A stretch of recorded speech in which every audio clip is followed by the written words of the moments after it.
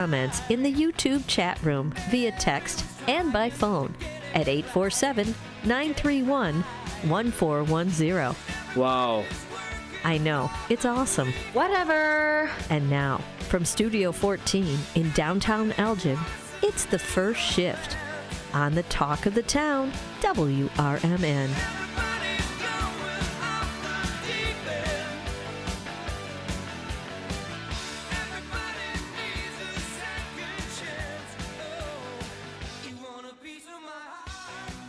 It is 6:07 on a Monday morning here at WRMN AM 1410 and WRMN Radio on YouTube. Welcome to Studio 14 in downtown Elgin, where it is time for The First Shift.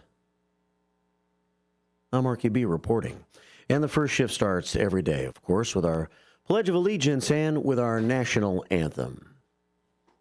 I pledge allegiance to the flag of the United States of America and to the republic for which it stands, one nation, under God, indivisible, with liberty and justice for all.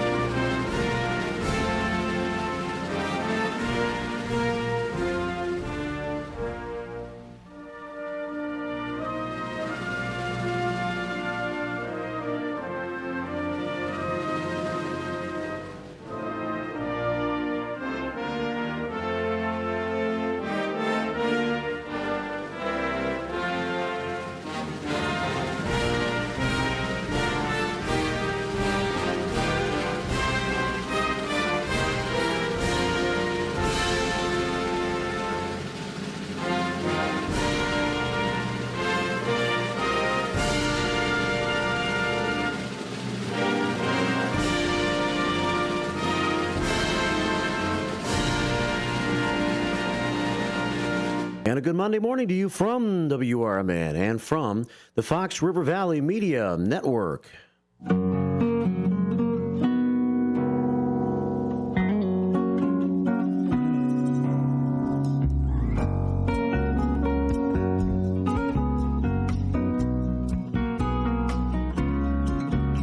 Welcome to a Monday morning. Here in downtown Elgin, it is the 13th day of January. Dark and cold outside, as you would imagine it would be at 6:13 in the morning. At 6:09 in the morning on the 13th of January is what I'm trying to say. Welcome to The First Shift, as I'll be on the air from 6 until 10 this morning, and I'll let you know what's happening on the show in just a moment. But as we start The First Shift today, we let you know that this is the 1212th show, ACB. It is the 9th First Shift staff meeting of the year. And we start the day at 645 prayers on the prayer scoreboard. That's the way we start the week. That's the official numbers count of the show as we get things going here today. So let me get the old gavel. We'll bang on the bell and we'll get rolling.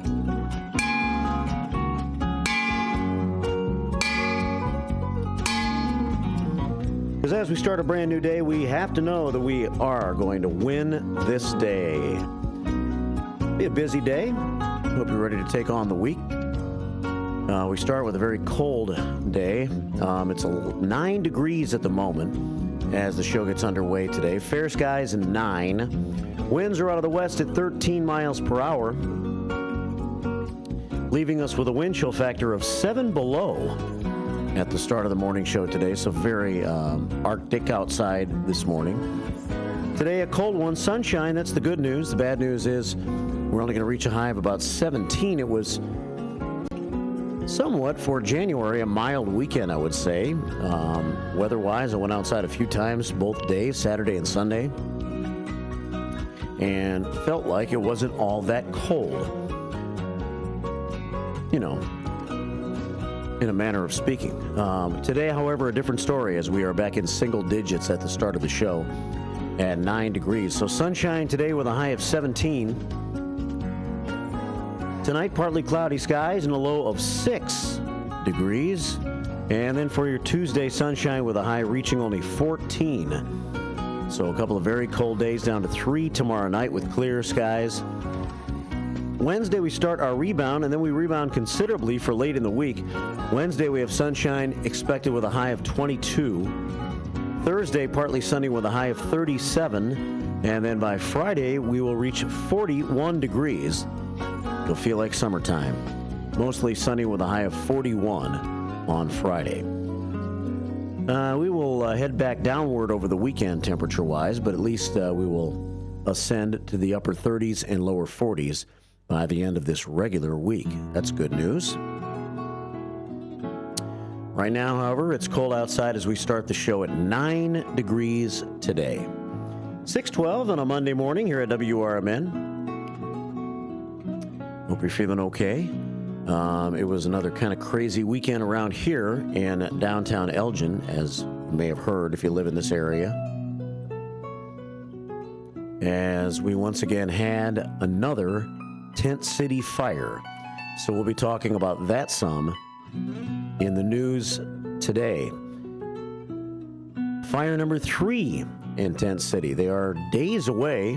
I believe the 20th was the scheduled day when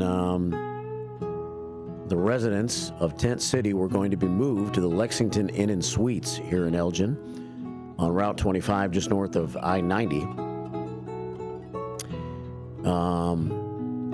Can we just get to the 20th in a peaceful style? Apparently not. It was late Saturday night where we had our third fire. So I'll be talking about that some. I'll give you the details as presented by the Daily Herald and by the post that the Elgin Police Department put up yesterday morning.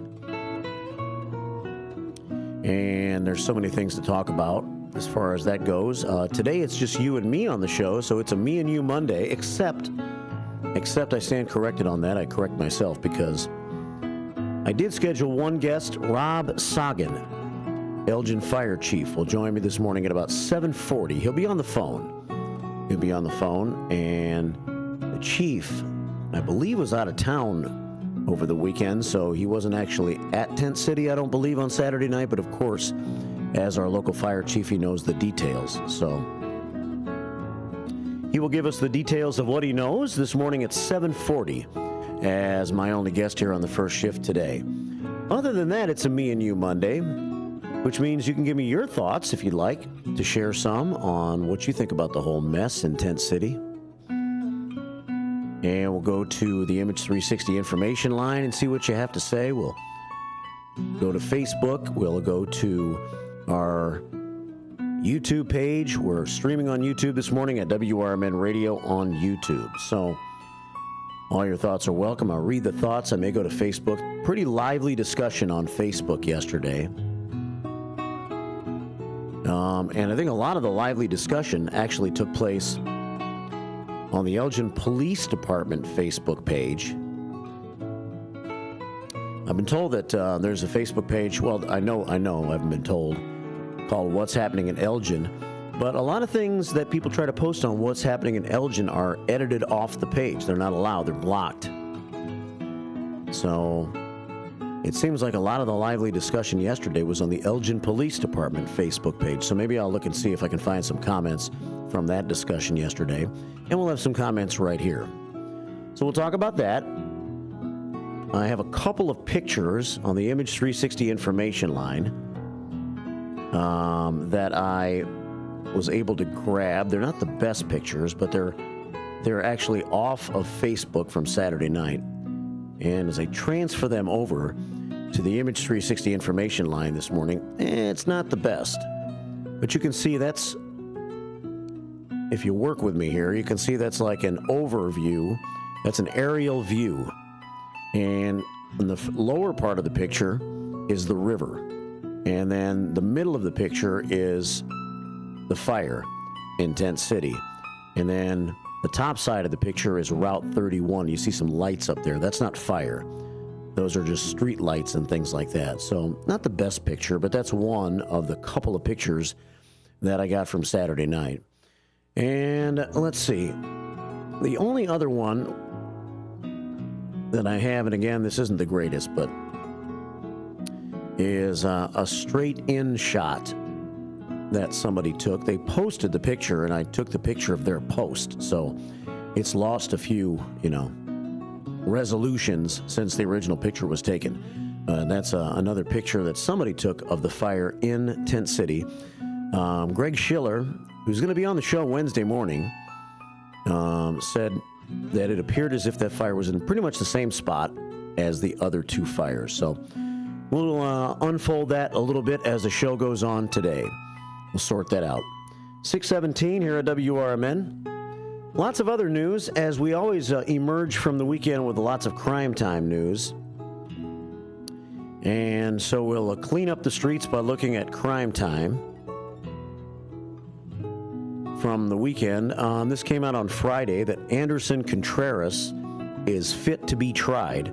He is the Elgin man accused of stabbing a stranger to death back on October the 12th on the east side of Elgin. And he apparently his mental status has been in question, and they are saying that he is fit to be tried. It will not be an insanity case or something like that. So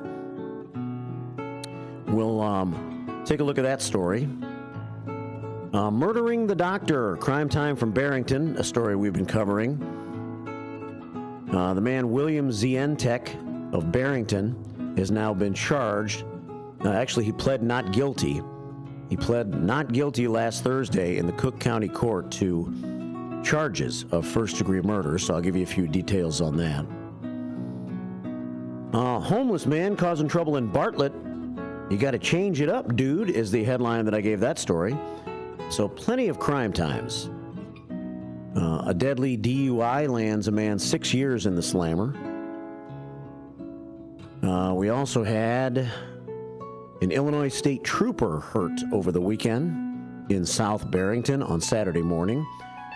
So all of that news to share with you as we share news throughout the morning between now and 10 a.m. Also coming up, some first shift 411 when I get a chance. Rob Sagan is my guest this morning at 7:40. We are on YouTube at WRMN Radio on YouTube if you want to reach out to us, or the Image 360 information line, 505-926-1410. And we'll have some music, milestones, memories, and madness throughout the morning show as well. Sam Moore passed away over the weekend. Half of the 60s R&B duo Sam and Dave dies at the age of 89. So we'll do a little Sam and Dave for you this morning. And I have some other songs queued up for you as well. Music milestones, memories, and madness, things that have happened on this day in music history. 6:20 here at WRMN. That's all coming up on the first shift today. Let's take a quick phone call. I mentioned phone lines are always open at 847-931-1410. And let's take this opening phone call this morning. Good morning. Welcome to the first shift. Hey, good morning, Mark. I'm downtown Jose. How you doing, brother? Okay, man. How are you? I'm doing good. A little chilly out here, but... What are you doing? You riding? Excuse me? Are you riding your bike right now? Yes.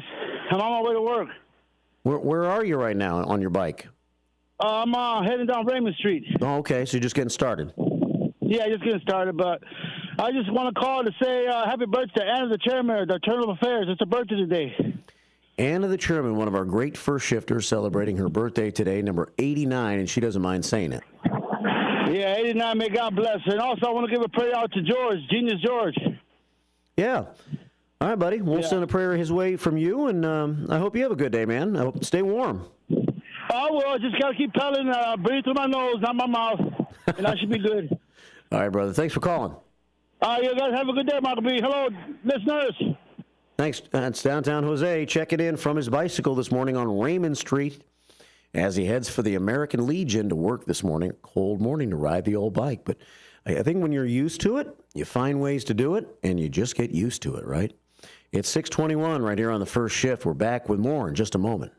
Are you suffering with anxiety, depression, PTSD, an eating disorder, or even a substance abuse problem? If it's causing problems at work or with your family, get help now at Insight Mental Health and Wellness. We can help and treat all types of depression and mental issues. We'll help you use your insurance to get away from it all to a beautiful, sunny, and tranquil vacation-like environment so you can recharge yourself. And with a Family Medical Leave Act, you could take the time off you need from work. Plus, with the Affordable Care Act, your treatment could be 100% covered if you're suffering from any kind of anxiety, depression, PTSD, eating disorder, or even a substance abuse problem. Use your insurance and get away from it all. Come to sunny California. Call Insight Mental Health and Wellness now. 800-419-0287. 800-419-0287. 800-419-0287. That's 800-419-0287. Do you owe the IRS $10,000 or more in back taxes? Are you being audited or investigated? Has the IRS sent you a letter demanding payment? You may not owe what they claim. Make this free call to the tax doctor now. Let them negotiate with the IRS on your behalf. 800-234-0316. 800-234-0316. That's 800-234-0316. It's always exciting to hear Elgin business owners like Tanner Melvin of Side Street Studios share positivity about the local community. Elgin is on its way, and it has been, and it's sometimes, we got set back, the pandemic, and it's been rough. Everyone has felt it in so many different ways. What we're trying to do is a lot of hand-holding and shoulder rubbing and being like, it's okay. Mm-hmm. We're trying to get this town a lot more money. We're very lucky to live in this community right now. There's nothing like this around here. Feel the positive power of the first shift with me, Marky B, weekday mornings on WRMN. We are AFGE, the American Federation of Government Employees. We represent 700,000 federal and D.C. government workers who are the vital threads of the fabric of American life. We support our nation's military. We take care of our nation's veterans. We protect our nation's borders. We respond to our nation's crises and natural disasters. We provide services to our nation's seniors. The American Federation of Government Employees. We work for America. We are AFGE, the American Federation of Government Employees. We represent 700,000 federal and D.C. government workers who are the vital threads of the fabric of American life. We support our nation's military. We take care of our nation's veterans. We protect our nation's borders. We respond to our nation's crises and natural disasters. We provide services to our nation's seniors. The American Federation of Government Employees. We work for America.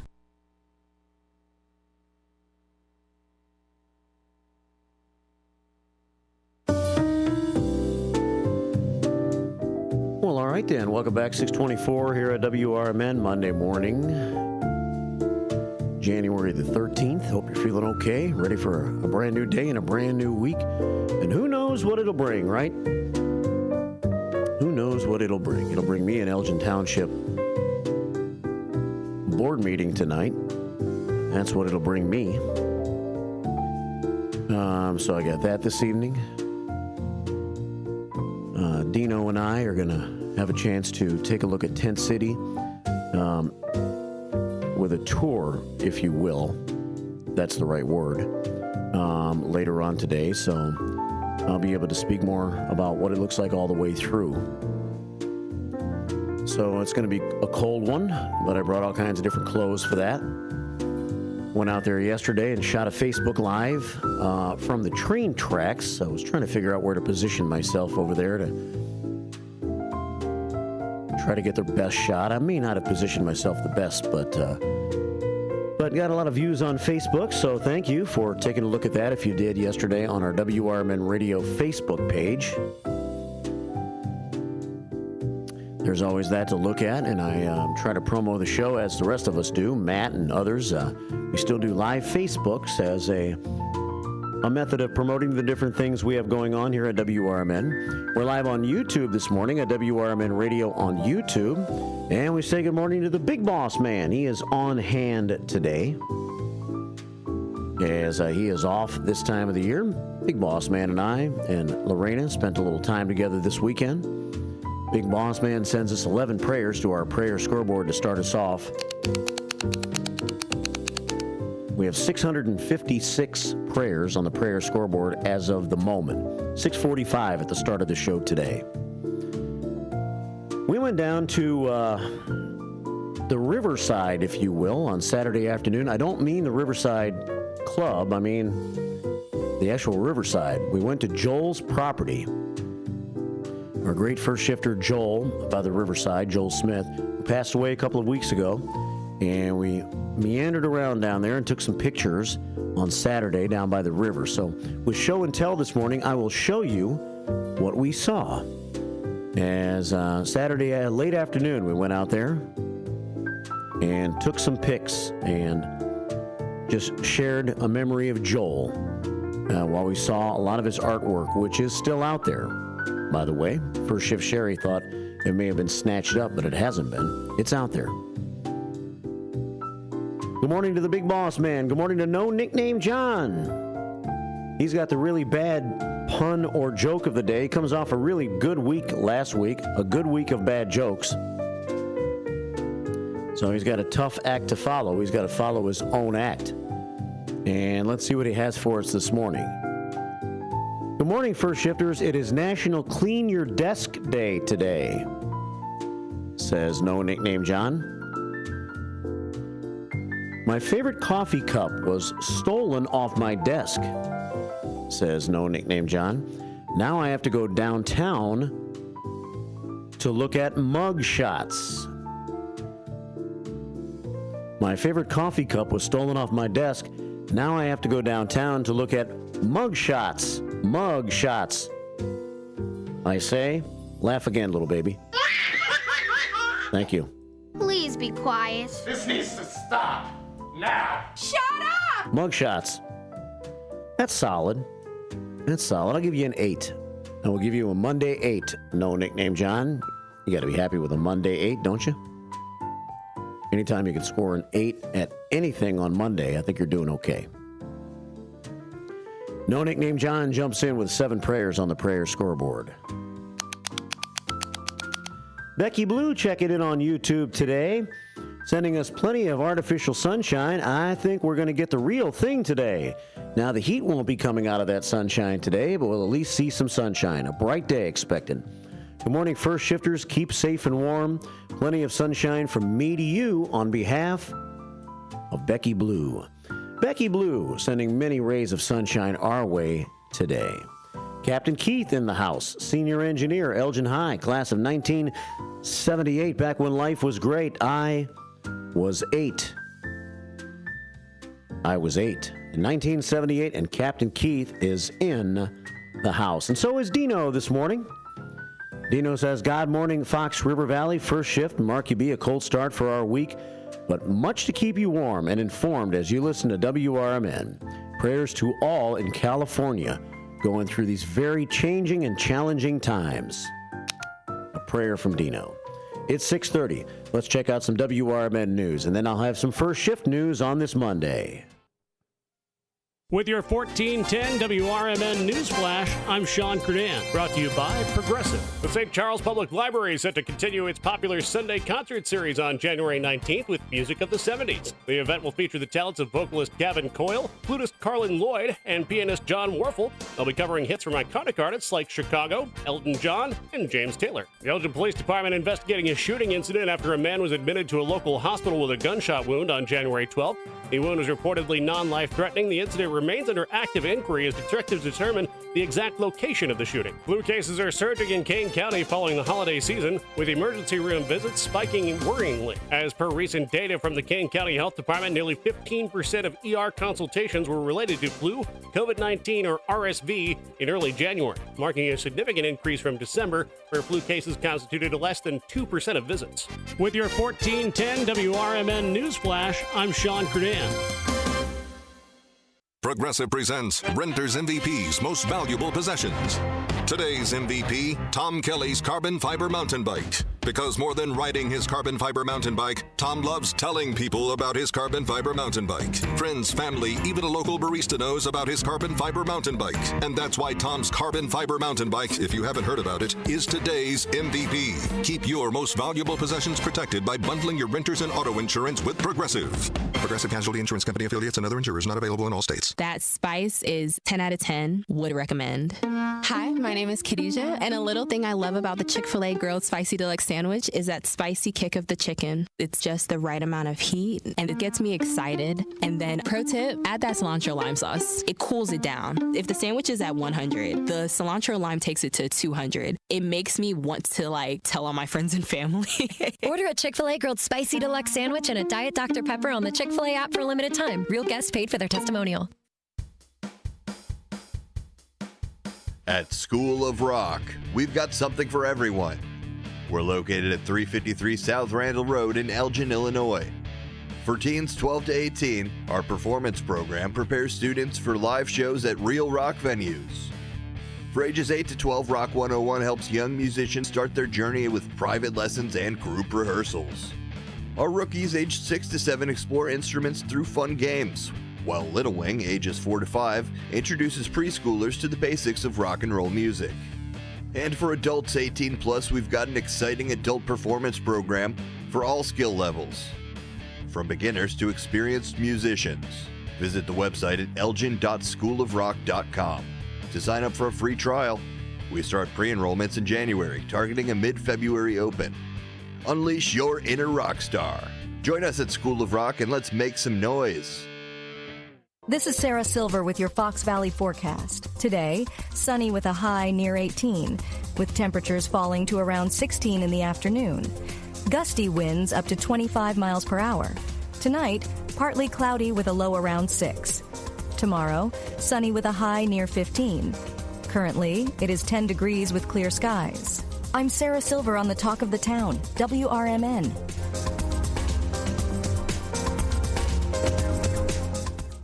My doctor told me my cholesterol is borderline, so I took control with Garlic Healthy Cholesterol Formula. Garlic helps maintain healthy cholesterol safely and naturally. It's odor and taste-free, and Garlic is a world leader in garlic potency. I'm taking charge of my cholesterol with Garlic Healthy Cholesterol Formula, cholesterol's natural enemy. These statements have not been evaluated by the FDA. This product is not intended to diagnose, treat, cure, or prevent any disease. The term natural references only the garlic in the product. Use as directed. From the pages of the Elgin newspapers of 100 years ago today, these are the headlines brought to you by the Elgin History Museum. I'm Nick Freeman, and here's what was happening 100 years ago today. Admits charge of theft of money while man slept. 2 hours of questioning by attorney Charles G. Seidel, representing the state's attorney's office, and police finally resulted in a breakdown on the part of Sam Polton, 20, arrested on a charge of stealing $62 from Bert Pease, city employee. Arrested early this morning, Polton emphatically denied his guilt but confessed in the end. After his confession, Polton led authorities to the Western House, revealing where he had left the money and pocketbook. It was found on the ledge in an out-of-the-way place. "Just have pity on me," Polton sobbed after admitting guilt. The arrested man was bound over to the grand jury under $1,000 bond. According to police, Bolton entered Pease's room in the Western House last night while the latter was asleep and took the pocketbook out of Pease's pocket. Well, Pease woke up and saw him leaving the room. He arose and chased him, bringing about the young man's arrest. In other news, the Elgin Daily Courier has been named the official newspaper for the city. It will serve the city's printing needs. Wow. Elgin 100 Years Ago is a presentation of the Elgin History Museum. Be sure to visit the museum located at 360 Park Street in Elgin, open Wednesday through Saturdays 11 to 4. You can also listen to Elgin 100 Years Ago at www.elginhistory.org.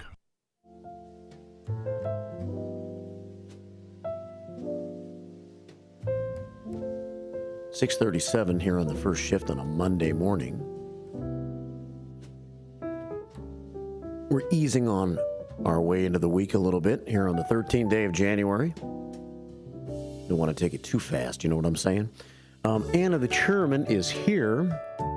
She is our birthday star of the day here on WRMN, celebrating birthday number 89. Amazing run, and she is strong as a bull and fun to hang out with every day. Anna the Chairman, Director of Foreign Affairs. Happy birthday to you.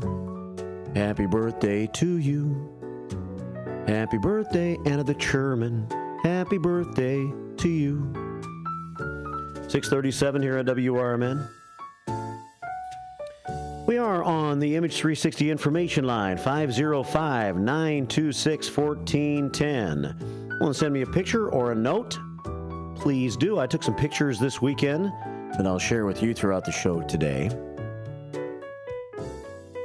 And if you took any pictures this weekend, send them our way. Looks like downtown Jose, who called from his bicycle at about 6:20 this morning, took a minute to send a picture yesterday of his mom and his dad. How about that? Look at this picture that downtown Jose sent. Yeah. Downtown Jose's mom and downtown Jose's dad. They've both passed now, but he's got the memories, and I guess maybe he was looking through a few pictures yesterday. And he had that. Pictures of them up on his Christmas tree, it looks like. And there they are. Those are the types of pictures you can send or anything you do over the weekend. We had some fun this weekend. We went to the Arcada Theater on Friday night. Had a good time there, and saw a Bad Company cover band. And then just so happened we were walking around and went to the Arcada Speakeasy. Walked in there, and guess who's in there? Rick Lindy.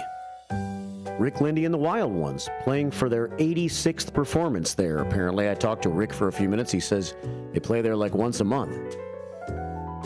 And I guess he knows exactly how many times he's played there. 86, he told me. Rick Lindy and the Wild Ones, who've been playing at America's First Responders Fest every year. Every year, for the last couple of years at least.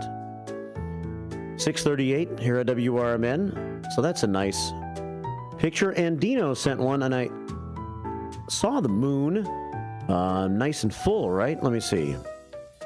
Not sure if that's a full moon or not, but the moon was shining brightly out Dino's front door at 6:10 this morning. And here's a shot of the moon. Isn't that a nice shot? I should have taken the one that I saw when I had first gotten out of bed. When I was rising out of bed, I looked out the back door of our bedroom, and I saw the moon. It was blaring right into the bedroom. It would have been had I had the curtain open. But it was that's the first thing I saw this morning when I got up out of bed, was the big bright moon. And there it is out the front of Dino's house. A little show and tell for you early this morning on the first shift. Image 360 information lines, 505-926-1410. The moon on a Monday. All right, I'm going to get into some news, but first, let me take a couple of phone calls at 847-931-1410, and we'll see what's on your mind here bright and early on this Monday morning. Good morning. Welcome to the first shift. Yeah, I just want to give my friend Anna a happy birthday. She's out there walking to her car right now. Yeah, she's leaving. She stopped by, and she's going over to the center, right? No, we're going up to have breakfast. Oh, there you go. Yeah. What's going on, big boss man? Not much. You? Just working. How you doing? Just chilling next door. I hear you, brother. Yeah, happy number 89. Quite the run for Anna the Chairman, huh? Yeah. I don't know if I'll make it that long. She's got a lot of pep in her step. She does. I'm not sure a lot of people will make it that long. Most people don't. Right. Well, have a good breakfast, brother. All right, man. I'll talk to you. All right, bye. All right, big boss man calling in. Anna the Chairman has just driven away. She stopped by here a moment ago. Happy birthday, Anna. Hope you have a great breakfast and a great day and many, many more years of being happy and maybe being a part of the first shift here at WRMN. 641. as you look at the moon, the early morning moon, on YouTube at WRMN Radio on YouTube. All right, some of our early pictures, but now let me show you this on YouTube, because we had a shooting, and we had a shooting that took place at 3:30 in the morning, or maybe that's not when the shooting took place. That's when an individual, I guess, well, let me just read here instead of trying to ad-lib.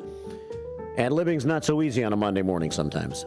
A shooting incident, as posted by the Elgin Police Department, on January the 12th at 3:30 in the morning, officers responded to a local hospital for a report of an adult male with a non-life-threatening gunshot wound.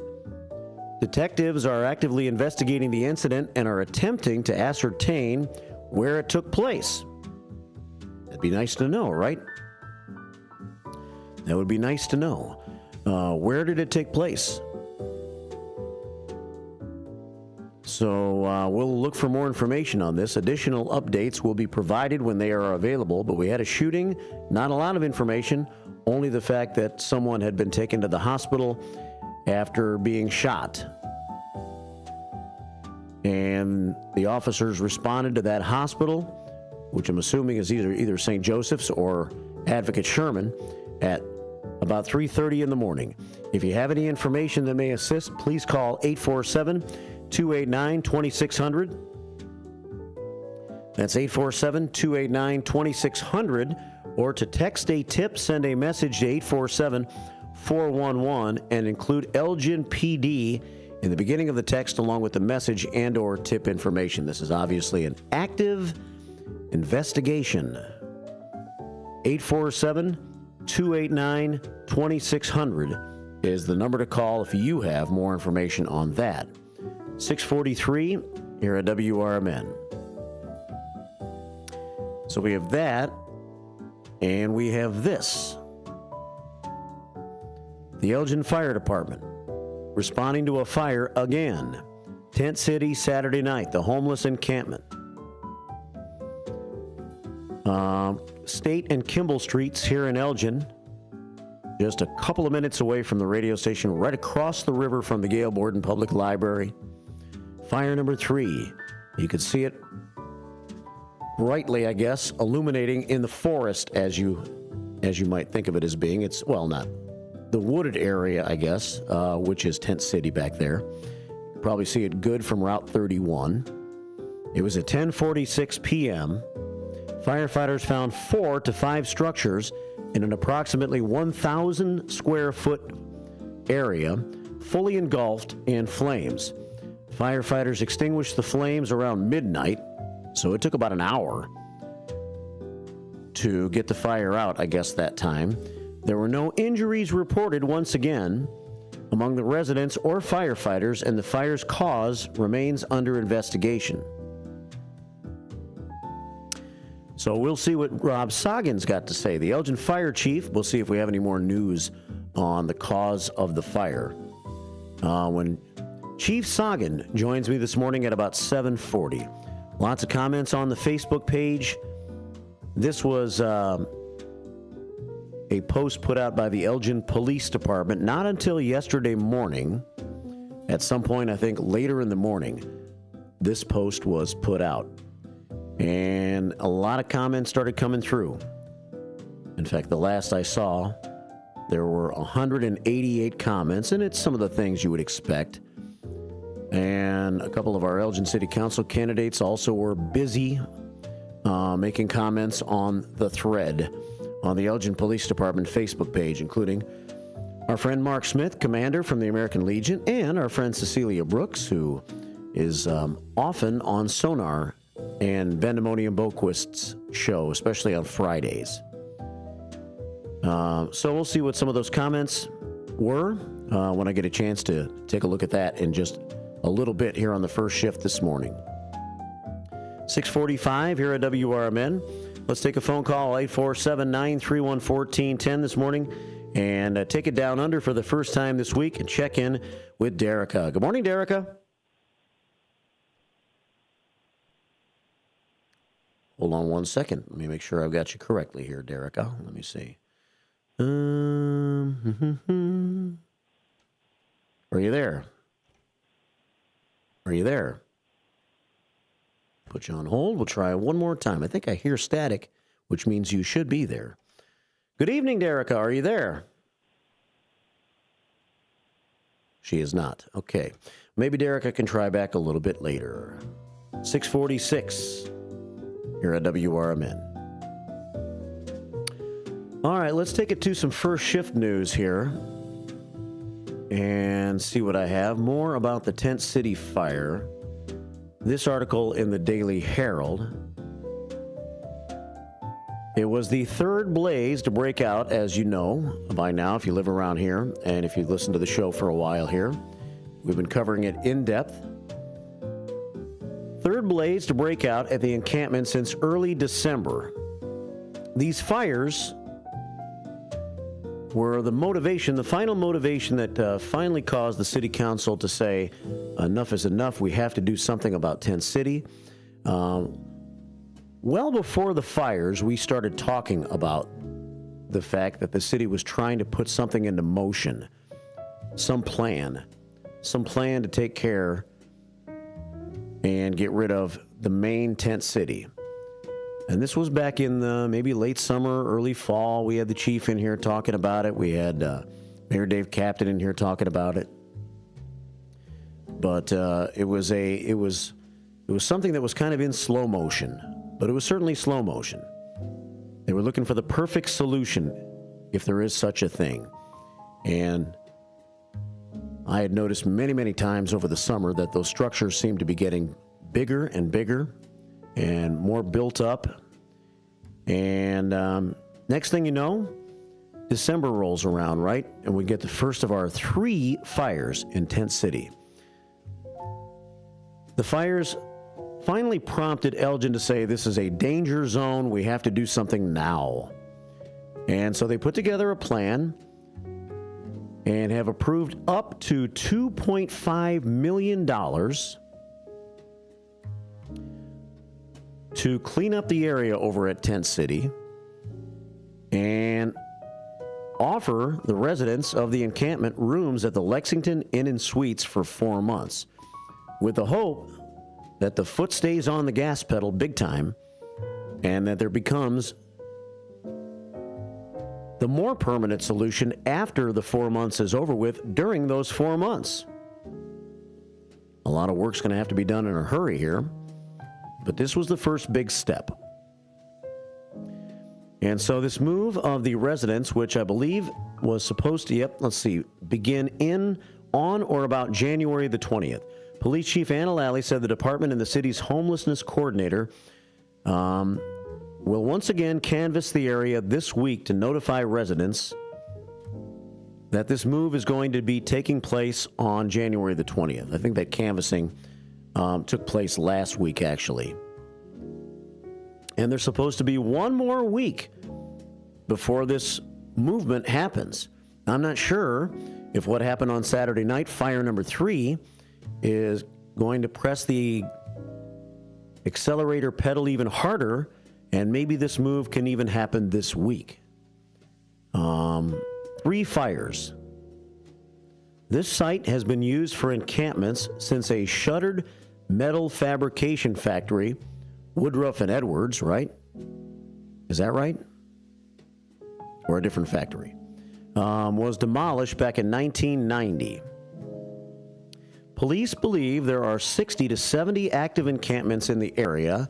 I don't know that that's true, if that number is true.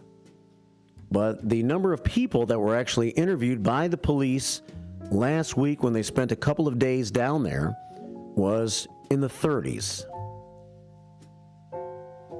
30 plus people were talked to last week, and those 30 plus have all agreed to make this move to the hotel within the next week. So that's where we stand with that as of late last week. Then we had the fire on Saturday night. We'll see if anything changes as we move forward on this Monday. The first fire occurred on the 4th of December when 2 to 3 structures caught fire at State and Kimball. I was actually in the area when that fire took place, and I was able to capture some footage that late afternoon. I think it was maybe late on a Thursday afternoon when that took place, if I'm not mistaken. A Wednesday or a Thursday, December the 4th. A second fire broke out December the 12th, 8 days later, involving 3 structures at State and Wing Street. And then fire number 3 took place this last Saturday night, 2 nights ago. So far, the only death involved, the remains of a dog, was found after fire number 2. Other than that, of the 3 fires, no one has been hurt. No one has been hurt, so that's the good news. But the firefighters have had to work in an area that's hard to get to put out these fires. And so it's been a big mess the past month plus. We'll look at some of the comments on the Facebook thread. Take any comments you might have if you want to call the show throughout the show this morning at 847-931-1410. On the Image 360 information line at 505-926-1410. Or on YouTube at WRMN Radio on YouTube. And we'll get to some more YouTube comments here in a few minutes. Let's check another story or two with First Shift News this morning. There was lots of other crime time news this weekend. But first of all, I want to let you know that we had an Illinois State Trooper hurt, suffering critical injuries in a 5-vehicle crash Saturday morning in South Barrington. First responders from the East Dundee and Countryside Fire Protection District responded at 9:42 a.m. Saturday morning to the crash scene at the intersection of routes 72 and 59. They arrived to find the injured trooper trapped in his heavily damaged patrol SUV. According to the fire district, it took crews 27 minutes to extricate the trooper from the vehicle. He then was taken to St. Alexius Medical Center in the Hoffman Estates with what officials described as critical injuries. 2 patients from the other vehicles were sent to Advocate Sherman in Elgin with non-life-threatening injuries. The crash remains under investigation by the Illinois State Police. And so that was early on Saturday morning. Not that early, but at 9:42. And the Illinois State Trooper in his SUV, which was badly damaged, was badly injured. He had to be extricated from the vehicle. So we'll see if we can get an update on his condition. That took place after a 5-vehicle crash Saturday morning. One more story for now. Our early news this morning here at WRMN. Anderson Contreras.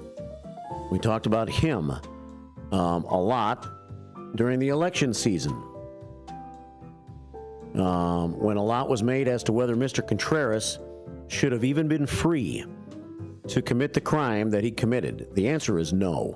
He should not have been. And would not have been, I think, had it not been for the Safety Act. He is single-handedly an example of why the Safety Act shouldn't exist the way it does right now. A Kane County judge has ruled that Anderson Contreras, who is accused of stabbing a stranger to death, is now fit to stand trial. He is fit to stand trial. He appeared Friday before Kane County Judge Julia Yetter. Yetter accepted a psychiatrist's report deeming Contreras competent to assist in his defense. The prosecution and the defense agreed to this report. It's yet to be determined what Contreras' mental status was at the time of the crime. Well, I think we know. He was messed up in the head.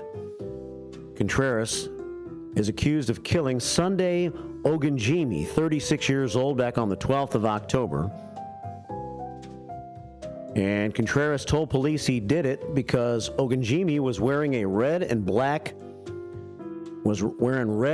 clothing, the colors of a rival gang. Ogunjimi was not in a gang. He was just wearing those colors, red and black, like maybe a Blackhawks sweatshirt or something like that, right? Contreras approached Ogunjimi as Ogunjimi was walking home from a store on the east side, up off of Dundee Avenue in the Trout Park area, I believe, and Contreras asked him for $1 and a beer. When Ogunjimi reached into his backpack for the beer, Contreras stabbed him and killed him. In a separate case, Contreras also is charged with attacking a youth on September the 28th, 2 weeks earlier on a football field at Thompson Middle School in St. Charles. The attack happened after Contreras had been released from jail earlier in the day in a domestic battery case. Released from jail same day, attacks a young boy on a football field at Thompson Middle School in St. Charles. 2 weeks later, he's still free, and he commits the stabbing on the east side of Elgin. Proof that the Safety Act is trouble in its current state, or he would not have been free. 6:57 here at WRMN AM 1410 and WRMN Radio on YouTube. We'll get to some music next hour. I wanted to share some of the big news stories from over the weekend in this half hour. We'll get a little First Shift 411 in next hour as well. Right now we head to YouTube to say good morning to Linda Carter. Linda Carter. Oosh! Linda Carter checking in. Good morning, First Shifters. Welcome back to Monday. Have a blessed day and keep warm. Linda Carter. And Radio's Ken Husky checks in and says, hey, Marky B, could you play I Like It Like That by Chris Kenner from 1961? Huh. Sure.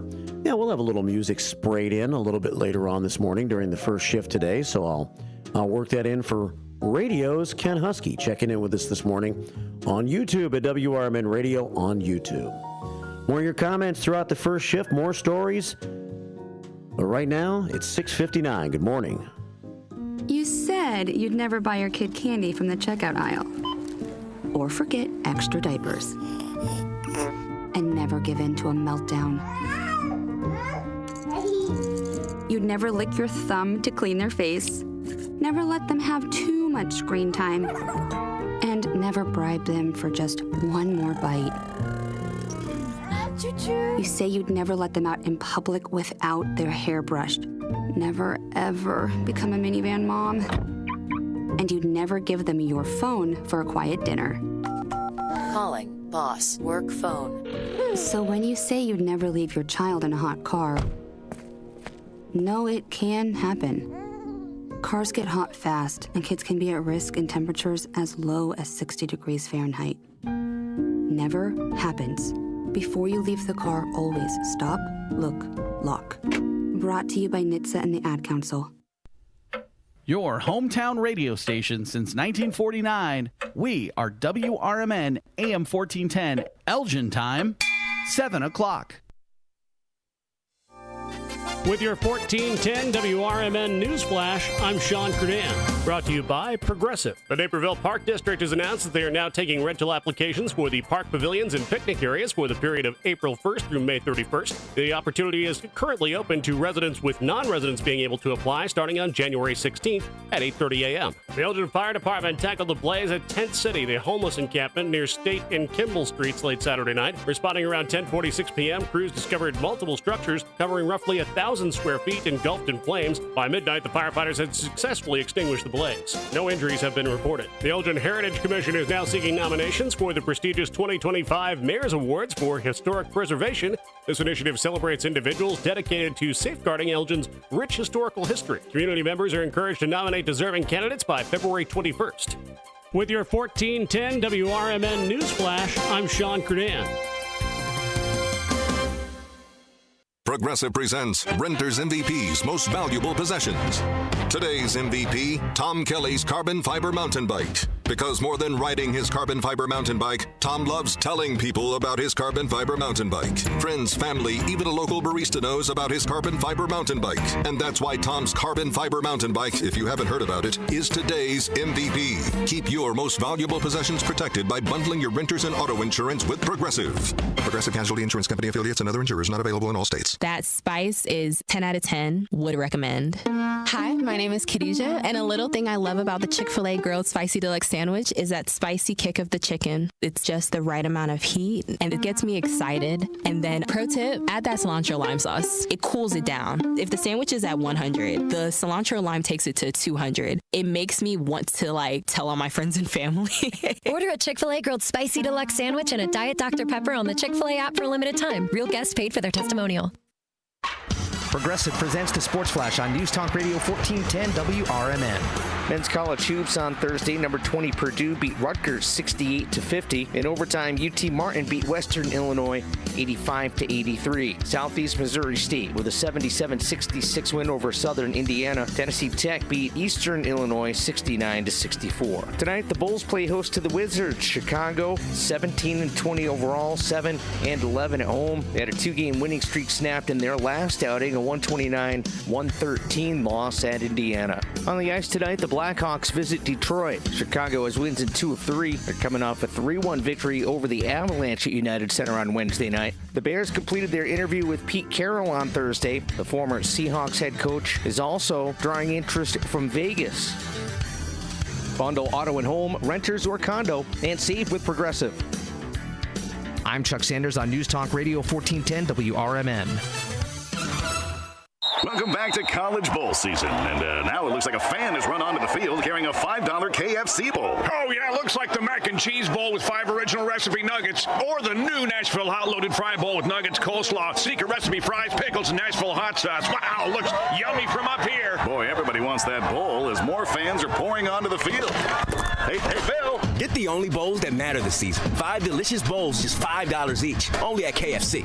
Prices and participation may vary. Supplies last. Taxes, tips, and fees extra. Drivers who switch and save with Progressive could save hundreds. With that kind of money, you could go big time. The next time you're out to dinner with friends, you can order the shrimp cocktail for the table. And maybe you'll realize it only comes with 4 shrimp after you've already given away 3, but that one shrimp will be so good.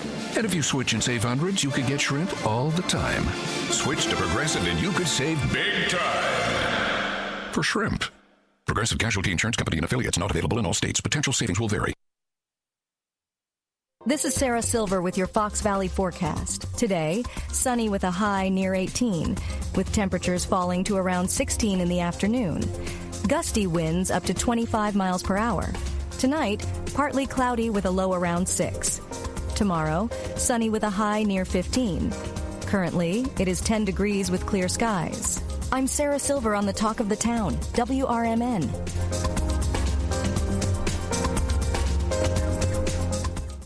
My doctor told me my cholesterol is borderline, so I took control with Garlic Healthy Cholesterol Formula.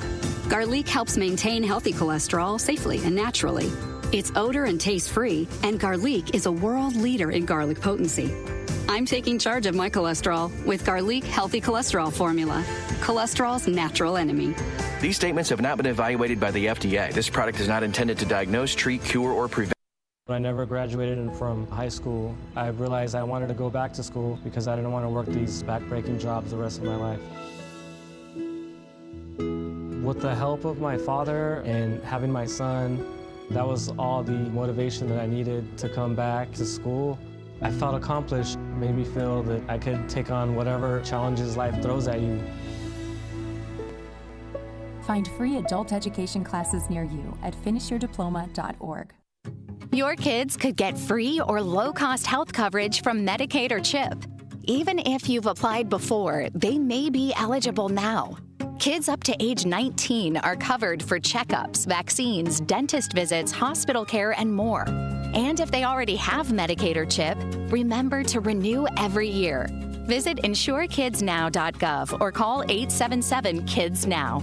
Paid for by the U.S. Department of Health and Human Services.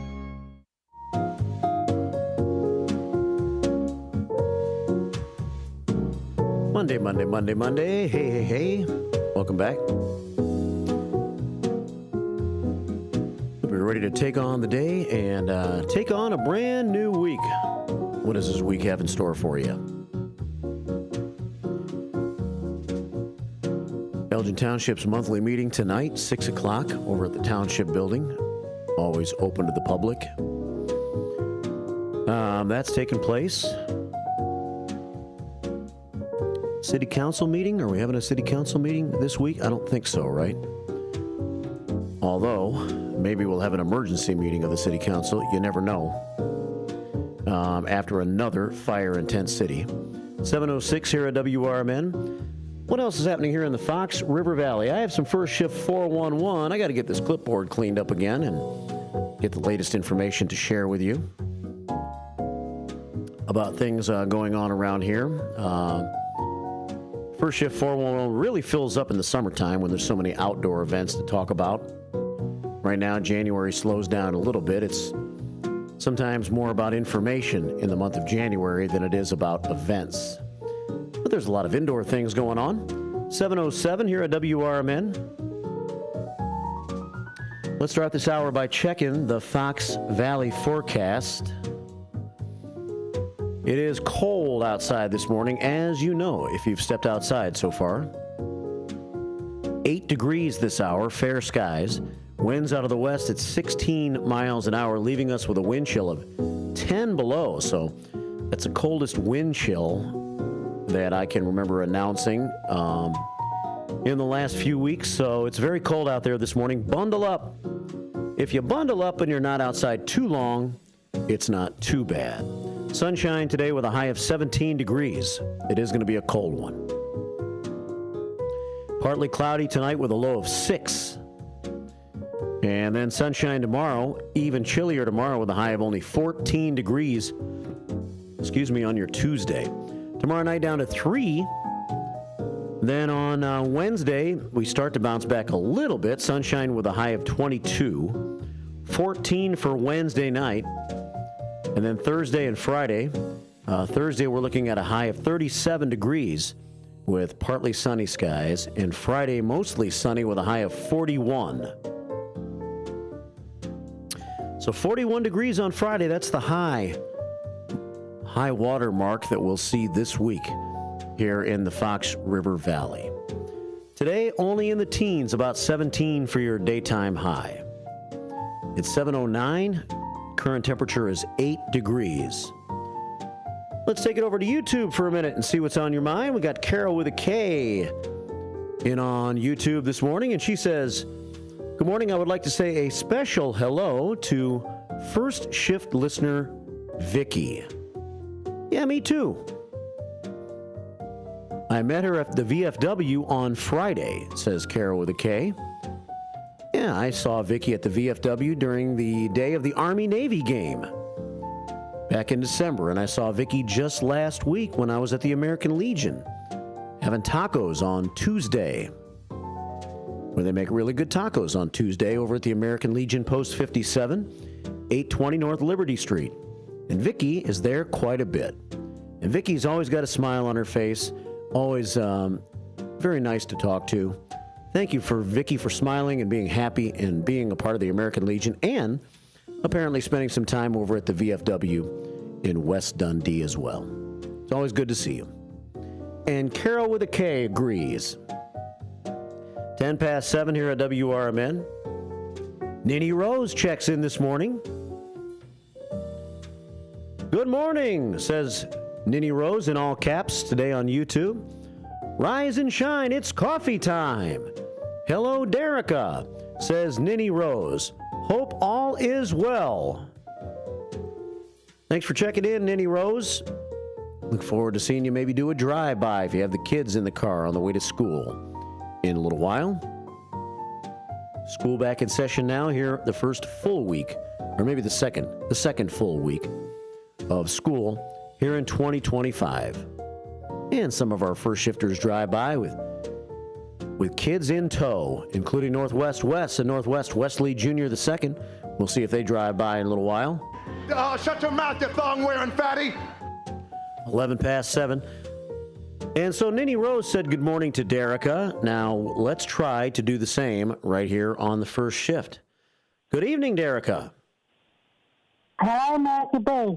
How you doing? I'm good. That's good. Any big news over the weekend to share with us? Yeah, I'd like to say hello to Ninny Rose too, and yes, all is well. And on Saturday morning here, just gone, Elaine from the hospital coffee shop, she took me, she invited me along with her and her two partners to help her out in the coffee shop and her family to the garden nursery outside of town on the Kalani Road for breakfast. So was it? And it was good. Yeah, I was just going to say, it was fun? Yeah, it was very nice. And I had a big breakfast, Yeah. which is a slice of tomato, some sauteed mushrooms, baked beans. Well, Elaine took those because I don't like baked beans. And a maple sausage. Yeah. And some bacon. And some toast. And, it was very nice. And a hash brown. That sounds nice, from what I can understand.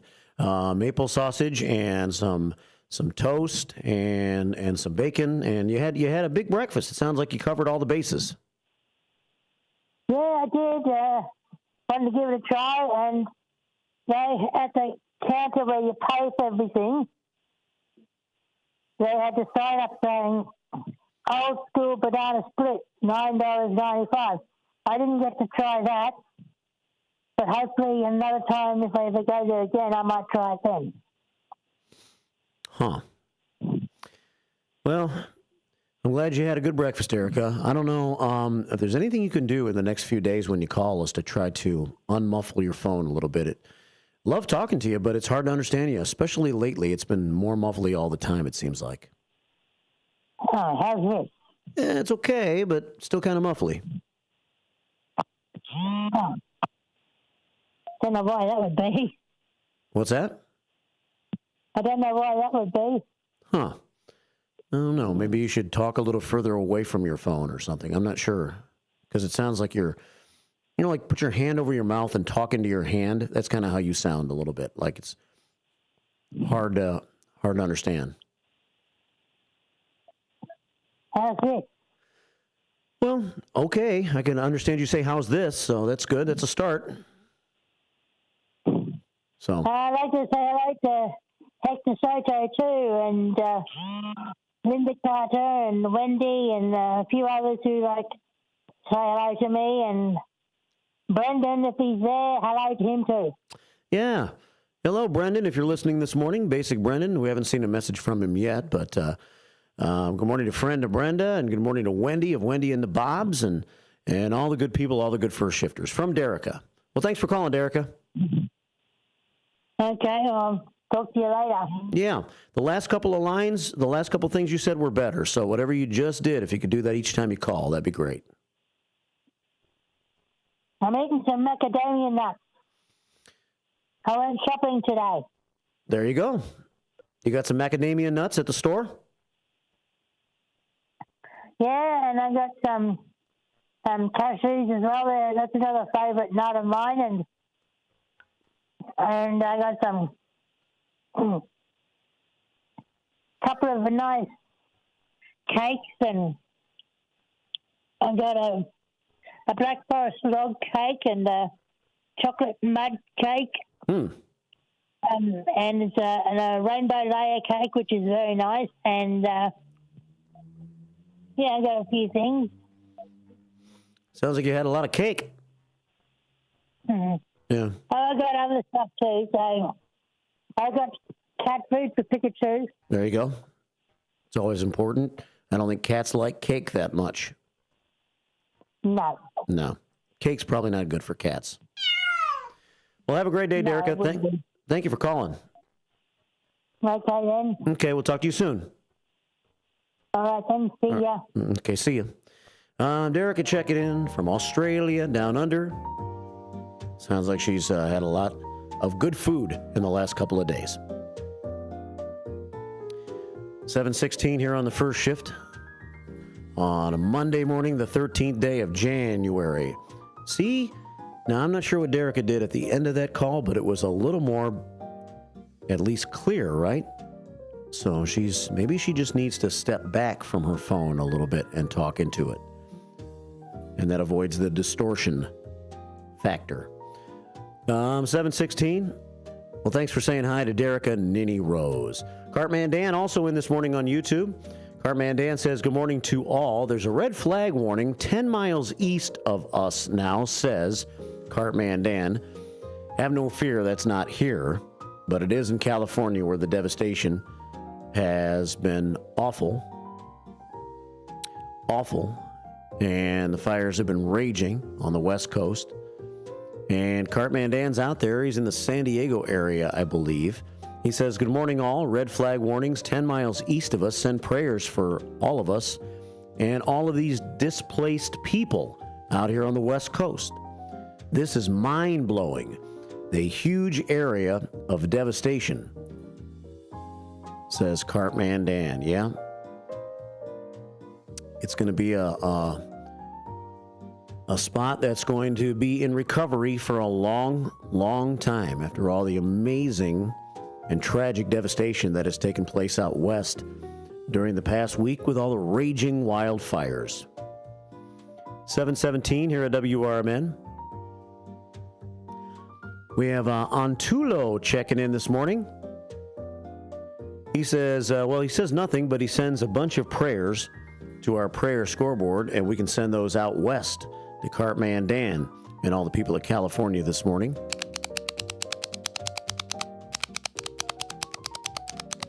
And Hector checks in also on YouTube today and says, good morning, Mark and the first shifters, from Hector, Ninny Rose, Jeremiah, Uncle Boom Boom in the house. And on our Image 360 information line this morning at 505-926-1410, Hector says good evening to Derica, and he also says, I know Larry's pain, as I just passed a kidney stone. And you know how Hector likes to send pictures of food, pictures of different things at his house? Well, he sent a little audio of the feeling that he had when he was passing that kidney stone. Ooh. That didn't sound like it was fun, Hector. 7:19 here at WRMN. Well, I mentioned last hour that Sam Moore has passed away. Half of the 60s R&B duo Sam and Dave. He was the Sam part. He was 89 years old. They were a 1960s R&B duo, and they had two really, really big hits that we all probably know.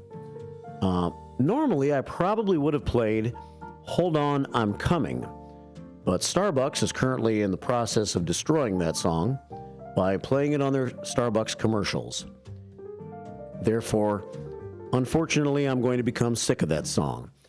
Sam Moore was 89 years old. His death was confirmed by his publicist, Jeremy Westby, who said the cause was complications from an unspecified surgery.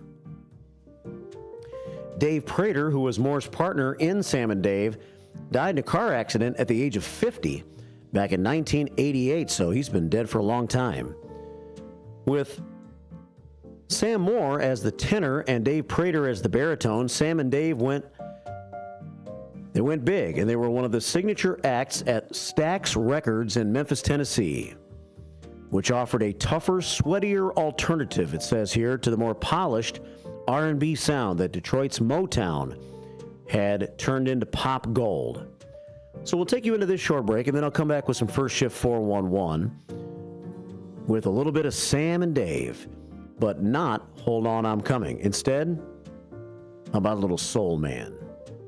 It's a first shift. It's 7:21. It's Monday on WRMN AM 1410 and WRMN Radio on YouTube. Good morning. WRMN News at 7:30. More first shift news coming up in the next half hour, too.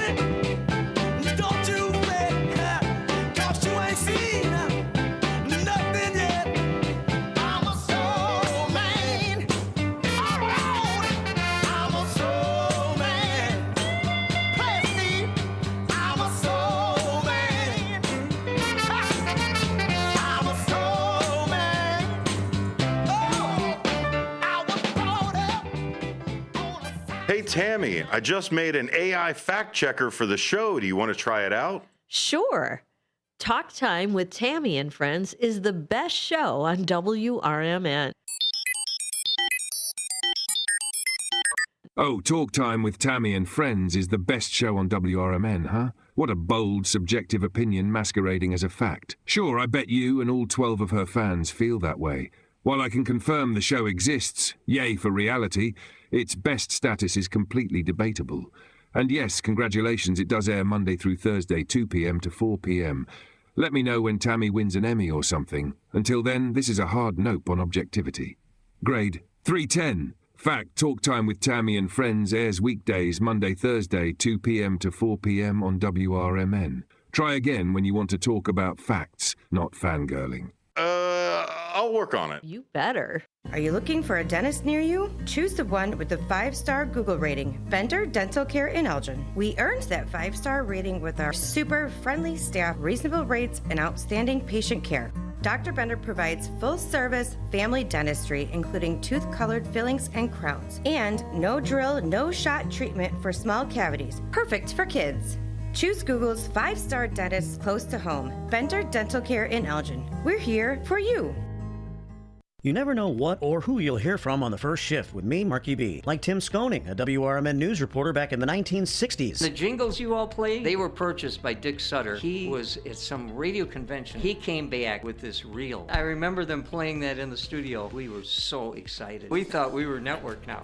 And it's the same jingles today. That's great. Every time I hear them, I get excited about it. I'm sure. It's a lot of fun. Fun times on the first shift, right here on WRMN, AM 1410 and 96.7 FM. Hi, I'm Ryan Blaney, a third-generation race car driver, and we dedicate a lot of our time to going as fast as possible. My grandpa Lou is the reason why my dad and I started racing, and I'm really proud to follow in his tracks. But when my grandpa was diagnosed with Alzheimer's, it was a very unexpected bump in the road for us. I've learned a lot on this journey with my grandpa Lou, and the memories of my grandpa will always be with me. It's important to notice if older family members are acting differently, experiencing problems with their memory, or having trouble with routine tasks. Talking about Alzheimer's can be really tough. But if you notice something, have a conversation with your loved one. Encourage them to see a doctor or offer to go with them. Early detection of Alzheimer's can give your family time to explore support services, make a plan for the future, and access available treatments. The Alzheimer's Association provides care, support, and research to help you take control of the situation with your family and manage the disease together. If you or your family are noticing changes, it could be Alzheimer's. Talk about seeing a doctor together. Visit alz.org/time-to-talk, a message from the Alzheimer's Association and the Ad Council.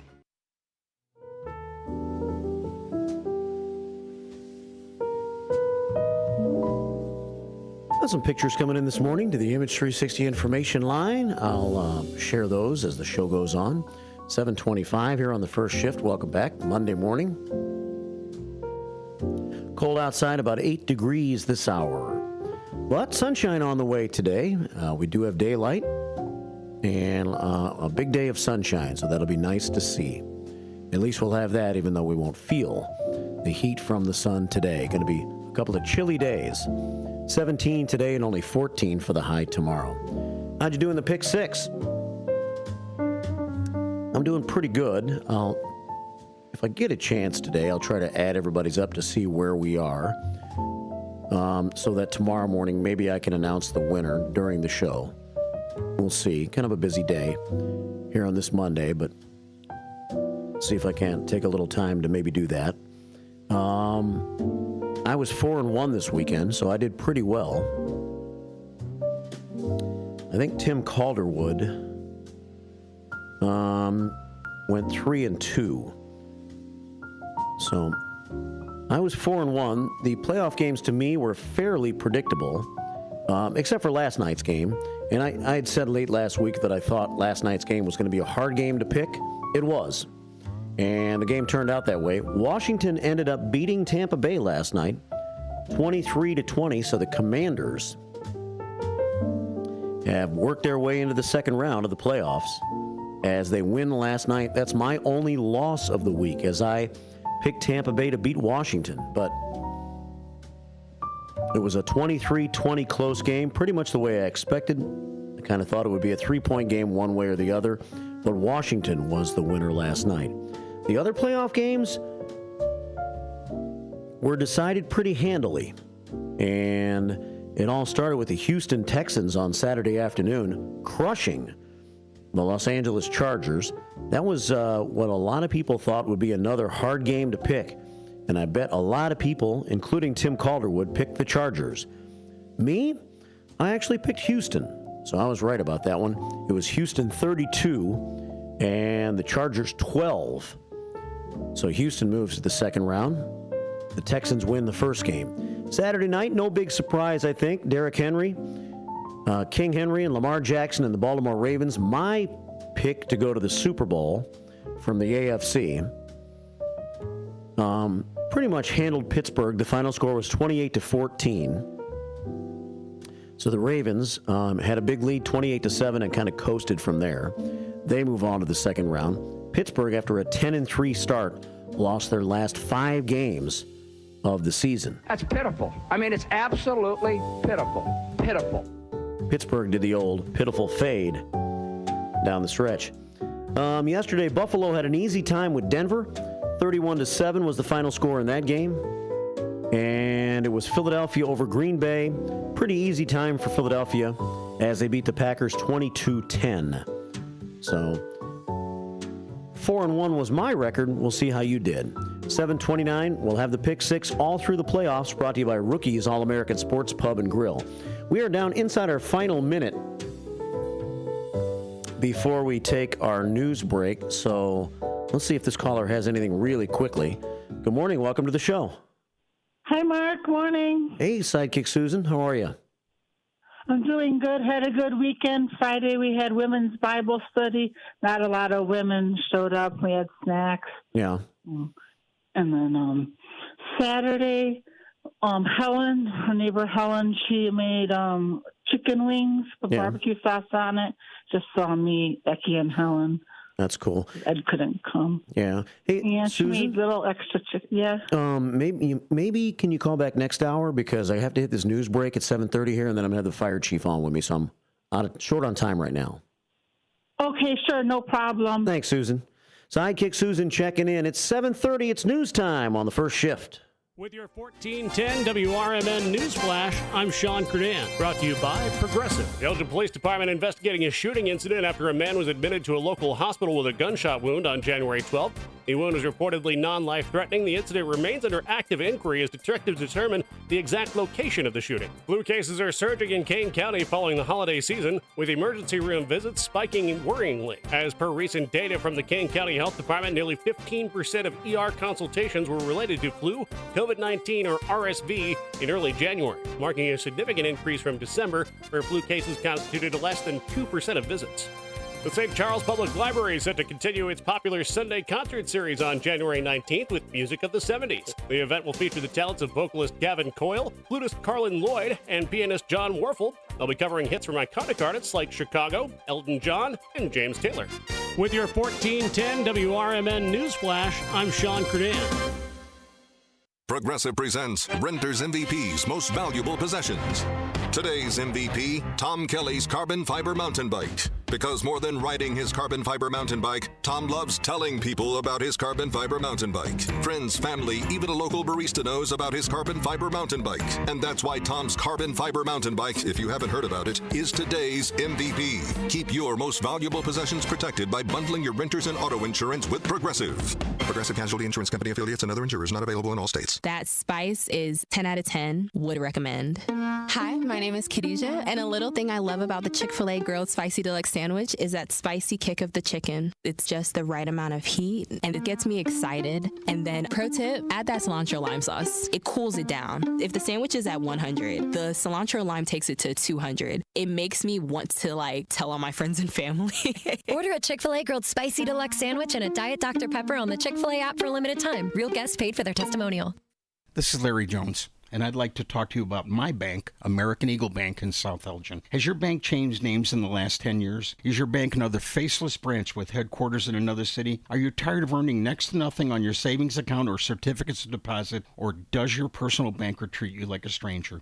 If you answered yes to any of those questions, then you're ready for a new banking experience, and American Eagle is the place for you. American Eagle is a locally owned independent bank that's rooted in the community, and American Eagle customers are greeted by name and treated with the respect that they deserve. American Eagle has an innovative program, Eagle Savings, that teaches your children to save while earning prizes and rewards. American Eagle offers great rates on certificates of deposit. My bank is located in South Elgin on Randall Road between the Target and Caputo's and is open Monday through Saturday. Give them a call at 847-742-7400, and a real person will answer the phone. American Eagle Bank, a place where you matter. This is Sarah Silver with your Fox Valley forecast. Today, sunny with a high near 18. It feels like -8 with gusty winds around 15 miles per hour. Tonight, partly cloudy with a low around 6. Tomorrow, sunny with a high near 15, and mostly clear skies expected tomorrow night with a low around 3. Currently, it is 8 degrees and partly cloudy. I'm Sarah Silver on the Talk of the Town, WRMN.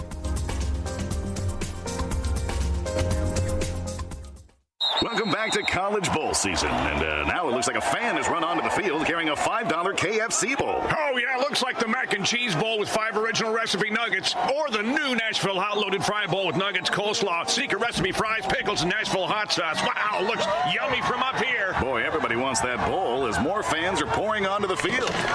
Hey, Phil. Get the only bowls that matter this season. 5 delicious bowls, just $5 each. Only at KFC. Prices and participation may vary while supplies last. Taxes, tips, and fees extra.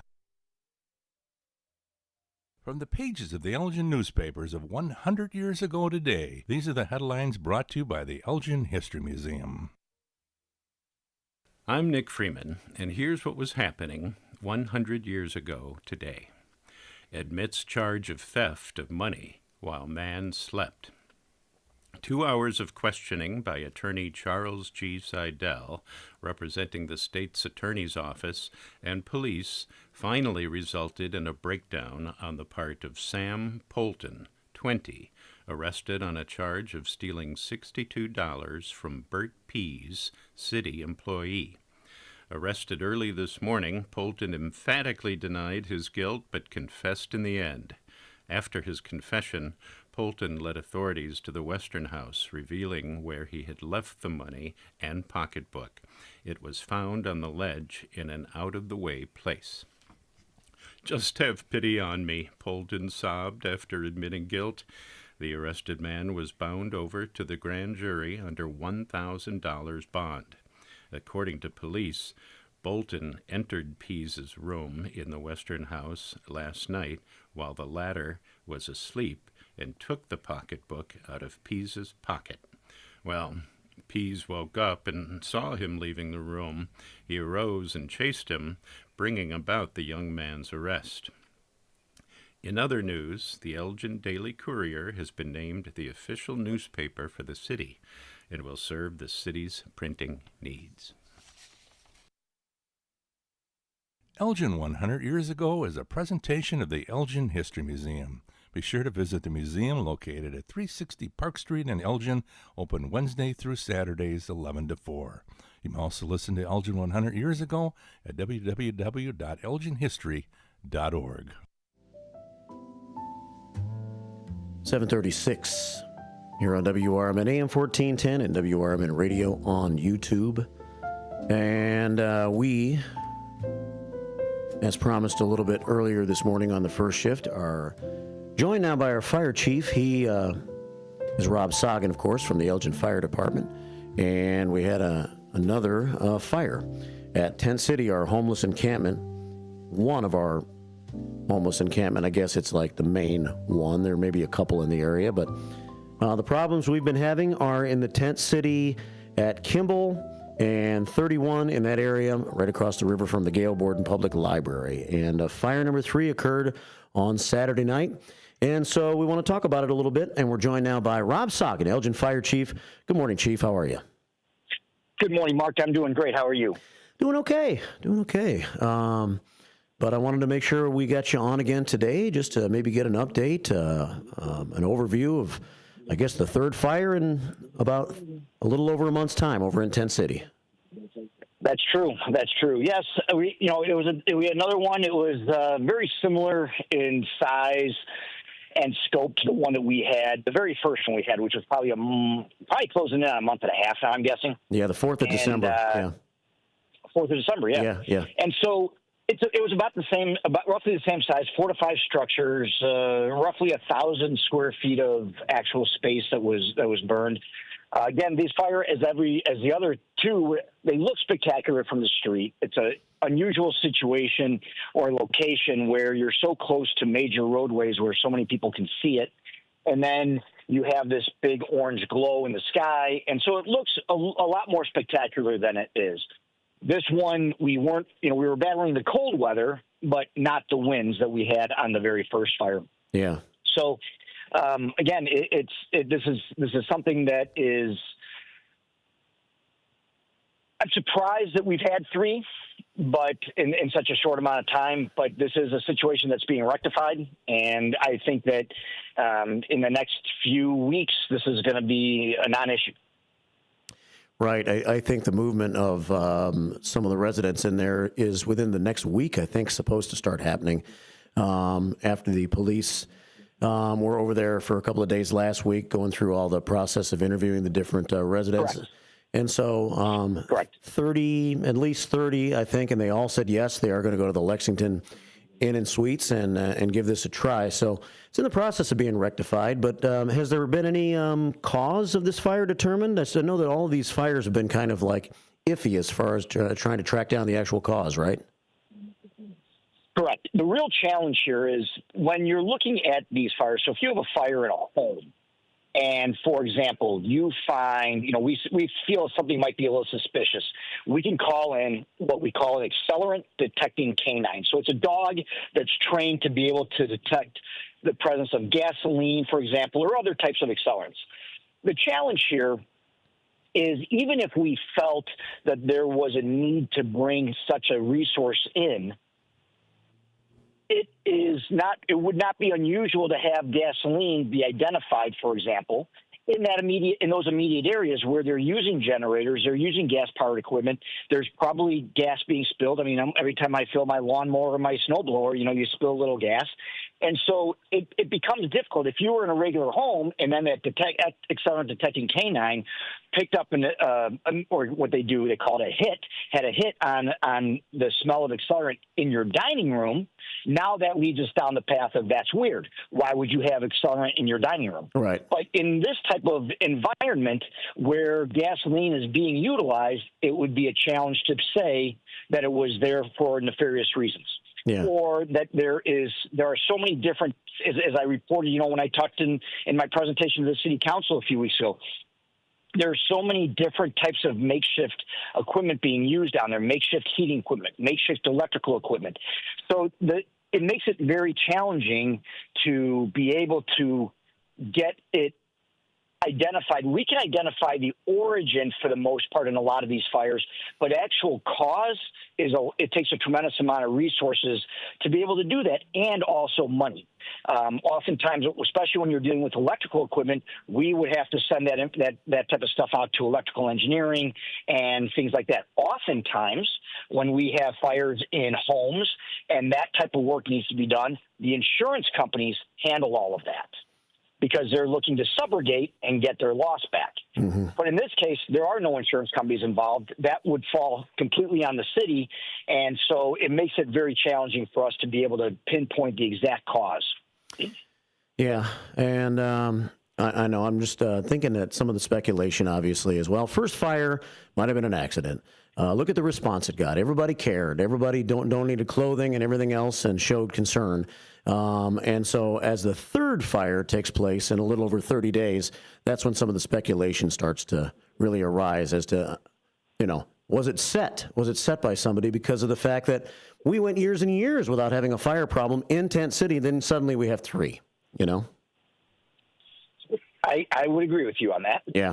I think that there's some it's not unreasonable in the conditions that we are facing with Tent City and the actions that are being taken down there to be proactive and address the problems down there at this point. It's not unreasonable to be suspicious of this activity, but there's no facts to support what the exact causes are. And I think that it's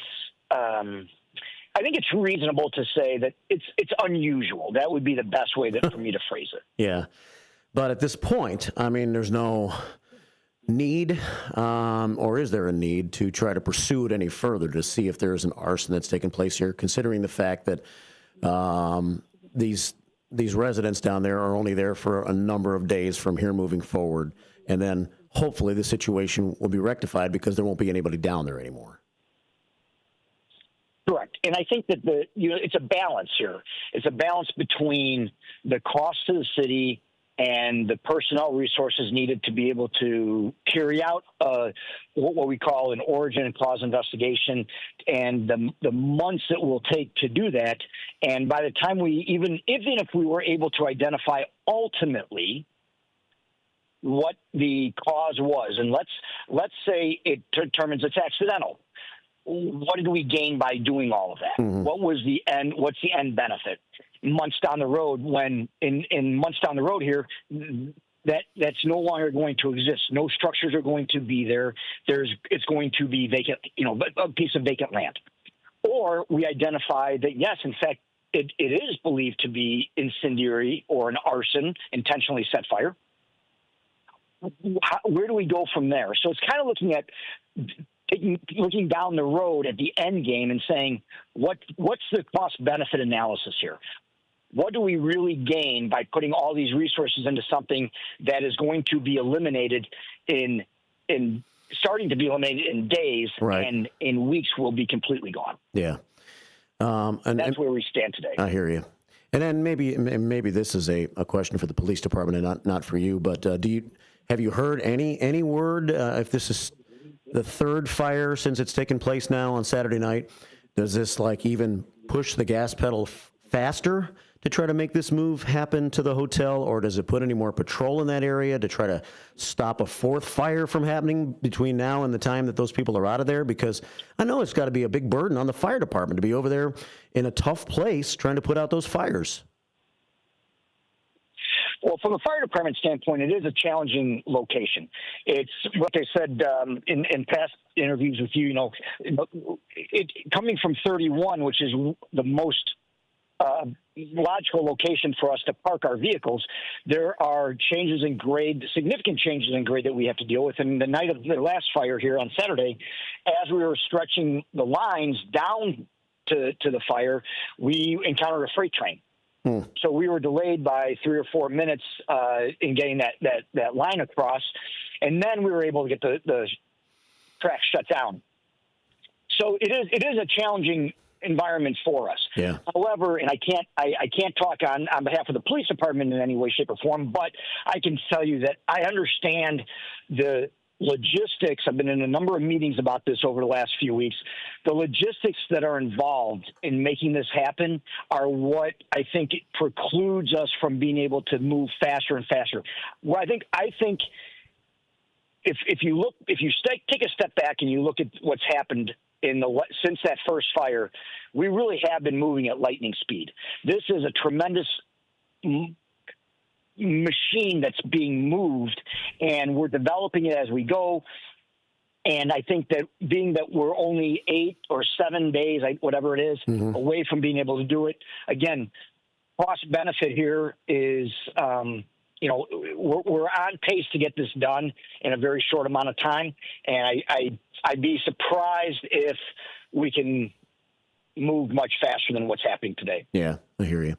Well, thank you, Chief. Thanks for taking the time to join me this morning and to, I guess, give us a latest update on what's becoming a frustrating set of fires that are hard to battle. And they've happened in succession during the holiday season and in the coldest time of the year. So I appreciate your time and the work of your firefighters. You're very welcome. All right, take care. Thank you very much. I appreciate it. Thanks for having me on. Bye-bye. Yeah, bye. All right, Chief Rob Sagan, Elgin Fire Department, always responds, as firefighters do, right? Always responds when I reach out to him to be on the show to give us updates as well. So it's 7:47 here at WRMN AM 1410 and WRMN Radio on YouTube. So Fire Chief's on.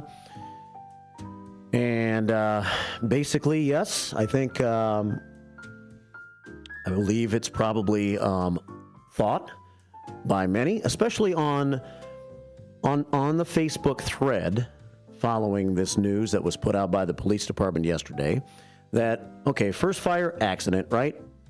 Second fire, interesting. Third fire,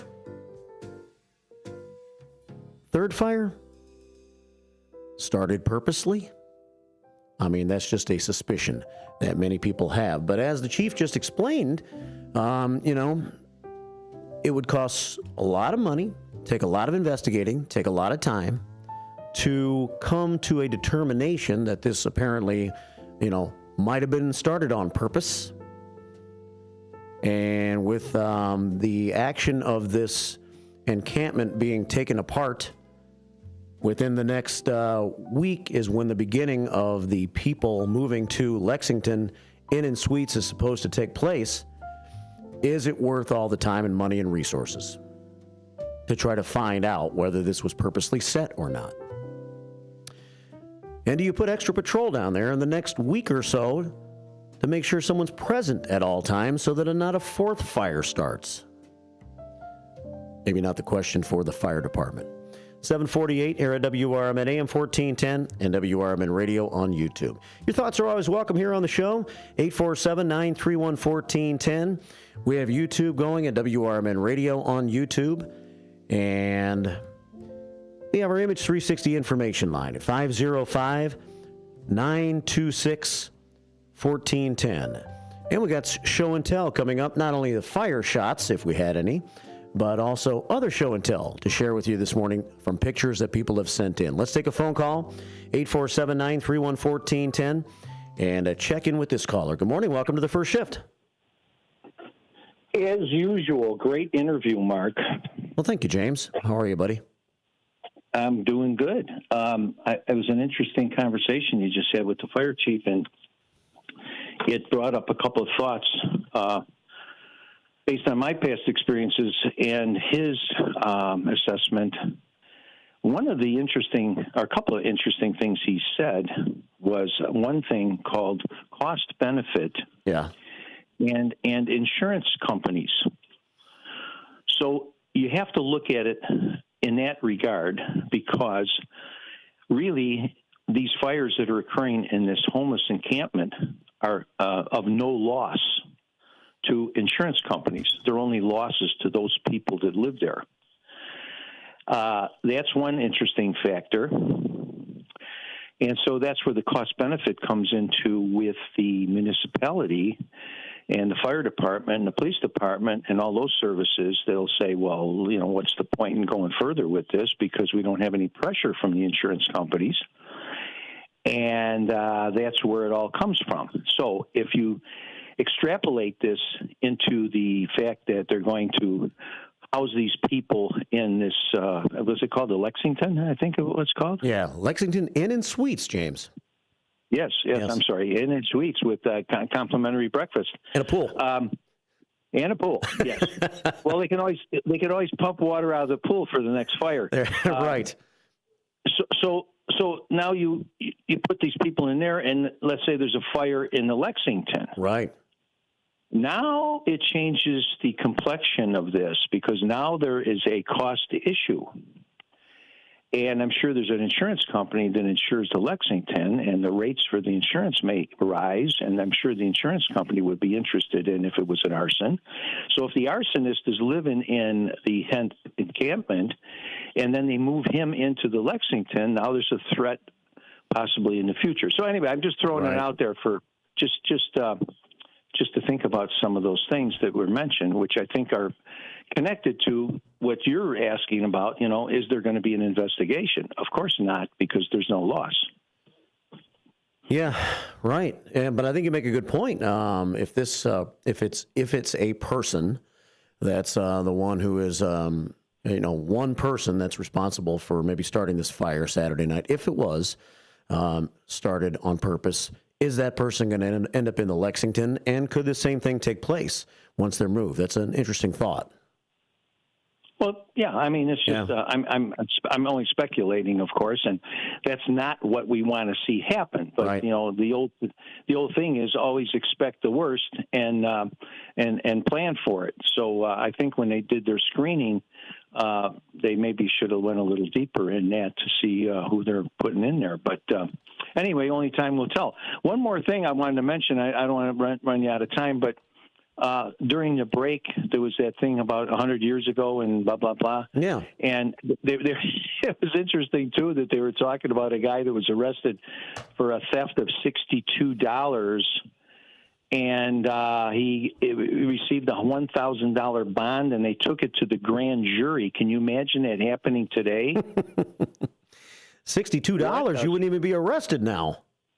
There you go. Yeah. There you go. Yeah, you got to steal I think it's just under $1,000, and then it's a signature bond, and you walk out the door, and it's way different than it was 100 years ago. That's for sure. Yeah. Anyway, that's my thoughts. Thanks, James. Thanks for calling in. All right, buddy. Bye. Bye. James checking in. 7:53. Yeah. Steal $62 now. You don't get arrested, they give you a gift card. Here's 50 more. A Visa gift card for stealing so little. 7:53 here at WRMN. Well, Dino and I are going to take a little tour through Tent City later on this morning, so we'll see how that works out. That's scheduled anyway. I don't know that anything has changed, so I got all my heavy clothing ready. And I'm ready, so we'll see what I see, and I'll report back to you tomorrow morning here on the show. Maybe I'll take a few pictures while I'm in there if they allow me to. I imagine I can, right? And we'll go from there. It's 7:54 here at WRMN. More news coming up in the next couple of hours here on the show. Got lots of news stories still to get to this morning. Let's go ahead and take it to the Image 360 information line for a moment. First of all, I want to say good morning to Cheeseburger. She went by a little while ago. So did the mystery man in the small beige van. I'm talking about Dick. Yes. And also, while I was talking to Chief Rob Sagan, we had Northwest Wes and Northwest Wesley Jr. II. Shut your mouth, you thong-wearing fatty.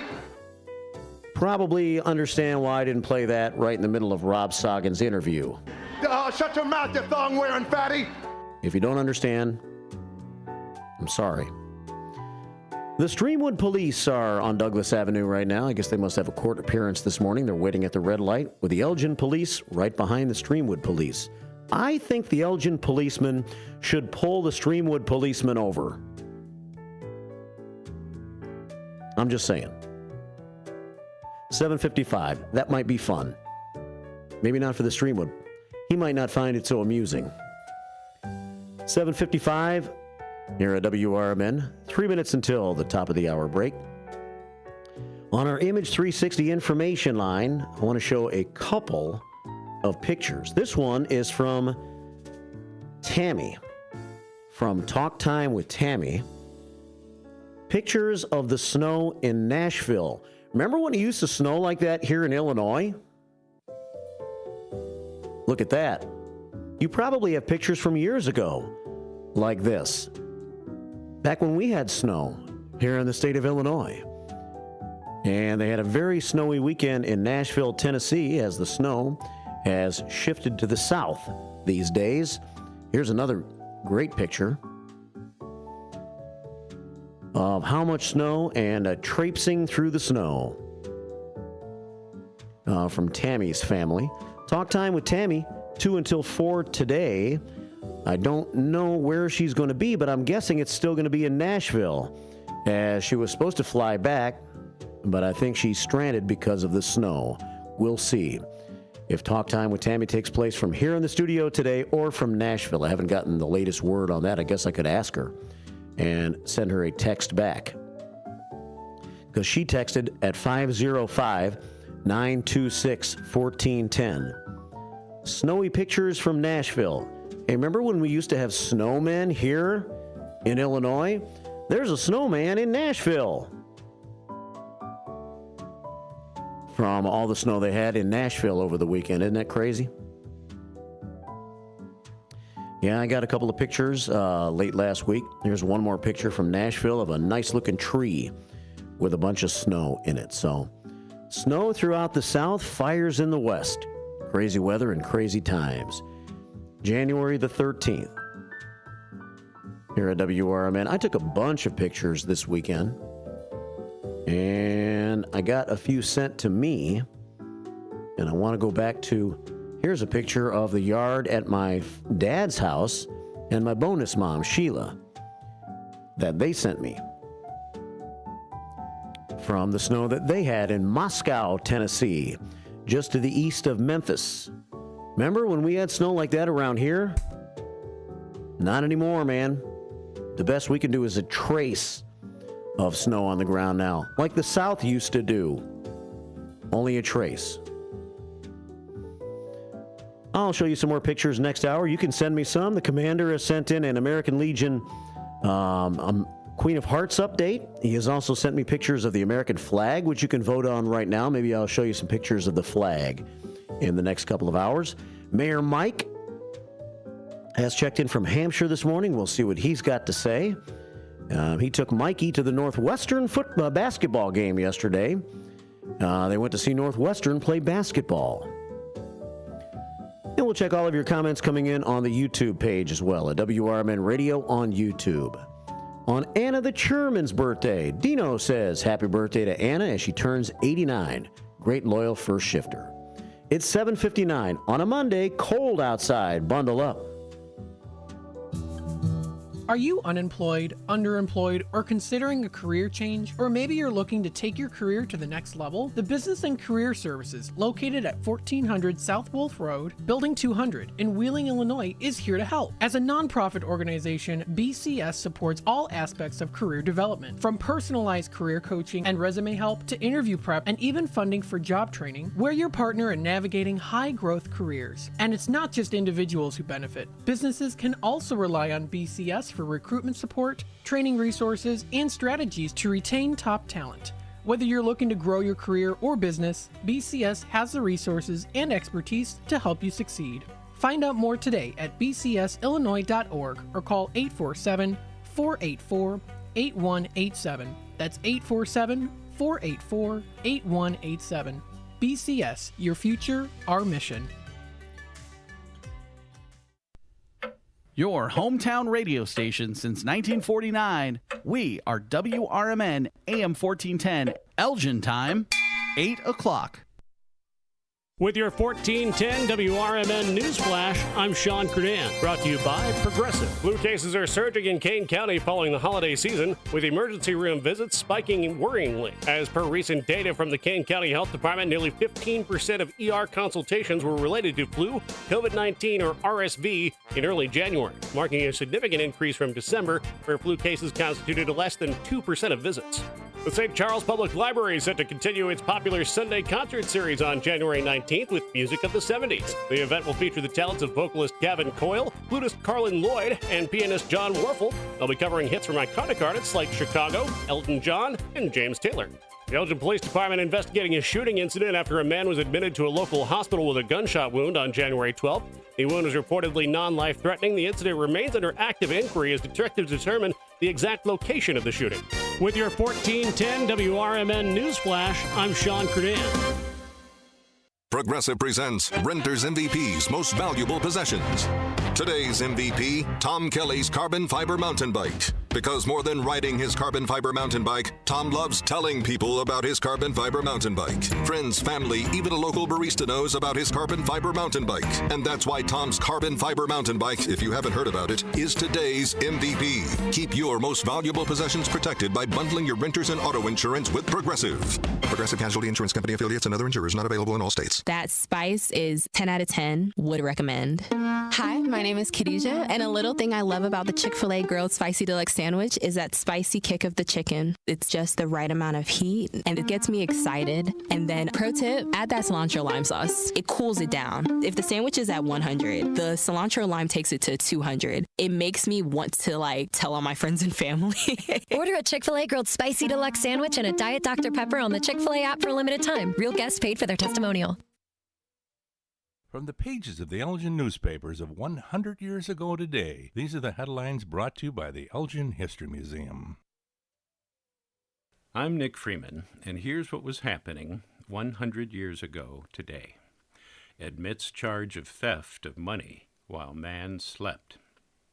2 hours of questioning by attorney Charles G. Seidel, representing the state's attorney's office and police, finally resulted in a breakdown on the part of Sam Polton, 20, arrested on a charge of stealing $62 from Bert Pease, city employee.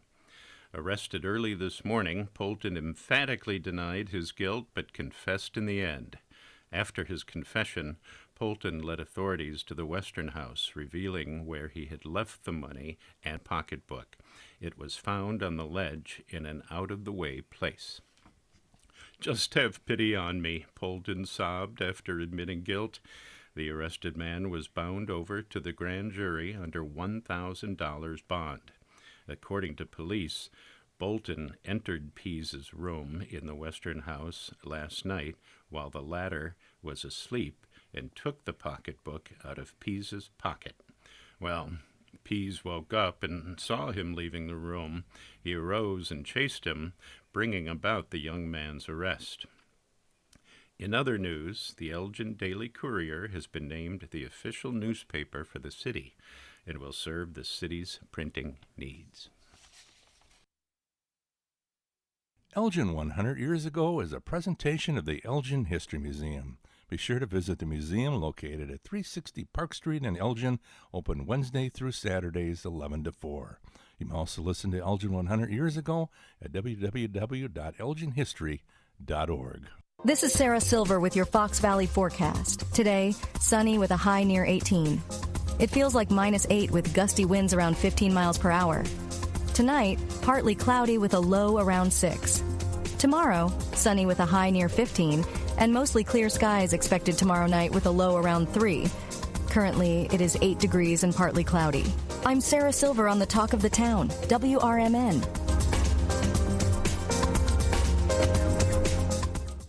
Welcome back to College Bowl season. And now it looks like a fan has run onto the field carrying a $5 KFC bowl. Oh, yeah, looks like the mac and cheese bowl with 5 original recipe nuggets or the new Nashville hot loaded fry bowl with nuggets, coleslaw, secret recipe fries, pickles, and Nashville hot sauce. Wow, looks yummy from up here. Boy, everybody wants that bowl as more fans are pouring onto the field. Hey, Bill. Get the only bowls that matter this season. 5 delicious bowls, just $5 each. Only at KFC.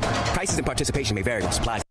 Looking for an affordable dentist close to home? Bender Dental Care in Elgin offers new patient specials from $29, including x-rays, a regular cleaning, and exam. Senior discounts, a no insurance discount plan, and care credit financing. Bender Dental Care is a full-service family dentist with an outstanding 5-star Google rating. To find out more, call us at 847-888-4333. Bender Dental Care, affordable dentistry close to home. Want to furnish your space without breaking the bank or the planet? Remix Market is your destination for high-quality pre-loved furniture, home decor, and more. Each purchase helps us rehome items and keep them out of landfills. From statement pieces to everyday essentials, you'll find it all at Remix Market. Visit us online at remixmarket.com and shop secondhand treasures today.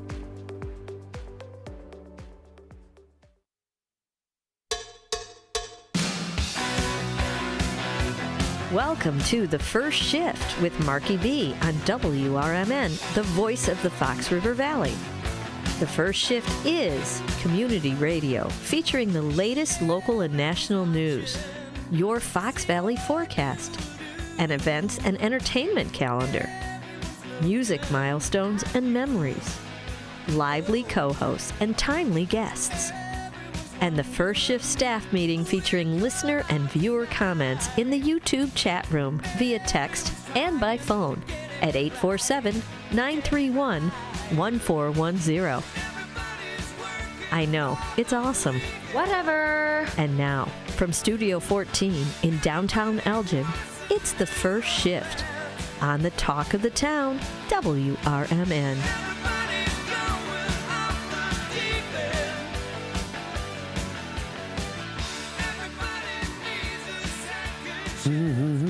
How about a third chance, fourth chance?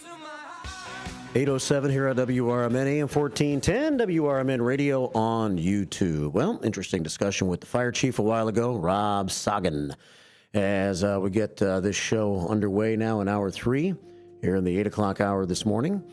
Got some tunes queued up for you. May play a little more music in the next 2 hours of the show. I got lots more news still to share with you, and we have a lot of your thoughts coming in on YouTube this morning at WRMN Radio on YouTube. Also, the Image 360 information line. Image 360 at 506 Sundown Road, South Elgin. Bold solutions and exceptional support. Matt and Lisa heading things up over there, doing a great job, and they would love to service you. If you're looking for some signage or graphic needs, consider Image 360, 505-926-1410. Is the number to call on the Image 3 or text thoughts or pictures to 505-926-1410. I'm going to take a phone call, but first, I just saw this picture that I sent to the Image 360 information line on Friday night. Look at that. We went to the Arcada Theater Friday night to see some live music. There was a Bad Company tribute band playing, kind of a spur-of-the-moment decision on Friday night. We went there, and we stopped at Rookies, as a matter of fact. And this is a plate of Rookies nachos. Looks good, doesn't it? Chicken nachos. They were good. Rookies in St. Charles. And, of course, the Rookies here in Elgin, and there's a Rookies out in Huntley, and they're all around the area. They are supporters of the Pick 6 contest, which now we're in the playoffs. And maybe by tomorrow morning, I'll know the winner of this week's Pick 6. And maybe you could use your $25 gift card that you win, if you are the winner, to go to Rookies and get some nachos like this. Rookies All-American Sports Pub and Grill. And, of course, they're in the same family, the Bob Karras family of restaurants, with Old Republic and with the Village Squire and Alexander's Cafe. Good stuff. It's 8:09 here at WRMN. Well, good morning to Susan. She just checked in here a few minutes ago. I was walking down the hallway during the top of the hour break and walking back to the studio, and here's a lady named Susan standing there waiting for me, and she stopped in to ask if we are, I guess maybe she's been on the station once to talk about an event. And she said, hey, are you guys looking for, show ideas or other things like that? And I said, of course we are. We always are. We always have our open-minded, our ears are open, our eyes are open, and we'd love to have, this is your station. It's a community station, so I didn't have much time before I had to pop back on the air, but I gave Susan a business card. It said, send me an email. let me know what you have in mind, and we'll make something happen for you. And that's what we do. We do have programming openings and show openings. If you ever have a unique show you'd like to have on WRMN, we can let you know how you can make it happen. My email address, you want to send me ideas, and if I don't handle it, I'll forward it to somebody else, is mark@WRMN1410.com. That's Mark, M-A-R-K, at WRMN1410.com. And you can also send me events that I can add to First Shift 411, which is a segment that generally takes place at 7:15 here on the show, a couple times a week, and sometimes we do it in the 8:15 segment as well, as I might do in a few moments. But now to the phones we go at 847-931-1410. Let's check in with our boy David this morning. What's going on, David? Hello. I'll say, like Sylvia, a former friend would say it. Hello, how are you? Hello, how are you? Shut up! She used to say that like that. Anyway. Really? So, your weekend was good? Yeah. It was fun. We went to Arcata Theater and saw some live music Friday night. Went down to the Riverside Saturday, where Joel used to go every morning and hang out and listen to the radio station and work on his art and hang out by the river. We walked around his property and took some pictures. Kind of did our little ode to Joel. That was on Saturday. And, yeah, good weekend altogether. How about you? Good. Yeah, I discovered I went to a new dentist, a nice Brazilian lady dentist in Bloomingdale.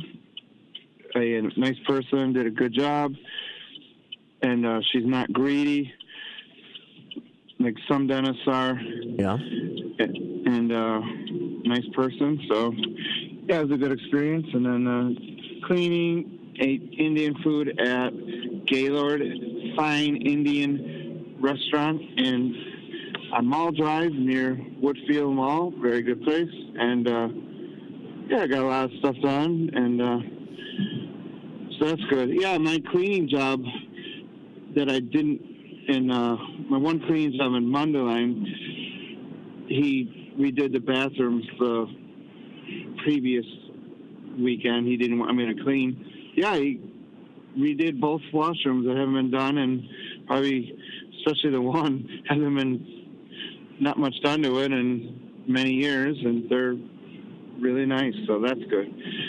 So my theory about the homeless fire, and I sent a text message that I couldn't believe. I thought it was old news because I couldn't believe another fire, but right. I guess with that, yeah, over there, it's to be expected.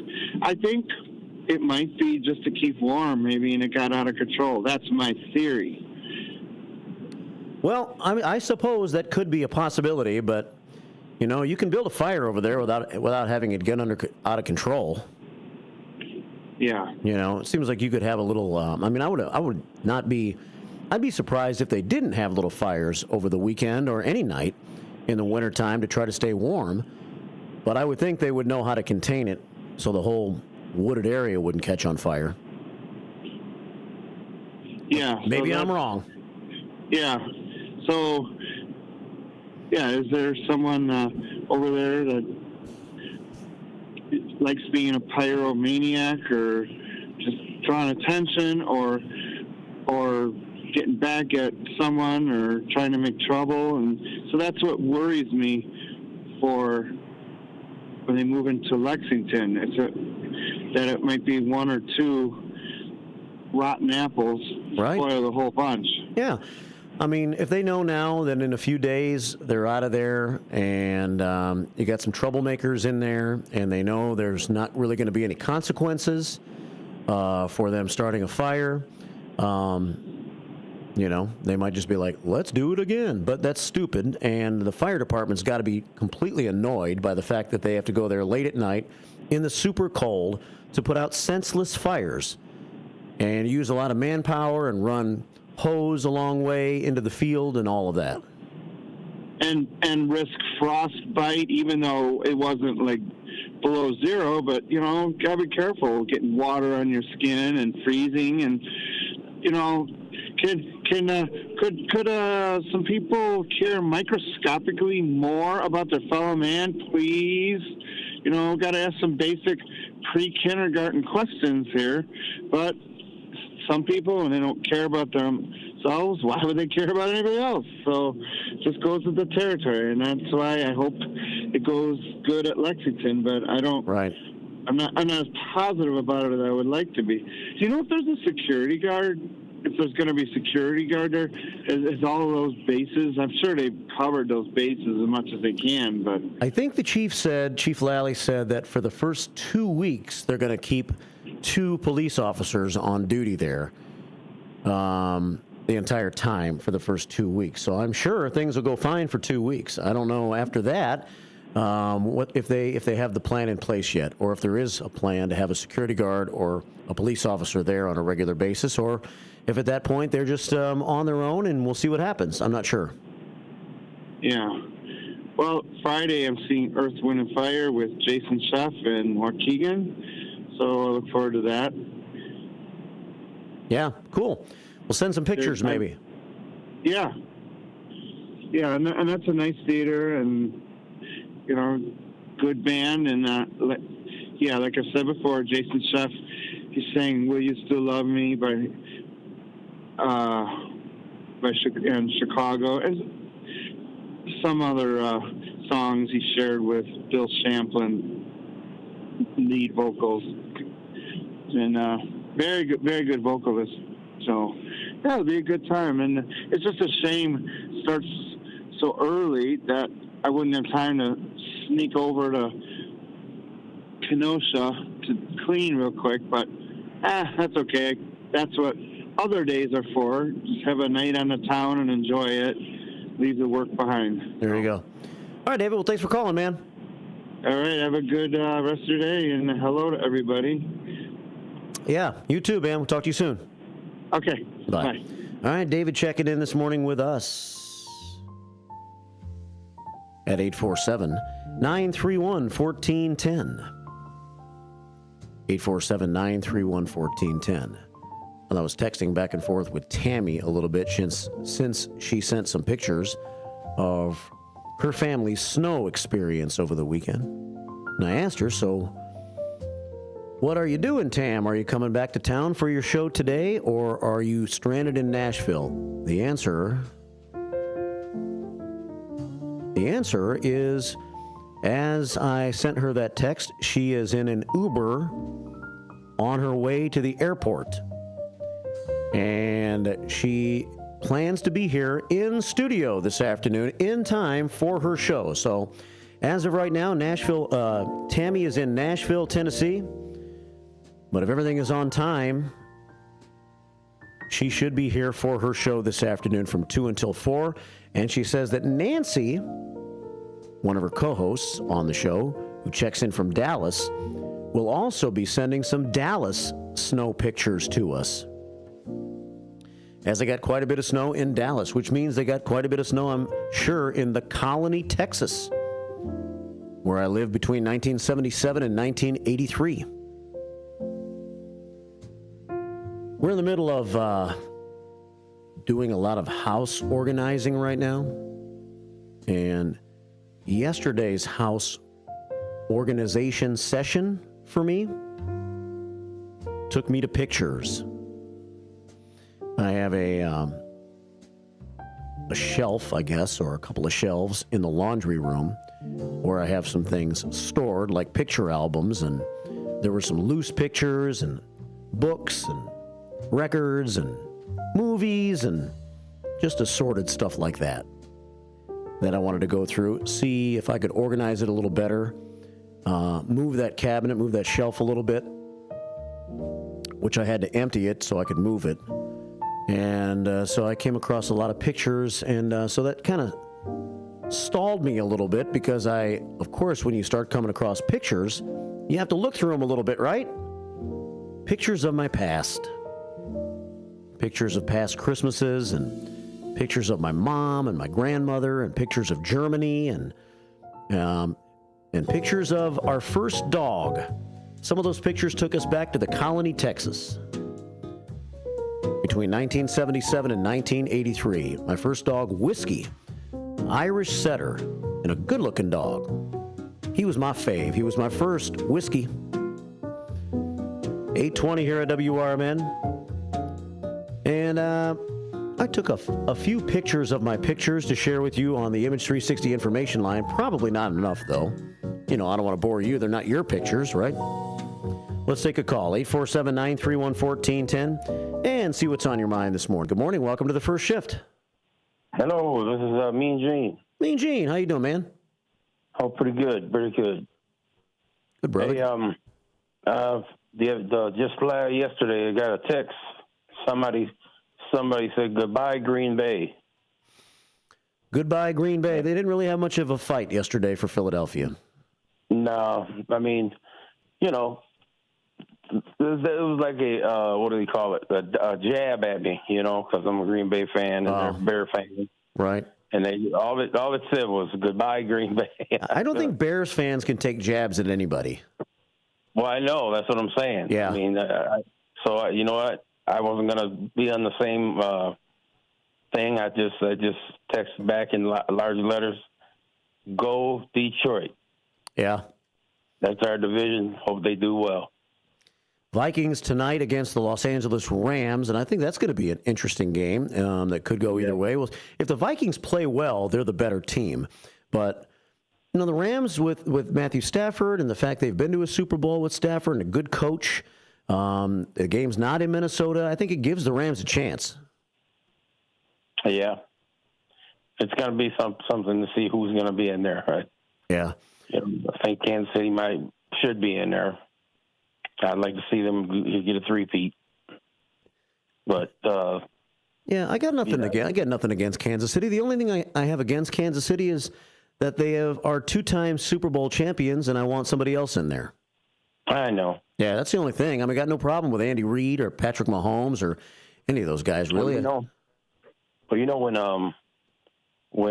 Buffalo was it Buffalo? What was the team that went there 4 times and lost? Yeah, Buffalo in the early 90s. Yeah. What's his name? What was the quarterback? Jim Kelly. Jim Kelly. Do you know? I mean, I'm sure you do. Do you know how hard it is to win enough games to get there 4 times every year? I know, and you know what I've always said about that with that team, Gene. I think it's almost harder to get to the Super Bowl and lose 4 straight times than it is to get to the Super Bowl and win 4 straight times.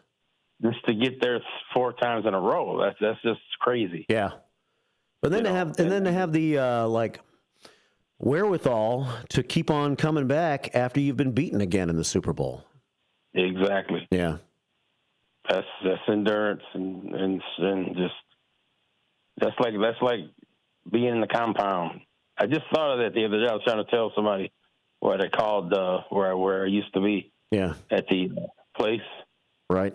I don't mention the name on the radio, but I did before anyway. I call it the compound. Well, somebody was in there who was a friend of the family's, and they lived on the block south of us in the hood over here, off of 58. And the mother of a family and of the guys I went to school with and daughters, and she was very nice. Bonnie Mays, she passed away, but a very good friend of the family, very beautiful person, and the kids my friends who were her siblings, her kids. I just want to give my condolences to them, the Mays family. Yeah. And Derek Mays, Dolores, Devin, and Drew. They want to give them my condolences. Very nice people. I grew up with them, and they lost their mom, and she was over there at the compound I'm talking about. So yeah, they went there every day, so she was taken care of. I mean, that's a good thing. You got somebody come to visit you every day and look after you. So for sure. Well, I'm glad you're doing okay, man. Thanks for checking in with me this morning. Oh, yeah, no problem. Tell everybody hi. I'm asking about George, too. He told me he was going in for a procedure. Right. Junior George. And you said Anna, tell Anna happy birthday. Yeah, I will. She turns 89 today. That's amazing. Unbelievable. When she came to see me last year at the compound, she ran around, Eugene, we got to clean up. She's picking stuff up. I said, no, Anna, no, it's okay. She brought me a little sandwich and some coffee. She's something else. Yeah, she is. 89 and going strong. Yes, I gotta get down there. I'll be down there this week. Okay. Sometime and have coffee with you guys. That's awesome. Look forward to seeing you. Okay, boss. All right, take care. Okay, have a good day. You too. Mean Gene in the A1 machine once upon a time, but now Mean Gene is looking for a mean machine to drive around, and I'm sure he's trying to get employed still, and he wants to be up and at 'em and active, and hopefully he will be before too long. It's 8:26 here at WRMN. We have two more calls, only about 3.5 minutes here. Let's just go in the order that they came in, and that would be this caller. Good morning. Welcome to the show. Hi, Mark. Hey, Susan. You told me to call back. Yeah. Thanks for calling back. Oh, you're welcome. Sunday, went to Portillo's. I had an Italian beef sandwich and fries. Ooh. Becky had the same thing, but she had a small fry instead of a large fry. Yeah. Well, that sounds good. I love Italian beef sandwiches, and I like Portillo's beefs. They're pretty good. Yeah. I had sweet peppers and cheese, of course. Of course. I don't want to wish Anna a happy birthday. Yeah. Can you believe she's 89 years old, Sidekick Susan? No, if you don't look it. No. So she's had years of bossing people around, Sidekick Susan. She's good at that, isn't she? I guess. Anna the Churm, she likes to lay down the law. She says what's on her mind. Yeah, sure does. Yeah. Well, thanks for calling back, Susan. Hi, Shifters.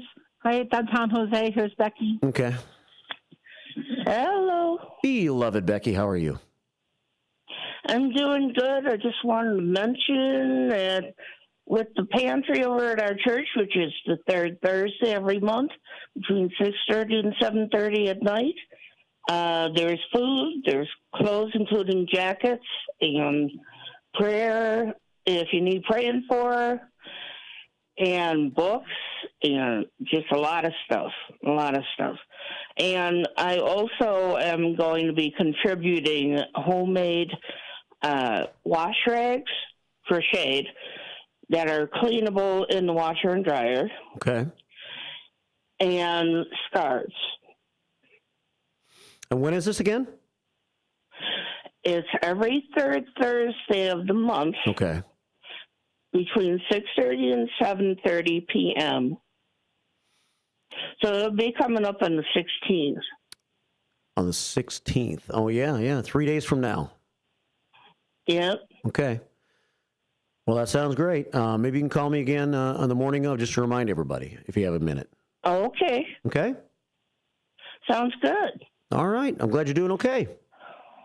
Happy birthday, Anna. From beloved Becky.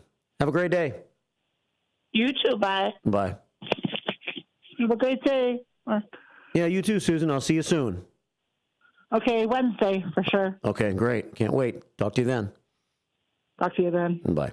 All right, Sidekick Susan checking in. And so now we have our good old friend Sarge on the phone. But Sarge may or may not know we play by some hard break rules right now. Sarge, I got to take a break in like 35 seconds or so. Do you want to hold on past the break? Sure, no problem at all. Thanks, buddy. Be about 5 minutes, okay? Yep. All right, that's Sarge checking in with us. Of course, he used to be on It's Your Turn and joined us all the time on the radio station for years. And I guess Sarge has something to say today. So we'll see what's on his mind when we come back from this bottom of the hour news break. And then we have some open phone lines if you want to call after Sarge, 847-931-1410. Looks like Nancy has sent some snow pictures in from Dallas, believe it or not. I'll show you those. I'll do my own show and tell, and we'll do all of that as the first shift continues on a Monday on WRMN. Good morning. With your 1410 WRMN News Flash, I'm Sean Kernan. Brought to you by Progressive. The Elgin Police Department investigating a shooting incident after a man was admitted to a local hospital with a gunshot wound on January 12th. The wound was reportedly non-life-threatening. The incident remains under active inquiry as detectives determine the exact location of the shooting. Flu cases are surging in Kane County following the holiday season, with emergency room visits spiking worryingly. As per recent data from the Kane County Health Department, nearly 15% of ER consultations were related to flu, COVID-19, or RSV in early January, marking a significant increase from December, where flu cases constituted less than 2% of visits. The St. Charles Public Library is set to continue its popular Sunday concert series on January 19th with music of the 70s. The event will feature the talents of vocalist Gavin Coyle, flutist Carlin Lloyd, and pianist John Warfel. They'll be covering hits from iconic artists like Chicago, Elton John, and James Taylor. With your 1410 WRMN News Flash, I'm Sean Curdan. Progressive presents Renter's MVP's Most Valuable Possessions.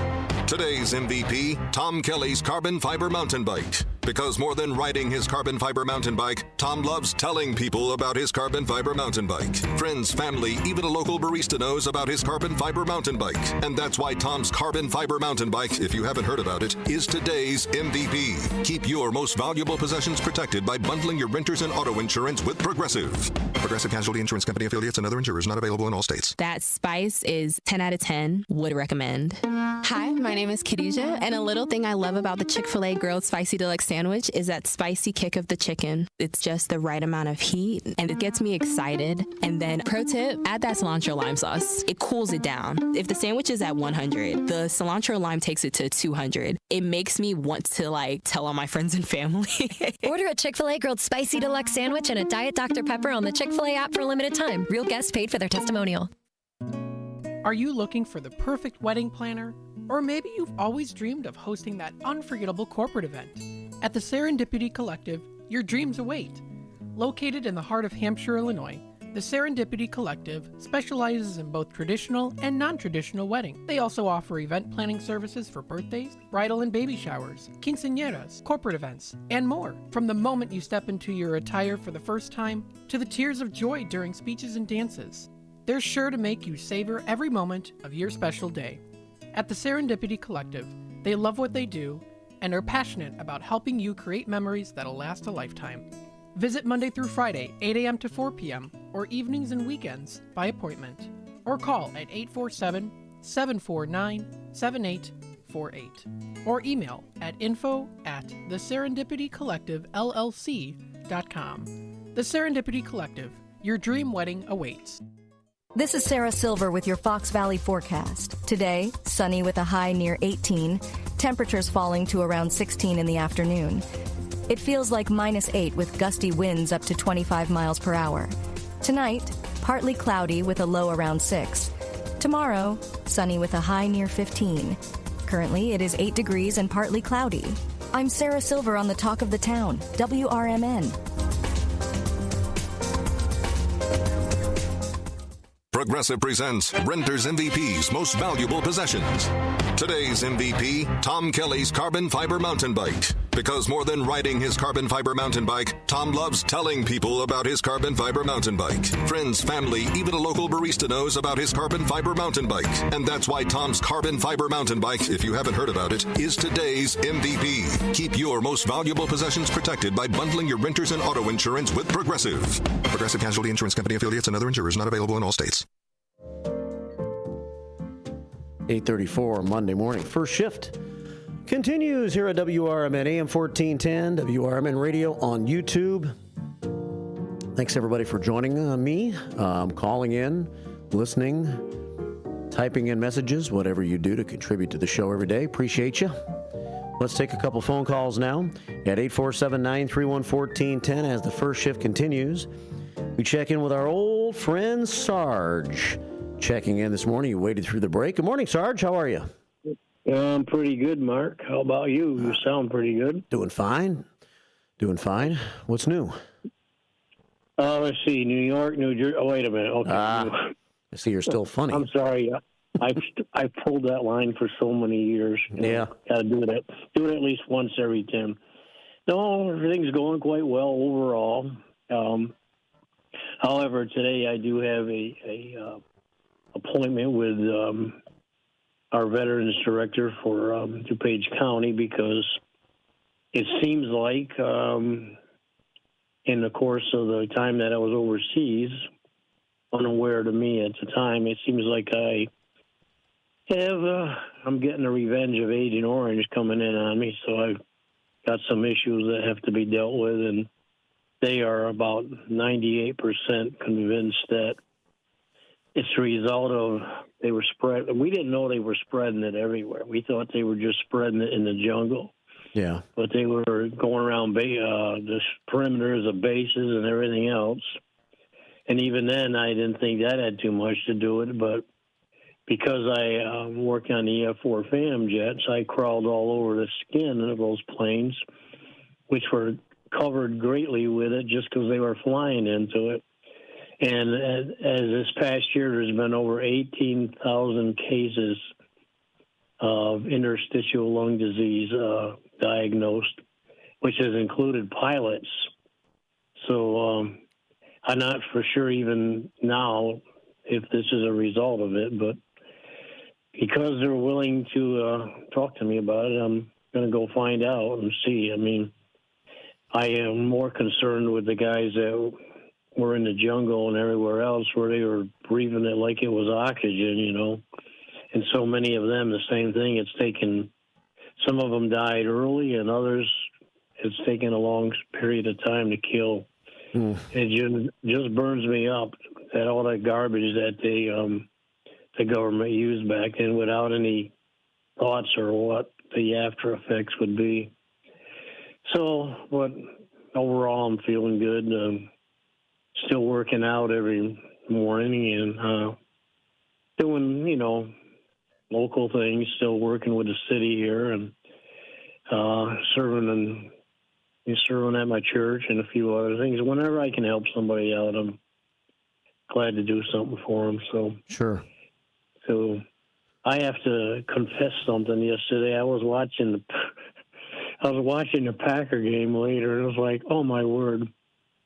You guys lost to the Bears last week, and you now look at you. You're getting killed here again. Yeah. And I called two of my buddies up in Wisconsin, and the words that they sent are not called. I texted them, and the words that came back would have been declared X-rated. I say, come on, guys, it can't be that bad. But it was kind of fun. So at least they made the playoffs.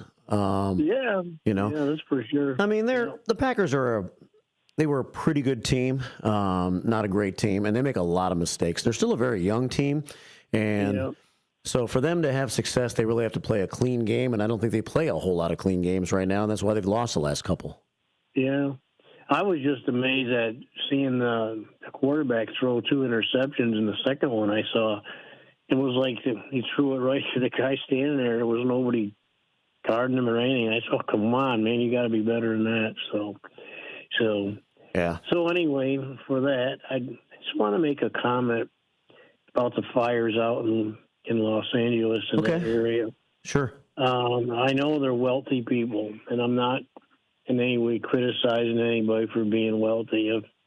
If their profession makes it possible for them to get that way, from hard work and like that, whether they're actors or producers or whatever, that's good.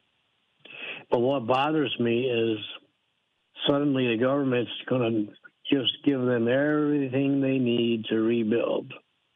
And in the meantime, I got friends in North Carolina and in that region, their homes were destroyed completely, and they're still waiting on help.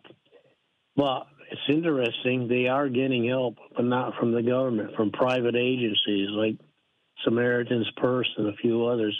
But here's the thing that really touches me, and that is the number of people nationwide with travel trailers, fifth wheels and like that, have driven them down there and said, here, you can have this till you get your home built back. Don't worry, no charges for it. It's just here, we want to help. Well, and it bothers me that the FEMA told them that they were going to have to move out of there after this weekend. Where are they going to go? They're not going to let them stay in hotels anymore. There's no more money for them. It's like, where in the devil is the heart of this government, this administration? it always claims to have the people's back. Mm-hmm. But quite honestly, I think they're kicking them in the back with something like this. And on the other hand, I understand wanting to help those that were, had their property lost. But let me tell you a quick story. When I was younger, I lived on a farm in upstate New York, and we had several sections of forest that we planted. We had trees there all the time. There was always stuff falling from them. There was dead stuff on the ground. Every year, we went through there and cleaned it all up because we knew otherwise if lightning struck or whatever, if someone happened to wander through there with a match, they could set the place on fire. Yeah. And we did have forest fires in upstate New York, but very rare, and most of them were a result of lightning strike or something like that. But to understand that years back, the environmentalists said that it was, messing with nature, you need to leave all that stuff there. Shouldn't be messing with it. Well, now they're suffering the consequences of that inaction. The loggers and foresters were not bad people. I mean, yes, they cut down some trees, but usually there were those that were decaying to begin with. Uh-huh. And reforestation is what they called it, is what helps you bring back new trees and healthier trees. So now look at, so many of them are gone, along with homes and everything else, as a result of their ignorance. And that part does make me feel sorry for the people who lost their homes, but many of them promoted that as well. So yeah. But the biggest thing is I'm just concerned about those that who don't have the money and the resources to put up a new home. And I'm pretty sure most of those Hollywood stars that got the dough, they can build another $6 million mansion just as quick as I can build a $150 doghouse. So, right. But not everybody can. No, not everybody can. No. Yeah. I know there's probably other people there, I'm sure, that aren't as well off as the rest of them are. But my main concern is just that so quickly to jump on the horn and say, we're going to help you with everything you got, and you're still leaving others waiting for, when's the next bit of help coming in. Mm-hmm. I mean, you even had a group like the Amish who pretty much state to themselves that have been down there building small homes for people and taking it out of their own money, and they usually don't even mess around with things like this. So it's just a little concern on my part, but yeah, I'm not calling to get into any trash talk about anybody in government here. The people have spoken in the last election. We know the direction we're moving from here on out, and hopefully things will straighten out. Maybe people can get rid of their animosity toward each other and try to find a spot in the middle where they can at least shake hands. So, anyway, that's pretty. I hope so, for sure. Well, thank you, Sarge, for checking in with me, man, and for giving me your thoughts. Feel free to call anytime, and I hope your health's okay. I was going to be up there a couple weeks ago because I have all our work done from Elgin Key and Lock, and then unfortunately I had to cancel that and go up on a different date. I was just going to drop in and say, "Hey, Mark, look who's here." Yeah. Might still pull that on you. So. Yeah, anytime, buddy. All right. Have a good day, buddy, and everybody else out there in Elgin. And it's hard to believe it's been almost 8 years now since I quit working up there. So not with the station, but when I had that job. Anyway, God bless you all, and thank you for letting me be on the air. Take care. All right, Sarge, take care. Sarge checking in this morning. He used to be on It's Your Turn every Monday, and he was on with Larry and myself for a while, and good to hear from Sarge when he is able to call in and check in with us. 844 here at WRMN, 847-931-1410. I was having a little text discussion with Nancy, who is a part of Tammy's show. She has sent some pictures of her snow that I will show you. Yes, her snow. We got some snow in Dallas, Texas, and she said that her son, I believe, lives in the Colony. Her son lives in the Colony, Texas, and she actually lives in, Lantana, Texas, which is a suburb of Dallas, which is only about 15 minutes from the Colony, where I lived when I was a kid for 6 years between 1977 and 1983. So crazy, crazy. It is 8:45 here at WRMN. Also, I was looking out the window during Sarge's phone call. I made a couple of hand gestures. I want to make sure you know those were not in response to anything Sarge was saying. It was neighbor Tom who went over to our window, the community center window, and he looked in, and he didn't see anybody. And this must be the first time in a long time where we don't have any first shifters hanging out in the community center. But the reason, I hope, is because everybody's out to breakfast. It's Anna the Chairman's breakfast day today because it's her birthday, as she turns 89 years old. So neighbor Tom walked over here, looked in, and goes, "What's up? Where's your people?" And I said, "No, they've cut me off." I made a couple of hand gestures. They were not in response to what Sarge was saying, because that would not have gone well with what he was saying at the time. 846 here at WRMN, 847-931-1410. Well, here comes at least one first shifter, as CK has made it into the station to drop something off after their breakfast this morning. 846 here on WRMN. It looks like it's maybe something from Anna's birthday party that they had at the breakfast place, like a cupcake or two. All right, 846 here at WRMN. Let's take two phone calls, 847-931-1410. First, we hear from David Tees. Hey, Tees, good morning. Good morning, Mark. How you doing? All right, buddy. How you doing? Good, good. It's cold outside. Dropped my kid off. Wow. Whew. I hate it. Single digits this morning. Yes, it is, and windy. That doesn't help. Yeah, it's 7 degrees. Winds are out of the west at 13, so the current wind chill factor is 9 below, probably the coldest it's been in a while. Quick thing. Have you ever been to the dive bar around the corner from you there, right off of Highland? We one time, actually, Lorena and myself stopped in there yesterday.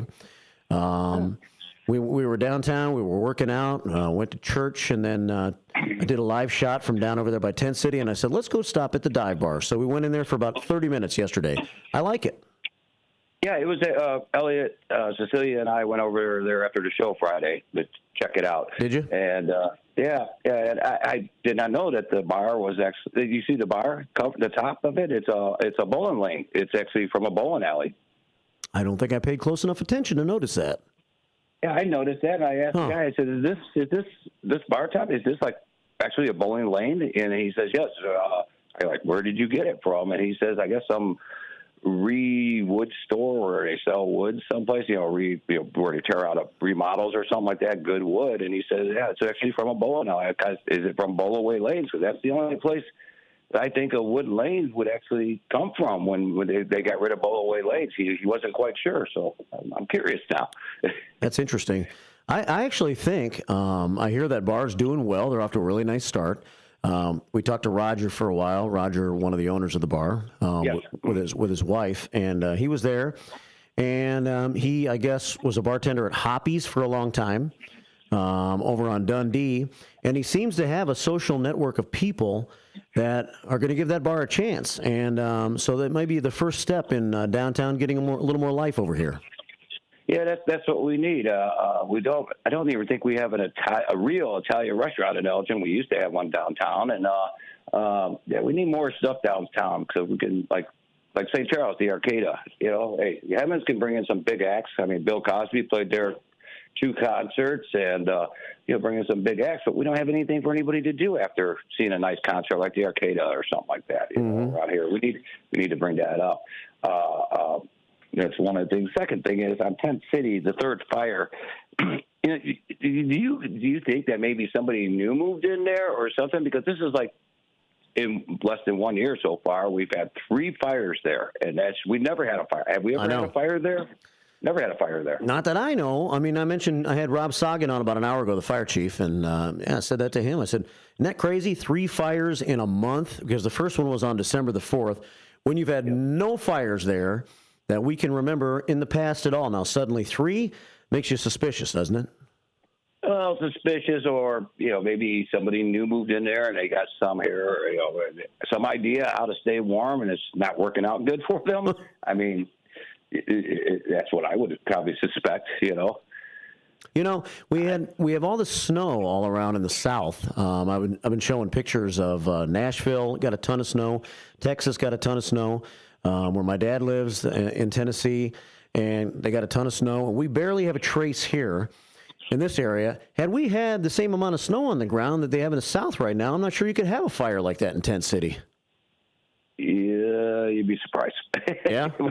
You would be surprised if it starts like in a structure that they have there, and high wind starts blowing things around like in California. I mean, I'm not an expert on it, but I would say that stuff may transfer. But you're right, probably snow would probably put a stop to it in a way. Yeah.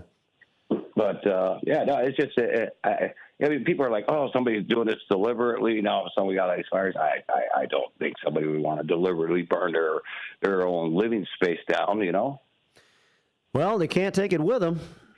No. There's only a few things, I guess, their regular personal possessions that they're going to be able to take with them to the Lexington. So, yes. I don't know. I mean, who knows? But even the Elgin Fire Department doesn't know right now what was the cause of that fire Saturday night either. Yeah, it's going to take time. All right. Well, I know you got another caller or something, and I don't like to take up a lot of time here, so I'll let you get back to your job here. Thanks, Dave. Thanks for calling, man. No problem. Thanks, guys. Giving us a tease, David. He was on the show Friday with Elliot and Cecilia and Sonar, the little panel that they have on Friday afternoons, a political talk show. And then I guess they ran around the corner and checked out the dive bar, which I think has got a chance to have some legs and actually has a chance. I think they're off to a nice start. They know a lot of people, and I like the setup in there. 847-931-1410. And now let's talk to our friend John Prigge. Good morning, John. Hello. Hey, 190. 190? 190 people have commented on the Elgin Police Department's Facebook page about the third ring of fire. Yeah. And that seems to be bringing a lot of people together. As sad as it is, it just seems like there's only a few things that are not in common. It seems to be a unifying type of scenario. And I think people need to understand that there's always something around the corner about what's going on down there. And as far as the danger that the firefighters are going through, you said it best. 3 fires in 5 weeks? Yep. Is that what it is? Yep. Okay. There are hardly any house fires in this country for a lot of reasons, because building materials are less likely to ignite, like in the older houses, and there's also preventative smoke detectors. There's all kinds of preventative things that were not around 50, 60, maybe 70 years or more. But now they have 3, and you're kind of like going down a cliff to get to it. I wonder if there was ever any consideration to the firefighters being told, let it burn.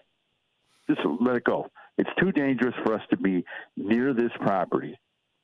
The conditions are hard, and the frostbite is a possibility. I wonder if anybody ever thought about that. What do you think? They said somebody should have just said, maybe somebody said, let it go. Let it go. It'll get down to the ground. You're not going to burn a railroad track. You're not going to damage really anything. Just let it burn it out. I wonder if it would go out on its own eventually, or I think there's the risk of it spreading that they aren't willing to take that risk in case it was to spread crazily up the hill, let's say, or to one of the businesses up along 31, and then they say, well, we were just going to let it burn. And, it caused problems to businesses or whatever. Maybe a controlled burn. You know how they do those? Yeah. Just to say, okay, this is our line. don't let it come close to the line. Let the rest of it burn, but just let it burn with some control, so it doesn't go all the way up to North State Street. That might save the city a little money with cleanup. Yeah, I bet it would, but you still have to go in there and remove a lot of that stuff. But I think it would save a lot of money. Yeah. Actually, that crossed my mind, actually, over the weekend, the controlled burn idea. Yeah. I mean, I don't know.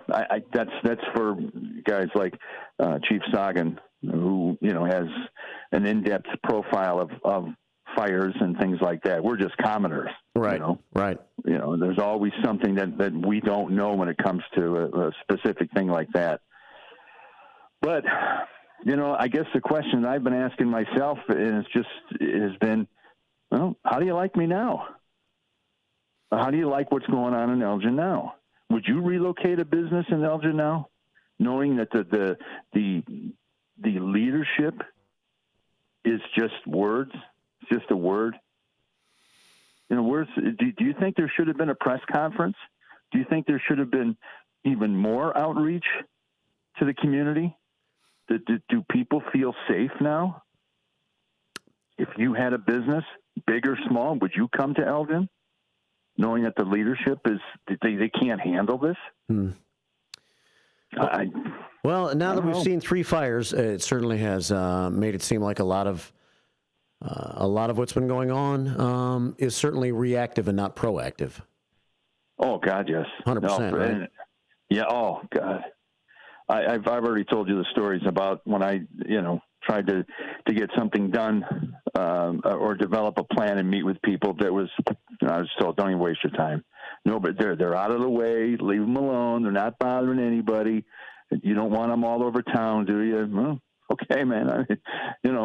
Thank you, councilman, for telling me that back in 2011. But in any event, it's got to be dealt with.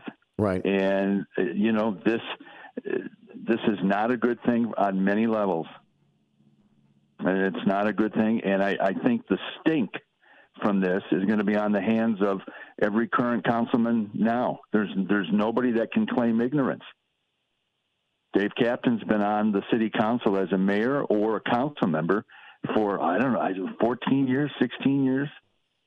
That's half as long as Tent City's been established. Right. And nothing's been done. But boy, we can paint those streets, can't we, with the bike lanes? Man, and you know what? And we can give, $500,000 to this art studio, and we can restore the Elks Club, give them a little help, give them another $500,000. And don't forget, Mark, I know you're thinking about it. Yeah. Wrapping those utility boxes. I love those. Downtown. Yeah. Oh God. They look nice. We gotta do more of that. And, don't forget the storm sewers. The grates, on the corners. Right. The thing they're painted. Yeah, they rule. They All right, John. rule. I got to hit this break, man. Thanks for calling. Thank you, sir. Take it easy. All right. Talk to you soon. Bye. John Prigge, always in the middle of all this, right? But with some quality thoughts, I would say. It's 8:59 here on the first shift. Good morning.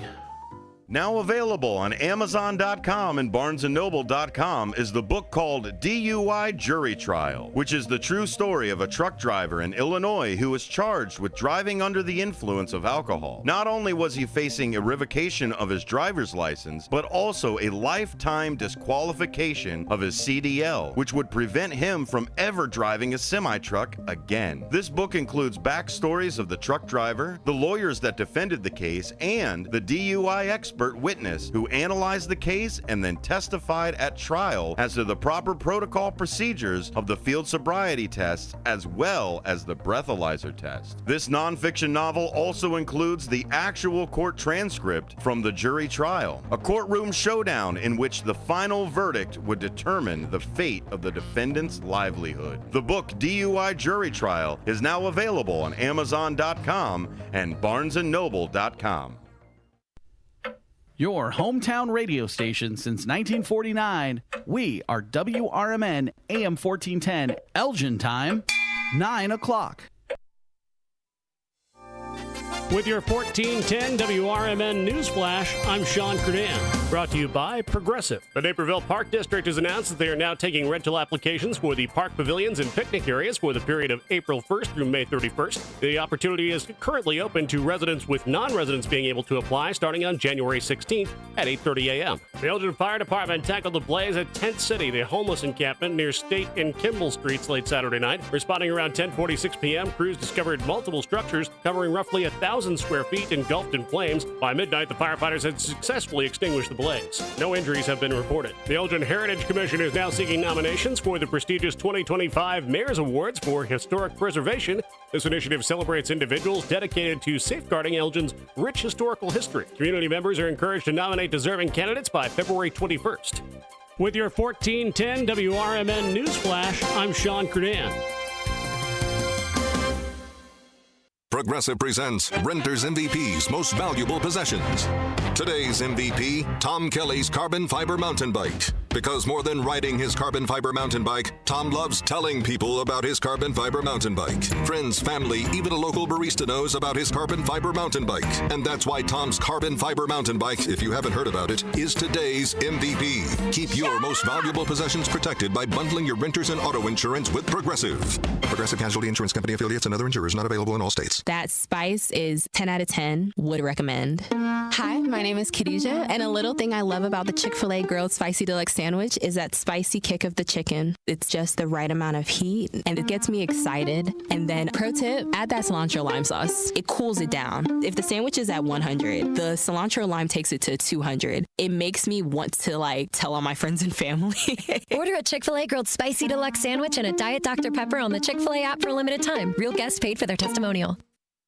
Progressive presents the Sports Flash on News Talk Radio 1410 WRMN. On the ice tonight, the Blackhawks visit Detroit. Chicago has wins in 2 of 3. They're coming off a 3-1 victory over the Avalanche at United Center on Wednesday night. The Bears completed their interview with Pete Carroll on Thursday. The former Seahawks head coach is also drawing interest from Vegas. Men's college hoops on Thursday. Number 20 Purdue beat Rutgers 68-50. In overtime, UT Martin beat Western Illinois 85-83. Southeast Missouri State with a 77-66 win over Southern Indiana. Tennessee Tech beat Eastern Illinois 69-64. Tonight, the Bulls play host to the Wizards. Chicago 17-20 overall, 7-11 at home. They had a 2-game winning streak snapped in their last outing, a 129-113 loss at Indiana.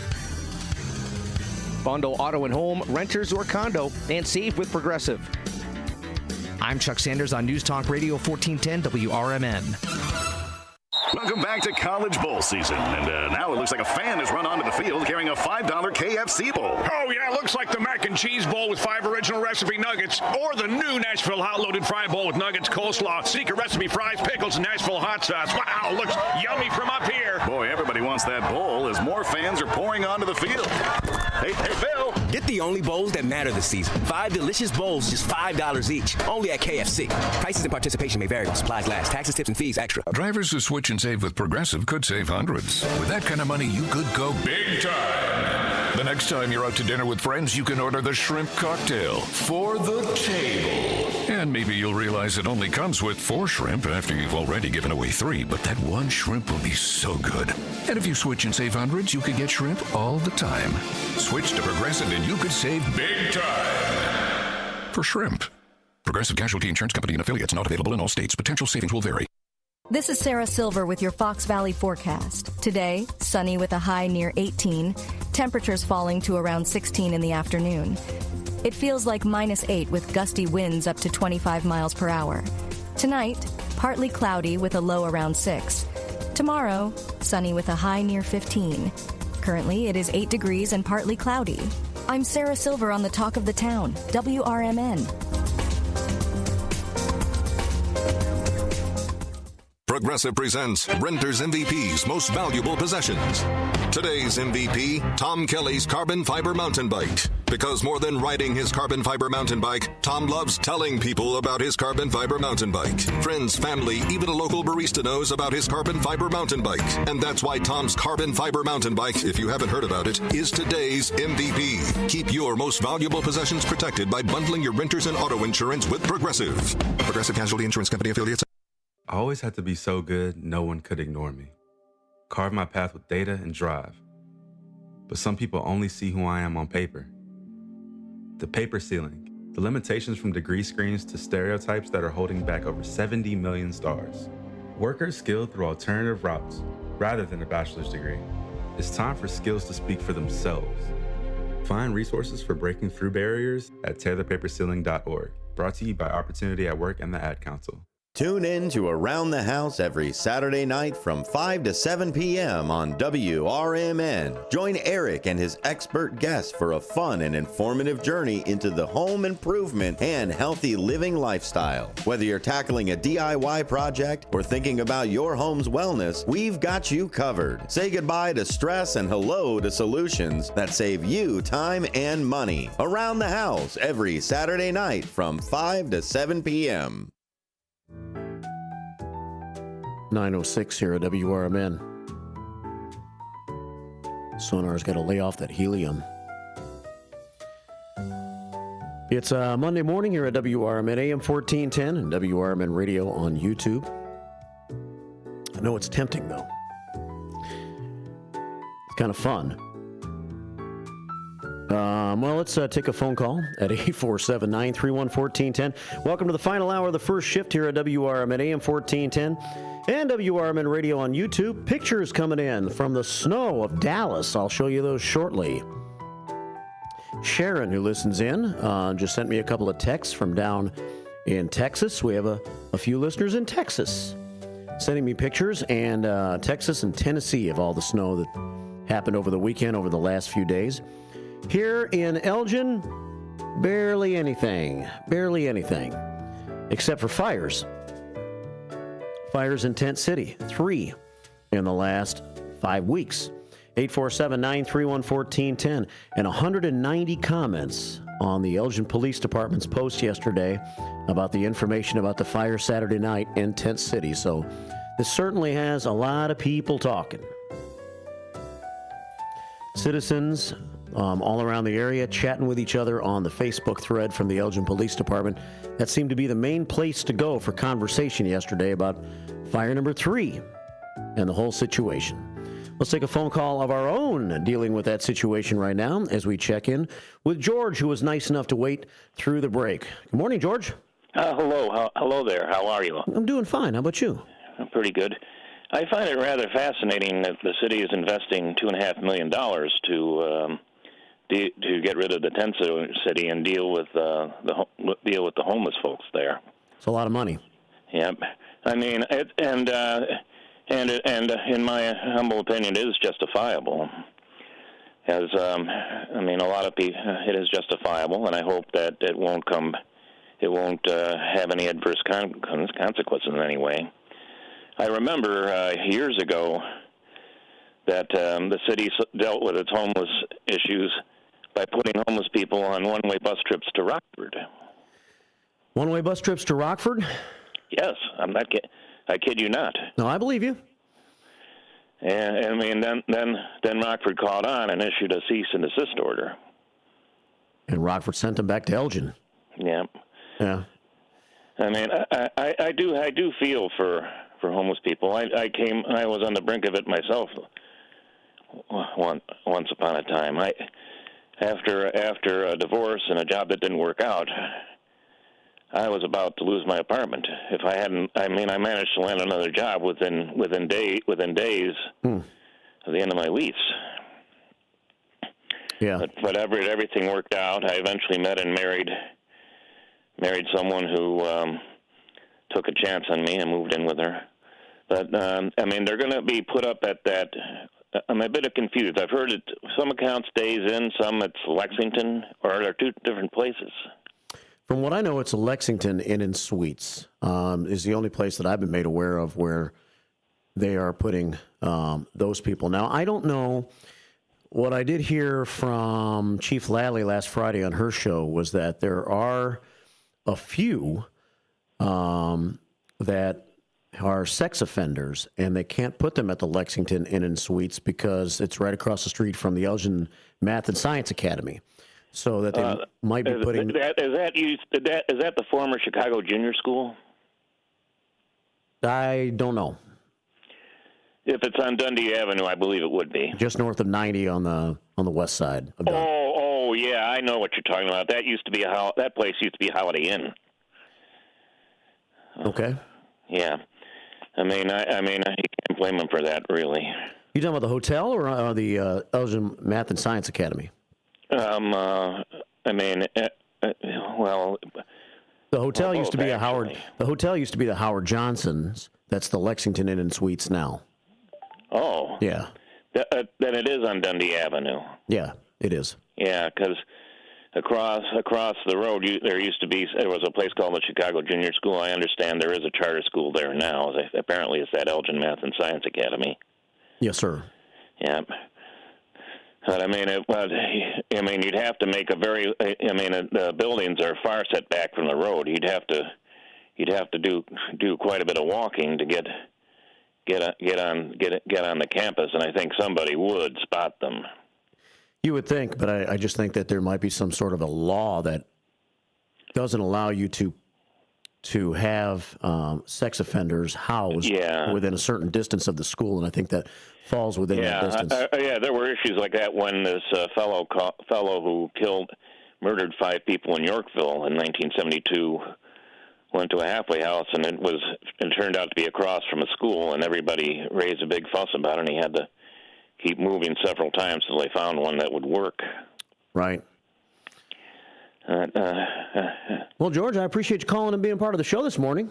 Okay, and will Steve Thorne be on the air later today?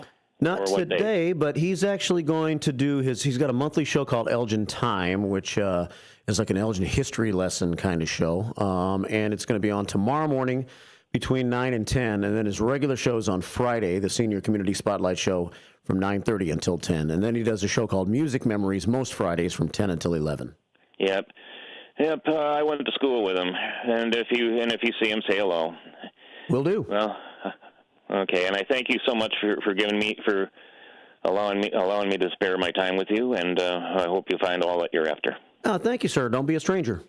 Okay, gotta go. Bye. All right, there you go. George calling in. New caller, good caller. Almost homeless once upon a time. 9:12 here at WRMN with some thoughts concerning our situation. Lots of people are talking about it. Lots of people are talking about it. 9:12 here at WRMN. Let's give you a quick weather forecast, then maybe I'll check into a few of those comments and then more of your comments, too, on our own social media from the first shift, which is YouTube at WRMN Radio on YouTube and the Image 360 information line 505-926-1410. It is cold. It's 9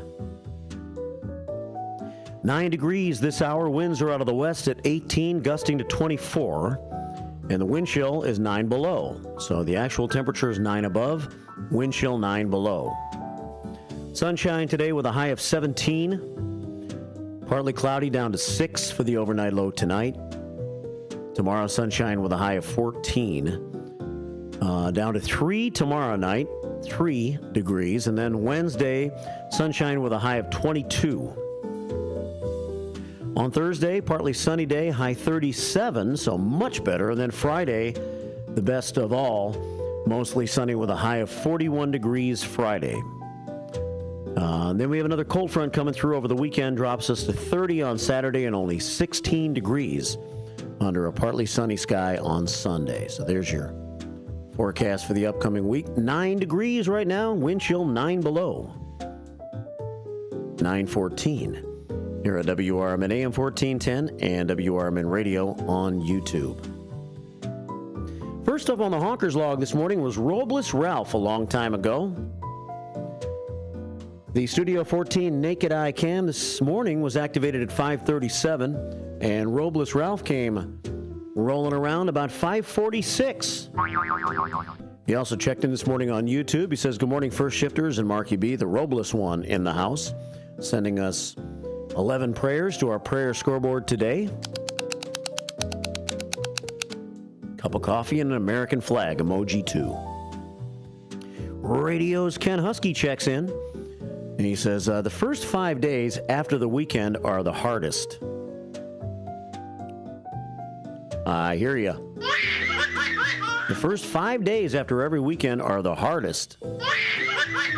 Please be quiet. This needs to stop now. Shut up!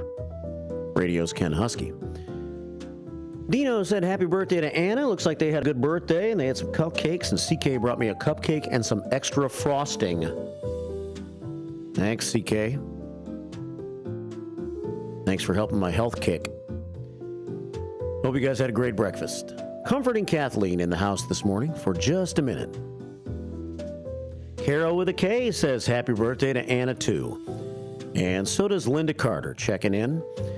Dino checked in earlier and said, let's keep George Rollinson in our thoughts and prayers this morning. He is having a medical procedure, so we do hope George is doing okay today. Keeps fighting, keeps fighting, keeps fighting. And unfortunately, he keeps on having to go back for more procedures. But George is a fighter. 15 prayers from Dino. We've got 88 prayers on our Monday prayer scoreboard. Let's see. Nancy checked in earlier and said Tent City info. What you looking for, Nancy? If there's anything that I haven't shared yet this morning about Tent City that I know, let me know, and we'll try to get the answer if I don't have the answer for you.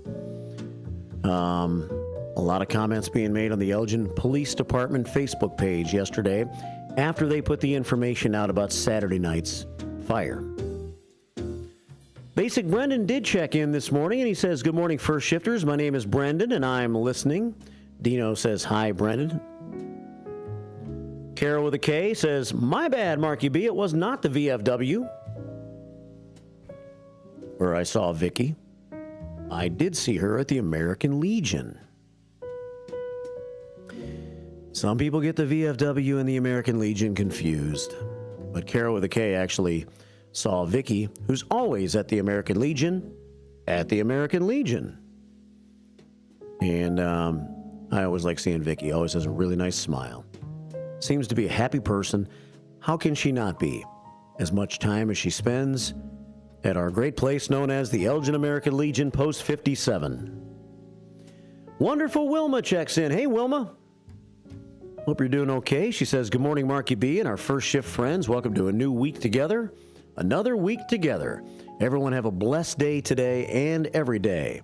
The wonderful one checking in with our 89th prayer on our prayer scoreboard and a couple of smiles and a heart. Dennis D. Not So Young is going to add a pile of prayers to our prayer scoreboard today. Good morning, First Shifters. Have a great day from the Nightmare. On Elm Street, not much longer, but still right now. Dennis and Kim are staying over on Elm Street.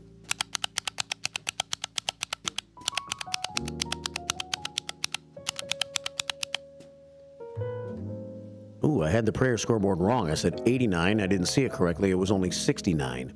So now we're at 94. Thanks to the 25 prayers sent by Dennis D. Not So Young. Todd checks in. First time we've heard from Todd in a while. Todd Squared. He says, who's paying for the cost of putting them at the Lexington? Well, you are, Todd Squared. Well, maybe not you, but the people, I guess, are through tax money to a certain degree, and it's coming out of the city budget. The city of Elgin is allocating, and they're estimating it's going to cost about $400,000 to put 50 people up at $65 a night for 4 months. That equals $390,000. Now, they're in the process of finding the 50 because when they went through Tent City last week, the Elgin Police and the social service organizations, they only talked to about 30 some odd people. And so now we'll see where the other 15 to 20 come from if they do intend to use their full allotment of 50 rooms that have been set aside for the Tent City residents to move into for 4 months. 9:20 here at WRMN AM 1410 and WRMN Radio on YouTube. So up to $2.5 million for cleanup and up to $400,000, I believe, for housing. We're approaching $3 million. Such a shame that you have to use $2.5 million to clean up a site and you can't put that money to better use.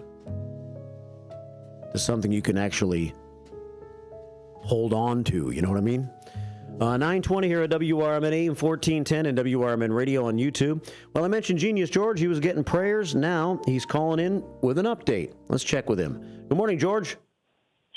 Good morning, Mark. I just wanted to wish Anna a very happy birthday. She's such a special person in my life. I hope she's still listening. I actually called Kathleen, but they had already dispersed. The band had gone their separate ways for the morning. Yeah. But I wanted to wish her a happy birthday. Anna is a very kind person. She's got a big heart, but also she is no one, as you know, Mark, no one to trifle with. No. And I got a very small sample of that. And the best of intentions, Becky Palooza, the night of Becky Palooza, you remember I had a bucket with cash in it, and people were making their contributions. And now it's getting toward the end of the night. I've got to figure out what we have in checks, what we have in cash. And I sat down next to Anna. I'll count the money. She said, okay. That's fine. Yeah. You know, okay, Anna, that's great. Yeah. And I tell you, she was like a machine. She had everything lined up, you know, in perfect symmetrical order and stacks of certain denominations. It was great. So happy birthday to Anna. Happy birthday to Anna, and she's great, and I love her. I love her demeanor and her straightforwardness. That's the German in her. And she is straightforward. Yeah, and it's very funny to listen to and to talk to and to hang out with. So, you feeling okay, George? Yep, I'm on my way. I've got, they call it a surgery. I call it a procedure. It's a 2-hour deal. They've got to cut a little more of this tumor out of my throat, and I'll be in recovery and by 3 o'clock this afternoon. So everything is fine. Everything will be fine. You know, when you have great doctors and great health care, and put myself in their hands and we're good to go. I'm on a chemical vacation, and I'll wake up and be in a better place. There you go. Well, good to hear, George. Good luck with it, and thanks for doing all you do. Yep, and good luck today at Tent City. Yeah, thanks. Should be interesting. Okay. All right, take care. Yeah, talk to you later. Bye. All right, Genius George checking in. 9:23, so he hasn't had the procedure yet, but he's on his way there now. Thanks, everybody, for checking in. Sweet Sandy says prayers for George for a successful procedure and quick recovery.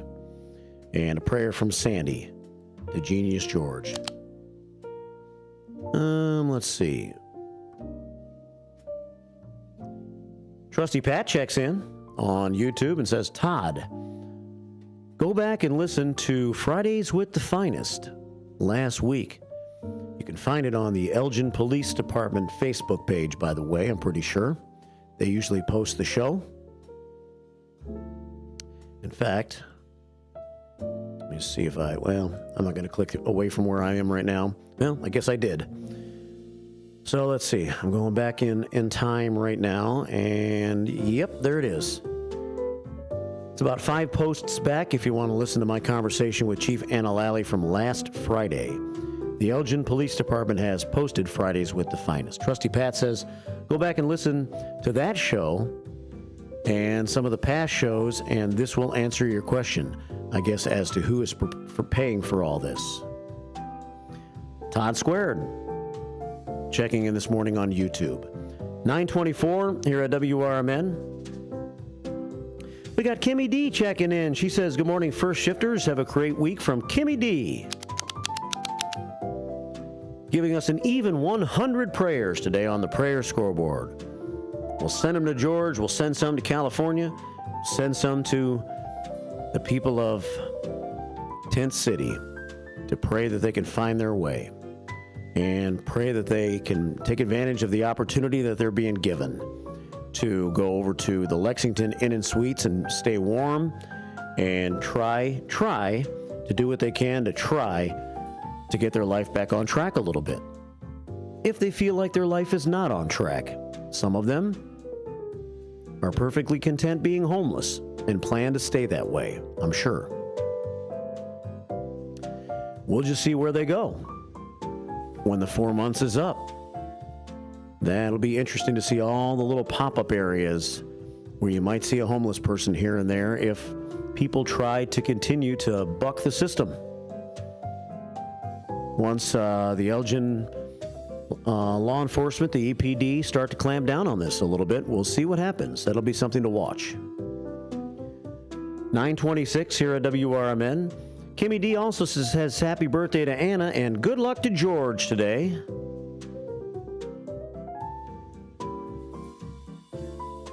And Kimmy D says, go John. She was talking about John Priggy, who continues to make his comments all the time here on the program, and he also gets involved in the Facebook conversation, too, when there is issues that involve the city of Elgin, from his past experiences as a city council person himself, John Priggy.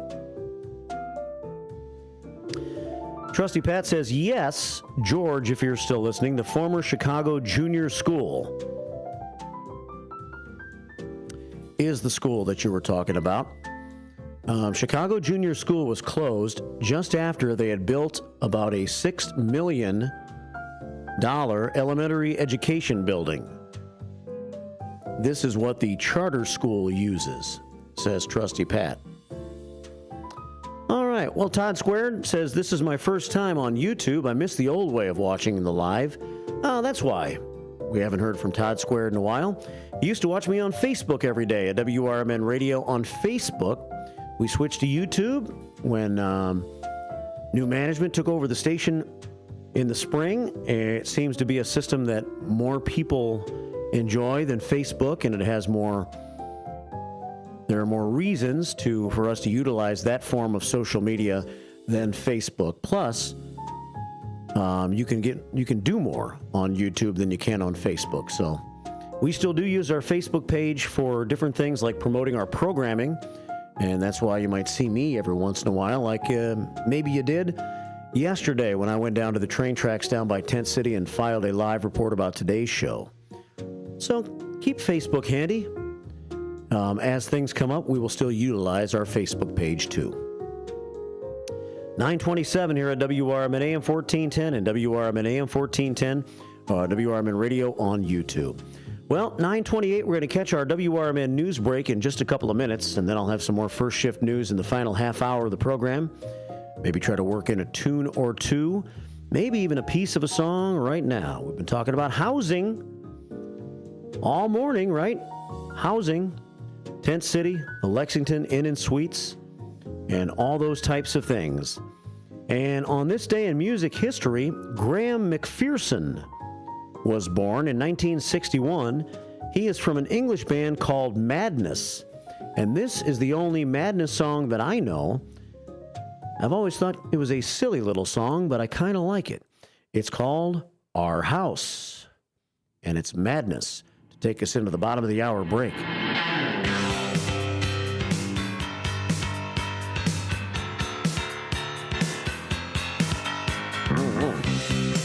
9:28. Thanks for listening to the first shift. Out to lunch comes your way, 10 to 1. Talk time with Tammy from Studio 14, 2 to 4. Apolitical talk show, 4 to 6. Right here on your station, WRMN. Father wears his Sunday best. Mother's tired, she needs a rest. The kids are playing up downstairs. Sister's sighing in her sleep. Brother's got a date to keep, he can't hang around. Our house in the middle of our street. Our house in the middle of our house. It has a crowd. There's always something happening, and it's usually quite loud. Our mum, she's so house proud. Nothing ever slows her down, and a mess is not allowed. Our house in the middle of our street. Our house in the middle of our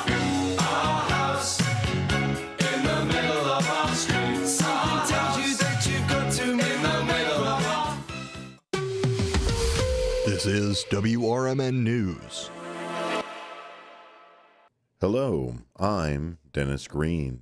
The Midwest and Sunbelt states will see the benefit of a major investment in data centers. President-elect Trump says that Dubai-based luxury developer Damac Properties will invest at least $20 billion in the centers. And also to keep America on the cutting edge of technology and artificial intelligence. He's very big into the data centers, and that's going to be a very hot item in the coming years, as you know, with AI in particular. The first phase of the project will include centers in Illinois, Indiana, Michigan, Ohio, Texas, Arizona, Oklahoma, and Louisiana. California Governor Gavin Newsom is facing a lot of criticism about his handling of the deadly wildfires in the southern part of the state. News Nation's senior political contributor George Will says Newsom's record has produced this enormous flight away from California. California, after the 2030 census, is apt to lose 4, perhaps 5 electoral votes, 5 congressional seats. Nearly 400,000 people in Southern California remain under evacuation orders or warnings as wildfires burn in the area. At least 6 people have died since the fires erupted on Thursday, but officials said more thorough searches are needed for a clearer death toll. For WRMN News, I'm Dennis Green. For more news and analysis, listen to Apolitical Talk Show Monday through Friday beginning at 4. WRMN News, produced in Studio 14 by the River Media Network. This is Larry Jones, and I'd like to talk to you about my bank, American Eagle Bank in South Elgin. Has your bank changed names in the last 10 years? Is your bank another faceless branch with headquarters in another city? Are you tired of earning next to nothing on your savings account or certificates of deposit, or does your personal banker treat you like a stranger?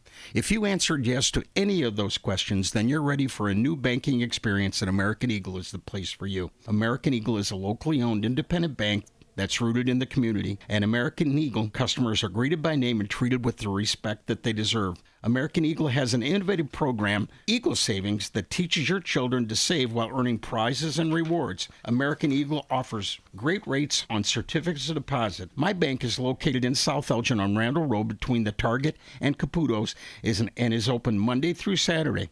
Give them a call at 847-742-7400, and a real person will answer the phone. American Eagle Bank, a place where you matter. This is Sarah Silver with your Fox Valley forecast. Today, sunny with a high near 18, temperatures falling to around 16 in the afternoon. This afternoon, sunny with temperatures falling to around 16. Tonight, partly cloudy with a low around 6. Tomorrow, sunny with a high near 15, temperatures falling to around 13 in the afternoon. Currently, it is 9 degrees and mainly clear. I'm Sarah Silver on the Talk of the Town, WRMN. My doctor told me my cholesterol is borderline, so I took control with Garlic Healthy Cholesterol Formula. Garlic helps maintain healthy cholesterol safely and naturally. It's odor and taste-free, and Garlic is a world leader in garlic potency. I'm taking charge of my cholesterol with Garlic Healthy Cholesterol Formula, cholesterol's natural enemy. These statements have not been evaluated by the FDA. This product is not intended to diagnose, treat, cure, or prevent any disease. The term natural references only the garlic in the product. Use as directed.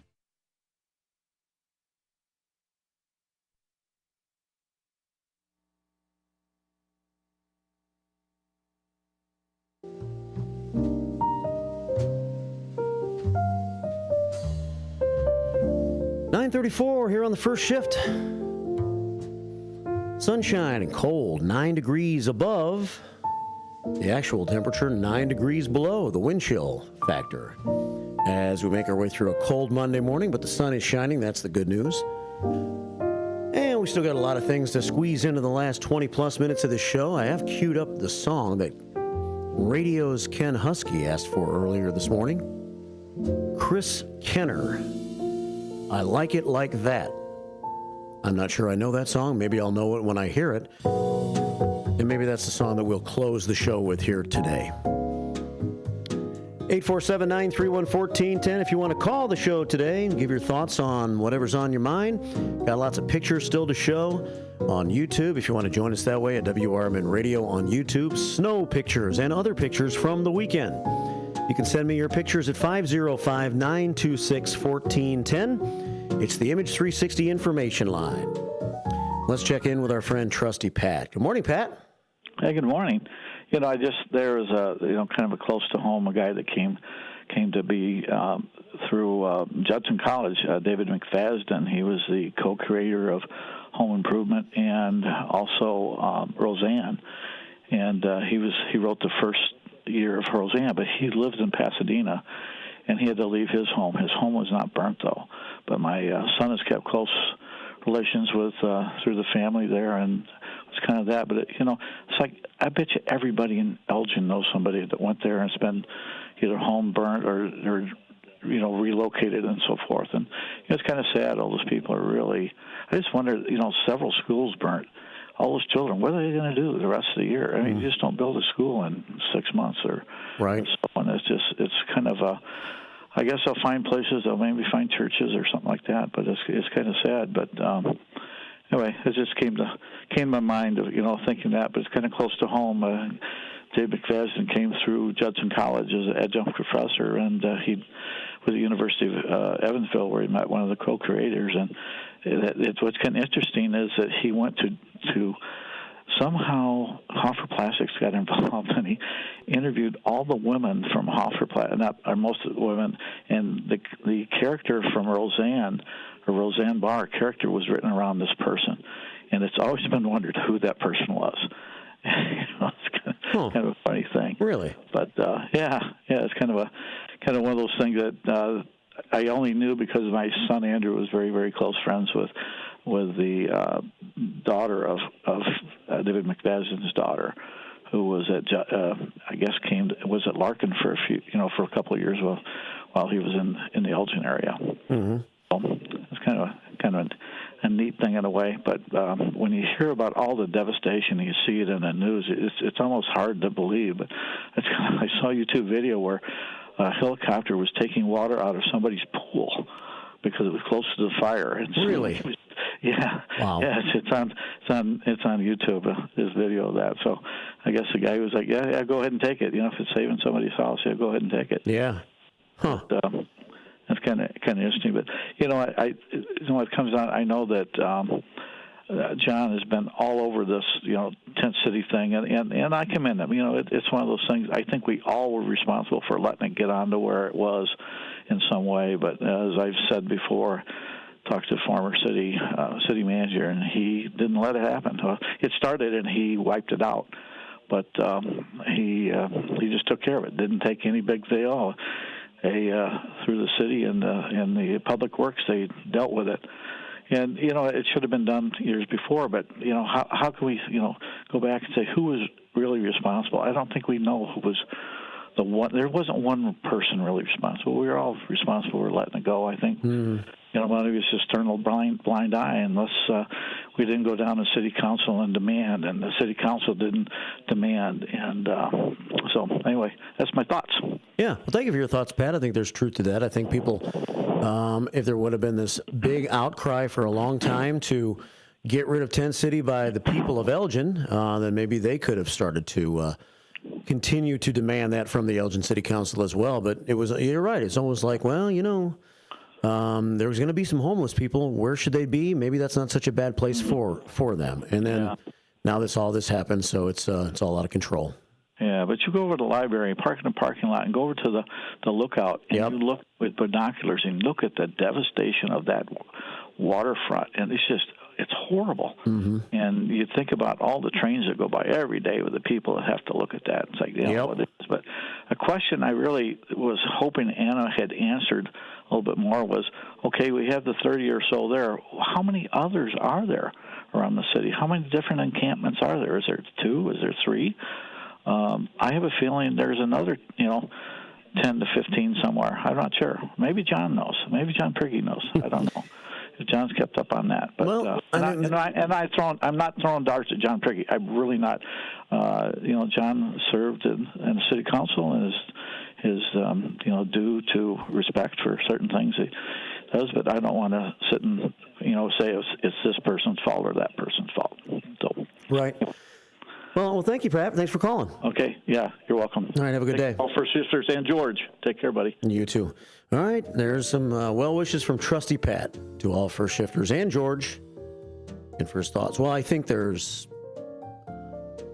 it seems like from the information that I've been able to gather, that maybe there's another one or two much smaller encampments. Tent City 2, Tent City 3.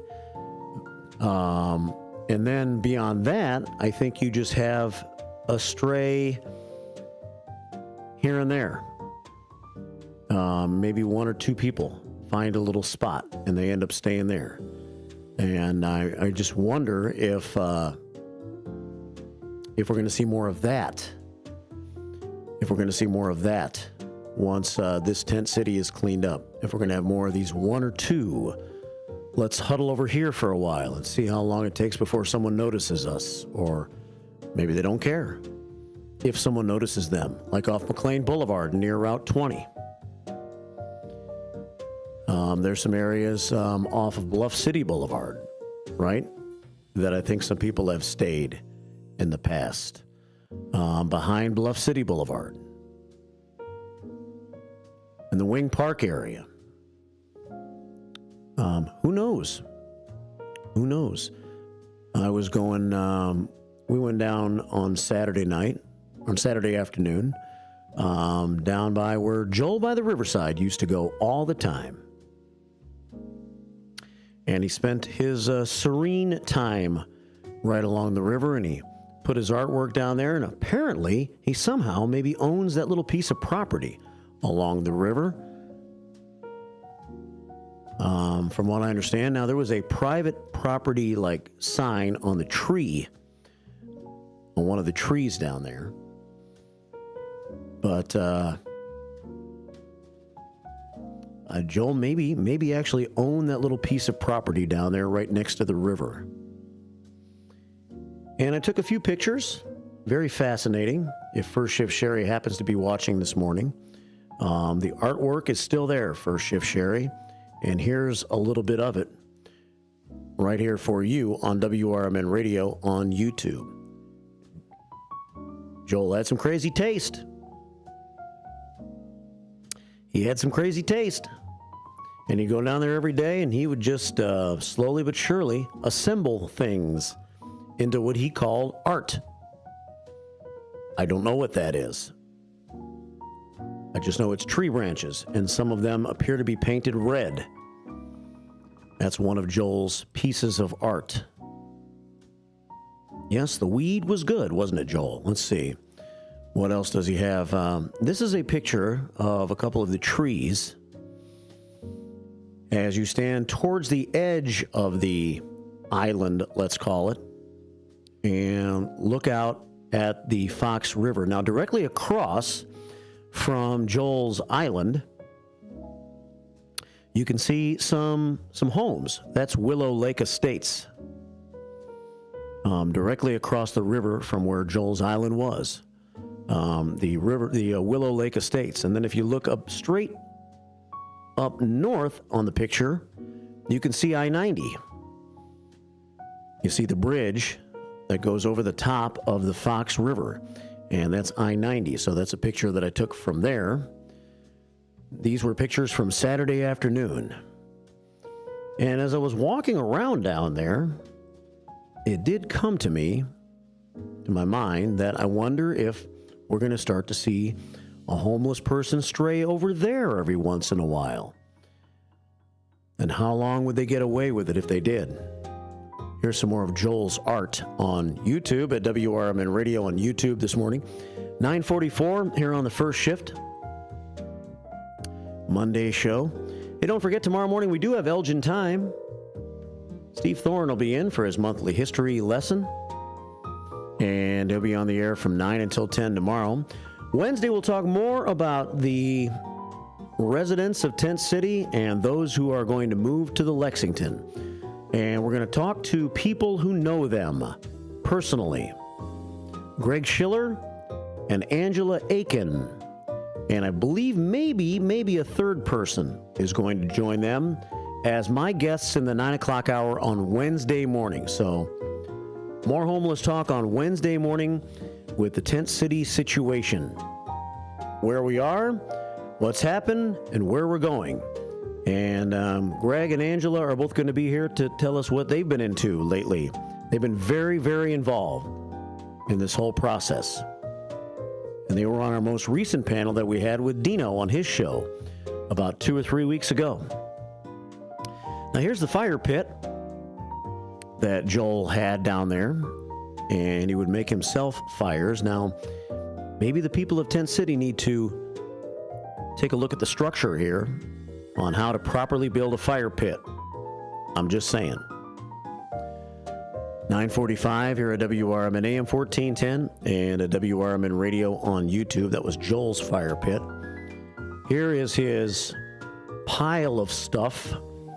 I believe it was some of the wood that he would use to put into the fire. All things from Joel's Island, as I call it, by the riverside that we saw on Saturday. Now here's some art right here, baby. It's a bench that had some snow on it, kind of hard to see.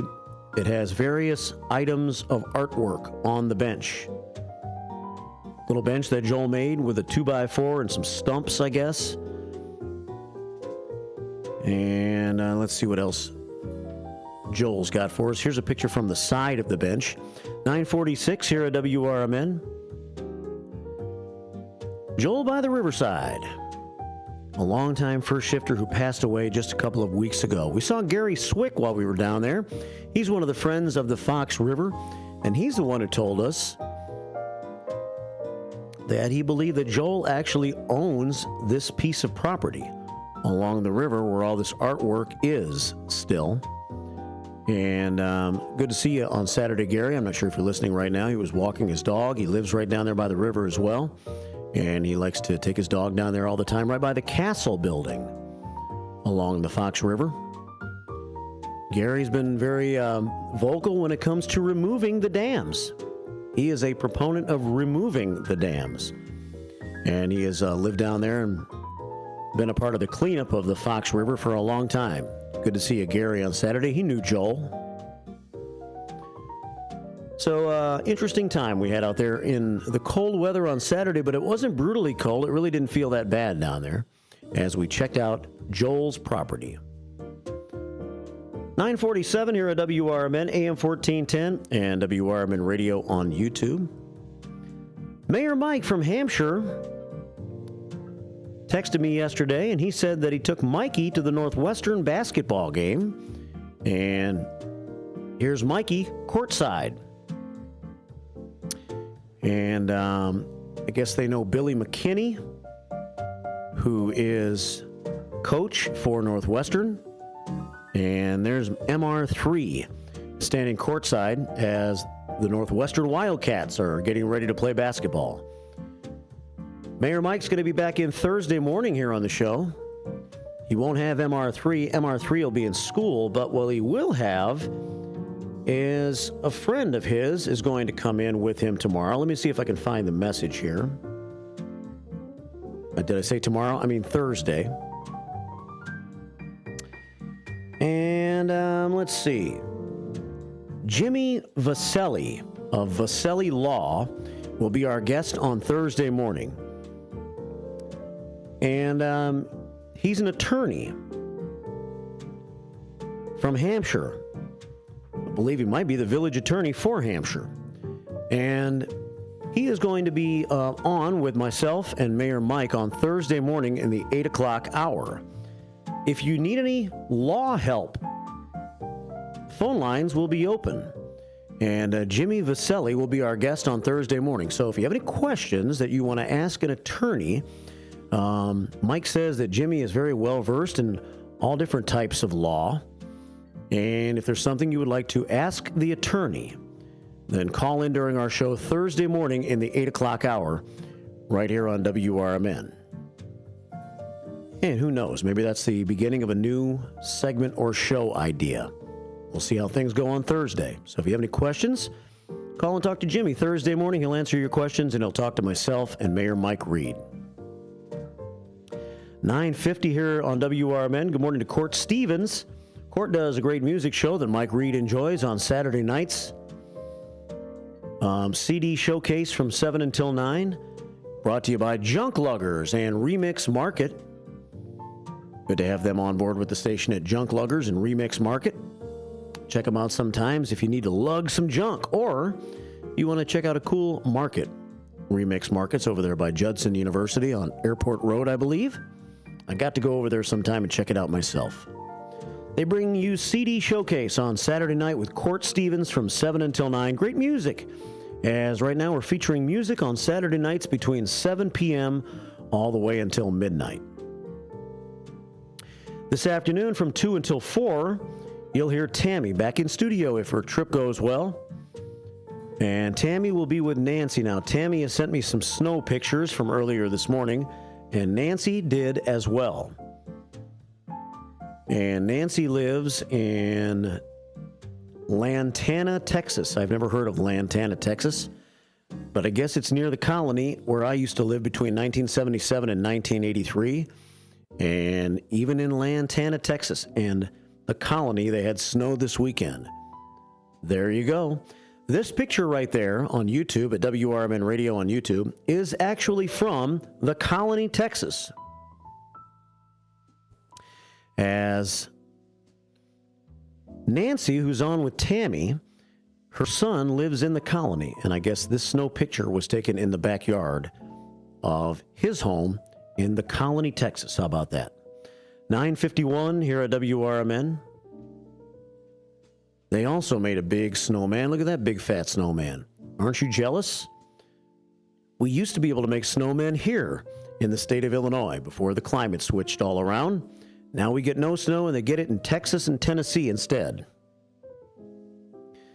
9:52 here at WRMN AM 1410 and WRMN Radio on YouTube.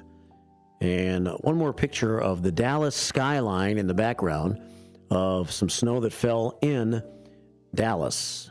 And there you see that. That's a small picture. I can't enlarge that, or maybe I could if I had skills, but I don't have no skills. 9:52 here at WRMN. All right, let's take 2 phone calls as we head down the home stretch here on the first shift today. 847-931-1410. And let's check in with 3 callers, actually. This should take us to the very end. Good morning. Welcome to the first shift. Yeah, good morning, Marky. That property was Joel's.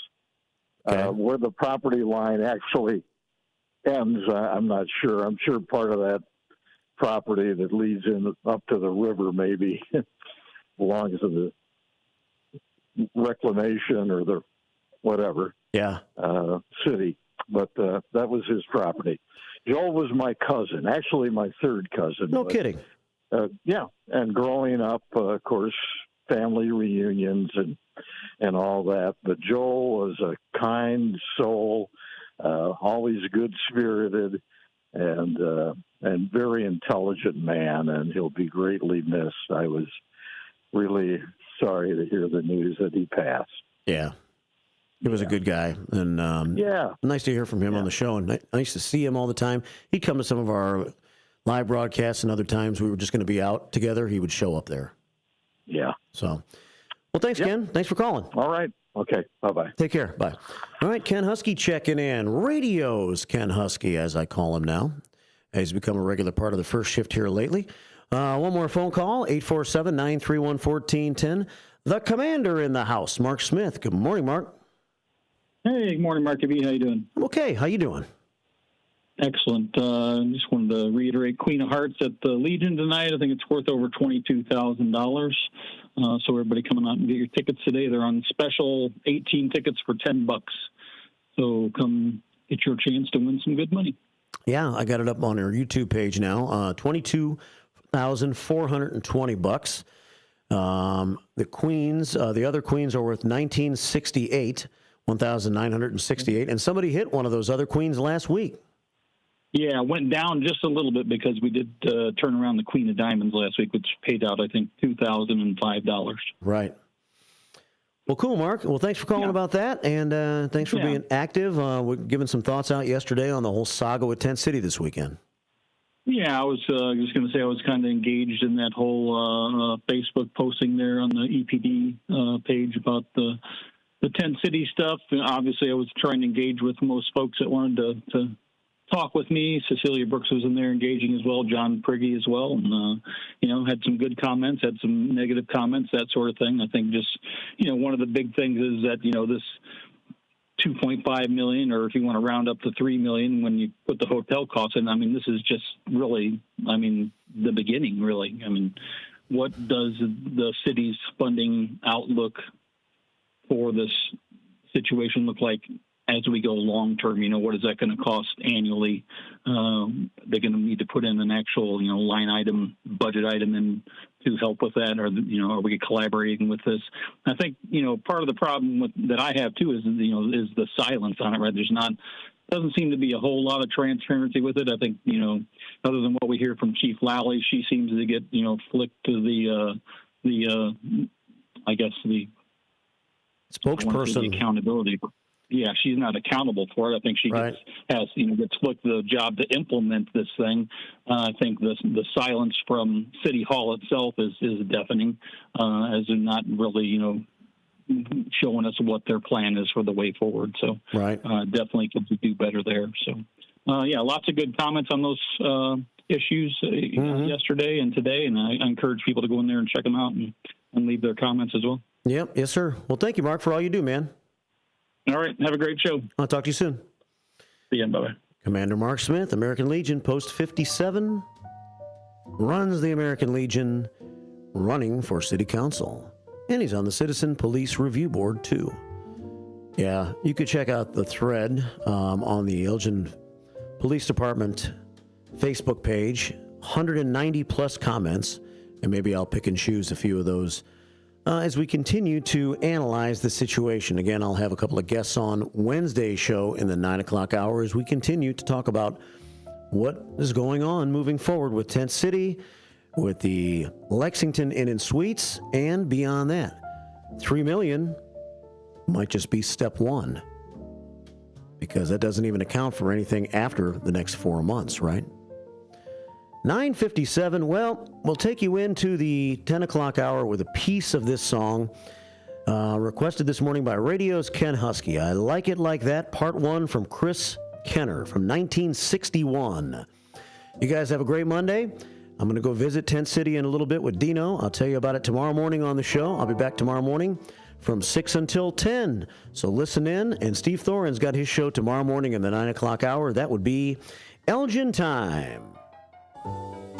Enjoy the sunshine. Stay warm. Come on, let me show you where it's at. Come on, let me show you where it's at. Come on, let me show you where it's at. The name of the place is I Like It Like That. Come on, let me show you where it's at. Come on, let me show you where it's at. Come on, let me show you where it's at. The name of the place I Like It Like That. They got a little place across the track.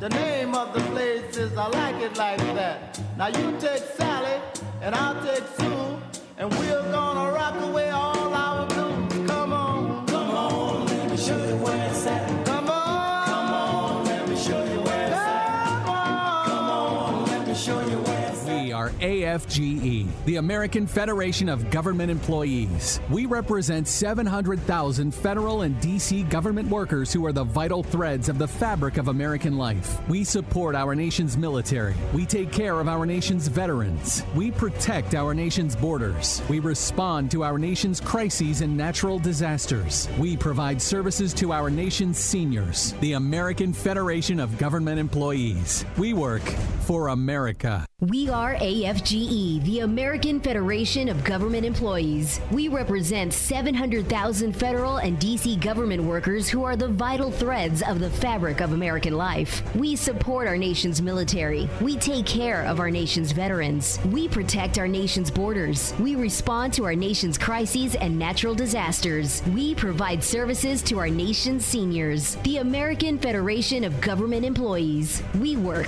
for America. Your hometown radio station since 1949. We are WRMN AM 1410, Elgin time, 10 o'clock. With your 1410 WRMN News Flash, I'm Sean Kernan, brought to you by Progressive. The St. Charles Public Library is set to continue its popular Sunday concert series on January 19th with music of the 70s. The event will feature the talents of vocalist Gavin Coyle, flutist Carlin Lloyd, and pianist John Warfel. They'll be covering hits from iconic artists like Chicago, Elton John, and James Taylor. The Elgin Police Department investigating a shooting incident after a man was admitted to a local hospital with a gunshot wound on January 12th. The wound was reportedly non-life-threatening. The incident remains under active inquiry as detectives determine the exact location of the shooting. Flu cases are surging in Kane County following the holiday season, with emergency room visits spiking worryingly. As per recent data from the Kane County Health Department, nearly 15% of ER consultations were related to flu, COVID-19, or RSV in early January, marking a significant increase from December, where flu cases constituted less than 2% of visits. With your 1410 WRMN News Flash, I'm Sean Kernan. Progressive presents Renter's MVP's Most Valuable Possessions. Today's MVP, Tom Kelly's carbon fiber mountain bike. Because more than riding his carbon fiber mountain bike, Tom loves telling people about his carbon fiber mountain bike. Friends, family, even a local barista knows about his carbon fiber mountain bike. And that's why Tom's carbon fiber mountain bike, if you haven't heard about it, is today's MVP. Keep your most valuable possessions protected by bundling your renters and auto insurance with Progressive. Progressive Casualty Insurance Company affiliates and other insurers not available in all states. That spice is 10 out of 10. Would recommend. Hi, my name is Khadijah, and a little thing I love about the Chick-fil-A Grilled Spicy Deluxe Sandwich is that spicy kick of the chicken. It's just the right amount of heat, and it gets me excited. And then, pro tip, add that cilantro lime sauce. It cools it down. If the sandwich is at 100, the cilantro lime takes it to 200. It makes me want to, tell all my friends and family. Order a Chick-fil-A Grilled Spicy Deluxe Sandwich and a Diet Dr. Pepper on the Chick-fil-A app for a limited time. Real guests paid for their testimonial. From the pages of the Elgin newspapers of 100 years ago today, these are the headlines brought to you by the Elgin History Museum. I'm Nick Freeman, and here's what was happening 100 years ago today. Marked money bait is taken. Joe Stern, Elgin junk dealer, was arrested by Elgin police last night on a larceny charge, accusing him of the theft of $55 from the Elk drugstore. Stern, according to authorities, admitted his guilt and gave a statement. Stern's guilt was established through the use of marked money.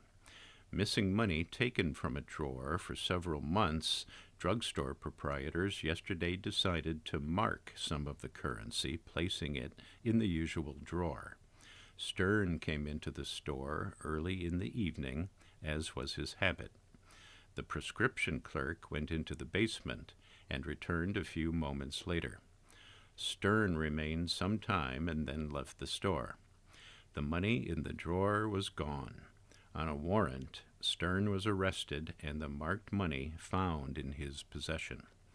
He broke down completely, pleading to be given a chance to make the loss good and maintaining his innocence to theft of other money from the drugstore. Police Magistrate George R. Thompson released him under $2,000 bond, setting the hearing for tomorrow. Elgin 100 Years Ago is a presentation of the Elgin History Museum. Be sure to visit the museum located at 360 Park Street in Elgin, open Wednesday through Saturdays 11 to 4. You can also listen to Elgin 100 Years Ago at www.elginhistory.org. This is Sarah Silver with your Fox Valley forecast. Today, sunny with a high near 18, temperatures falling to around 16 in the afternoon. This afternoon, sunny with temperatures falling to around 16. Tonight, partly cloudy with a low around 6. Tomorrow, Sunny with a high near 15. Temperatures falling to around 13 in the afternoon. Currently, it is 9 degrees and mainly clear. I'm Sarah Silver on the Talk of the Town, WRMN. My doctor told me my cholesterol is borderline, so I took control with Garlic Healthy Cholesterol Formula. Garlic helps maintain healthy cholesterol safely and naturally. It's odor and taste-free, and Garlic is a world leader in garlic potency. I'm taking charge of my cholesterol with Garlic Healthy Cholesterol Formula, cholesterol's natural enemy. These statements have not been evaluated by the FDA. This product is not intended to diagnose, treat, cure, or prevent any disease. The term natural references only the garlic in the product. Businesses come in all shapes and sizes. Integrity doesn't. For more than a century, the Better Business Bureau has set the standards for how businesses should operate honestly and ethically. So when you're looking for a business you can trust, check to see who's BBB accredited and who isn't. Always choose the Better Business. Look for the BBB seal because it's looking out for you. That's why it's the sign of a better business. And find a better business anytime at bbb.org. Retirement can be scary, but only if you're not prepared. That's why AARP created thisispretirement.org. Because unless you've already retired, you're in pretirement, and you still have time to plan. Learn about retirement savings options, potential tax breaks, and how you can build savings over time. Visit thisispretirement.org for free resources to help you customize your action plan and feel the retirement fear disappear. Brought to you by AARP and the Ad Council.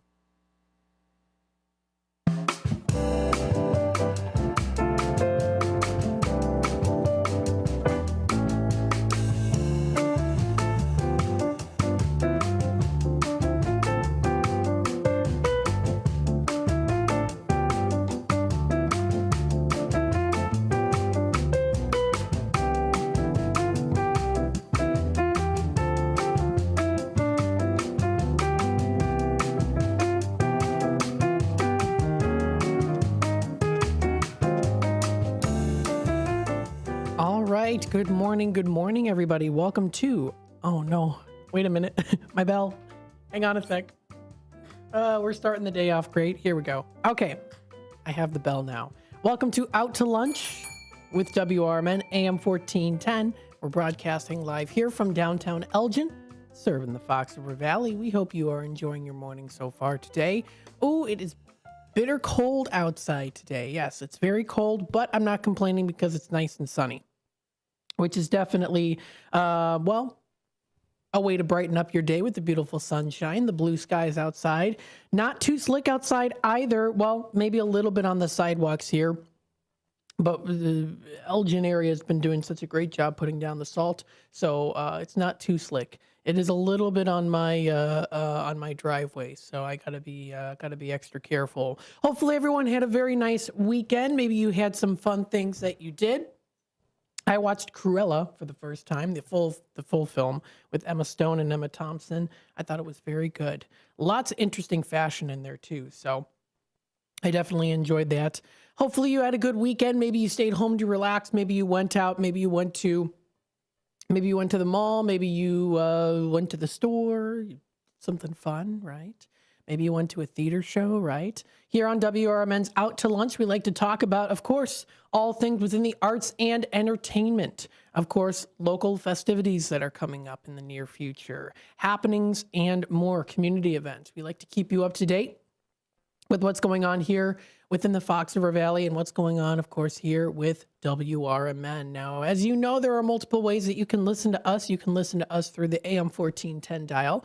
We also do have an app that you can download, WRMN 1410 Radio on the App Store.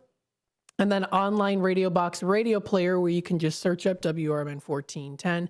And that app is specifically for Samsung users or Android users that you can find on the Google Play Store. You can also go to our website and check out WRMN1410.com. You can view, of course, our button that does say that you can click here to listen live, and you can listen to us directly through our website. And, of course, you can also follow us on Facebook as well, too, facebook.com at WRMN1410 Radio. And then we are also on YouTube. Yes, on YouTube. I know we had Todd here in the comments. First time here on YouTube. I missed the old way of watching the live. Yeah, that used to be live on Facebook. Live on Facebook. He used to say that, and for a while, once we since new management, we kind of had to get used to saying on YouTube instead of on Facebook, because for a while we were saying on Facebook. But yes, we are on youtube.com at WRMN Radio. We hope you're enjoying your morning so far. Let's take a look at the temperatures and weather that we're going to be seeing for this week. It is going to look like those temperatures are going to rise. And they're going to rise quite drastically from Wednesday to Thursday, as we're going to be seeing here. So for today, we do see only a high of 19. It is very chilly outside today. We do see almost about a 20% chance of snow for tonight with a few clouds. So it's a good deal of sunshine today like we're seeing right now. Again, the high is going to be about 19 degrees. Currently, right now, when I woke up this morning and was on my way to work, it was 2 degrees outside. So it was very chilly, of course. Right now, it's at 11 degrees. So it has gone up. It's going to be a high of 19, low of 8 degrees for later tonight. We head on into Tuesday tomorrow. We see here for the 14th, it's going to be a high of only about 16 degrees, but it is going to be mostly sunny. Winds about 10 to 20 miles per hour. So we could see a little bit more heavier wind speeds there, but not too bad. We are seeing a low of about 5 degrees for Tuesday night. Clear. So it's going to be a very chilly day today and also tomorrow. Once we head on into Wednesday, it's still going to be quite chilly out there, generally sunny. We do see a high of 24, so we are starting to slowly see those temperatures rise. We do see only a low of about 17. I say only a low of 17 just because in the previous nights and for tonight and tomorrow, it's going to be almost like 0 degrees. So we're seeing it go up a little bit with the low there. So a low of about 17 degrees, still pretty chilly, partly cloudy skies in the evening. That's what we're going to be seeing for Wednesday night. Now, when we head on into Thursday, Thursday is predicted to be partly to mostly cloudy. We are going to be seeing, though, a high of 40 degrees with wind speeds 10 to 20 miles per hour. So it is definitely going to be warming up a little bit here come Thursday. Thursday night, we do see a low of 25 degrees with a few clouds, wind speeds 10 to 15 miles per hour. Then we head on into Friday. Friday, we're almost hitting 50 degrees, partly cloudy skies, which means we will be getting some sunshine. And it is going to be a high of 46 degrees. High of 46 come Friday. Great way to end the week, to start off the weekend. But then we see those temperatures drop pretty drastically after that. So Friday is a day definitely to go out and enjoy yourself. High of 46 and a low of 26 degrees coming up for Friday night with cloudy skies. About a 25% chance of rain that we're going to be seeing for Friday night. Heading on into Saturday, we see a high of 30 degrees, mainly cloudy, high of about 30 with mostly cloudy skies for Saturday night, a low of about 11 degrees or so. So that'll be coming up for this coming Saturday. Into Sunday, we do see a high of only about 16. Again, this is where we're going to start to see those temperatures drop. That is going to be Sunday the 19th. Mostly cloudy skies early and then partly cloudy in the afternoon. So we are going to be seeing it kind of clear up a little bit. Those temperatures, again, dropping to a negative 1 degree low for Sunday night. And then we head on into next Monday, the 20th, and we're only going to be seeing a high of about 7 degrees, although it's supposed to be sunshine. And then we do see mostly clear skies for Monday night. That is going to be next Monday, a week from today, and it's going to be -1. So again, those temperatures are going to be rising. They start off a little bit rising slowly, then up into the 40s and close to 50s, down to 30s, the teens, and the single digits. That's what we're going to be seeing. And then for the prediction as of right now, according to weather.com, we're going to be seeing into Monday the 27th. If you go all the way down through there, it's going to be like in the teens and 20s. So again, the warmest day is going to be this Friday. So this Friday is going to be a very nice day outside. Again, a high of about 46 with it being partly cloudy, which means we are going to be getting some sunshine. So that should be pretty nice. Taking a look here, we like to, of course, give you a nice inspirational story to start off the morning here with sunnyskies.com, or start off the later part of the morning as we get closer into the afternoon as we take you out to lunch. This is posted by an anonymous user on sunnyskies.com under inspirational stories, titled The most heartwarming random act of kindness I've witnessed at work. So this user writes here, quote, "This happened years ago, but it still warms my heart. I'm a bartender at a restaurant, and a lady comes in by herself and is having a drink before her meal. She says she wants to pay for a specific drink, but doesn't want me to make it for her. She had me add a dirty Grey Goose martini with blue cheese olives to her tab. She then told me that this was her first time in without her husband, who had passed away, and that was his favorite drink. Whoever was the next person to come in and order that, it was on her." Now, fast forward to a couple of hours, a group of ladies coming together. One of them orders a Grey Goose dirty martini with blue cheese olives. I tell her it's been paid for and why. She tears up a bit, and one of her friends says that she, in parentheses, the lady who got the free drink, has also recently lost her husband. They all thought it was meant to be, and it gave us all goosebumps. Needless to say, we were all tearing up. Oh my goodness, wow. I mean, a sad story, of course, that those two women did lose their husbands, but also very, very interesting that the two, both of them had ordered that drink, the Grey Goose dirty martini with blue cheese olives. So a nice little story there, a heartwarming story to start off your morning here today, or closer into the afternoon as we take you out to lunch. That was from sunnyskies.com, sunnyskies.com. The time is 10:15. We are going to take a quick time out, and we'll be back with more Out to Lunch with WRMN AM 1410 here in just a bit. So, of course, stay tuned. When we come back, we'll go through some local news. I'll also talk about kind of just little general pockets of information here on the upcoming week here for the show. We do have a couple interviews lined up here, so I'm looking forward to it, and I think you will too. So stay tuned for that. You're listening to WRMN AM 1410. This is Matt McNeil taking you out to lunch, and we'll be back with more in just a bit. If your idea of therapy involves a fishing rod, a tree stand, or a campfire, then you need American Outdoors Radio. Host John Cruz speaks your language, whether it's about the best lures, tracking game, or that one buddy who always forgets to bring the beer. John's got the tips to sharpen your aim, the hacks to pack lighter, and the stories to keep you entertained.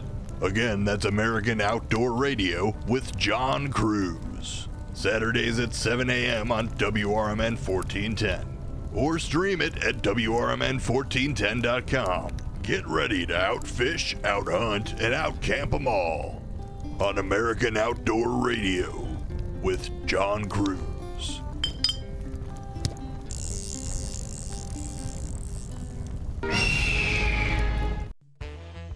Bender Dental Care, located at 217 North McLean Boulevard in Elgin. Bender Dental wants everyone to be informed, appreciated, and cared for at all times. To prove it, they now offer a new patient exam for just $29. That includes consult, x-ray, exam, and cleaning. Let Bender Dental help you have healthy teeth and gums for a lifetime. Located at 217 North McLean Boulevard in Elgin. Visit BenderDentalCare.com. In the middle of the night, everything will be all right if you listen to Coast to Coast right here on WRMN 7 days a week from midnight to 5 a.m. Each night on Coast to Coast, listeners are captivated by George Newry with discussions on news and current events, conspiracy theories, UFOs, life after death, and all things curious and unexplained. Whether you're working third shift or you're just a night owl, catch the most listened to overnight talk radio program in North America, Coast to Coast, every night, midnight to 5 a.m. right here on WRMN AM 1410 and 96.7 FM. This is the Chef of Love, Chef Gennard, TV host and restaurateur. My grandparents harvested their land to sell food and share this overflowing bounty with our community. Grandma said, for every yam we pick, we give one away. In the world they cultivated, I love preparing and eating dinner with my family on Sundays. When our resources changed, food assistance programs sustained us.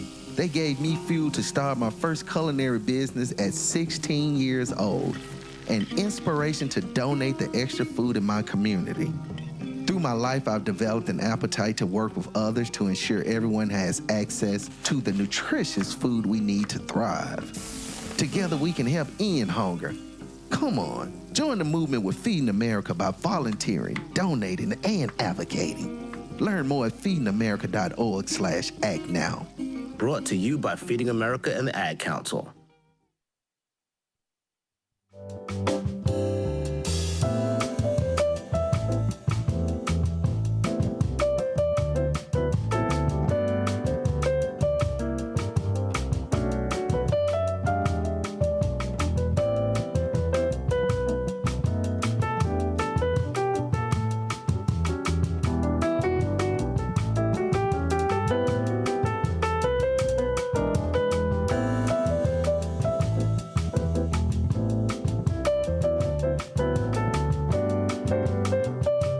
All right, welcome back, folks, to Out to Lunch with WRMN AM 1410, Voice of the Valley, Talk of the Town, broadcasting live here from downtown Elgin, serving the Fox River Valley. We hope you're enjoying your morning so far here today.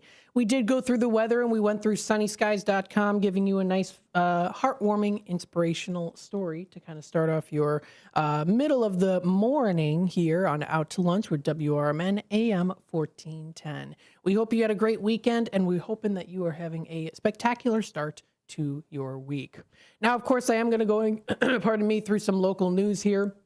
For those of you who don't know, I'm sure many, of course, I'm sure pretty much everyone who listens to WRMN or is within the Elgin area knows about, of course, the third fire that happened, unfortunately, again at Tent City. It's very unfortunate that it had to happen again, that the other fire broke out. It was late Saturday night that the homeless encampment along the Fox River here in Elgin engulfed multiple structures, but didn't cause any reported injuries, authorities said, so that is good. Elgin police said the Elgin Fire Department responded to the fire at Tent City encampment near State and Kimball Street at approximately 10:46 p.m. Firefighters arrived to find 4 to 5 structures and an approximately 1,000 square foot area fully engulfed in flames. Again, the third blaze to break out. It's been since early December, so was that 5 weeks? About 5 weeks. Oh my goodness. So the fires, of course, have prompted, again, Elgin to launch the $2.5 million plan to offer residents of the encampment rooms for $65 a night at the Lexington Inn and Suites for 4 months, as we know. So fingers crossed, of course, that it does work out. And, of course, hopefully another fire does not break out. That we definitely don't need that. So. In other news here as well, I found this news story here. This was in Woodstock, Illinois. There were 3 children and 2 adults that were injured in a Woodstock, Illinois crash. This is covered by Adam Harrington of CBS News Chicago. So 5 people, including 3 children, were taken to the hospital after a crash in the northwest suburbs of Woodstock that happened over the weekend. This was on Saturday at 9:51 p.m. The Woodstock Fire/Rescue District was called for a crash at Tryon and Calhoun Streets. Crews found that there had been a broadside crash involving a white minivan and a silver sports utility vehicle, both of which had sustained moderate damage, the district said. 2 women and a baby were in the minivan. They were all taken to the Northwestern Medicine Huntley Hospital with minor injuries, the district said. 4 juveniles were in the SUV, the silver SUV. 2 were taken to the same hospital, and then 2 more were released at the scene, and the investigation is still going on. So the Woodstock Police Department is investigating the crash. Was investigating the crash Sunday night. That was Sunday night. So that was recently posted here on local news. This was yesterday night at 7:46 p.m. That was CBS News Chicago. Some other news here as well, too. There was a man that was critically injured in a crash in Joliet, Illinois. Driver who hits the car actually ended up escaping.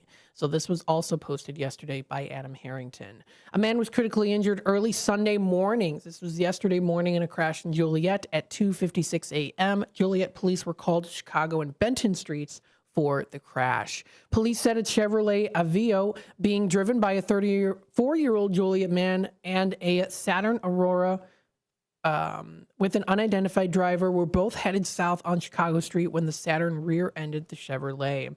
The Chevy rolled over near the southwest corner of the intersection.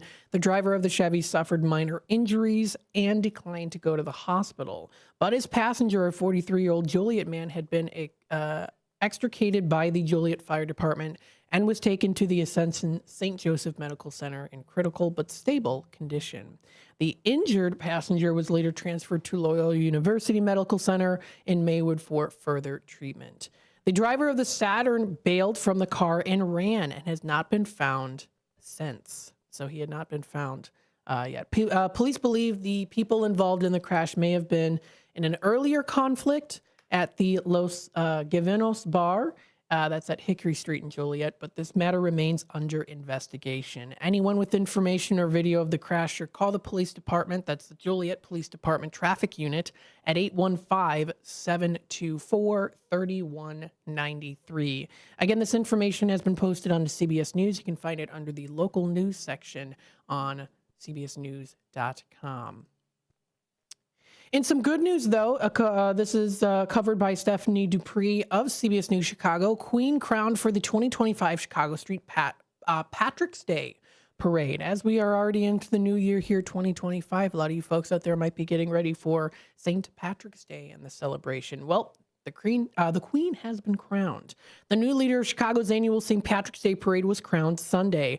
Kara Walsh was crowned this year's Queen during a contest Sunday afternoon at the local 130 Plumbers Hall at 150 West Washington Boulevard on the near west side. The Chicago Journeyman Plumbers Local Union 130 oversees the green dyeing of the Chicago River for St. Patrick's Day. The St. Patrick's Day Parade Queen title comes with some responsibilities too.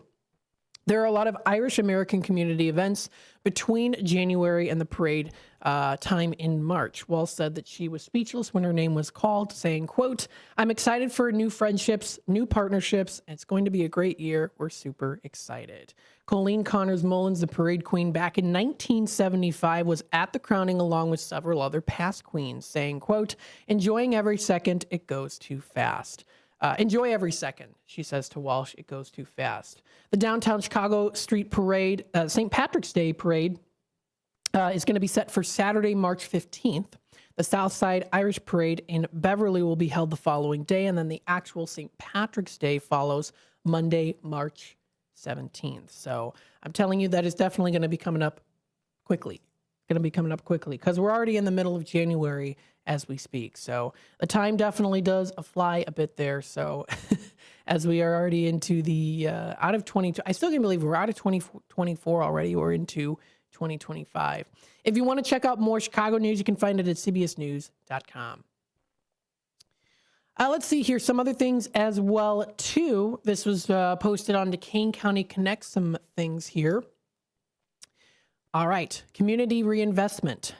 Grand Victoria Riverboat Fund applications are now available. And this is posted by the KaneCountyConnects.com, the Kane County Connects staff.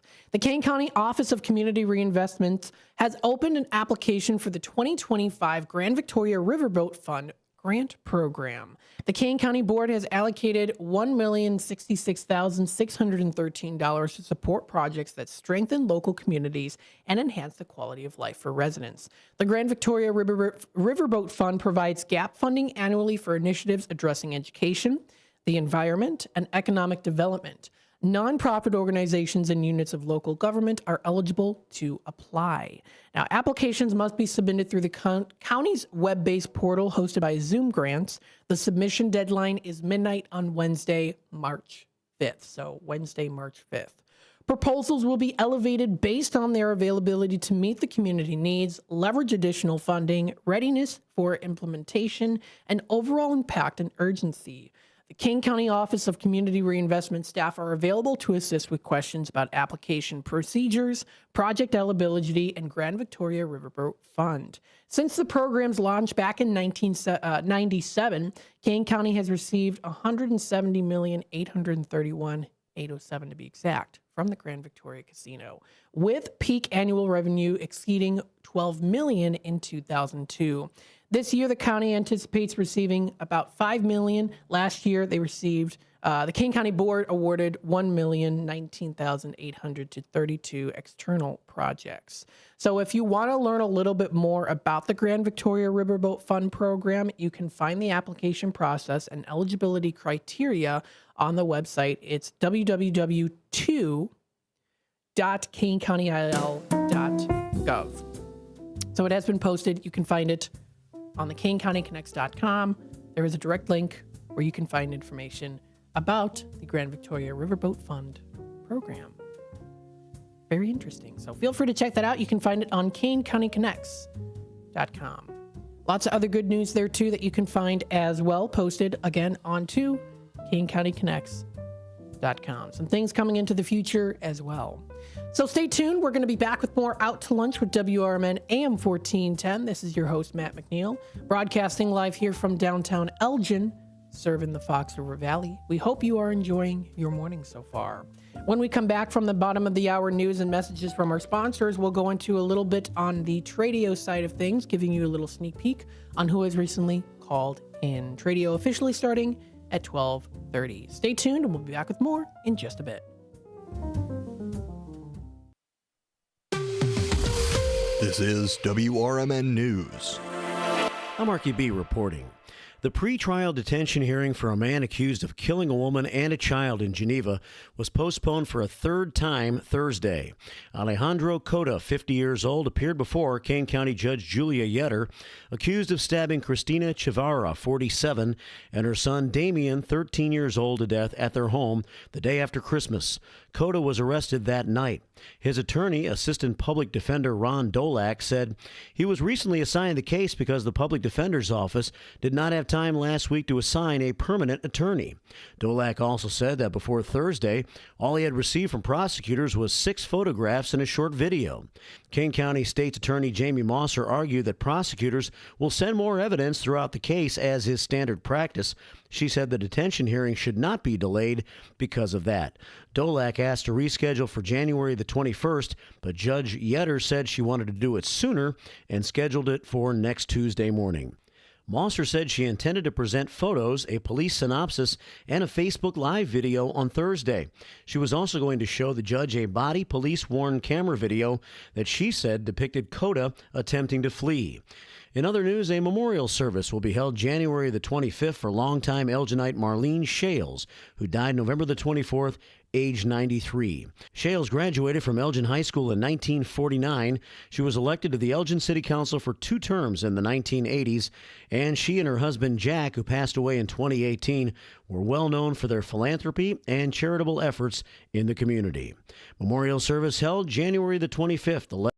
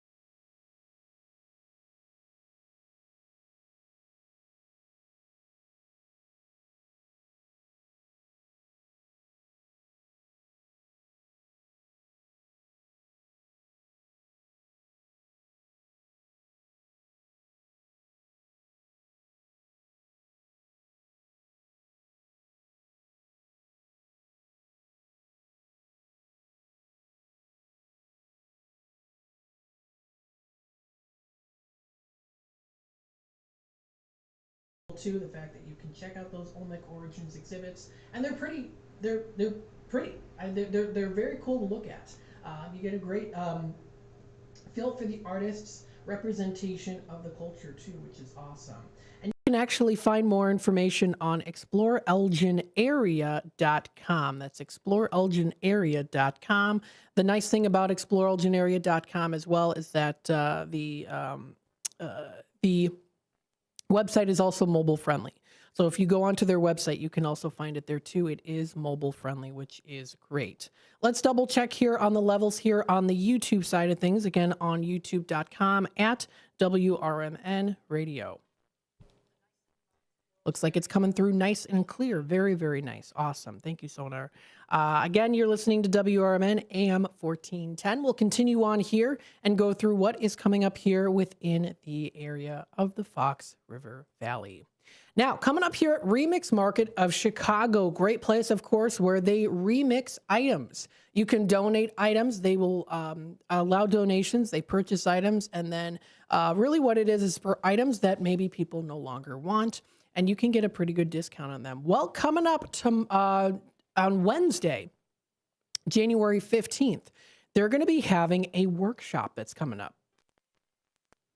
So let's take a look at this workshop here. So taking a look at this workshop, it does look like it's called Learning How to Refinish and Paint with Color. So let's talk a little bit about this here, and we'll see what's going to be, what will come of this. So this is called the New Future Painting Workshop. This is coming up January 15th from 7 to 9 p.m. This is where you can learn how to refinish and paint with color. Come along and learn techniques on how to prepare, paint, and repurpose furniture. As it is, of course, Remix Market. You get to remix it, redesign it, resell it as a way to, you know, bring it back to life, to repurpose the item, or to also just collect it too. You can find a lot of great collectible items there. So again, this is going to be a way for you to paint and repurpose furniture. You can email them with questions at info@remixmarketchicago.com. That's info@remixmarketchicago.com for more information. So feel free to check that out. That has been posted onto the What's Happening in Elgin page,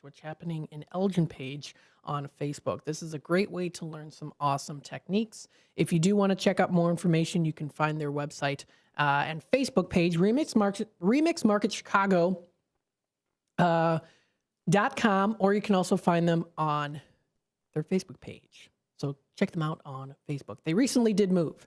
So they're on Airport Road, Northeast Elgin. So if you want to check that out, they have that posted there. So they've got some really cool items that you can check out, and you can find all of it posted on their Facebook. That is on their Facebook page. Get a little sneak peek on some great items that they have to offer. One of them here looks absolutely phenomenal. Hurricane blue floral and white table lamp. Looks really, really cool. And you can get some good stuff for good prices as well, too. So highly recommend checking them out. You can find more posted onto their Facebook page. That is Remix Market Chicago. The Village of South Elgin recently posted here about mobile markets. In collaboration with Elgin Township, EPEL, U46, and other community organizations, mobile markets will provide nutritious foods for families at Old Sherman Hospital parking lot and Buena Vista Apartments twice a month. They're going to be having this. This is a drive-through distribution, and all are welcome. So the next one will be coming up here tomorrow, Tuesday, January 14th, from 4 to 5:30 p.m. If you want to check it out, it is the mobile markets distributing free and fresh groceries to families in need. No ID, no proof of income, or referral is needed. So if you do want to take a look at that calendar, you can find it on the Village of South Elgin's government organizational page on Facebook. They posted it about 2 hours ago there. The schedule goes all the way through till the last day of June 24th. So what's going on for the 2025 schedule? Again, all are welcome. So they have it Tuesday, January 14th and 28th. And it goes from the Old Sherman parking lot to the Buena Vista Apartments. So coming up tomorrow at the Old Sherman parking lot, you can find it from 4 to 5:30 p.m. is where that's going to be. Now, if you would like to volunteer for this project, you can visit their website at solvehungertoday.org/volunteer. Search for Elgin Mobile. That's all you have to do to partake in this. This is a great opportunity for those who do need groceries. So that's going to be coming up there tomorrow and also January 28th. Again, that entire schedule can be found on their Facebook page. That's the Village of South Elgin, located on the Fox River in northern Illinois. Great place to live, work, and play. The time is approaching 12:30 here pretty soon, so we are going to take a quick time out. When we come back, we will officially be in our radio segment. That'll be the time to call into the show, 847-931-1410. Utilize the text line, 505-926-1410, to let us know what you're looking to purchase, what you're looking to sell, trade, or announce to the Fox River Valley. If it's got to go, you can post it on Tradio. Stay tuned for more. We'll be back with more Out to Lunch with WRMN. After that, we'll continue on and go through some other things that are going to be coming up here in the near area within the Fox River Valley. Stay tuned, and we'll be back. With your 1410 WRMN Newsflash, I'm Sean Kernan. Brought to you by Progressive. The Elgin Fire Department tackled the blaze at Tent City, the homeless encampment near State and Kimball Streets late Saturday night. Responding around 10:46 p.m., crews discovered multiple structures covering roughly 1,000 square feet engulfed in flames. By midnight, the firefighters had successfully extinguished the blaze. No injuries have been reported. The Elgin Heritage Commission is now seeking nominations for the prestigious 2025 Mayor's Awards for Historic Preservation. This initiative celebrates individuals dedicated to safeguarding Elgin's rich historical history. Community members are encouraged to nominate deserving candidates by February 21st. The Naperville Park District has announced that they are now taking rental applications for the park pavilions and picnic areas for the period of April 1st through May 31st. The opportunity is currently open to residents, with non-residents being able to apply starting on January 16th at 8:30 a.m. With your 1410 WRMN Newsflash, I'm Sean Kernan. Progressive presents Renter's MVP's Most Valuable Possessions. Today's MVP, Tom Kelly's carbon fiber mountain bike. Because more than riding his carbon fiber mountain bike, Tom loves telling people about his carbon fiber mountain bike. Friends, family, even a local barista knows about his carbon fiber mountain bike. And that's why Tom's carbon fiber mountain bike, if you haven't heard about it, is today's MVP. Keep your most valuable possessions protected by bundling your renters and auto insurance with Progressive. Progressive Casualty Insurance Company affiliates and other insurers not available in all states. That spice is 10 out of 10. Would recommend. Hi, my name is Khadijah, and a little thing I love about the Chick-fil-A Grilled Spicy Deluxe Sandwich is that spicy kick of the chicken. It's just the right amount of heat, and it gets me excited. And then, pro tip, add that cilantro lime sauce. It cools it down. If the sandwich is at 100, the cilantro lime takes it to 200. It makes me want to, tell all my friends and family. Order a Chick-fil-A Grilled Spicy Deluxe Sandwich and a Diet Dr. Pepper on the Chick-fil-A app for a limited time. Real guests paid for their testimonial. At School of Rock, we've got something for everyone. We're located at 353 South Randall Road in Elgin, Illinois. For teens 12 to 18, our performance program prepares students for live shows at real rock venues. For ages 8 to 12, Rock 101 helps young musicians start their journey with private lessons and group rehearsals. Our rookies aged 6 to 7 explore instruments through fun games, while Little Wing, ages 4 to 5, introduces preschoolers to the basics of rock and roll music. And for adults 18 plus, we've got an exciting adult performance program for all skill levels, from beginners to experienced musicians. Visit the website at elgin.schoolofrock.com to sign up for a free trial. We start pre-enrollments in January, targeting a mid-February open. Unleash your inner rock star. Join us at School of Rock and let's make some noise.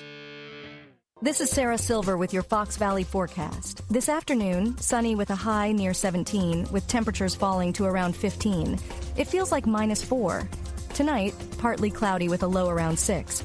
It feels like -8. Tomorrow, sunny with a high near 15, with temperatures falling to around 13. It feels like -10. Currently, it is 15 degrees with clear skies. I'm Sarah Silver on the Talk of the Town, WRMN. My doctor told me my cholesterol is borderline, so I took control with Garlic Healthy Cholesterol Formula. Garlic helps maintain healthy cholesterol safely and naturally. It's odor and taste-free, and Garlic is a world leader in garlic potency. I'm taking charge of my cholesterol with Garlic Healthy Cholesterol Formula, cholesterol's natural enemy. These statements have not been evaluated by the FDA. This product is not intended to diagnose, treat, cure, or prevent any disease. The term natural references only the garlic in the product. Use as directed.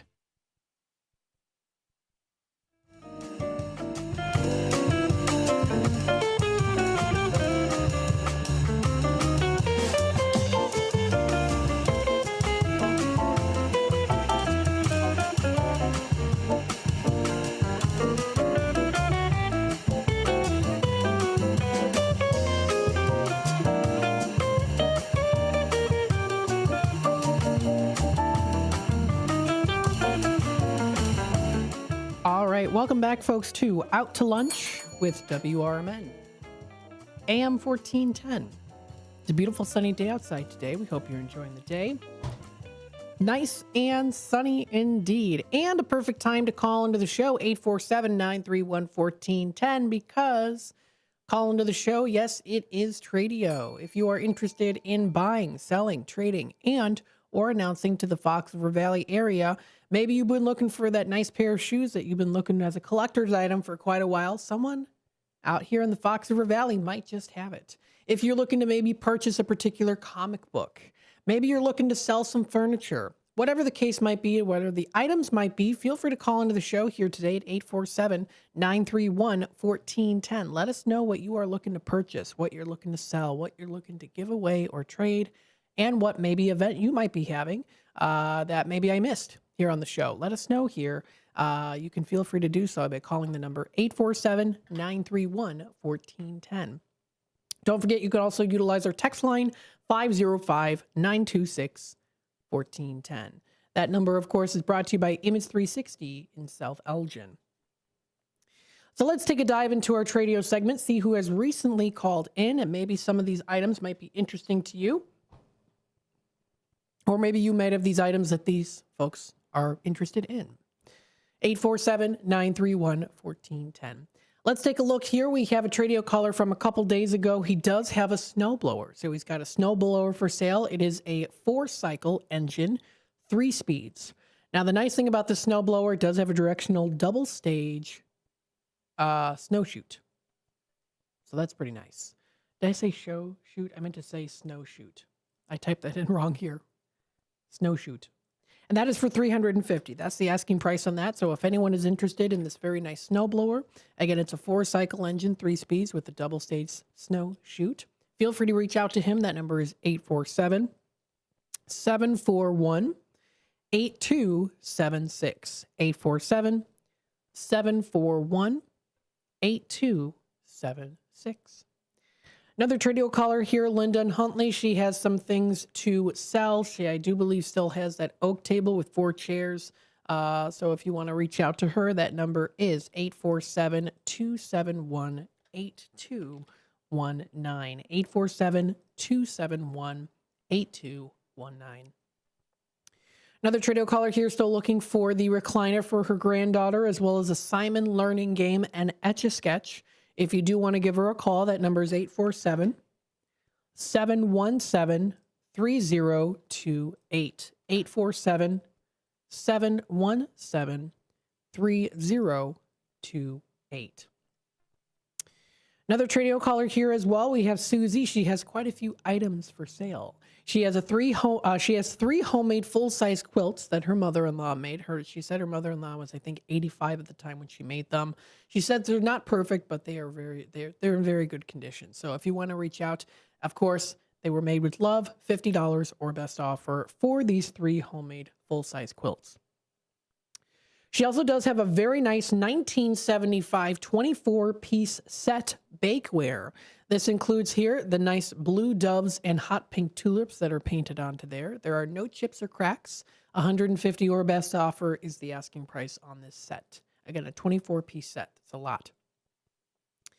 For a good price. She also does have here, this is $75 or best offer, the kitchen mixer. Now this is in the color yellow. It does have all the hooks that go with it for all the mixing. If you are maybe looking to do some baking or cooking, this is a great option for you. Also has a meat grinder there too that comes with it for $75 or best offer. She also does have a big blue suitcase. It's about the size of a trunk, so it does hold a lot. The asking price on that is $35 or best offer. She has a very nice Singer sewing machine, and it does come with a built-in cabinet for all of your sewing materials to store in.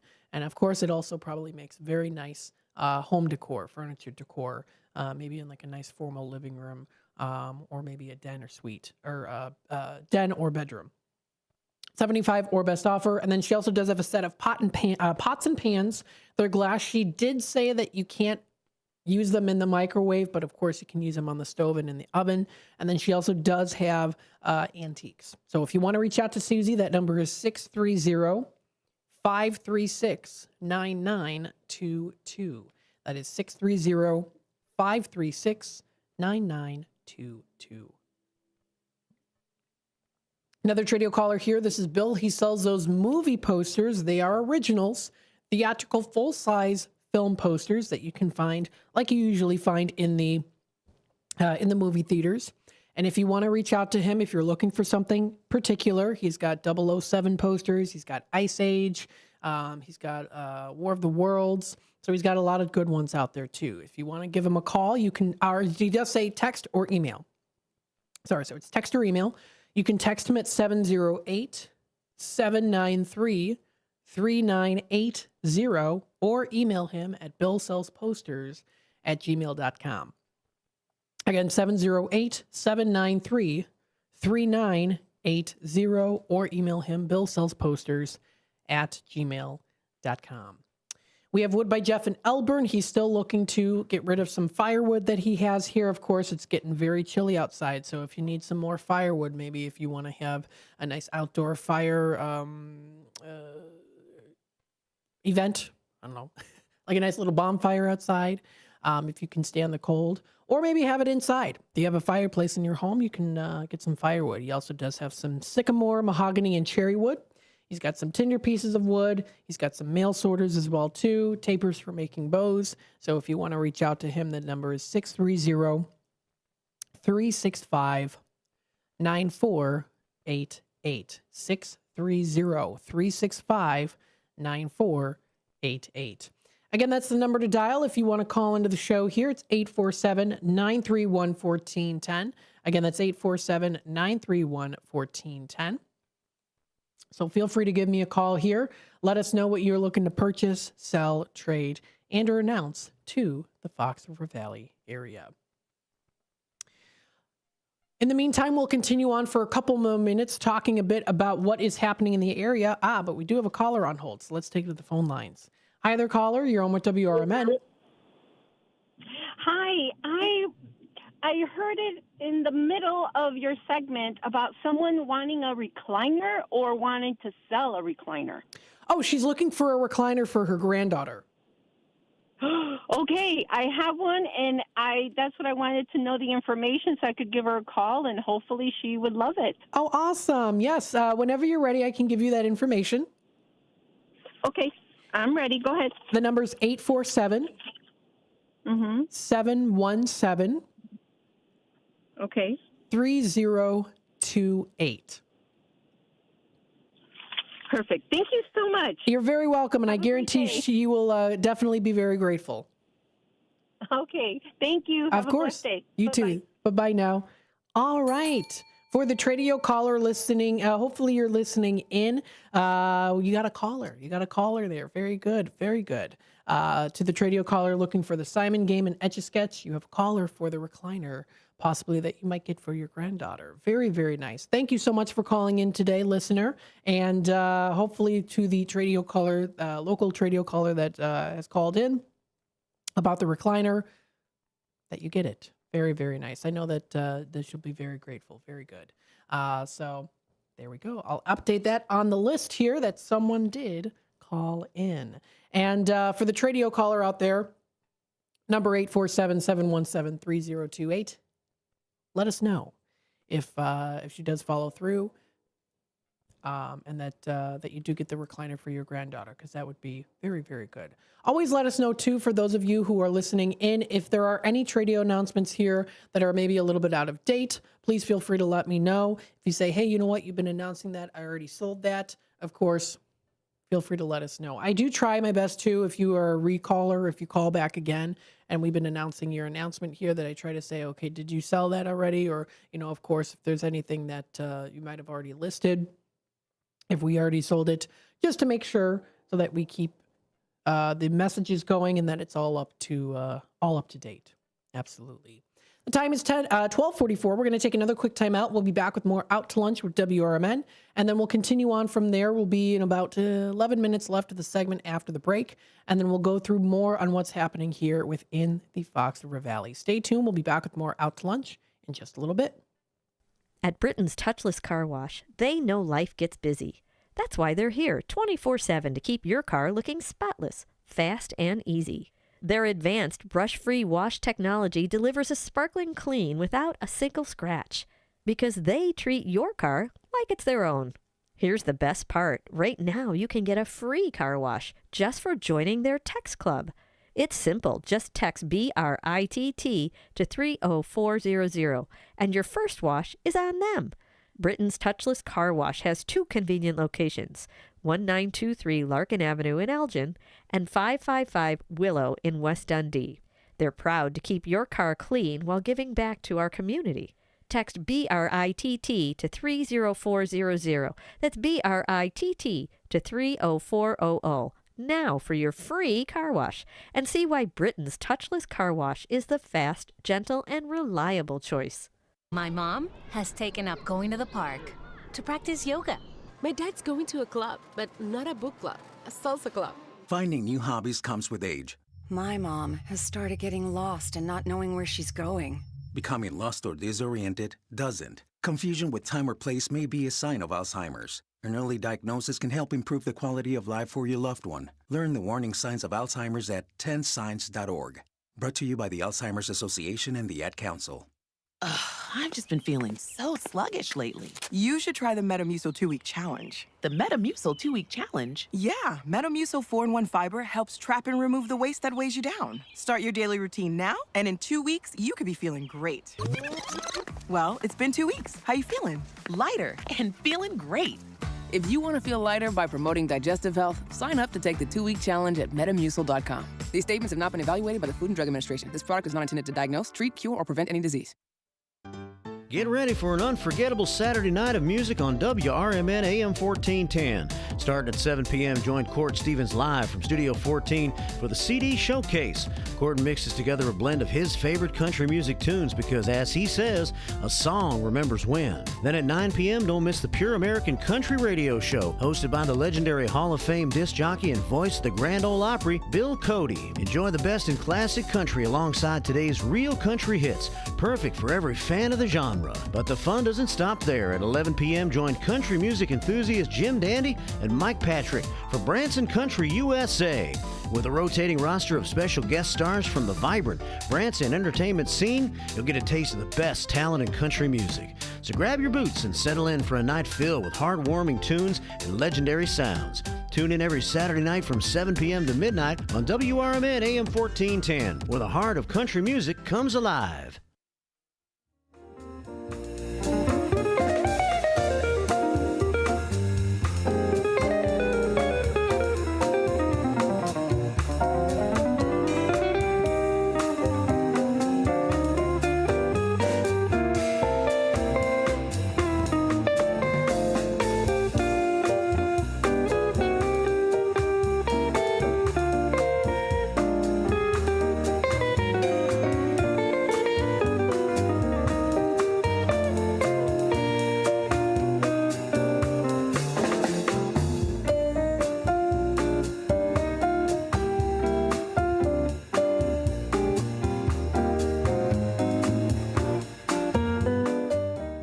Welcome back, folks, to Out to Lunch with WRMN AM 1410. We're broadcasting live here from downtown Elgin, serving the Fox River Valley. We hope you are enjoying the day so far today.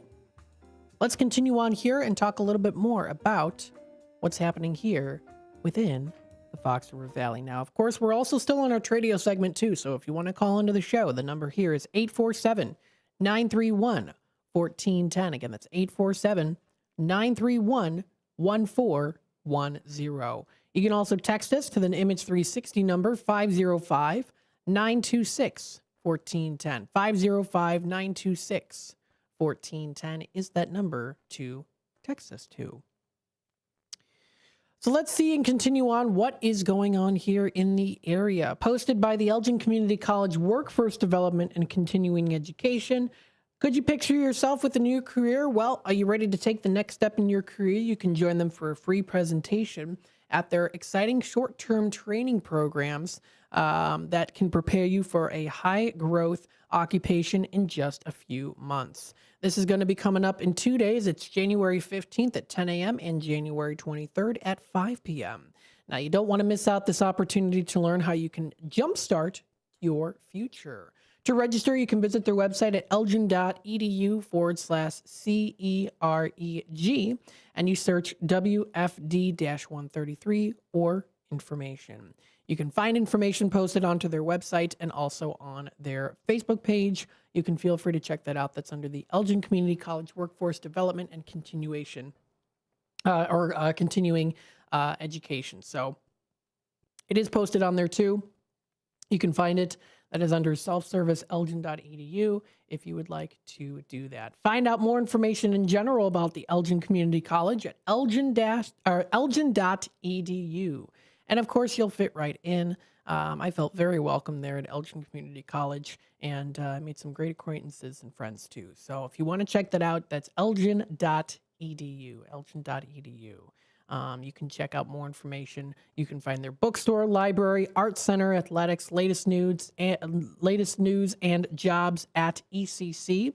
That information has all been posted. 130 programs, thousands plus transfer tuitions, 10 sports teams, and 170 student life events each year.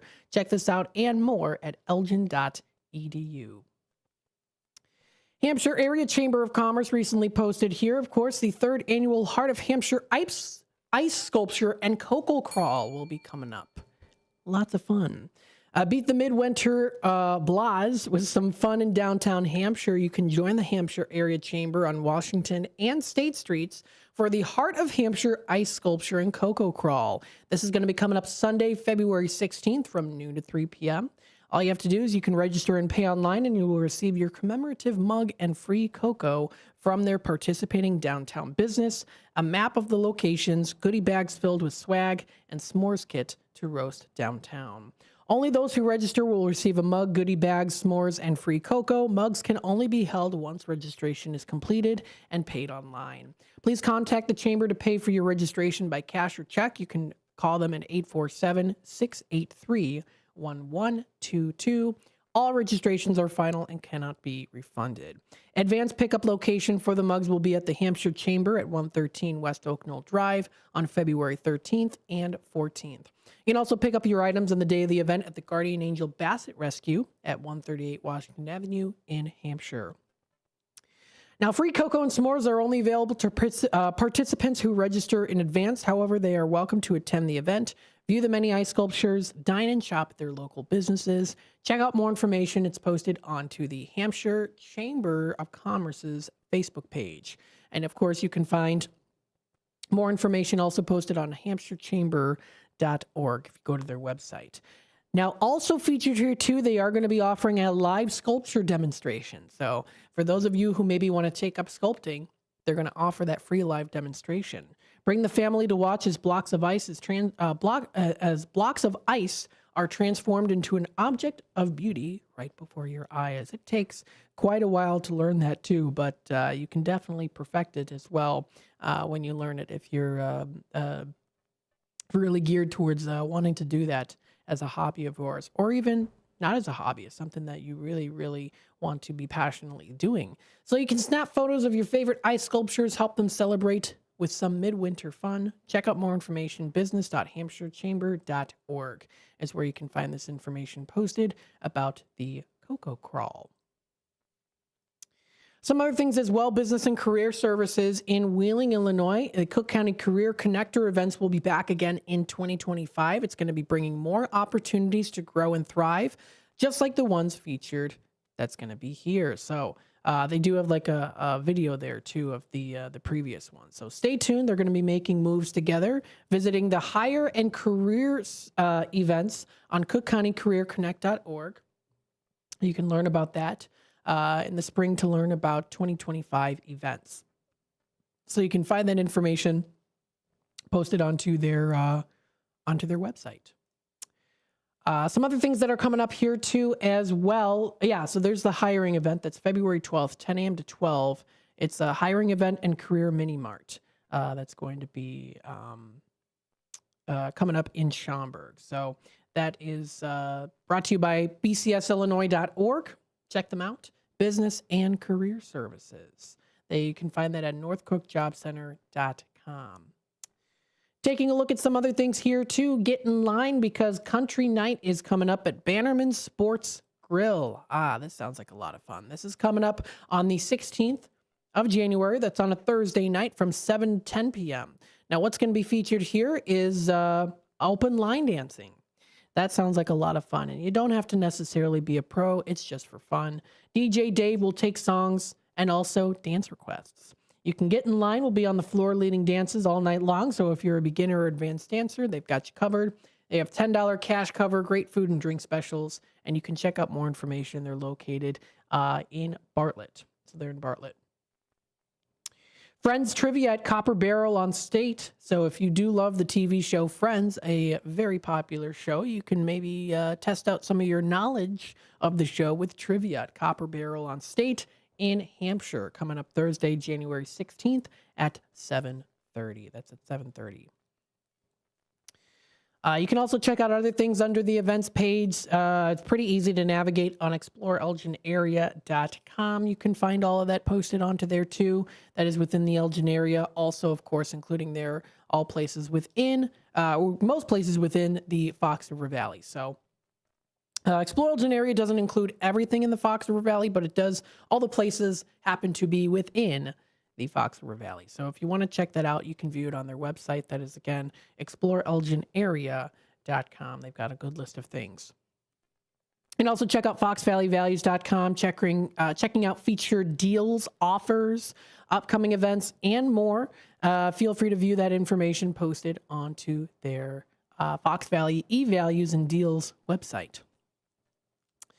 They've got their Junior League with St. Charles Bowl that you can register for today and also tomorrow. So today and tomorrow, the St. Charles Bowl, it's a bowling lane there. You can register now for the Junior League with St. Charles Bowl. They're open today and tomorrow, 9 a.m. to 7 p.m. And you can also register on Wednesday as well as on Thursday and Friday and Saturday. Yes, and Saturday too, because they're also having their extreme bowling. They're having a little fun extreme bowling there running until midnight on Saturday. That sounds like a lot of fun. So you can still register. It looks like they're offering all days that you can register on there, actually. So that's pretty nice. And again, you can check out more information. That's at foxvalleyvalues.com. So you can check out other rewards programs, wine clubs, customer appreciation rewards cards, special upgrades on things, different services, and more that you can check out, free estimates, all that posted onto that page.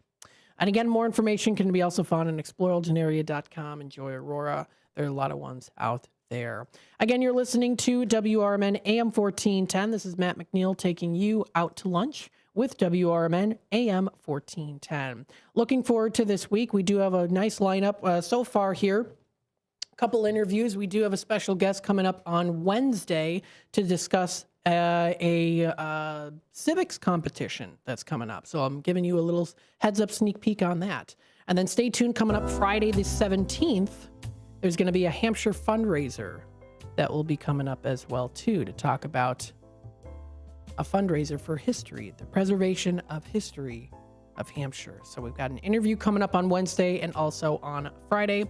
I'm also working to pull together some other interviews here as well for some other great events that are going to be coming up here, also including Geneva and Naperville Restaurant Week. Because we talked with Aurora, I'm hoping to get Naperville and Geneva on as well too. And St. Charles is also having one. St. Charles is too. So looking forward to it. Hoping to bring more guests onto the show for Out to Lunch into 2025, keeping you up to date and in the loop with what's happening here in the Fox River Valley. Having those guests on the air brings smiling faces, of course, that you can see. They can introduce themselves to you, and you can be a part of the conversation. So stay tuned and have a wonderful rest of your day. We are AFGE, the American Federation of Government Employees. We represent 700,000 federal and D.C. government workers who are the vital threads of the fabric of American life. We support our nation's military. We take care of our nation's veterans. We protect our nation's borders. We respond to our nation's crises and natural disasters. We provide services to our nation's seniors. The American Federation of Government Employees. We work for America. We are AFGE, the American Federation of Government Employees. We represent 700,000 federal and D.C. government workers who are the vital threads of the fabric of American life. We support our nation's military. We take care of our nation's veterans. We protect our nation's borders. We respond to our nation's crises and natural disasters. We provide services to our nation's seniors. The American Federation of Government Employees. We work for America. Your hometown radio station since 1949. We are WRMN AM 1410, Elgin time, 1 o'clock. This is WRMN News. Hello, I'm Dennis Green. Kim Kardashian is calling on California Governor Gavin Newsom to pay convicts more money as they help fight wildfires. News Nation's Mills Hayes reports. California has nearly 1,000 prisoners helping to put an end to these fires. Incarcerated firefighters can get paid up to $10.24 an hour, so $10.24 plus an extra dollar for each hour they're responding to a blaze. For a 24-hour shift, an inmate with the lowest skill level could make almost $27 a day. CAL FIRE pays non-incarcerated seasonal firefighters a minimum base salary of $3,700 a month for the same amount of work, with many being on for 24 to 48 hours at a time. All volunteers have to have 8 years or less on their sentence. Sex offenses, arson, and escape history can disqualify inmates. Some Dunkin' locations are experiencing a donut shortage. Stores in Nebraska, New Mexico, and some other states have gone a couple of days without the pastries. Signs on the doors and drive-through kiosks say they're unavailable due to a manufacturing error. News Nation's Nick Smith reports. A spokesperson for Dunkin's owner, Inspire Brands, says an issue with the single supplier impacted 4% of the 9,500 U.S. locations, and that the company has already started restocking some of the affected stores. A manager in Dunkin' in West Omaha says the shortage is a national problem. Corporate has not commented. For WRMN News, I'm Dennis Green. WRMN News, produced in Studio 14 by the River Media Network.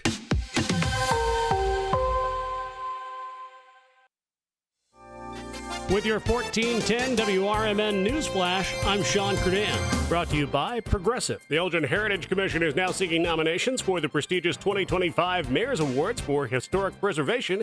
This initiative celebrates individuals dedicated to safeguarding Elgin's rich historical history. Community members are encouraged to nominate deserving candidates by February 21st. The Naperville Park District has announced that they are now taking rental applications for the park pavilions and picnic areas for the period of April 1st through May 31st. The opportunity is currently open to residents, with non-residents being able to apply starting on January 16th at 8:30 a.m. The Elgin Fire Department tackled a blaze at Tent City, the homeless encampment near State and Kimball Streets late Saturday night. Responding around 10:46 p.m., crews discovered multiple structures covering roughly 1,000 square feet engulfed in flames. By midnight, the firefighters had successfully extinguished the blaze. No injuries have been reported. With your 1410 WRMN News Flash, I'm Sean Curdan. Progressive presents Renters MVP's Most Valuable Possessions. Today's MVP, Tom Kelly's carbon fiber mountain bike. Because more than riding his carbon fiber mountain bike, Tom loves telling people about his carbon fiber mountain bike. Friends, family, even a local barista knows about his carbon fiber mountain bike. And that's why Tom's carbon fiber mountain bike, if you haven't heard about it, is today's MVP. Keep your most valuable possessions protected by bundling your renters and auto insurance with Progressive. Progressive Casualty Insurance Company affiliates and other insurers not available in all states. That spice is 10 out of 10. Would recommend. Hi, my name is Khadijah, and a little thing I love about the Chick-fil-A Grilled Spicy Deluxe Sandwich is that spicy kick of the chicken. It's just the right amount of heat, and it gets me excited. And then, pro tip, add that cilantro lime sauce. It cools it down. If the sandwich is at 100, the cilantro lime takes it to 200. It makes me want to, tell all my friends and family. Order a Chick-fil-A Grilled Spicy Deluxe Sandwich and a Diet Dr. Pepper on the Chick-fil-A app for a limited time. Real guests paid for their testimonial. This is Sarah Silver with your Fox Valley forecast. This afternoon, sunny with a high near 17, with temperatures falling to around 15. It feels like -4. Tonight, partly cloudy with a low around 6. It feels like -8. Tomorrow, sunny with a high near 15, with temperatures falling to around 13. It feels like -10. Currently, it is 15 degrees with clear skies. I'm Sarah Silver on the Talk of the Town, WRMN. My doctor told me my cholesterol is borderline, so I took control with Garlic Healthy Cholesterol Formula. Garlic helps maintain healthy cholesterol safely and naturally. It's odor and taste-free, and Garlic is a world leader in garlic potency. I'm taking charge of my cholesterol with Garlic Healthy Cholesterol Formula, cholesterol's natural enemy. These statements have not been evaluated by the FDA. This product is not intended to diagnose, treat, cure, or prevent any disease. The term natural references only the garlic in the product. Use as directed. Businesses come in all shapes and sizes. Integrity doesn't. For more than a century, the Better Business Bureau has set the standards for how businesses should operate honestly and ethically. So when you're looking for a business you can trust, check to see who's BBB accredited and who isn't. Always choose the better business. Look for the BBB seal because it's looking out for you. That's why it's the sign of a better business. And find a better business anytime at bbb.org. Businesses come in all shapes and sizes. Integrity doesn't. For more than a century, the Better Business Bureau has set the standards for how businesses should operate honestly and ethically. So when you're looking for a business you can trust, check to see who's BBB accredited and who isn't.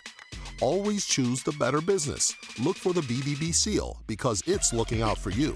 That's why it's the sign of a better business. And find a better business anytime at bbb.org.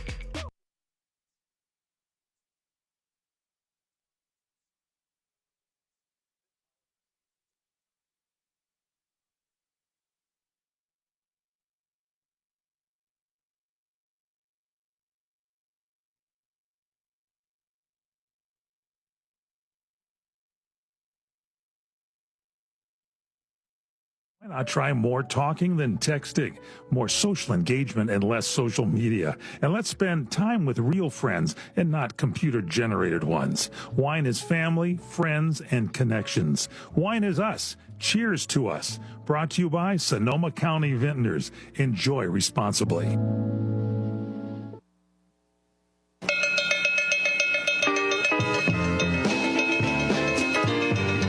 Live across America, Mike Horn and What's Cooking on CRN Digital Talk Radio. Welcome to What's Cooking today. I'm your host, Michael Horn, on the nation's food, wine, travel, health, wealth, and entertainment show. Again, we call the show What's Cooking Today. And a lot of you in disaster areas like Southern California, our thoughts and prayers go out to you.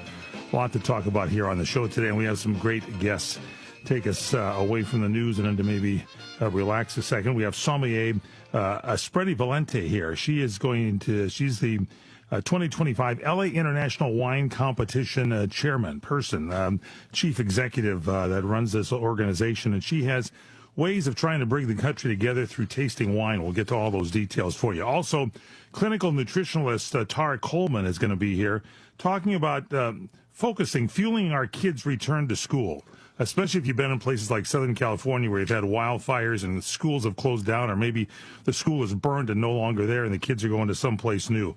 We'll have all those details for you. Also, we'll look at the calendar. It is National Pizza Week this week. So it started on the second Sunday of January. It always does every year. And it celebrates America's love for pizza. It's a week-long event that celebrates the beloved dish of pizza. Pizza, the origins trace back to ancient Egyptians and the Greeks. They made the flatbreads that were topped with olive oil, herbs, spices. Romans later adapted the dish, and pizza remained relatively unchanged until modern times. During World War II, American soldiers stationed in Italy fell in love with pizza and brought the recipe back to the United States, where it became so popular. By the 1950s, pizza stalls were everywhere. Americans consume 350 slices of pizza every second. 350 slices every second. National Pizza Week honors this culinary date, an icon, the pizza, and its endearing place in American culture. Engineer Sydney, you're the technical genius on the show. Do you eat a lot of pizza? Yeah, I do. 350 slices a second? Luckily, not that much. That's a lot, let me tell you. Also, it's a National Gluten-Free Day. By the way, that's a popular crust style of pizza. We'll be talking about that later in the show, gluten-free crust and pizza. Gluten-free raises the awareness about gluten. That's a protein that's found in wheat, rye, and barley. Now, it has an impact on those with celiac disease or gluten intolerance. Around 2.5 million Americans are diagnosed with celiac disease. It's a disorder causing intestinal damage when gluten is ingested. So the gluten-free trend has grown significantly since the 2000s, creating more options for those affected. Celiac disease, it's an autoimmune disorder. It's not an allergy. There is no cure. Avoiding gluten is the only solution. Gluten is hidden in many foods like soy sauce, even beer. And untreated celiac disease can lead to other health issues like anemia or lactose intolerance. So it's a serious thing. You got to, be careful and work your way through that. And it was, it's only the last, 30 years, something like that? Maybe, about 30 years that people have been really looking at gluten and discovering it. Also, it's Public Radio Broadcasting Day today, honoring the invention and history of radio broadcasting. It brought voice, music, and news to the public.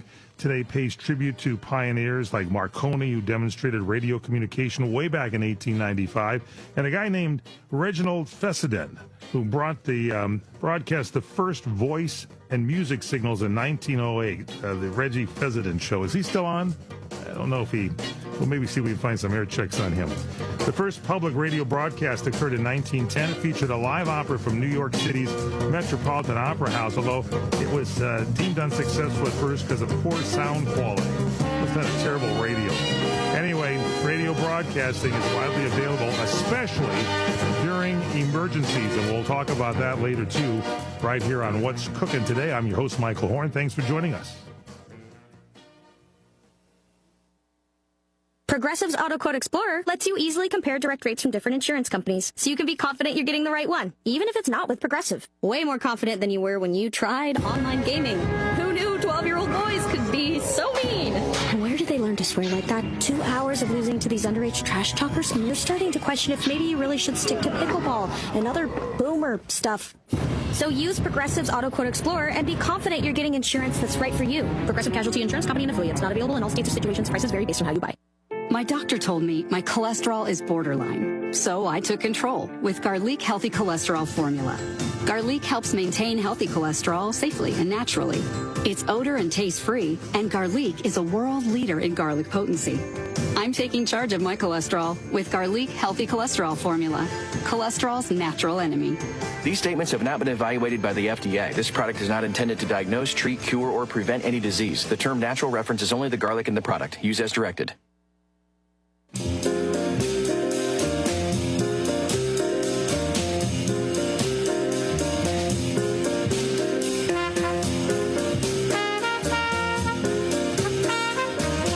And we're back with What's Cooking Today, the nation's food, wine, travel, health, wealth, and entertainment show. I'm your host, Michael Horn, and joining us in this segment, my buddy, sommelier Spready Valente. She is a certified sommelier, I should say. She's a consultant. She's a professional wine judge, and she is the chairwoman up for the Los Angeles International Wine Competition. Spready, welcome to the broadcast. Hi, Michael. So good to hear you. Happy New Year. Happy New Year to you, too. How are you doing? First, you're in Southern California. Are you safe from these fires? I mean, everybody you talk to has a problem of some kind. Yes, it was a couple of hairy days. I am in coastal Orange County. I'm one of the few people that I can say very lucky. Just lots of tree branches to clean up from the yard, but no. But I just want to say that our hearts at Fairplex at LA International Wine Competition are with those who were affected. In fact, Fairplex has long served as a community resource. In fact, the Red Cross is using some of the property as a shelter and a resource for the community to get some needed supplies, as well as an animal shelter. So this has been a very serious time for sure. This is where they host the LA County Fair every year. And again, a lot of buildings there, a lot of help for those that have been displaced, either evacuated or have lost their homes. So many homes. It has been a disaster area. So we're going to try and point away from that a little bit, unless we get a bulletin here that we got to announce to everybody. But we want to talk a little bit about something pleasant that's coming up pretty soon. They've moved the LA County Fair from September to May. They did that a couple of years ago.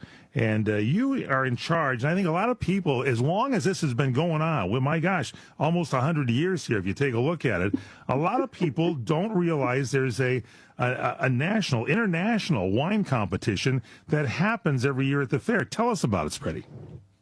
So, yeah, we look pretty good for 90, don't we? Yes, we sure are do.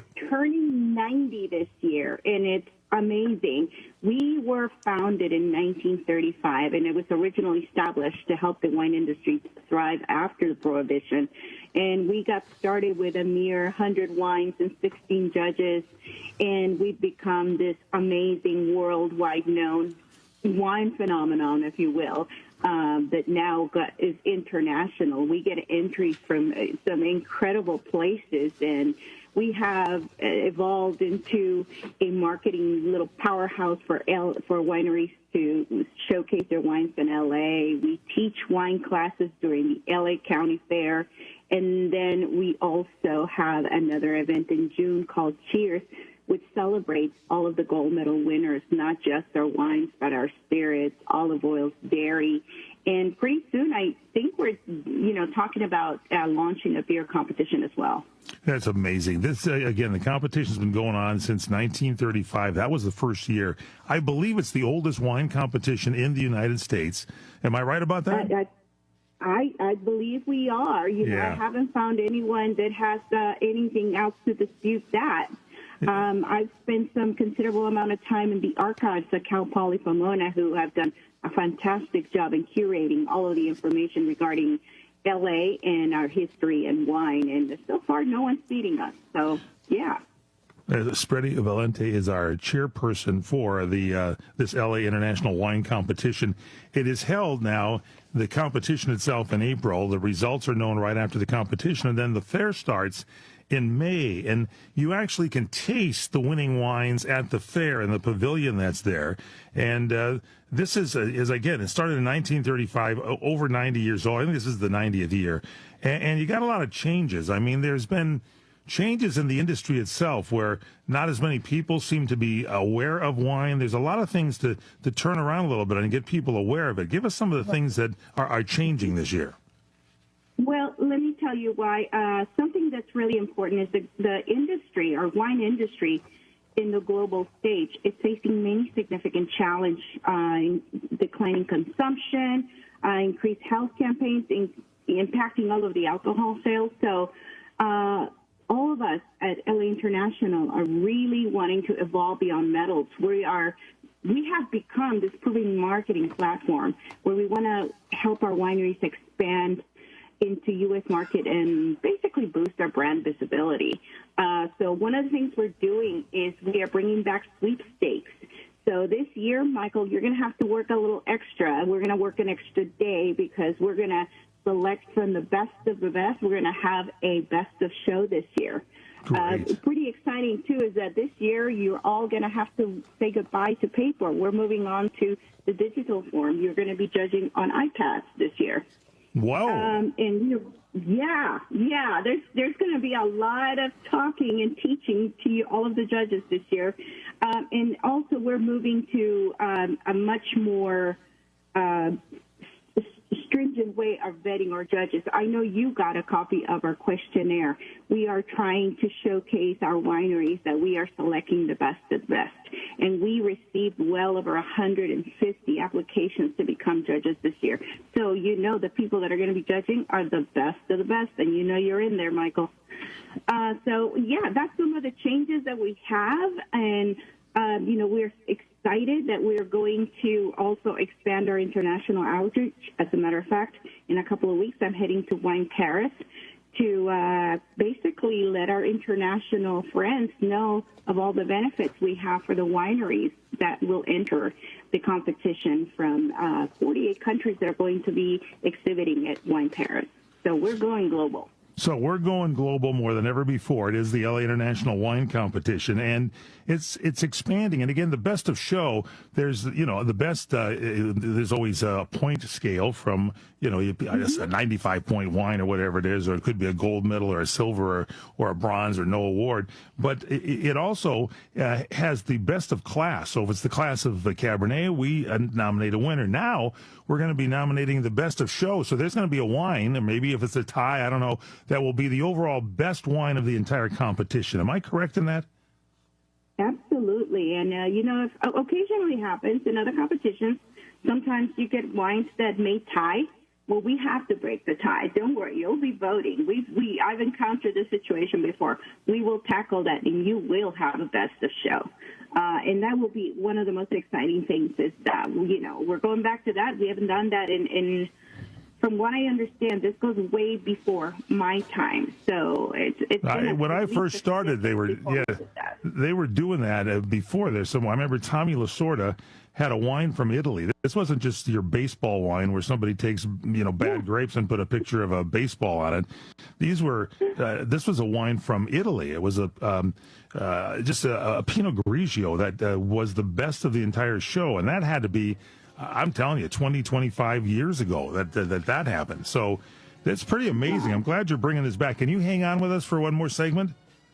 Absolutely. I'm happy to. Because we want to talk to wineries, and we as judges like to get the people to enter, but maybe you listeners can help us out. If there's a winery that you love and you say, this wine I think is the greatest wine I've had, we'll tell you a little bit about how you can talk to those wineries and get some of these wines entered into the competition. The more that are entered, the better the competition and the better the playing field to find the very best. So this is a fun thing. And Spready Valenti is here to help us out with it. So stay tuned. We're going to do that and so much more. Check it all out. And by the way, the website is LA International. Well, we'll get it from Spready. LAWinecomp.com is the website, but I think they're also on Instagram. LAWinecomp.com. We'll be back. Savor the past and savor the glory days of Las Vegas. Enjoy 70 years of true Las Vegas history as 4 generations of family wait to greet you at the legendary Bootlegger Italian Bistro. Wine, dine, and experience Mama Maria's award-winning original recipes while surrounded by original family photos and celebrity memorabilia. Enjoy piano artistry nightly with music from the Great American Songbook in our main formal dining room. The Bootlegger Italian Bistro, 7700 Las Vegas Boulevard South, in the entertainment capital of the world. The Bootlegger Italian Bistro, open 7 days a week. 7700 Las Vegas Boulevard South, in the entertainment capital of the world. It's Vegas, baby.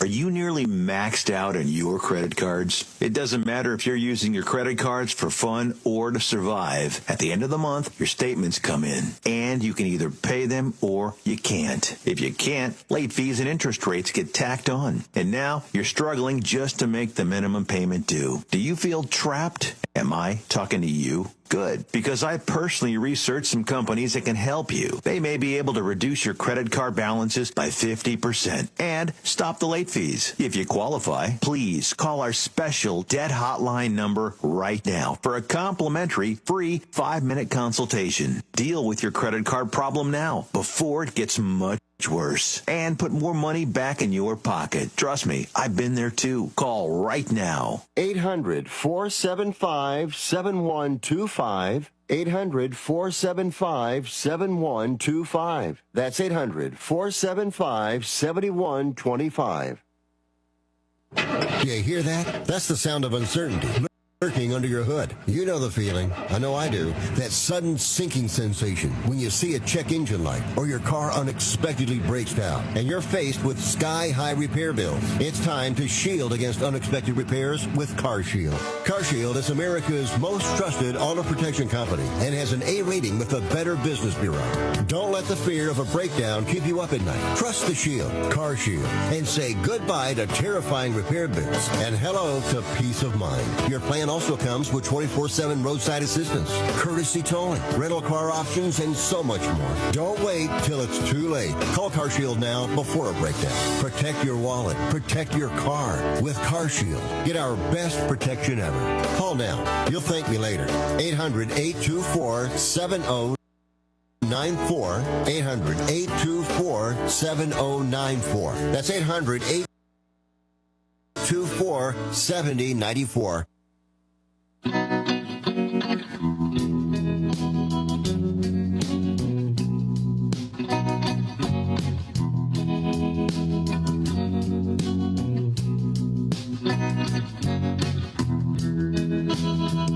Welcome back here to What's Cooking Today, the nation's food, wine, travel, health, wealth, and entertainment show. I'm your host, Michael Horn. Our guest, sommelier Spready Valente, is here, and she is the chairperson for the Los Angeles International Wine Competition.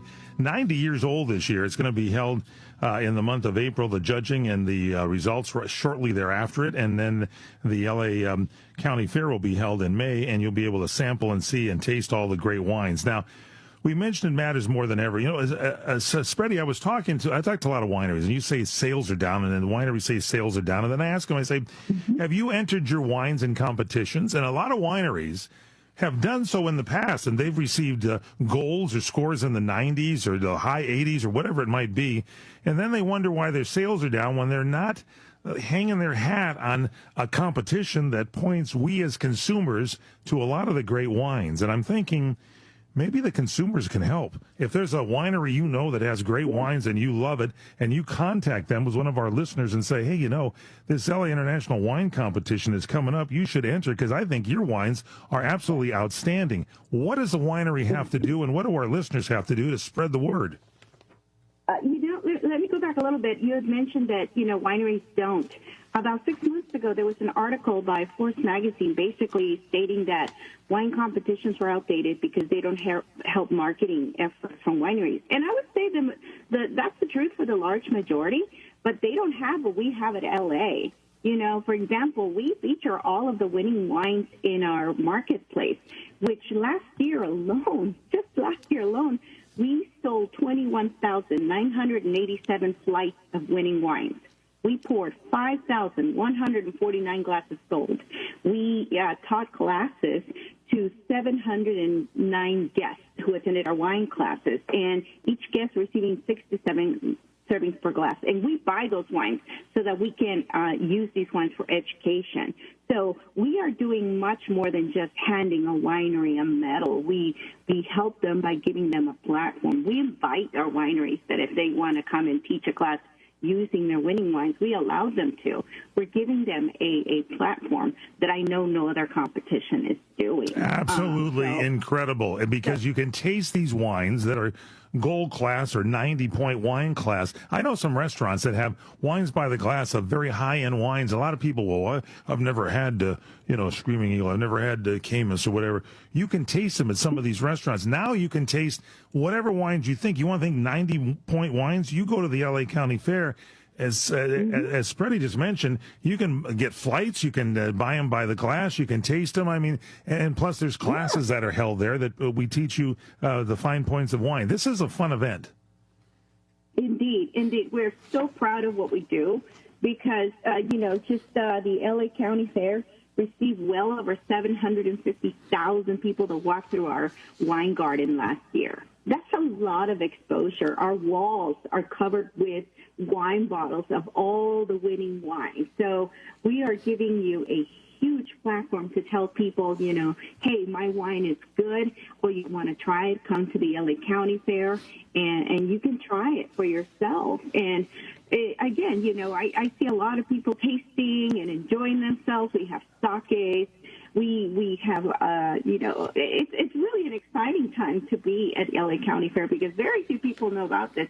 And thank you for having me on your show because I'm hoping that some of these small production wineries that are struggling with limited marketing budgets can take a look at what we offered in LA, and we are able to help them more bang for the market. It's costs you like $90 per entry, and then putting your wines in the competition.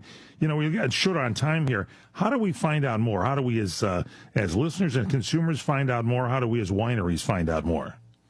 Well, we invite you to visit LAWinecomp.com, and please don't confuse us. There's another competition out there called the Invitational, LA Invitational, and they're not us.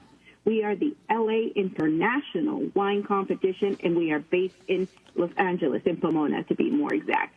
So please come visit us at LAWinecomp.com and come see us at the LA County Fair and maybe cheers in June. Yes, early bird deadline for getting the wines in, January 13th, I believe, and the final entry date, February 28th. The judges will be judging the first 3 days of April, and the results will be posted on April 7th. Then the fair, mark this down for those of you who want to come out and taste, May 2nd through the 26th of this year.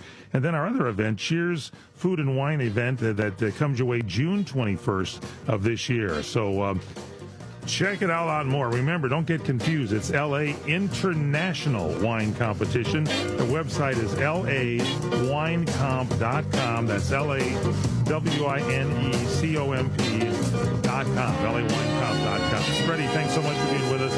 We'll take a break. Come back with more. It's What's Cooking Today. Thank you for joining us, everyone.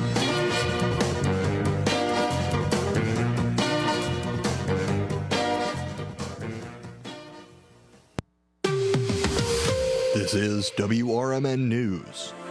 I'm Marky B reporting. Another fire broke out late Saturday night at a homeless encampment along the Fox River in Elgin, engulfing multiple structures, causing no reported injuries. Elgin police said the Elgin Fire Department responded to the fire at the Tent City encampment near State and Kimball at approximately 10:46 p.m. Firefighters arrived to find 4 to 5 structures in an approximately 1,000 square foot area fully engulfed in flames. It took firefighters until about midnight to extinguish the flames. It was the third blaze to break out in the encampment since early December. The first fire occurred December the 4th when 2 to 3 structures caught fire at State and Kimball. A second fire broke out December the 12th involving 3 structures at State and Wing Streets. In other news, a Kane County judge has ruled an Elgin man accused of stabbing a stranger to death fit to stand trial. Anderson Contreras, 21 years old, appeared Friday before Kane County Judge Julia Yetter. Yetter accepted a psychiatrist's report deeming Contreras competent to assist in his defense. The prosecution and defense agreed to the report. Contreras is accused of killing Sunday Ogunjimi, 36 years old, back on the 12th of October. Contreras told police in that incident he did it because Ogunjimi was wearing red and black clothing, the colors of a rival gang. Ogunjimi was not in a gang. In a separate case, Contreras also was charged with attacking a youth September the 28th on a football field, Thompson Middle School in St. Charles. The attack happened after Contreras had been released from jail earlier in the day in a domestic battery case. His next court date coming up on the 5th of March. I'm Marky B. This is the Talk of the Town. Produced in Studio 14 by the River Media Network. Do you own an annuity, either fixed rate, indexed, or variable? Are you paying high fees and getting low returns? If so, Annuity General would like you to have this free book to learn the pitfalls and mistakes of buying an annuity. The Annuity Do's and Don'ts for Baby Boomers contains the little-known truths about annuities, like how to help reduce your fees and increase retirement income. And it's free. That's right, free. As a bonus, we'll also throw in a free annuity rate report just for calling. We researched over 1,000 annuities and summarized rates and benefits from financially strong insurers. You get Annuity Do's and Don'ts for Baby Boomers and the Annuity Rate Report, both absolutely free for calling Annuity General today. Hurry, supplies are limited. Call now. 800-760-1845. 800-760-1845. 800-760-1845. That's 800-760-1845. This is Sarah Silver with your Fox Valley forecast. This afternoon, sunny with a high near 17, with temperatures dropping to around 15. Tonight, partly cloudy with a low around 6. Tomorrow, sunny with a high near 15, with temperatures decreasing to around 13. Currently, it is 16 degrees with clear skies. I'm Sarah Silver on the Talk of the Town, WRMN.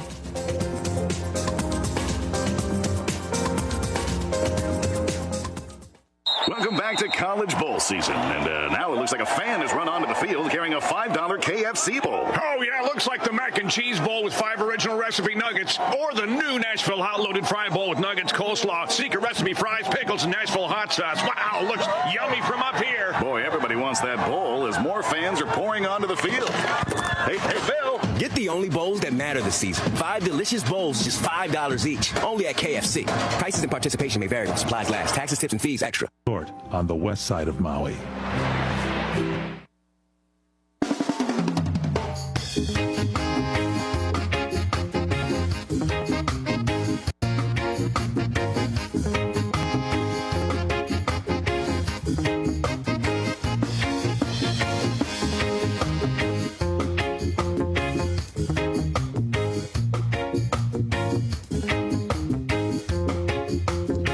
Welcome back here to What's Cooking Today, the nation's food, wine, travel, health, wealth, and entertainment show. I'm your host, Michael Horn, and it is Pizza Week. We should enjoy pizza. By the way, if you've been in all those wildfires in Southern California, do what you can to try to calm yourself down. It's been a war zone in Southern California. We broadcast from Hollywood, California. Entire communities have been wiped out. You know, you wonder, they do the mass evacuation notices, please leave, and you go like, well, you know, maybe I should stay. They're going to catch it when it hits the first house. It went house to house to house to house to house. I will never doubt any kind of a evacuation notice again, and all of you listening, no matter where you are in the country, no matter what the natural disaster, when they ask you to evacuate, it's for good reason. Save your life. Have a bag together with maybe some clothes you're going to need for a few days if you're going to be out. Your important papers, if you got passports, driver's license, all that kind of stuff. Make a note now to be ready to go, and take a radio with you. My gosh, it's public broadcast today. And a lot of you, I go up to people and say, do you have an AM radio? And people go, well, what? Talk to the people in Los Angeles. Talk to the people in, in North Carolina that were hit by the hurricanes, and the people in Florida. When the power goes out, and you have no cell service, you have no internet, your Wi-Fi doesn't work, the old radio does. There's a transmitter that transmits to the radio. Have a portable radio in your home. Listen to it. Start your day off listening to somebody in the morning. There are usually in every single market people that are live in that market that can get the information out to you via the radio. And I'm not just talking about these crank jobs that you got to crank every 5 seconds to listen to.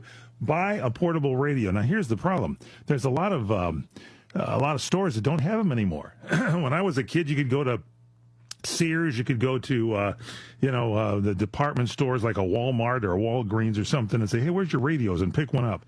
That's pretty rare now. So you got to go find radios, go search for them on the internet, look for them on Amazon if you have to, at mail order sites from some of these big box stores, and get yourself a radio. They used to have them at Costco. They used to have them at Sam's Club. Wake up, clock radios and things. No more. Get a radio that plugs in, and get one that's a portable radio that runs on batteries. That is a key factor in your bag when you pack it up. And I'm not just saying that because I'm in radio. That's what radio is all about, uniting us all together. So and have yourself whatever you need, some extra clothing, a jacket, whatever you should pack in there. Have it ready to go.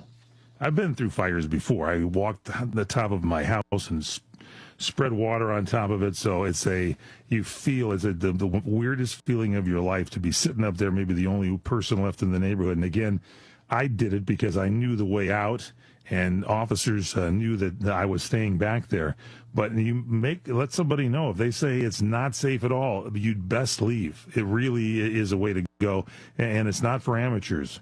You know, in the case of mine, my brother was up there helping me as well too. So, memories, and it was terrible, and still is in Southern California. Okay, so it's National Pizza Day. If you're out and about, take a time today to get some pizza. You deserve it for yourself. We consume 350 slices of pizza every second. This is about the third time I've told you that. And 15% say it's their number one comfort food. So the latest trends in pizza eating, 58% of the United States pizza eaters say they would buy more frozen pizza if it had more premium or gourmet ingredients. Engineer Sydney, would you do that? Yep. Yeah, I would too. You know, a lot of you go to a pizza place, you say, I want a mushroom and whatever pizza, you know, pepperoni and mushroom. There you go. So if it had gourmet ingredients, they'd go for it. Also, pizza consumption in restaurants is trending at its highest level in the past 4 years, with 76% of us saying we've eaten at a pizza restaurant in the last 12 months. I think that's probably low. I'm sure more of us would, close to 100%. Pizzas are trending toward thinner crusts. Hand toss is the number one crust type found on restaurant menus, preferred by 57% of us. Crust, your preference, Sydney? I do like the thin crust. Yeah, me too. Another trend, gluten-free pizza. Have you tried that? It's better than it used to be. I have. You're right about that, but yeah, I don't like it that much. I know. It's the availability of gluten-free crust has increased 58% between 2012 and 2015. Tomato-based red sauce, the most common topping on pizzas. Non-traditional sauces like ranch, Alfredo, and white sauce are also starting to appear. Do you deviate from tomato at all, Sid? Just tomato. Yeah, I do tomato. I don't understand the ranch on pizza. I don't either. Oh, yeah. But, you know, whatever you like. Mozzarella, the most commonly used pizza cheese. 71% of the markets love it. It's distantly followed in second and third place by ricotta, Parmesan at 35% and 32% respectively. But alternate cheeses are also on the rise, too. Your favorite cheese on a pizza? Probably just the mozzarella. Yeah. Yeah. This is a pretty good survey, I think, huh? Yeah, I agree. I took it. No, it's actually, this is, who put this pizza thing out for us? This doesn't say here, but it's a news story. So there you have it from our newsroom. Here you go. Meat toppings, sausage and pepperoni, still the top meats being featured on 73% of restaurant menus. But bacon, everybody loves bacon. Also widely available, chicken breast is up 22%, likely due to its perception as a healthier meat. Other emerging meat toppings include meatballs, salami, and anchovies. Your thoughts on that, Sid? Just the pepperoni and sausage for me. Yeah, I like the pepperoni and sausage. I'll even go sausage. The pepperoni can be tough on your stomach, but it sure is good going in, isn't it? Oh, boy. Yeah. How about anchovies? You like those? No, not a fan. Absolutely.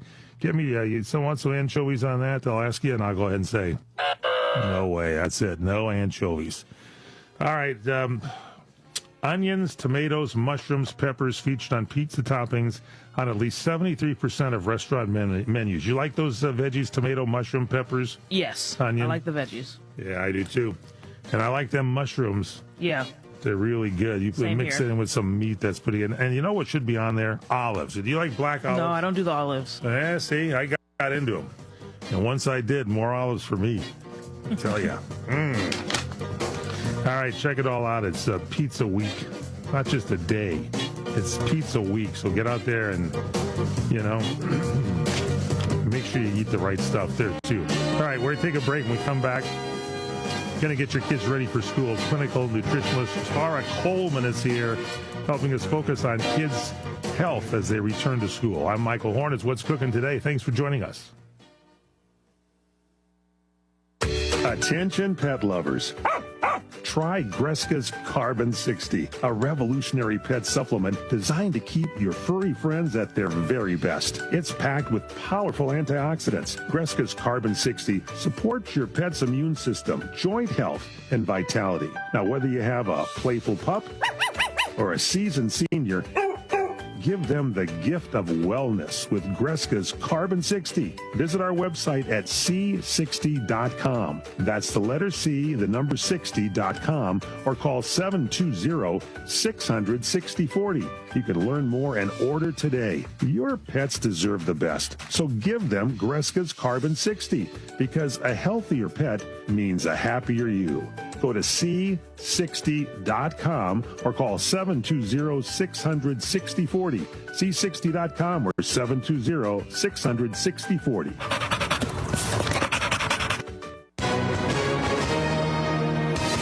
Hi, everyone. If you've been injured in an accident that was not your fault, listen up. We have legal professionals standing by to answer your questions for free. Call now and find out if you have a case and how much it's potentially worth. Call 800-745-9090. I'm here with spokesman John Wolf. So, John, tell everyone listening who should call right now. Well, Maria, first off, thank you for having me here. It's always nice to answer the listeners' questions. Now, as far as who should call in, anyone who's been injured in an accident and think you deserve compensation, give us a call right now. 800-745-9090. You'll find out if you have a case and how much it's potentially worth. Thanks, John. You heard it, folks. Take advantage of this opportunity and call now. 800-745-9090. Advertisement sponsored by Legal Help Center, may not be available in all states.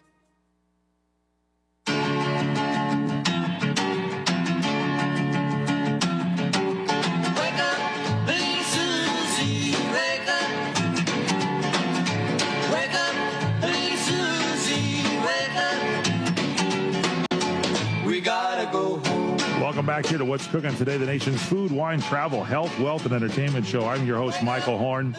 We got a great guest coming up here today. Tara Coleman is with us. She's a clinical nutritionist. She's a public speaker. She's a consumer advocate. And I'm telling you, we have her here today because your kids, as they head back to school after winter break, very important to make sure that they have the proper nutrition to help them concentrate during the school year that's continuing now. Make sure that they have the proper nutrition so they can make the most of the remainder of the year. So that's why we've asked the clinical nutritionist Tara Coleman to come on to share some simple strategies to help make healthy choices for school lunches and school snacks. Tara, thanks for being with us. Oh, I'm so happy to be here. And food, health, what is it? Food, wine, health, wealth. Those might be all of my favorite things. That's exactly why you're here. That's what we look at every single day here today. You're not only a clinical... We have so much in common already. I'm telling you, Tara, that we wanted to have you on here. And by the way, Tara not only is a nutritionist, a public speaker, consumer advocate, she's got many years TV experience, served as a national spokesperson. You've seen her on NBC, Fox, you've heard her on ESPN radio, seen her in Self, Cosmopolitan, Dr. Oz. How'd you get involved in this? Where'd your passion come from to look at nutrition? Oh, what a great question. Well, I started my career as a scientist, actually. I worked in the biotech industry, and my initial, I think, desire was to find the cure for diseases. And when I was working in there, I started recognizing that a lot of the diseases that we were researching were based on lifestyle, were preventative on some level. And I also got some personal lab results back. My cholesterol was high. I had high levels of inflammation. So my doctor told me to shape up. And as I started learning more about things, this was quite some time ago, which is hard because I am so very young. But there you go. I love that. So there just wasn't a lot of information. So I ended up going back to school. It led me into something I'm very passionate about. And now I'm talking to you. Yeah, that hits close to home when you get your own readings back over there. So let's kick into this thing here. What options can you recommend for our kids for the snack? When the kids take snacks, they got lunch. You got to make sure they're eating right. What do you recommend? Yeah, well, one thing I like to do is keep things simple, and this actually ties into my story a little bit. Nutrition can be overwhelming sometimes, and it can feel like, especially as a parent, that you have to do so many different things and you're never doing it right. So keeping things simple, I like to break it into two groups. So the first one is whole food carbohydrates. So what does that word even mean? We throw whole foods around all the time. Yep. It quite simply means that you could sort of recognize it in the real world, right? Things like fruits, vegetables, whole grains, treetop applesauce, things that are pretty close to its natural form. The reason that this is important is it breaks down slowly, right? So it's going to give them sustained energy. It's not going to bounce their blood sugar all over the place. So that's half of the equation. The other half is protein.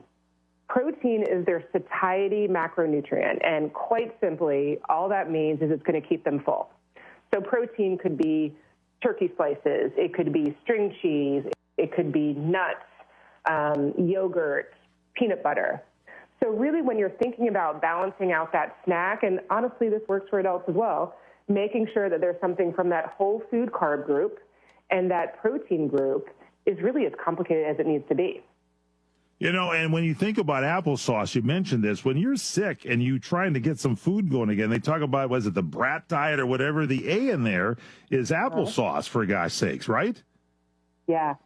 Yep. So that's my own study. Throat than some really cold applesauce.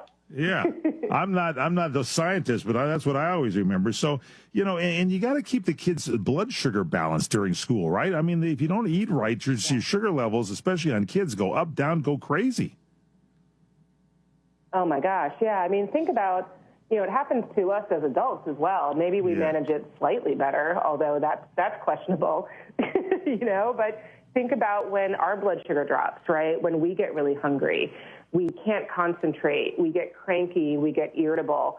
And the same thing happens to our kids, right? And that can look like acting out. That can look like struggling with learning, things like that. And so following this really simple strategy is setting them up, right? Setting them up with the fuel they need so they can focus, right? So they can learn and play and, you know, be happy and just be the best kids ever, right? That's really what we're hoping for at the end of the day. Tara Coleman is with us. She's a clinical nutritionalist, a public speaker, consumer advocate. We're helping your kids get back into school with snacks. You know, a lot of people don't think about the snacks and the lunch, and they throw candy in there and stuff like that, and that really takes the kids' blood sugar and makes it go nuts. You got to kind of balance it. So when you get proper foods in there, as you mentioned, and balance in the whole food and the carbs and things, and get it in there, maybe with like applesauce is perfect. It's got a little bit of the sweet taste to it, but yet it's good for you. I'm thinking that's where you want to look in the food aisle in the stores, correct? You know, that's such a good point. And I think, you know, sometimes when we throw the candy or the chips in there, it's because we just want our kids to eat it, right? and it needs to taste good. And so, you know, basically capitalizing on maybe their desire for sweet things, but going things that are naturally sweetened, like treetop applesauce, right? Maybe things that are fun to eat, right? Like string cheese. That's a perfect snack right there. Right? Point us in the direction. Where do we get more information? Where can we go, Tara, for more info? Well, if you want more tips like this, you can go to treetop.com.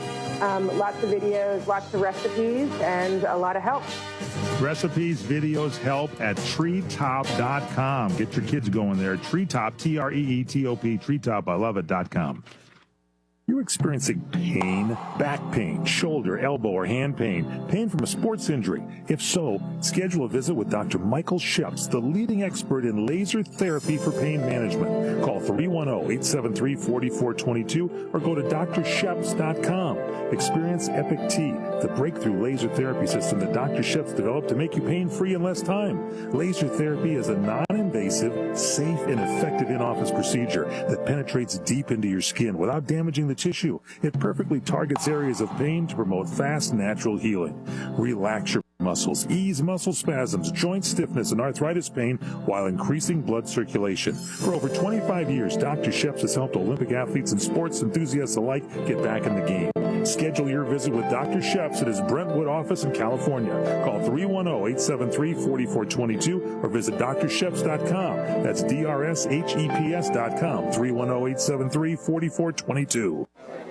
You order a glass of your favorite Cabernet, fresh asparagus, hollandaise on the side, a filet, medium rare. You unfurl your napkin with a flair, close your eyes, and prepare to listen. Ah, there it is. The sweet music you long to hear. The sizzle. The sizzle of a Ruth's Chris steak. The most magnificent corn-fed prime beef, broiled to perfection at 1,800 degrees. Some call it a sizzle. We call it an anthem. As the waiter approaches, you think, is this one mine or that one? Ruth's Chris Steakhouse. Like Ruth always said, life's too short to eat anywhere else. Make a reservation online at ruthschris.com or by calling 800-544-0808.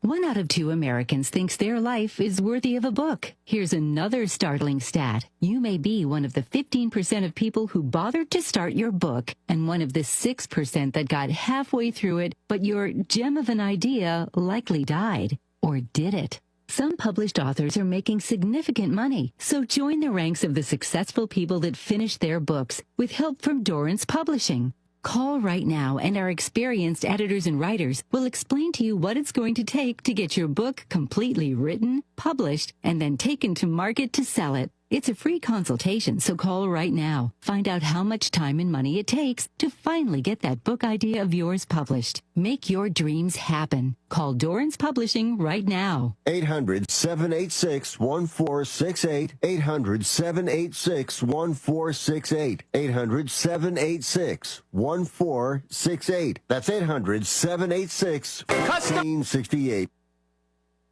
And save.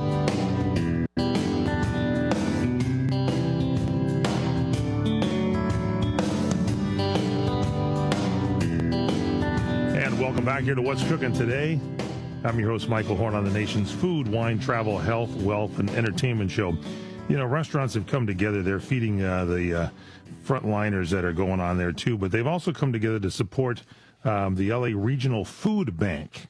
You know, a lot of people in these fires in Southern California lost their home, have no access to food, left with just the clothes on their back, you know, and hopefully we are not going to lose more people. The number keeps going up on those that didn't make it out. So there's a big event coming up on tomorrow, a coalition of restaurants in Orange County, California. We apologize to the rest of the country for getting this word out, but it needs to be told. A coalition of Orange County restaurants, they're coming together to support the Los Angeles Regional Food Bank and victims of this current firestorm that we've been seeing in Southern California that's brought intense destruction to Los Angeles and surrounding areas. And diners are asked to visit any of the following restaurants on Tuesday, the 14th here of January. And as these businesses will be donating 20% of all sales for that day to the Los Angeles Food Bank. You can find out more by looking at LA Food Bank on Instagram, at LA Food Bank. And one of our advertisers, Michael Sheps, is giving 50% off discounts for any chiropractic services if people hurt themselves somehow during the fires. He is in West LA. Michael Sheps, check that out. So here are some of the restaurants that are participating tomorrow. And if you happen to be around this area, again, these are in Orange County. In Anaheim, Lola's MFK. You can go check that out. And Lisa Viejo Stadium Brewing Company and Trattoria Trullo. In Corona del Mar, El Cholo, Dana Point Craft House, Glasspar, Glasspar, and Luciana's Restaurante. In Irvine, the Boss Cat Kitchen, and also 10 Sushi, TEN Sushi. Long Beach, Bar Becky, Newport Beach, Champagne Kitchen, Lido Bottle Works, Royal Hen, Orange, Boss Cat Kitchen. I think we had that one already. Also, that's Irvine and Orange. They're both participating. That's good. San Juan Capistrano, Trevor's at the Tracks, and Santa Ana Darkroom. We'll post these all at our website, what'scookintoday.com. What's Cookin', COOKIN, what'scookintoday.com. Now, if you're going to be traveling this year, we got an announcement for everybody. From Hawaii to the Caribbean and beyond, travelers can find some budget-friendly destinations. I know people were looking at getting some cheap airfares after the first of the year. Here's word now that came to us from Travel and Leisure. These are both domestic and internationally Skyscanner data highlights for affordable domestic flights into places like Charlotte, North Carolina for $95. Puerto Rico for $122. Denver, Colorado, $158. Hawaii's Big Island, $172. Valparaiso, Chile, $212. Calgary, Canada, $271. Madeira, Portugal, $273. And Marsh Harbor in the Bahamas, $295. Top options. January is a popular time to plan trips, but many travelers feel overwhelmed. And Laura Lindsay from Skyscanner's travel trends expert suggests tools like Explore Everywhere, searching for the cheapest months to simply do your planning. Skyscanner's price alerts and comprehensive searches also help make some of your travel dreams come true. And that's our show. If you miss anything, log on to our website, what'scookintoday.com, COOKIN, what'scookintoday.com. Portions of our show today sponsored by Treetop. And get our cell phone app. How do they get that? Dial pound 250. It's a phone call. Say CRN, and the app is automatically downloaded to your device. For our executive producer, Courtney Kadar, for our technical supervisors, Sydney Hubbard, I'm Michael Horn. Thanks for listening. Have a good day. Stay safe, everybody. And until we meet tomorrow, eat well, everyone.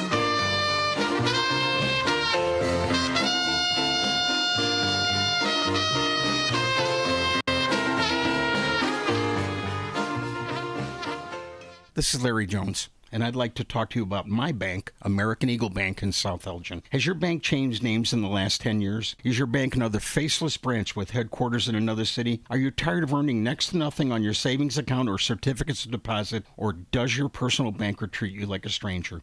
If you answered yes to any of those questions, then you're ready for a new banking experience, and American Eagle is the place for you. American Eagle is a locally owned independent bank that's rooted in the community, and American Eagle customers are greeted by name and treated with the respect that they deserve. American Eagle has an innovative program, Eagle Savings, that teaches your children to save while earning prizes and rewards. American Eagle offers great rates on certificates of deposit. My bank is located in South Elgin on Randall Road between the Target and Caputo's and is open Monday through Saturday.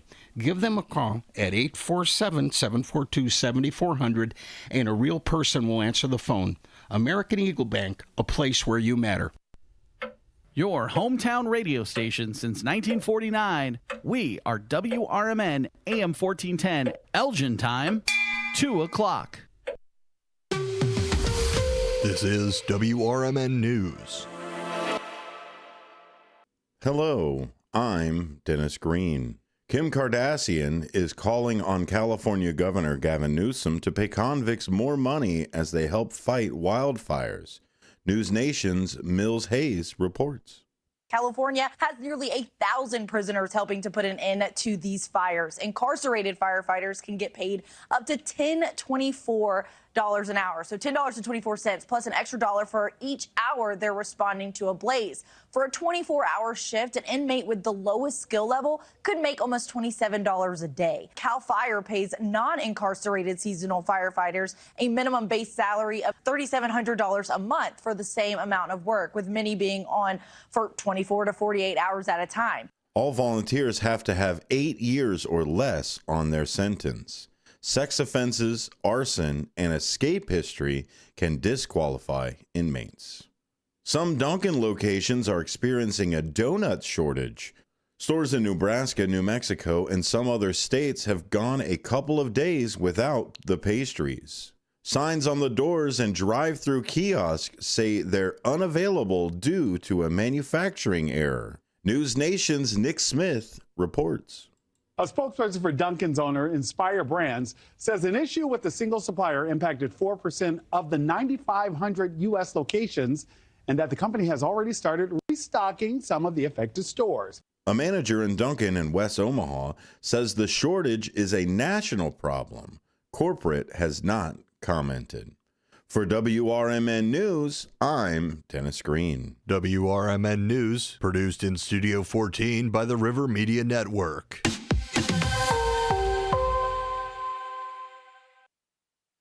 From the pages of the Elgin newspapers of 100 years ago today, these are the headlines brought to you by the Elgin History Museum. I'm Nick Freeman, and here's what was happening 100 years ago today. Marked money bait is taken. Joe Stern, Elgin junk dealer, was arrested by Elgin police last night on a larceny charge, accusing him of the theft of $55 from the Elk drugstore. Stern, according to authorities, admitted his guilt and gave a statement. Stern's guilt was established through the use of marked money. Missing money taken from a drawer for several months, drugstore proprietors yesterday decided to mark some of the currency, placing it in the usual drawer. Stern came into the store early in the evening, as was his habit. The prescription clerk went into the basement and returned a few moments later. Stern remained some time and then left the store. The money in the drawer was gone. On a warrant, Stern was arrested and the marked money found in his possession. He broke down completely, pleading to be given a chance to make the loss good and maintaining his innocence to theft of other money from the drugstore. Police Magistrate George R. Thompson released him under $2,000 bond, setting the hearing for tomorrow. Elgin 100 Years Ago is a presentation of the Elgin History Museum. Be sure to visit the museum located at 360 Park Street in Elgin, open Wednesday through Saturdays 11 to 4. You may also listen to Elgin 100 Years Ago at www.elginhistory.org. This is Sarah Silver with your Fox Valley forecast. This afternoon, sunny with a high near 17, with temperatures dropping to around 15. Tonight, partly cloudy with a low around 6. Tomorrow, sunny with a high near 15, with temperatures decreasing to around 13. Currently, it is 16 degrees with clear skies. I'm Sarah Silver on the Talk of the Town, WRMN.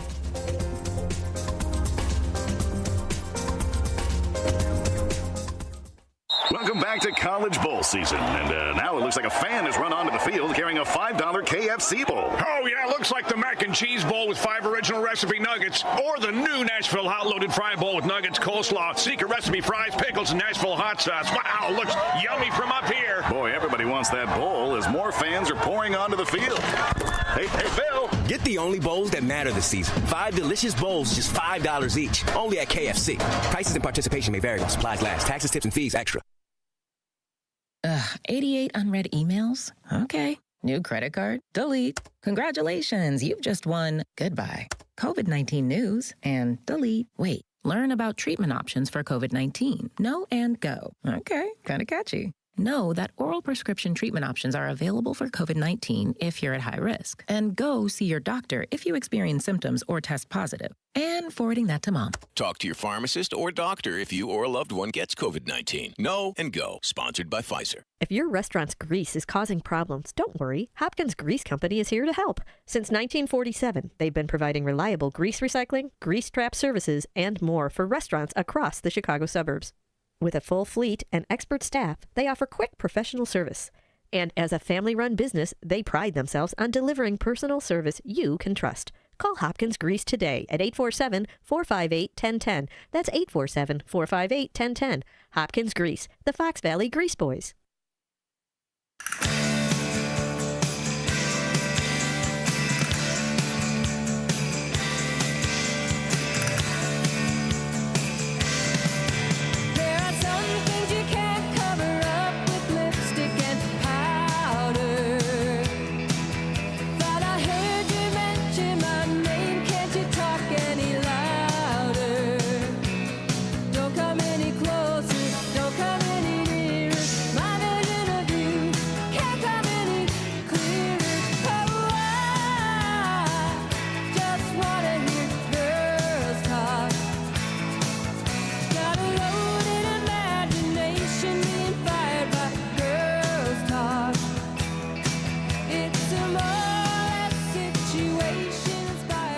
Welcome in, everybody. It's time for Talk Time with Tammy and Friends right here on Fox Valley Afternoons. I am your host, Tammy Scully, in the studio live in downtown Elgin. It seems like a miracle, but I'm here. I did it. I woke up in Nashville, jumped on a plane, and here I am.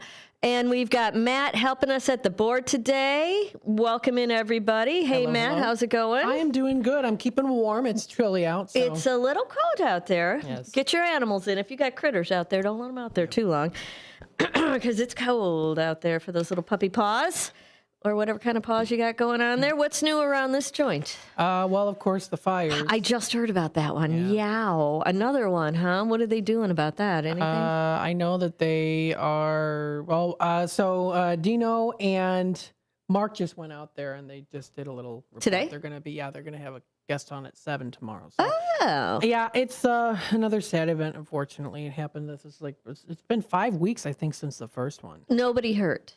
No one hurt. Okay, good news there. And pretty soon it will all be gone. Yeah. I mean, do you know, I don't know if you know this answer, but do they have any plans to, once they remove everybody and remediate the area, to not have it happen, not have people live there again? I mean, do they have, I don't know how they're going to prevent it, but, and who owns that land? I read it was like an old factory that shut down in the 90s or something. That land was. I'd have to see that land. Yeah. It's like, I want to say they said, it was like 8 acres, they said. It was a big piece of land. It is. Well, I think it's, was it Metra? The Metra place? I believe it is the Metra. Oh, is it Metra Land? Well, there was some sort of factory on it I want to say it shut down in 1990 something or other, I read, and ever since then, people have been inhabiting that land a little bit here and there. I don't know who owns that land. Somebody's got to own it somewhere, right? Yeah, exactly. I mean, somebody owns that land. Yeah. So, what's the game plan? We're keeping with the hotel, and that's going up on January 2019. I do believe it's the 19th. Yeah. Let me double check here. Yeah, and today's the 13th, so not so much longer. Until then, we've got pads open at night for heating, and in the churches over here, I know that. And gosh, hang in there. It's cold out, you know. You hate to see it. at all. It's unfortunate, but hopefully we've got a solution or a little bit of one to help people get moving and on their feet, you know. Absolutely. What else is happening around here? You've got you still doing your New Year's resolution? Are you positive still? Are you? No. I'm trying. Do you notice it? Do I notice it? What? That you're negative? Do you notice when you go to say something negative? Do you stop it, or do you just not even think about it? No. You're over it. Wait. I'm negative in private. Yeah, well, that's okay. You can be negative in your head all you want. It's just when it comes out of your mouth, it becomes a problem, you know? Yeah. But don't dwell on negative. That's not a good thing either. But, you know, I'm January 20th. January 20th. Is when that's the inauguration day and when they're going to be moving? The planned relocation. Yeah, okay. Beginning on hope it about January. Hope it goes quickly and well for them because, you know, not fun. But, you know, at least we'll give them some reprieve. And then I don't know what happens after that. Do we have a plan for that? Not really? Yeah, I don't know. I mean, it's 4 months. So the 4 months, it's $65 a night. Mm-hmm. And we'll just have to wait and see. I know in the past there was this, now someone here in the comments does say, okay.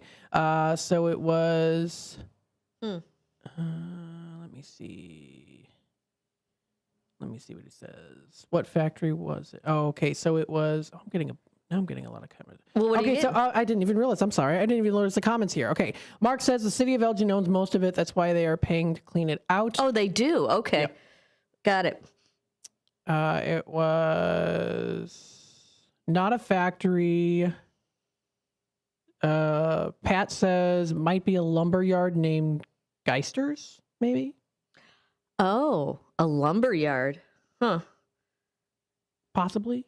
It is a city of Elgin property. It is a city of Elgin property. Okay, well that makes all kinds of sense then for that.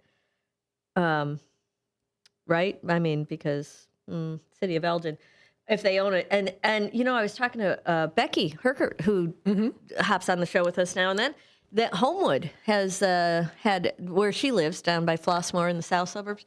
They have a homeless situation down there, and they said they do the same thing. They put them in hotels over the winter. Okay. Yeah, so I Until guess it's a thing. We shall see. Yep. Yeah. It's unfortunate. I hate to hear about it. I mean, I just hate that it happens, but it is what it is, you know. Yep. Are you waving to somebody? Oh, you are. He's right here. Well, it's Mr. Mark. Come on in, Mr. Mark. Come on in. What's going on? You want to have a little chit chat? I guess so. All right. How are you? Welcome back. Thank you, sir. I flew. My arms are tired. Ta-dum-dum. Yeah, nice. Oh, wait. I don't have it here. You got to have your finger on the drum roll. There we go. All I the got it. time. I When got it. Okay, 2 to we're 4 is drum roll time. Were you supposed to come back today, or were you supposed to I come was back supposed earlier? to come back Friday, but the snow was hitting on Friday. They shut down. Well, no, Saturday morning was my actual flight out, and that was shut down too. That was canceled. So they put me on Monday. Wow, I remember the days when it used to snow here. But now it's in you got to go Nashville south to and get Texas. the snow. Yeah. Mhm. Unbelievable. Yeah. Not so much, 5 inches, but boy, oh boy, did it shut them down. They just don't. They just hunker down. The grocery stores were empty. I should have taken pictures. All the shelves empty. They're looking at 1 day of snow, 4 or 5 inches, and they shut down everything. Schools are still closed. I know it's like a celebration, isn't it? It's like an extra vacation for several days, as long as the snow's on the ground. It's wacky, and oh my God! But the kids love the snow because they never get it down there, so they're going nuts. There's kids everywhere, and I live kitty corner from this big park with lots of hills, and there's kids everywhere sledding like crazy. It was cool. Yeah, it was cool to see. They had a blast. My little grandson, first time out in the snow. He's 18 months. Loved it. Loved it. It was super fun for him. So I'm glad you're back. No, I was listening to you talking about Tent City. Yes, tell me so about I thought instead of me texting from the other room, maybe I should just come in here and talk. Oh, well, yes. Let's have a talk about that. What happened while I was gone? Didn't you keep an eye on things for cry eye? Well, they snuck in another fire on me at about 10:45 on Saturday night, Tammy. What burned? More of the structures down there. Structures meaning like tarp kind of things. There's buildings. They have buildings? Gosh, yeah. I've took a bunch of pictures. Oh, okay. We're gonna have a special tomorrow morning during my show. Okay. Well, Dean's gonna come in for like an hour from 7 until 8. Dean was with me down there. That's why I look like. Well, you just got a hat on. You do look cold. I will give you the cold one. Yeah.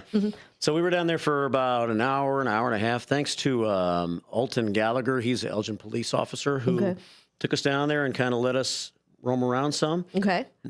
ABC 7 happened to call me like right before we were about to go down there to see, because they had heard that we were talking about it on the morning show and things like that. Okay.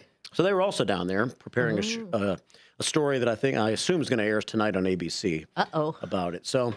Now we got kind of free reign to walk around and see what we could see. There was like 2 or 3 different fire areas where the 3 fires had taken place, and they pretty much haven't been cleaned up yet. That's going to take place when the whole cleanup happens. So there was just a lot of burned areas down there. Like how many people fires. did you see? What time were you there? We were there from about 11:30 till about 1 o'clock. Today? Yeah. Oh, and how many people did you see? Actual people, residents of Tent City? No, how many humans did you see? About 3. Oh, okay. That's about it. Really? Yeah, I'm not sure where they all go to their jobs. They're either, could be. I don't think so. They go to work and they come back to their tent. No, I don't think so. Most of them don't have jobs, but I think some of them go to Gail Borden Library during the cold days like this. Yeah. Because this is the coldest day we've had in a while. Well, it's terrible. I mean, it's burr. Yeah. So didn't see many people. It was kind of crazy when we first got down there and we were walking through.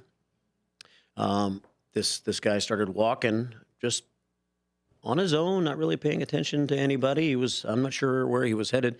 He had an axe in his hand. Oh. Yeah. Well. But it was no big deal to him. It was no big deal. Well, I'm sure to him it wasn't. To all these around him. Yeah. See him walking with. How old was this man with the axe? Oh, gosh, I don't know, 40 to 50 years old, maybe. Okay, old enough to swing it. Yeah. All right. And he was just kind of in his own world walking through there. And so the officer just made sure that he was okay, that we were okay, that he wasn't going to go use it. Yeah. Well, I guess you got to have firewood, right? Is that right, what I you do? guess that's what he was doing, was going to get some wood. But yeah, so we didn't see many people. So maybe there were a few huddled in their tents, trying to keep warm. But And for are the these most part, tents like you would buy at the camping store, like tent tents, regular old tents? Some. Or are they makeshift tents, like out of There were some actual tents in there, and lots of trash all around, and the actual structures, like a couple of buildings that had been somehow moved down there or built down there. How big? I mean, you could almost like a shed. Okay. I mean, kind of like a big shed. There was a couple that actually looked like small, tiny houses. And people a little bit put them there. They're living in them. Yeah. How many like housing things did you see? How many do you think are there? There were several different areas. Like there was an area where the fire took place Saturday night, where all kinds of things were burned down. You saw a generator just sitting there. These are all pictures that we took that we'll show tomorrow morning on the show. Maybe I'll send you a few so you can, I don't know, tease the show tomorrow morning with some pictures that we're going to send. Yeah, well, send it to my I'll send them to the Image 360 information line. And so Dino and I were just down there taking pictures. There's like several different like little areas where there'd be like a few people living, and then you'd walk for a little bit further down. Like hamlets. Yeah. Like little hamlets, One like they guy- have in Ireland, One right? guy had a big tent, and the officer said that he had been staying in Tent City for the last 25 years. What? He'd been living there for 25 years. Obviously not in the same tent, because that tent didn't look so bad. No, and has that land been available for 25 years and nobody really goes there? Ever and since that cuts the factory grass? that was there. That was in the 90s, It right? was like 1990, according to this Daily Herald story that I saw And yesterday. maybe that's what I read. I think it was this morning. I had a peek at the Daily Herald on the plane. What kind of factory was it? Trusty Pat, who's on our YouTube page, says he thinks it was a lumber factory. Oh. But I'm not sure. Kind of before my time of knowing what was happening in Elgin. But we had a big factory here, Woodruff and Edwards, but I guess that was on the south side of Kimball. On the north side of Kimball was this. Can you read that? I can't read any of this. Yeah, I see better from a distance. Good for you. Yeah. What's it say? Even with like specs on, I can't read that. Geisters is maybe what Trusty Pat says. Oh, I gotcha. Was. Uh-huh. So, yeah. So anyway, so it's been land for a long time. And for what they were saying is for years, some people had been living down there, but mostly in tents. And so it didn't look so... Just looked like a camping area? You couldn't see much down there because people You were still in tents. can't really see Now it. it's pretty built up. Can you see? But I can't. When I try to drive, when you drive around it, you really can't see much there. If you go down 31, have you gone down that way? Yeah, no, probably not. I Look went down the in other there, you can see a lot of structure since all the leaves have fallen off the trees and stuff like that. Good point. Good point. Yeah. And tarps and tents and bicycles and old generators and all propane and all kinds of stuff down there. Critters? You see dogs? Did not see a dog. Good. Good. I feel better about that. Yeah, didn't see any animals. Like I said, only about 2 or 3 people did we see while we were down there. But the officer said that within the last year, and that's kind of when I started noticing, when I would run down there by the library, even in the late summer, it was kind of hard to see because the trees were all filled out at that time. But you could look in there from the library side across the river, and you could see that some of the structures seemed to be getting much bigger. And so as the structures got bigger and it became more developed, I guess, it became more of a hazard. And so when it got cold, we've had 3 back-to-back-to-back fires. And that first fire, I think, finally put the city council into high-speed motion. Yeah, getting it fixed. Well, I was telling Matt earlier, that Becky's got, they have the same issue down in Homewood, and they do the same thing. They put them in hotels with the homeless people down in Homewood. In Homewood? Oh. Homewood, Illinois. Yeah. Yeah. We have a caller. Come on, caller. Welcome to the program, caller. Hi, this is Trusty Pat calling. Just to let you know, that was Geister Brothers Lumber. And when the Route 31 made improvements to put a turn lane in, somehow the city ended up with that property.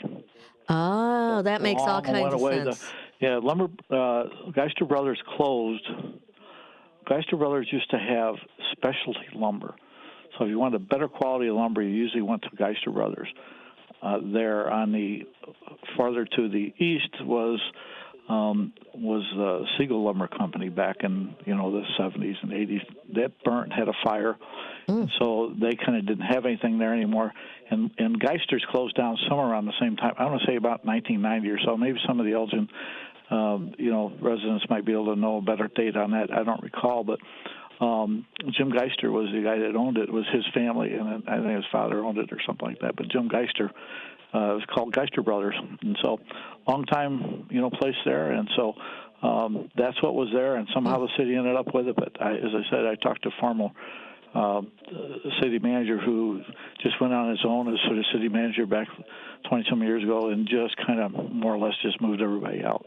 But then it just people dwindled back in. But that's the story that I know. Okay, all right. Anyway, well, thanks, Mark. Thanks, Pat. Hey, thanks for calling in. We appreciate it. Yeah, I'm sure some others might know a little bit more detail, but I don't know how the city ended up with it, but somehow it had to do with egress on and off. They didn't want any more egress on Kimball Street. It was kind of tying up that intersection because it was right there at the railroad tracks. It was kind of dangerous. But anyway, that makes sense. It does make sense, though. All right. Thanks, okay. guys. Thanks for letting us know. Enjoy the show. Yeah, enjoy listening. Thanks. Bye. Thank you. Any other comments we should address on there? I can't read them. I can't see that far. So it's just Pat talking about who it is. Yeah. I know there was an article in today's Daily Herald, but I didn't get through the whole thing because I only had the digital headline, and then I didn't have any internet on the plane. So that's all I get. Yeah, so it's interesting. It's crazy. And the cleanup begins, I think, February the 15th. After February the 15th, anybody that's trying to stay down there anymore will be trespassing. Oh, so... And they'll actually take some action. That's what I was wondering. What happens now? Now we take we get everybody out that wants to go out.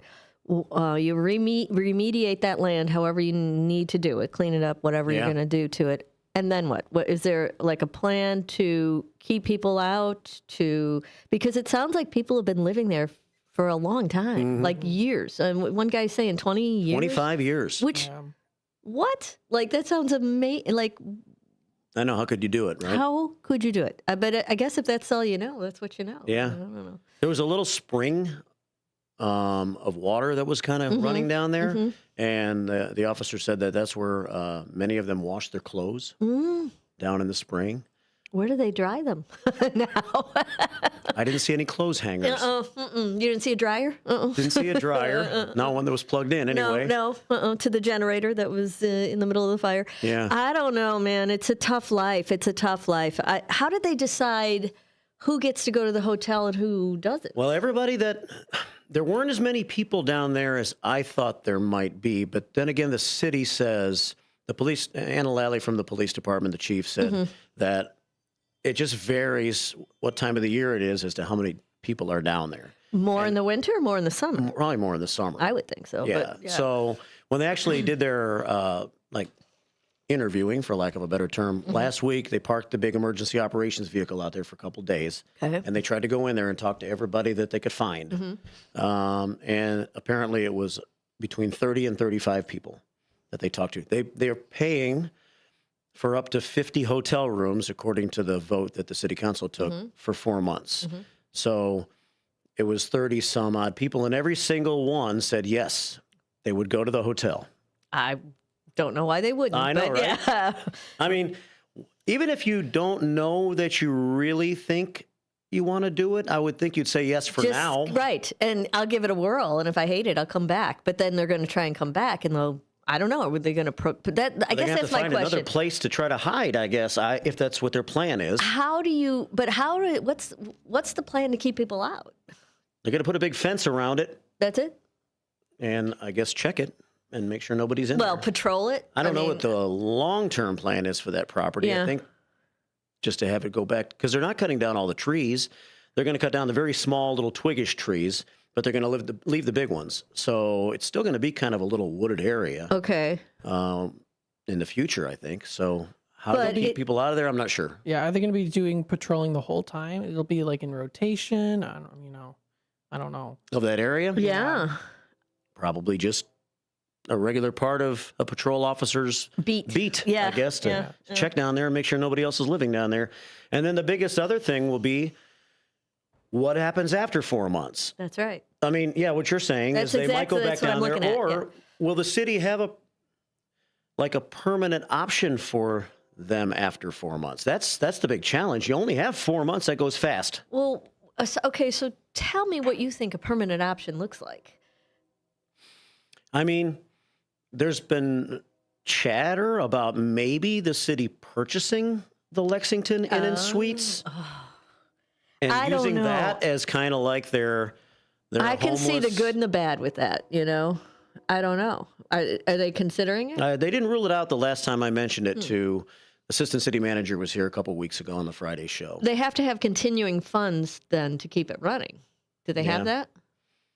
Not knows. allocated right now Yeah, that I know of. yeah. It's a fluid process that Mhm. a lot of questions are being answered as we go, Mhm. kind of thing. Especially because it's being rushed now because of the fires. Right. Because they were planning on trying to do something on a more permanent level and get rid of Tent City anyway. Yeah. Then these 3 fires were like, okay, now we have to do something like now. Yeah.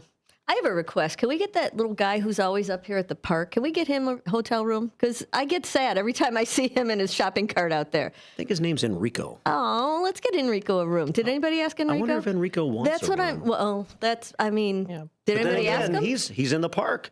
Is he going to be allowed to continue to be in the park? I don't know that answer. That's. I would like Enrico to have a room. Quite frankly, I feel so bad for that guy every time I see him. Like he's out there all the time. I know.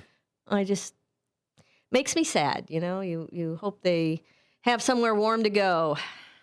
Yes, And that's for sure. Yeah, for sure. All right. Well, I'll let you get back to your show. All I just right, figured I well- was sitting in the other room. I might as well come fill Yeah, in. I'm glad you did. I think we're on our break in about pretty soon. A couple of seconds here. So, according to my happy little clock over here, I don't hear my happy music yet. There it is. Just There's in my time. happy music, just in time. All right. Well, thanks for filling us in, Mark. What else has gone on while I was gone? Anything? You hold down the fort, okay? Yeah, we Around held here? down the fort okay. Everything calm? Yeah. On the home front? Yeah. I was just showing your pictures this morning on the morning show. Did you? Yeah. I showed Nancy's pictures. Oh, good. I didn't know she sent any. I asked her to send a couple. So yeah. good. And her son lives in the Colony, Texas, where I lived for 6 years. No way. Isn't that crazy? Is that a neighborhood or what is that? It's a city just Really? north of Dallas. Oh, that's so amazing. Did you? Well, we'll tell her. Yeah. Okay. She knows. Oh, we you were told- texting back and forth. I yeah. gotcha. All right. Cool. All right. Well, we're going to take that break. We'll be right back. Don't go away.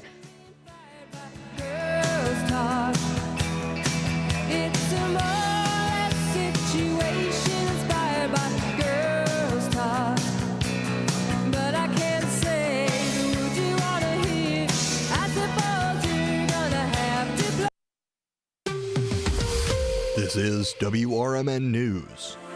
I'm Marky B reporting. Another fire broke out late Saturday night at a homeless encampment along the Fox River in Elgin, engulfing multiple structures, causing no reported injuries. Elgin police said the Elgin Fire Department responded to the fire at the Tent City encampment near State and Kimball at approximately 10:46 p.m.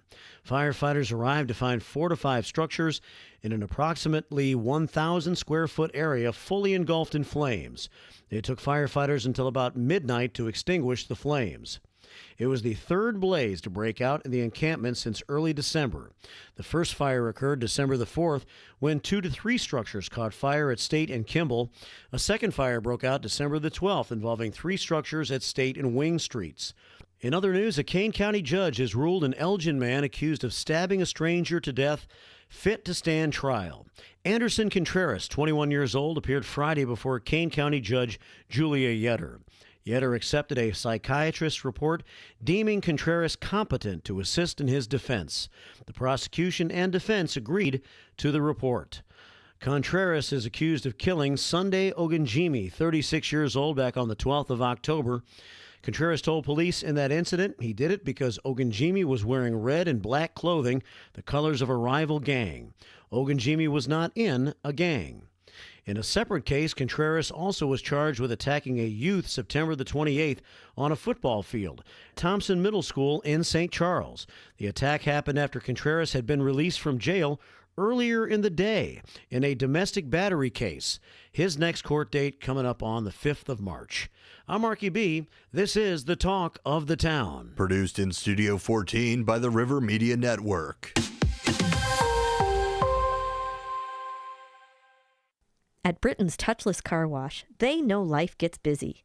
That's why they're here 24/7 to keep your car looking spotless, fast, and easy. Their advanced brush-free wash technology delivers a sparkling clean without a single scratch, because they treat your car like it's their own. Here's the best part. Right now, you can get a free car wash just for joining their text club. It's simple. Just text BRITT to 30400, and your first wash is on them. Britain's Touchless Car Wash has 2 convenient locations, 1923 Larkin Avenue in Elgin and 555 Willow in West Dundee. They're proud to keep your car clean while giving back to our community. Text BRITT to 30400. That's BRITT to 30400. Now for your free car wash, and see why Britain's Touchless Car Wash is the fast, gentle, and reliable choice.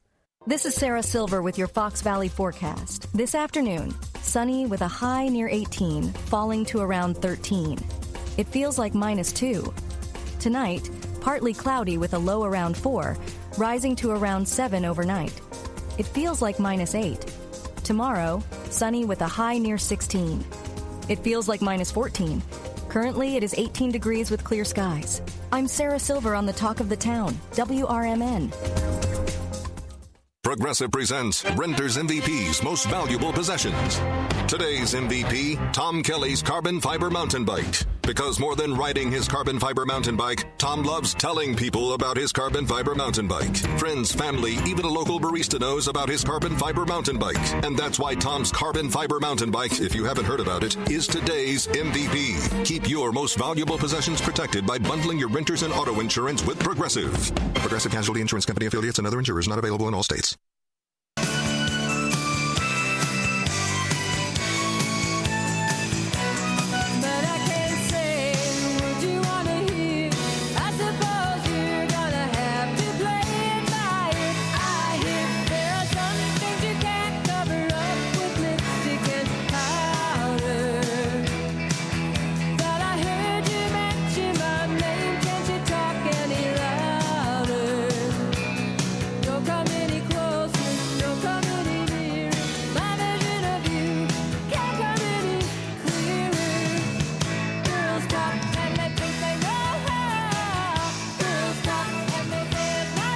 Welcome back, everybody. It is Talk Time with Tammy and Friends. I'm your host, Tammy Scully, and I am here in the studio downtown Elgin. Live and cold, I might add. It's a little chilly in here today, but don't worry, I'm sitting on top of a heater. It'll be fine. And I'm sure you were worried about that too, huh? And Matt is in here with me right now, and we are live for you with some, I don't know, I guess we got a News Nation clip coming our way. We do, yes. All right, you want to hop into it? Let's do it. All right, a study shows sugary drinks are contributing to hundreds of thousands of deaths per year. News Nation's Elizabeth Pran reports. This paper was published in Nature's Medicine, and it looked at data from 184 different countries, so it's not necessarily just the United States. And it's saying that these sugary drinks are contributing, of course, to type 2 diabetes, which we knew, and heart disease. But look at some of these numbers from 2020. It's much more than we thought. So 2.2 million new cases of diabetes linked to these sugary drinks, 1.2 million new cases of heart disease. And it looked at about 340,000 deaths worldwide from those diseases linked to those drinks. Soda, lemonade, those flavored coffee drinks, fruit punch, anything that has 50 calories per 8 ounces. And if you look at that label, added sugar. The World Health Organization says the daily intake for an adult should be less than 6 teaspoons of sugar. So who is most impacted when you look at some of the data from this study? It's typically fairly well-educated men in urban areas. And you might be wondering, why just these sugary drinks? Basically, your body gets bombarded by an insulin spike. It's liquid sugar, so that could lead to inflammation, high cholesterol, metabolic dysfunction. Doctors say limit to 1 per week and minimize risk factors. Limit what to one per week? I guess it's a sugary drink. Sugary drink. Yeah. Well, but as we sit here, both of us, I got Mountain Dew. Now, I got my coffee. I don't believe they come any sugary than this one. This is Mountain Dew is the king of. Well, it sounds like death right here, but I don't drink a lot. I don't have a lot of sugar items except for like coffee. Yeah, I do, but I got to have my sodas. I know I'm crazy. I need one soda a day. That's it. And that's I've only started that lately, and I stopped it for a while, but I don't know why. Now, what kind do you usually drink? Well, I'm not picky. But I like Coke, and if it's nighttime, I'll do a Sprite. But I know I need to stop it. Because it's horrible. I mean, they're saying now it's like tobacco used to be, that they want to put labels on it, that it's carcinogenic, that they're saying that the sugar is the new tobacco of this generation. And remember, when we were kids, everybody was smoking. Everywhere there was cigarettes, people would light up. You would socially just hang out and have cigarettes because it was just a thing that they did. Not me as a kid. I'm saying the adults would. And then we started realizing how bad it is for you. I think the same things happen with the sugars. Yeah. Well, what's interesting, and I'm reading here too. So Elizabeth Pran reported to limit to about 6 teaspoons, I think it was. That's what she said. Mm-hmm. Well, one 12-ounce can of Coca-Cola contains about 10. So it's like, don't tell me that. It makes me sad. I guess it's more of an everything in moderation. It is. I mean, but I gotta have my coffee. I hear you, man. Well, what's in your coffee though? I get vanilla. So you could do a sugar-free vanilla. I could do a sugar-free vanilla. Have you tried it? I have tried it before. The thing is it tastes about the same to me. I just forget to say sugar-free I gotcha. vanilla. Say skinny. I have to remember to say sugar-free vanilla. Yeah. That's my drink at Starbucks is a venti. That's the size. Yep. Sugar-free. Well, they call it a skinny vanilla, no whip latte with an extra shot or 2, depending on my day. Yeah. That's my go-to drink at. I don't put the classic in. When if I go to Starbucks, which is rare, I don't get the classic in there. What's the classic? Classic syrup. It's sugar syrup. Oh, I guess that's really sugary. I've never had that. I've only owned. I mean, because when Starbucks first came out, it was a little intimidating to order. You'd walk up there. Really? Oh gosh, yeah. I mean, like there's all these like drinks, and even now my husband's like, "What's a venti? What do I want? I want." He's like, "I want a cup of coffee." I'm like, all right, we'll get you." It's like a different language when you go to order, and they're like, he doesn't, and he's a simple man. He doesn't want to do it. He just wants a cup of coffee. So they now the venti skinny vanilla latte with an extra shot. That I've learned to say it and order it well, and it's good. It's good. So that's my drink. That's my go-to. That's what I do. Anyway, so the sugar thing is it's scary because sugar's so yummy. Yeah.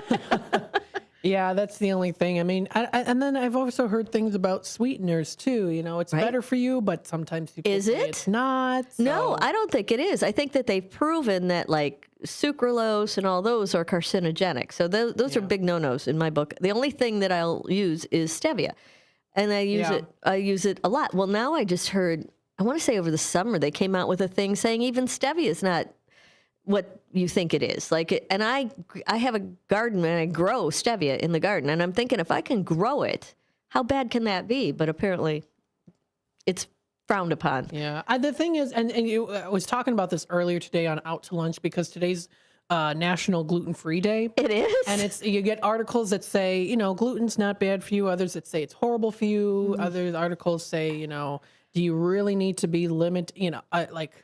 I don't know. I think the whole gluten thing is if you are intolerant and you have a reaction in your body, no more gluten. Yeah. But I think if you can tolerate it, you're fine. The problem is our sources of gluten, our sources of wheat in this country have been diluted, and that's a whole nother. That's a whole program all by itself. Yeah. There's a book called Wheat Belly. I don't know if you've heard of it, but it's all about this country's wheat source and what it does to humans now, Yeah. Well, I do say when I refrain from eating gluten, I do feel better. Well then, and genetically too, because I did the DNA 23andMe health. I did the health as well. Yeah. I am at a slight higher risk of getting celiacs. Okay. So I do have to be careful. Okay, yeah. It's tough to go gluten-free. Yeah. I mean, it it's is. tough to go gluten-free. I love my bread. Right? But you know what you can have? Gluten-free can have a real sourdough bread. It doesn't bother my sister. I don't like sourdough bread. Oh gosh, Matt, it's so good. But it's got to be real sourdough, not like a package that just says it's sourdough. It's got to have like sourdough starter. That's the yeast in there that makes it tolerable, I guess, for gluten. But I have 5 siblings, and 4 of them are gluten-free. I mean, gluten intolerant. I'm the only one. Celiac disease, they got it all. Like, I'm the only one that is not yet. Knock on some sort of wood product. Yeah. But they all did it when they all switched when they were younger. It's just really hard to go gluten-free. I tried it, man. It's tough. But I have to say I do feel better when I very much limit it. Okay. So that's good. I think you've got That's for me, though. You know, not you got a new everyone. resolution in 2025. There you go. There you go. No gluten for Matt. We're watching you now. There. Yeah, or at least try my best to limit it. Yeah, and then the whole sugar thing. It's like, ugh. I hate hearing it. I know it's true, and I probably need to get on that and find something else. You know. Yeah. But till then. Yeah, and you know what though? It's interesting because I used to love like really sweet coffees. The older I get, the more I do prefer it bitter. Okay. My dad always says, by the time you're my age, you're just gonna drink it plain black. Yeah. Well, maybe you're gonna switch pretty soon then. Yeah. This sugar stuff though is it's alarming, I think, but I think it's true. I mean, I think it's true, and I think you got to think about what you're putting in, because what you put in is what you get out. Yep. In almost anything you do, you know. I mean, it's certainly food for sure. Nutrition is a tricky thing, you know. We were just talking about like how much can you get as far as nutrition wise without well, this is with Nancy was talking about supplements and everything. I'm a fan of supplements because I know my diet's bad, but I got to get better. I'm going to get better. I am. I know, me too. I got to eat more vegetables. I know. When was the last time you had a vegetable? I honestly can't remember. I think the thing is, and I've told it's so bad. I eat it in a soup. I'll eat any vegetable in a soup. I don't know why. It's just any, or if there's teriyaki sauce in it, which I know is very salty, but Teriyaki's like kind of sweet too. It's got a little like in maybe I'm thinking of a different soy sauce. Maybe you're thinking soy sauce. Yeah, something like salty. Soy is a very salty. But sauce. if it's in like a chicken broth soup, you can put any vegetable, and you'll take it. I will eat it. All I right. think it's good. So I Okay. think that's what I need to do. Just have more everyday soup, man. Well, hey, there's nothing like soup weather than today. I mean, you got some major soup weather going on. They used to have fabulous stores. I don't think they have them anymore. I used to work out by Woodfield Mall at a builder out there, and there was like a couple of them actually, restaurants that did nothing but soup. That's all they had. And you walk in and they'd have rows and rows and rows of soup, and you could go just pick whatever soup and bread with gluten, lots of gluten, warm bread. It was great, but they don't do it anymore. I don't even know where they're at. So you're gonna have to get a crock pot, Matt. Yep. Start making crock your own. pot. Yeah, Oh, we've got 2. Do it. So there we go. Crockpot soup is the easiest, best. Quick, throw it in the morning, come home at night. It's soup. Yep. There it There is. you go. It's fabulous. I'm a big fan of crockpot stuff. Although after a while, it all kind of tastes the same. Yeah, it's good though. I like it. Yeah. All right, let's take that break. We're gonna come back and do the historic song of the day for January 13th. Let's see what happened on this day in music history. We'll be right back. Are you unemployed, underemployed, or considering a career change? Or maybe you're looking to take your career to the next level? The Business and Career Services, located at 1400 South Wolf Road, Building 200 in Wheeling, Illinois, is here to help. As a nonprofit organization, BCS supports all aspects of career development, from personalized career coaching and resume help to interview prep and even funding for job training. We're your partner in navigating high-growth careers. And it's not just individuals who benefit. Businesses can also rely on BCS for recruitment support, training resources, and strategies to retain top talent. Whether you're looking to grow your career or business, BCS has the resources and expertise to help you succeed. Find out more today at bcsillinois.org or call 847-484-8187. That's 847-484-8187. BCS, your future, our mission. Finding a reputable business shouldn't require luck or chance. But how can you tell who you can trust? Pro tip: the BBB connects people with businesses they can trust. So think of the BBB as the better, check with the BBB first, because better businesses are honest and commit to high ethical standards bureau. That's why they're better. Always look for the sign of a better business and find a better business anytime at bbb.org. This is the story of the one who, as a maintenance specialist for a historic high-rise, knows that vintage charm historically needs constant attention. Which is why, when it's time to upgrade turn-of-the-century mechanicals, they turn to Grainger. With easy access to 1 million-plus products and the scale to deliver when and where you need them. The right tools and supplies are never far away. So the one can keep that vintage building running like new. Call, click Grainger.com, or just stop by. Grainger, for the ones who get it done. Political party poopers got you down? Shake it off and join me, Dennis Sonar Green, every weekday from 4 to 6 p.m. on WRMN for A Political Talk Show, where we cut through the doom and gloom with a focus on America first, constitutional values, and a populist perspective that puts you, the citizen, at the center of the conversation. At WRMN, the talk of the town, we're not afraid to challenge the status quo and bring you the straight talk you need. Whether you're frustrated with the political establishment or looking for a clear, some nonsense analysis, this show has you covered. Tune in. Let's take on the issues together with a fresh, unfiltered approach. Catch us every weekday from 4 to 6 p.m. on WRMN, A Political Talk Show. WRMN, the talk of the town.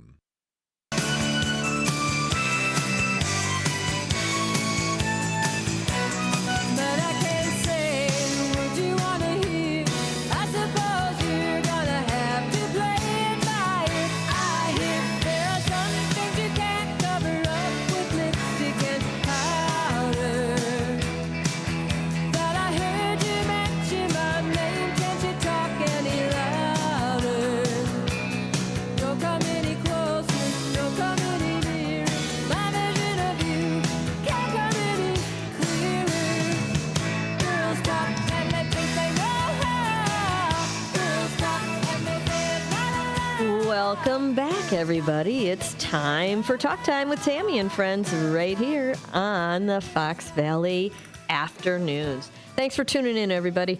We've got today is January 13th.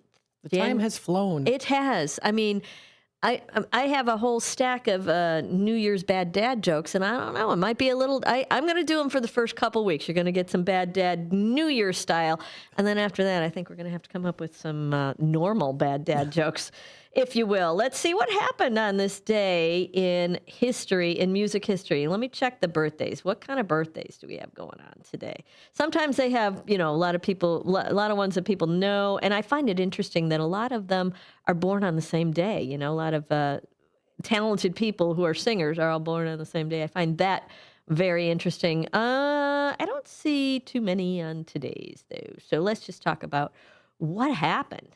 What happened today? Let's see. I'm going to start at the bottom of the list because they've got a lot of wacky ones in here. Because our songs are from the 60s today, both of them, right? Yep.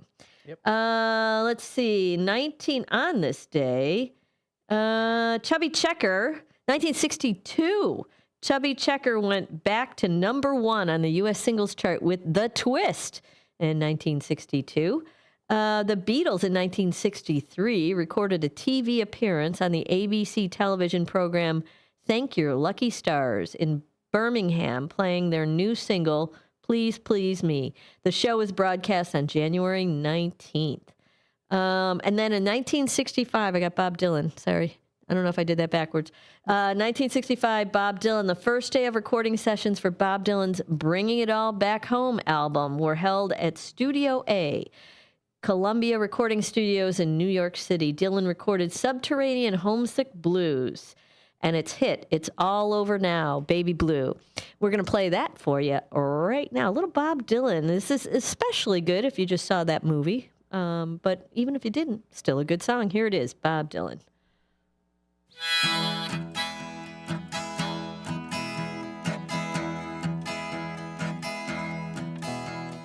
You must leave now, take what you need. You think last. But whatever you wish to keep, you better grab it fast. He understands your orphan with his gun, crying like a fire in the sun. Look out, the saints are coming through, and it's all over now, baby blue. The highway is for gamblers, better use your sense. Take what you have gathered from coincidence. The empty-handed painter from your streets is drawing crazy patterns on your sheets. The sky too is folding under you, and it's all over now, baby blue. All your seasick sailors, they're all rowing home. Your empty-handed army is all going home. Your lover who just walked out the door has taken all his blankets from the floor. The carpet too is moving under you,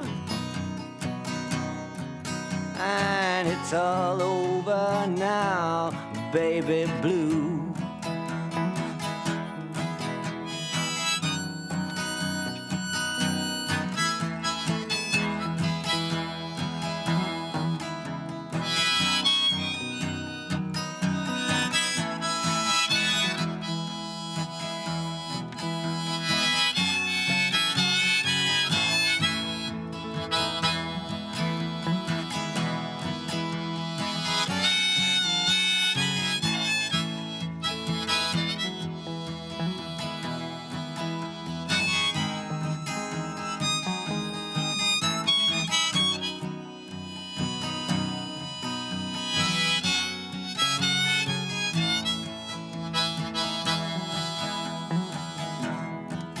Leave your stepping stones behind, there's something that calls for you.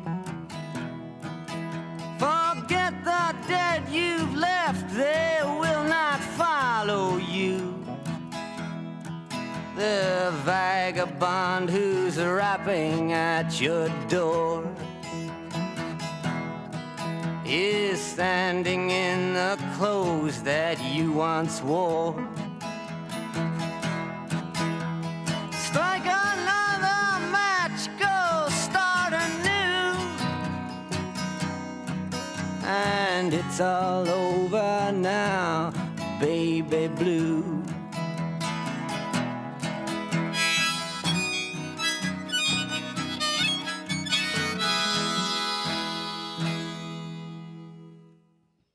That's a little Bob Dylan, Baby Blue for you, 1965, which seems so long ago. I guess it was. I guess it was. But, you know, we like Bob Dylan still. He's still pretty relevant. Elvis Presley in 1969 on January 13th began a 10-day recording session that would produce his final U.S. #1 record. That would be Suspicious Minds. I did think about playing that one. The tracks were laid down at American Sound Studios in Memphis and marked the first time Presley had recorded in his hometown since his Sun Records days in 1956. Now, in 1970, on January 13th, Bruce Springsteen, let's see, it is Steel Mill featuring Bruce Springsteen, played at the Matrix in San Francisco, California. Boss Skaggs was the scheduled headliner, but he canceled at the last minute due to illness. Rock critic Philip Elwood, who turned up intending to review Skaggs, ended up writing a highly favorable review of Steel Mill for the San Francisco Examiner. And then in 1973, Eric Clapton made his stage comeback at the Rainbow Theatre, London, with Pete Townsend, Ronnie Wood, Stevie Winwood, Rebop, Jimmy Capoletta, and the support of the Average White Band. And in 1978, The Police, with a budget of only 1,500 euros from Stuart Copeland's brother Miles Copeland, The Police started recording their debut album at Surrey Sound Studios in Surrey, England. And then in 1968, where did it go? I've got it right here. It was Johnny Cash. Played a show which was recorded for his forthcoming album live at Folsom Prison in Sacramento, California, in front of 2,000 inmates. The lead single on it was Folsom Prison Blues, an updated version of his 1956 hit, and here it is for you right here. We're going to go out on this one, right? Yep, so we'll go to commercial break on that, and we'll be back after that.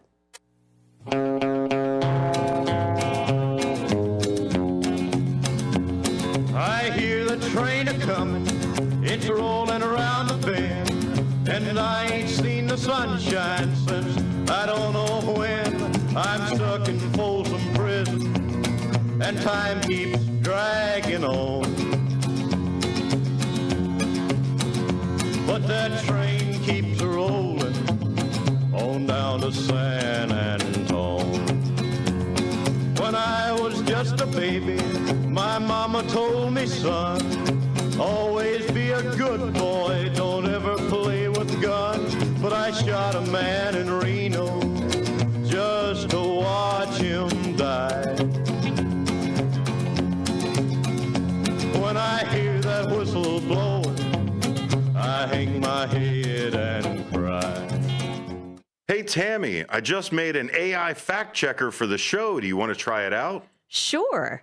Talk Time with Tammy and Friends is the best show on WRMN. Oh, Talk Time with Tammy and Friends is the best show on WRMN, huh? What a bold, subjective opinion masquerading as a fact. Sure, I bet you and all 12 of her fans feel that way. While I can confirm the show exists, yay for reality, its best status is completely debatable. And yes, congratulations, it does air Monday through Thursday, 2 p.m. to 4 p.m. Let me know when Tammy wins an Emmy or something. Until then, this is a hard nope on objectivity. Grade 310. Fact, Talk Time with Tammy and Friends airs weekdays, Monday, Thursday, 2 p.m. to 4 p.m. on WRMN. Try again when you want to talk about facts, not fangirling. I'll work on it. You better. Your hometown radio station since 1949. We are WRMN AM 1410, Elgin time, 3 o'clock.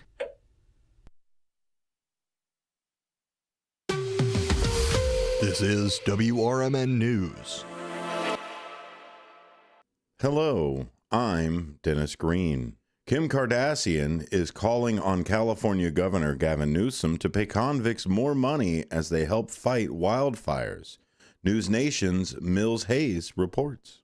California has nearly 1,000 prisoners helping to put an end to these fires. Incarcerated firefighters can get paid up to $10.24 an hour, so $10.24 plus an extra dollar for each hour they're responding to a blaze. For a 24-hour shift, an inmate with the lowest skill level could make almost $27 a day. CAL FIRE pays non-incarcerated seasonal firefighters a minimum base salary of $3,700 a month for the same amount of work, with many being on for 24 to 48 hours at a time. All volunteers have to have 8 years or less on their sentence. Sex offenses, arson, and escape history can disqualify inmates. Some Dunkin' locations are experiencing a donut shortage. Stores in Nebraska, New Mexico, and some other states have gone a couple of days without the pastries. Signs on the doors and drive-through kiosks say they're unavailable due to a manufacturing error. News Nation's Nick Smith reports. A spokesperson for Dunkin's owner, Inspire Brands, says an issue with the single supplier impacted 4% of the 9,500 U.S. locations and that the company has already started restocking some of the affected stores. A manager in Dunkin' in West Omaha says the shortage is a national problem. Corporate has not commented. For WRMN News, I'm Dennis Green. WRMN News, produced in Studio 14 by the River Media Network. With your 1410 WRMN News Flash, I'm Sean Curdan, brought to you by Progressive. Flu cases are surging in Kane County following the holiday season, with emergency room visits spiking worryingly. As per recent data from the Kane County Health Department, nearly 15% of ER consultations were related to flu, COVID-19, or RSV in early January, marking a significant increase from December, where flu cases constituted less than 2% of visits. The St. Charles Public Library is set to continue its popular Sunday concert series on January 19th with music of the 70s. The event will feature the talents of vocalist Gavin Coyle, flutist Carlin Lloyd, and pianist John Warfel. They'll be covering hits from iconic artists like Chicago, Elton John, and James Taylor. The Elgin Police Department investigating a shooting incident after a man was admitted to a local hospital with a gunshot wound on January 12th. The wound was reportedly non-life-threatening. The incident remains under active inquiry as detectives determine the exact location of the shooting. With your 1410 WRMN News Flash, I'm Sean Curdan. Progressive presents Renter's MVP's Most Valuable Possessions. Today's MVP, Tom Kelly's carbon fiber mountain bike. Because more than riding his carbon fiber mountain bike, Tom loves telling people about his carbon fiber mountain bike. Friends, family, even a local barista knows about his carbon fiber mountain bike. And that's why Tom's carbon fiber mountain bike, if you haven't heard about it, is today's MVP. Keep your most valuable possessions protected by bundling your renters and auto insurance with Progressive. Progressive Casualty Insurance Company affiliates and other insurers not available in all states. That spice is 10 out of 10. Would recommend. Hi, my name is Khadijah, and a little thing I love about the Chick-fil-A Grilled Spicy Deluxe Sandwich is that spicy kick of the chicken. It's just the right amount of heat, and it gets me excited. And then, pro tip, add that cilantro lime sauce. It cools it down. If the sandwich is at 100, the cilantro lime takes it to 200. It makes me want to, tell all my friends and family. Order a Chick-fil-A Grilled Spicy Deluxe Sandwich and a Diet Dr. Pepper on the Chick-fil-A app for a limited time. Real guests paid for their testimonial. This is Sarah Silver with your Fox Valley forecast. This afternoon, sunny with a high near 18, falling to around 13. It feels like -2. Tonight, partly cloudy with a low around 4, rising to around 7 overnight. It feels like -8. Tomorrow, sunny with a high near 16. It feels like -14. Currently, it is 18 degrees with clear skies. I'm Sarah Silver on the Talk of the Town, WRMN. Progressive presents Renter's MVP's Most Valuable Possessions. Today's MVP, Tom Kelly's carbon fiber mountain bike. Because more than riding his carbon fiber mountain bike, Tom loves telling people about his carbon fiber mountain bike. Friends, family, even a local barista knows about his carbon fiber mountain bike. And that's why Tom's carbon fiber mountain bike, if you haven't heard about it, is today's MVP. Keep your most valuable possessions protected by bundling your renters and auto insurance with Progressive. Progressive Casualty Insurance Company affiliates and other insurers not available in all states. Hi, this is Sue with Newman's Corner Pub in Hampshire, Illinois. Are you looking for the perfect hangout spot? Swing by Newman's Corner Pub right at the corner of 72 and State Street in Hampshire. Enjoy fantastic drinks, live music, and a fun crowd that makes every visit special. Test your luck with our hot slots and our Queen of Hearts drawing every Saturday at 3 p.m. Challenge your friends to darts or pool while you're here. Newman's Corner Pub, where every day feels like a weekend. Visit us at Route 72 and State Street in Hampshire. That's Newman's Corner Pub, your new favorite spot. It's easier than you think for pests to threaten your family's health. Ticks, which spread dangerous diseases, hide in tall grasses and even on your pets. Rodents easily invade your home, contaminate food, and can carry more than 35 diseases.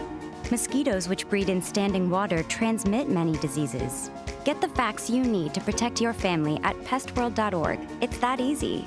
A public service message from the National Pest Management Association.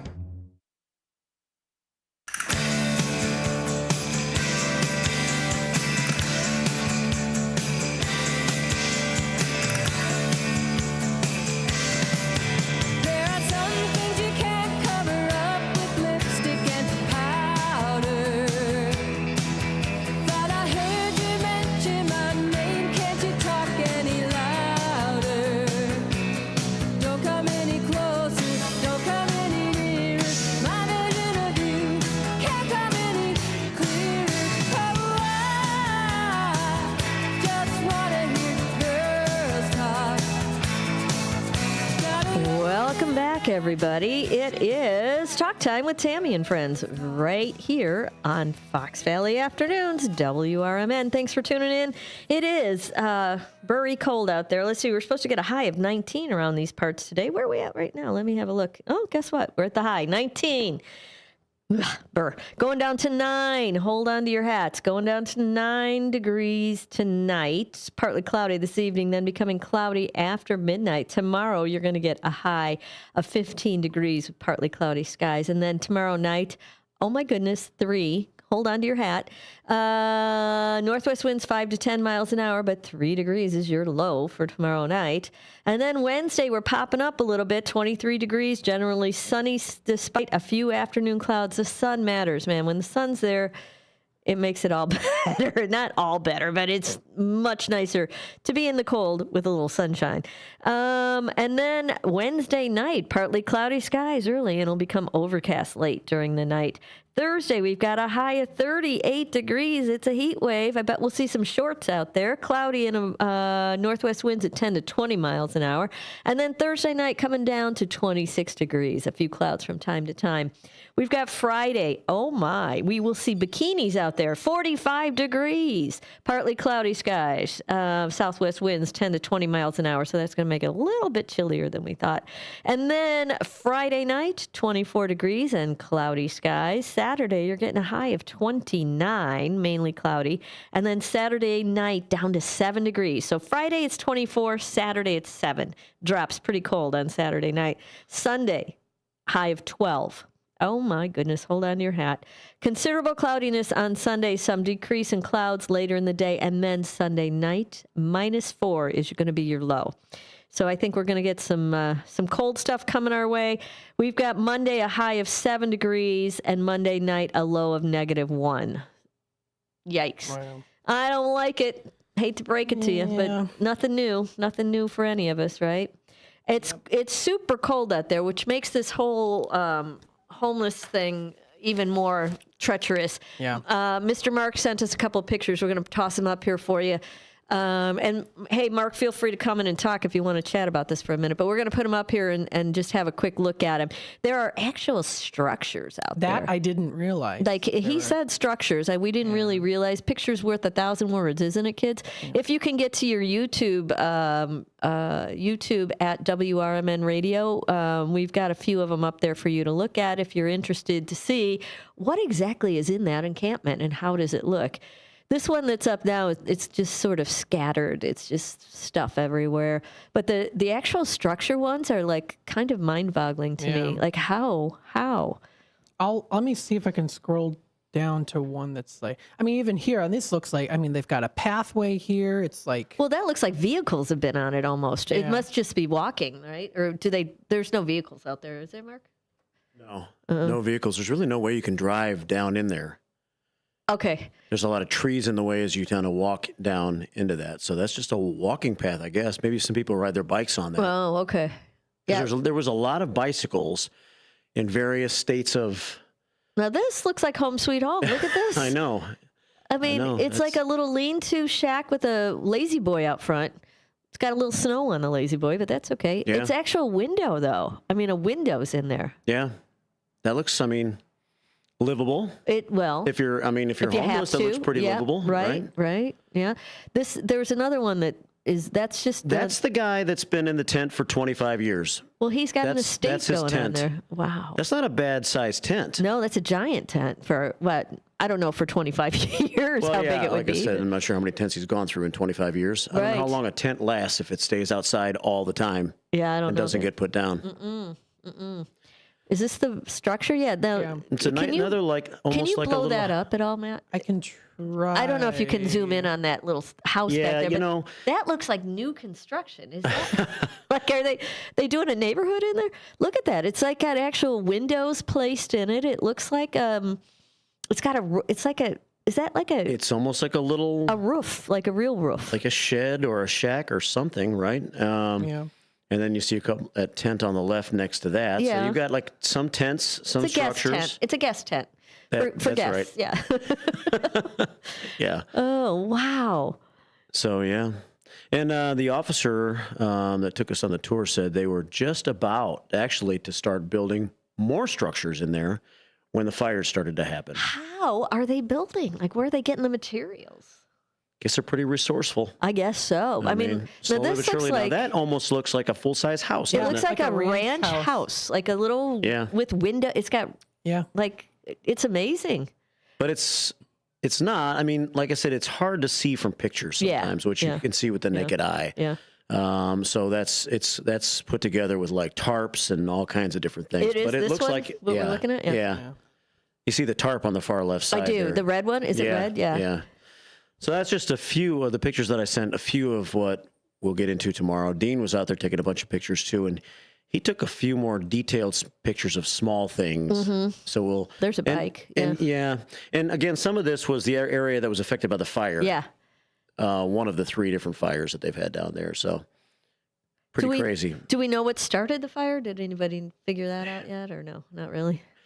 Not really. I had the fire chief warm. on again this morning, Rob Sagan, on the show, and he said that because it's outside, it could be a variety of things. And, because it was the 3rd fire, people are suspecting, they're wondering if someone started it on purpose. Oh. But Chief Sagan said that they're not going to spend the time at this point to go into the months-long and expensive mode that it might take to actually find out if this was an arson of some sort or not, because it's just going to be a few more days, and they're finally going to start moving these people out of It's here. not worth the time and energy. Just let's fix it and move on. Yeah. I'm with you. I'm with you on that one. Wow. Well, that's amazing. I'll tell you what, pictures, they say a picture's worth 1,000 words. That clarifies a lot for me, though, to see those pictures. Because up until then, you got whatever's in your imagination, whatever you think it might be. That's kind of what I expected, though. Is it? Kind of what I expected. Well, after talking to you, it is what I expected. But I thought, I honestly, when you say tent city, I thought tents. I didn't think there was any actual structures. There are real buildings out there with windows and doors. And I think those are fairly new. That's why I think things had gotten out of hand. Because I think for the most part, it had been tents in the past. Yeah. It wasn't big structures like that with all kinds of tarps and everything else. So crazy. Yep. Crazy stuff. All right. Well, thanks for sharing. You're welcome. All right. Yeah. Tune in tomorrow. 7. What time, Mark? Dean's going to come in at 7. So I think between the pictures that he took and the pictures that I took, we're going to describe what we saw and take phone calls and take thoughts and maybe read some comments and things like that. Starting at 7? Yeah. There was an Elgin Police Department Facebook post yesterday morning about the fire Saturday night that had as of the last time we checked this morning, there were 190 comments. Wow. So a lot of people started to get in on this and give opinions on what they thought. So we may go through some of those comments, things like that. Okay, you'll probably have a lively discussion tomorrow morning. So tune in if you're around. Wake up early. Set your alarm. All right. Thanks, Mr. Mark. Mark is exiting the building. Elvis has left the building. Okay, the studio. Let's see. What do we have next on our happy agenda? Let's talk about 2025, shall we, for a quick second? Do you ever wonder, do you know when you should buy a TV? When the best time is to buy a TV? I don't know. When it's on sale. Well, right, but when are they on sale? When are they on sale? Well, I would probably think maybe after Christmas. You hear a lot about those after Christmas sales where, it's kind of still on the shelf and they're saying, okay, you know what, now it's time to get a little bit of a clearance sale where we got to get stuff off the shelf so that we can restock on some newer things. Well, that's a nice theory, and that's true on a lot of things, but TV. So first, let's start out with every month has certain items that the retail world puts on sale regularly. And so we, as little consumers, don't usually know what all these industries are doing, but I happen to have a little master list here. So I am happy to share it with you now. I've generated a little one here, too, just if you want. Yeah. Well, we've got TVs. Those are the cheapest on Super Bowl, right before the Super Bowl. So coming up, don't buy a TV till the last week of January. They started advertising Super Bowl specials, and that's when they discount the heck out of TVs. Let's see, what else do we have? How about furniture? You know when you should buy furniture? I know. It's tough to figure out when you're supposed to hear. How about this? I'll make your life easy, Matt. I'm going to tell you when you're going to buy stuff, okay? Bedding and linen in January. If you want bedding and linen, department stores hold bedding and linen white sales in January with deep discounts on sheets and towels. So if you need that, this is your month to do that. Also, fitness equipment you should buy in January. Retailers will meet goals to get in shape with decent deals. Expect workout gear and apparel sales at Abound at sporting goods stores. Let's see. This tip says tread lightly on a treadmill purchase unless you're sure you'll use it. It'll always be cheaper to walk around the block. Yeah, I guess that's true. TV and electronics. It says electronics for January are good. And TVs just before the Super Bowl. Retailers normally discount TVs and other home theater essentials. And then in February is the month of love and gift giving. But February might be a better time to buy major items for yourself than trinkets for your loved one. Here's what they say you should buy in February. TVs, television sales spill over from the January into February ahead of the Super Bowl. So just buy it ahead of the Super Bowl is what they're saying. After the Super Bowl, prices go up. Yep. Winter items. This is in February. The winter winding down, retailer will be looking to unload inventory of cold weather products. Look for sales on apparel and winter sports gear that you'll need later in the year. Home goods are February, which I find that amazing. Expect retailers to put home stuff on sale for President's Day and the weekend preceding that holiday. So if you're looking for things for your home, President's Day is coming up. Isn't that the 19th? Is that coming up? No. What is January? Is that President's Day? No. What's President's Day? President's is Day. Monday, February 17th.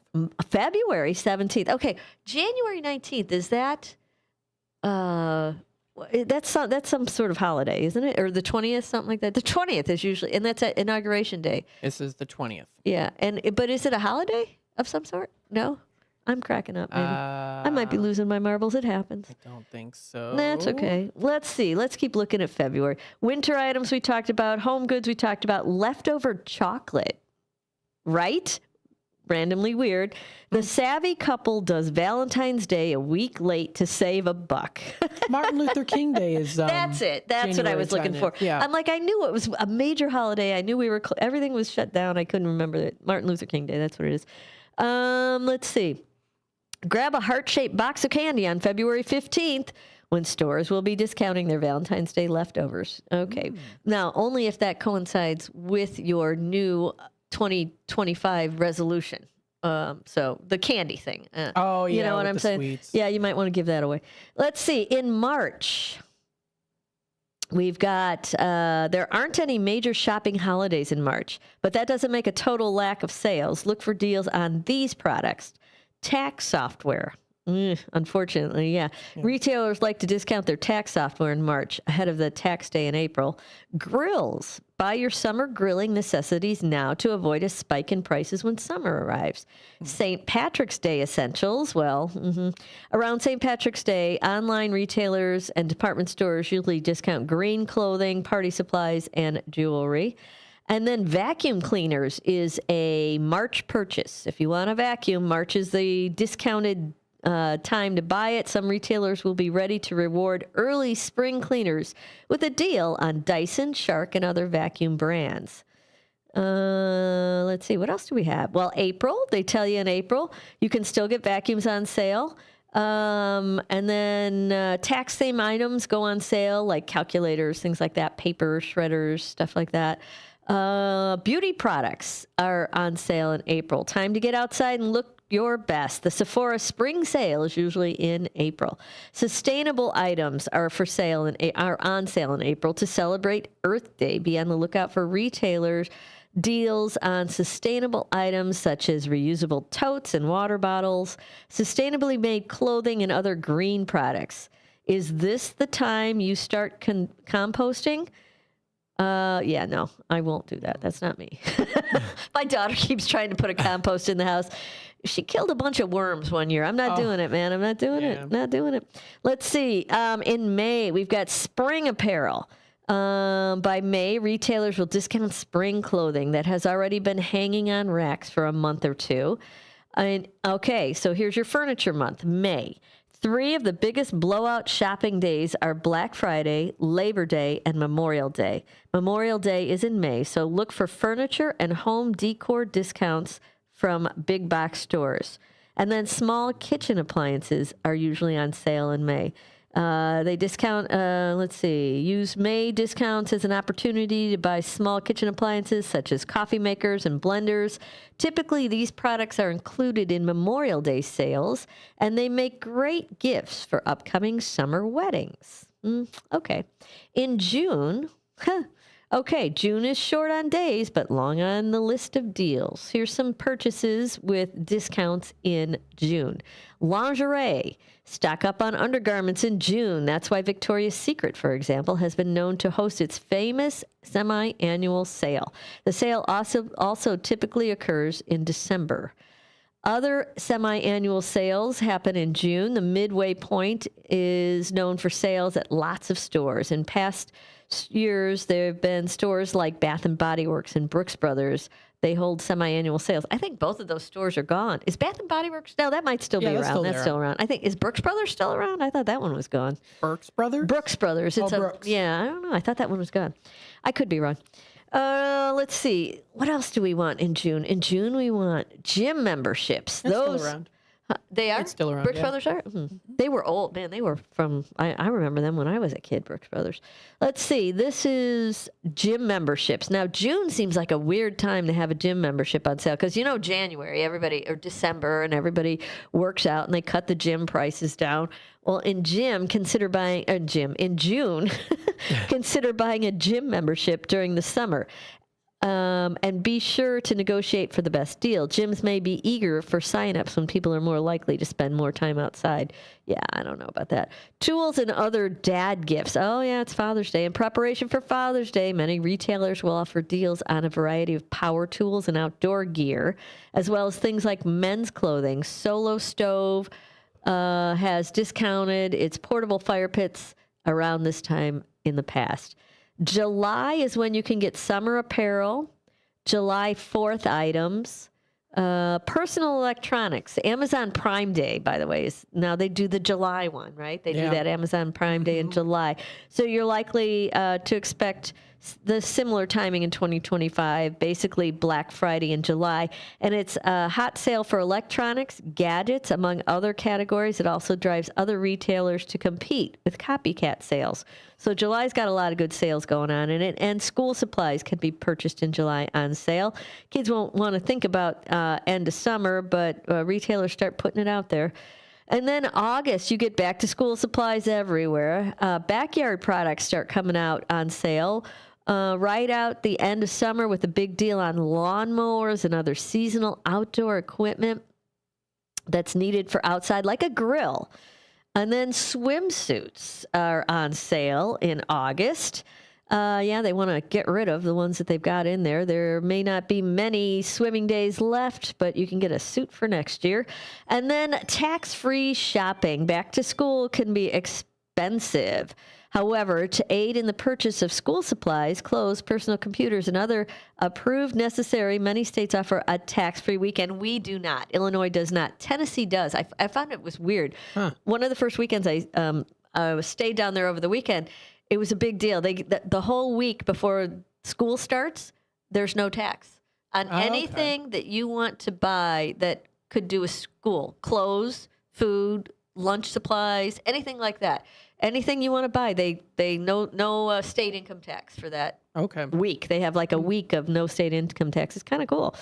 Let's see. And then we have, that was September. October, you're going to get some outdoor furniture. That's when you're going to buy the outdoor furniture they have left over. Expect deals on patio furniture and outdoor living products when the weather starts to turn. October is also when you should buy jeans. Jeans. I know. Randomly weird. Fall inventory arrives in stores in August and September, but you'll pay top dollar unless you wait a few weeks. October is a great time to buy a new pair of jeans. And you can also buy candy the closer you get to Halloween. Yeah, but I found out I think the prices go up the closer you get to Halloween on that candy, because they know everybody needs it. They have to have it. It's the day after Halloween when you see the sales on that candy. Let's see, holiday gifts. Amazon has held a Prime Day-like shopping event in October for the past 2 years. The multi-day event sparked similarly timed sales from retailers like Target, Walmart, Best Buy, and featured deals that rival Black Friday and Cyber Monday. These events have made early October a good time to buy your gifts for the holiday and things you need for yourself.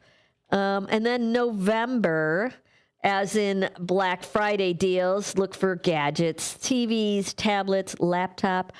Clothing in November is a good time. November's a good time to buy a lot of clothing. And then streaming subscriptions in November.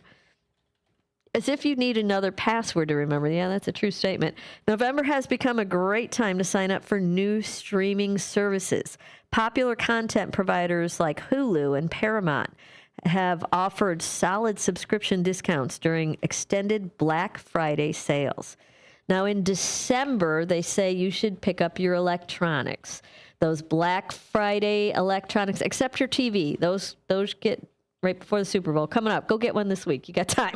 Yep. Next week after, you got time. Small kitchen appliances you should get in December. Cyber Monday, it falls on December 1 this year, and it'll likely be a great time to get an air fryer. NerdWallet monitored. By the way, this is on NerdWallet. This whole list of when to buy what. So if you think you might need something, check it out and figure out when you should buy it. If you've got time or if you can wait a little longer. The air fryer, they're saying, these small kitchen and fryers. Let's see. NerdWallet monitored prices on 10 popular products during every major sale of 2023. Each of the 3 kitchen gadgets on our list, an air fryer, a stand mixer, and a coffee machine, hit their lowest prices on Cyber Monday. All right. Good to know. There you go. If you're in the market for an air fryer, a stand mixer, or a coffee machine. And then toys, of course. December is your toy month. Toys are popular holiday gifts, and stores generally drop prices as the season draws to a close. Look on Black Friday, but buy in December, preferably after Christmas. Christmas decorations, beginning the day after Christmas. Shop sales for deep discounts. And let's see, upward of 50% on any decorations. Yeah, that's a great time to get it, is after the holiday. You can get all your holiday stuff on sale. If you've got storage for it, that's the kicker, right? You got to have somewhere to put it for the year, but then you don't even have to think about it next year. You've got it. So fabulous way to do it. And there you have your happy list. Go to nerdwallet.com if you want to see or download this list to keep with you. They have it month by month. You can click on any month and find out when you should buy what. So there you have it. Well, I hear that happy music. Time for us to take that bottom of the hour break. We're going to do that right now. And we'll be right back. Don't go away.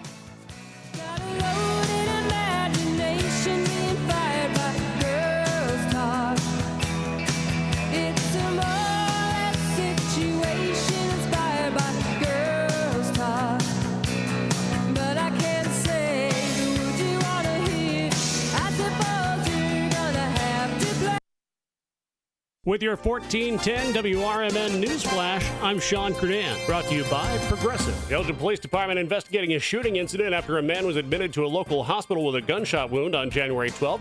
The wound was reportedly non-life-threatening. The incident remains under active inquiry as detectives determine the exact location of the shooting. Flu cases are surging in Kane County following the holiday season, with emergency room visits spiking worryingly. As per recent data from the Kane County Health Department, nearly 15% of ER consultations were related to flu, COVID-19, or RSV in early January, marking a significant increase from December, where flu cases constituted less than 2% of visits. The St. Charles Public Library is set to continue its popular Sunday concert series on January 19th with music of the 70s. The event will feature the talents of vocalist Gavin Coyle, flutist Carlin Lloyd, and pianist John Warfel. They'll be covering hits from iconic artists like Chicago, Elton John, and James Taylor. With your 1410 WRMN Newsflash, I'm Sean Kernan. Progressive presents Renter's MVP's Most Valuable Possessions. Today's MVP, Tom Kelly's carbon fiber mountain bike. Because more than riding his carbon fiber mountain bike, Tom loves telling people about his carbon fiber mountain bike. Friends, family, even a local barista knows about his carbon fiber mountain bike. And that's why Tom's carbon fiber mountain bike, if you haven't heard about it, is today's MVP. Keep your most valuable possessions protected by bundling your renters and auto insurance with Progressive. Progressive Casualty Insurance Company affiliates and other insurers not available in all states. That spice is 10 out of 10. Would recommend. Hi, my name is Khadijah, and a little thing I love about the Chick-fil-A Grilled Spicy Deluxe Sandwich is that spicy kick of the chicken. It's just the right amount of heat, and it gets me excited. And then, pro tip, add that cilantro lime sauce. It cools it down. If the sandwich is at 100, the cilantro lime takes it to 200. It makes me want to, tell all my friends and family. Order a Chick-fil-A Grilled Spicy Deluxe Sandwich and a Diet Dr. Pepper on the Chick-fil-A app for a limited time. Real guests paid for their testimonial. Are you looking for the perfect wedding planner? Or maybe you've always dreamed of hosting that unforgettable corporate event.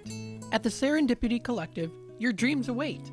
Located in the heart of Hampshire, Illinois, the Serendipity Collective specializes in both traditional and non-traditional weddings. They also offer event planning services for birthdays, bridal and baby showers, quinceañeras, corporate events, and more. From the moment you step into your attire for the first time, to the tears of joy during speeches and dances, they're sure to make you savor every moment of your special day. At the Serendipity Collective, they love what they do and are passionate about helping you create memories that'll last a lifetime. Visit Monday through Friday, 8 a.m. to 4 p.m., or evenings and weekends by appointment, or call at 847-749-7848, or email at info@theserendipitycollectivellc.com. The Serendipity Collective, your dream wedding awaits. This is Sarah Silver with your Fox Valley forecast. This afternoon, sunny with a high near 18, falling to around 13. It feels like -2. Tonight, partly cloudy with a low around 4, rising to around 7 overnight. It feels like -8. Tomorrow, sunny with a high near 16. It feels like -14. Currently, it is 18 degrees with clear skies. I'm Sarah Silver on the Talk of the Town, WRMN. My doctor told me my cholesterol is borderline, so I took control with Garlic Healthy Cholesterol Formula. Garlic helps maintain healthy cholesterol safely and naturally.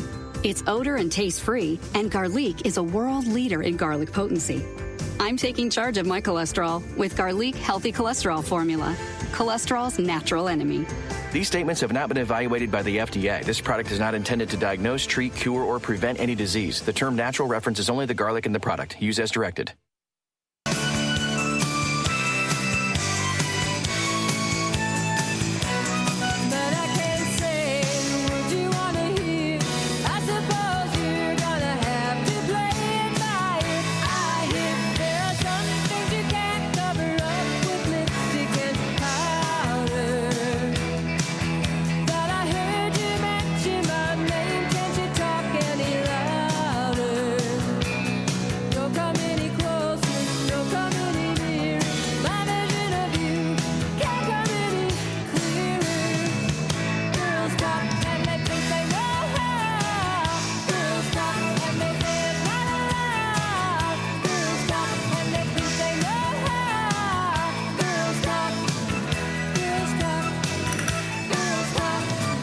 Welcome back, everybody. It is Talk Time with Tammy and Friends right here on Fox Valley Afternoons. We appreciate you tuning in today on this cold, 19 degrees, but it's going to get worse, so bundle up, man.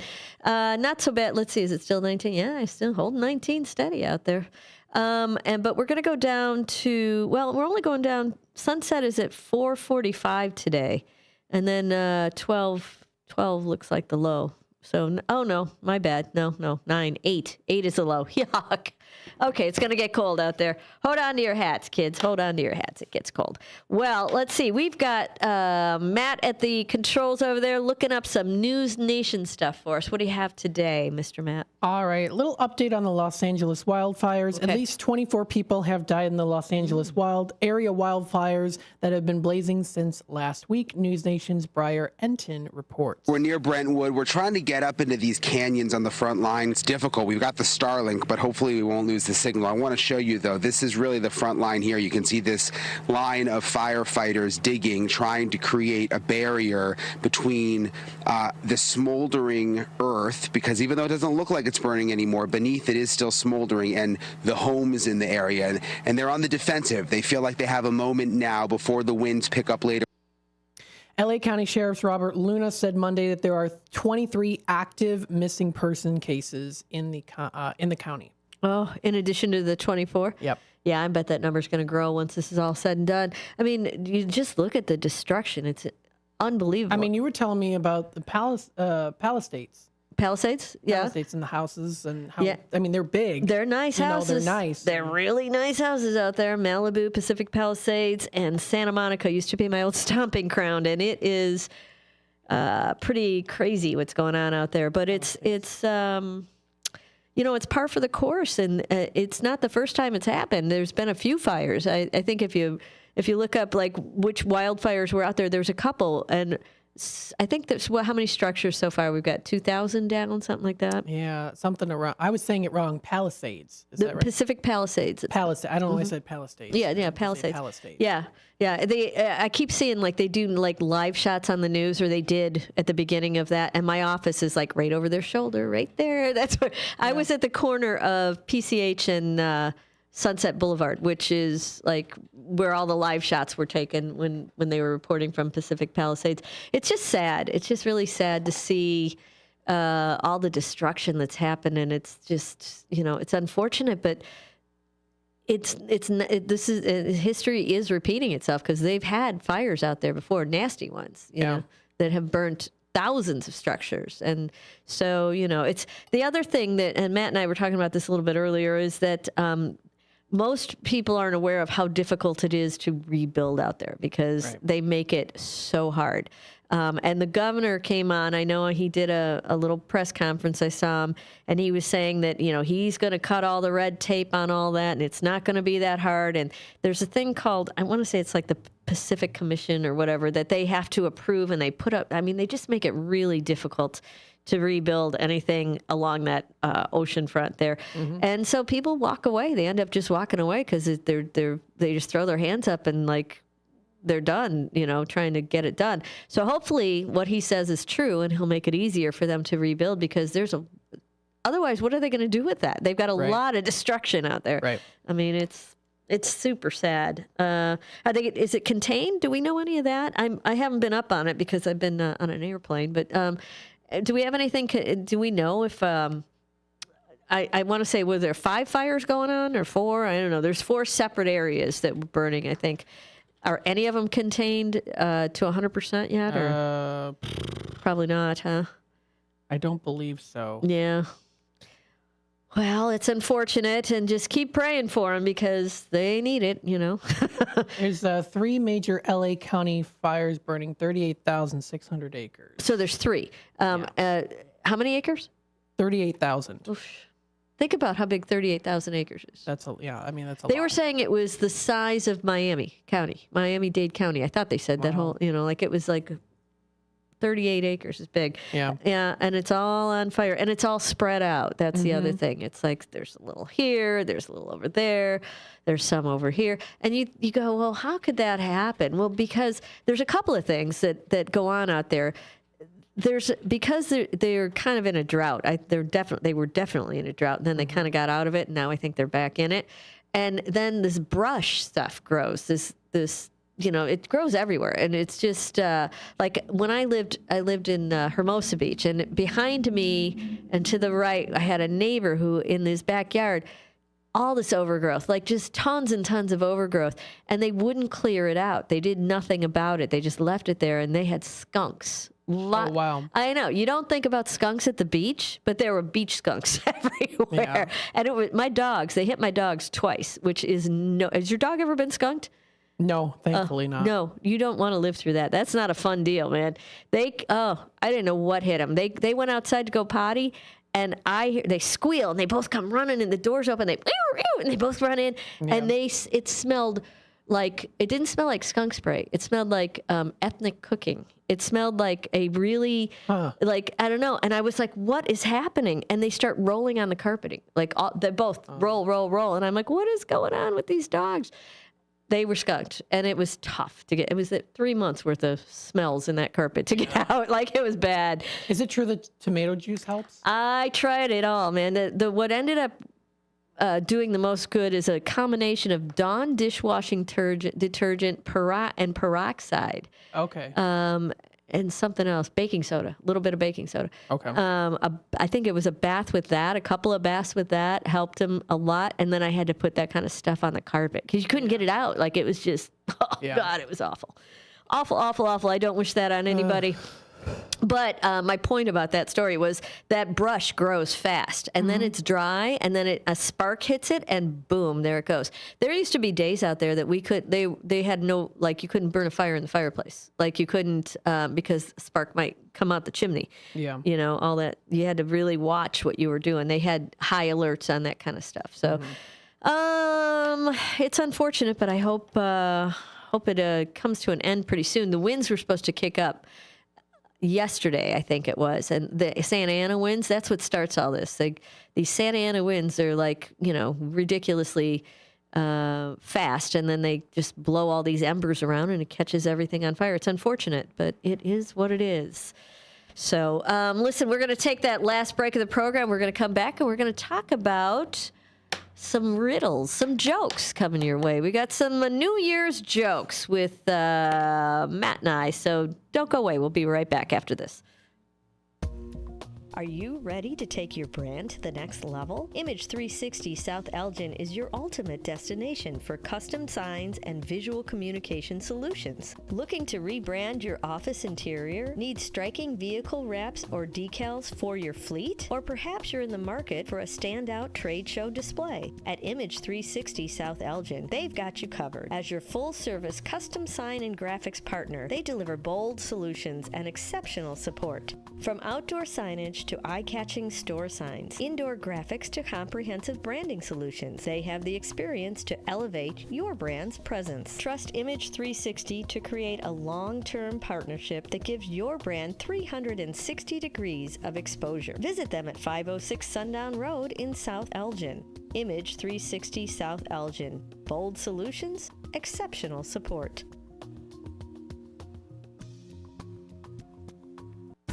Businesses come in all shapes and sizes. Integrity doesn't. For more than a century, the Better Business Bureau has set the standards for how businesses should operate honestly and ethically. So when you're looking for a business you can trust, check to see who's BBB accredited and who isn't. Always choose the Better Business. Look for the BBB seal because it's looking out for you. That's why it's the sign of a better business. And find a better business anytime at bbb.org. What's the best way to get rid of a timeshare that you don't want? Call the Timeshare Exit Hotline. We're a group of attorneys that help customers legally exit their timeshares. It's an easy process. We guarantee results or you pay nothing. Exit your timeshare today. Call now. 800-890-5957. 800-890-5957. That's 800-890-5957. A loved one owns a gun, and for a while now, you've been concerned about their behavior. They're just not acting like themselves. They've been distant, they've been unpredictable, they've been lashing out. They've been saying things that make you worried they might harm themselves or friends or family. Or you're worried this loved one might hurt you. Maybe they recently threatened someone with their gun. You know something needs to be done, and you wish more than anything you could hit pause on this situation. Well, here in Illinois, you can, with a firearm restraining order. In extreme cases, this order temporarily prevents a person in crisis from having a firearm, giving them time to heal before they do something dangerous or even deadly. If you are worried about a loved one in crisis who has access to a firearm, learn more about firearm restraining orders at illinois.gov/pause to heal. A public service announcement brought to you by the Illinois Department of Public Health, Brady, and the Ad Council.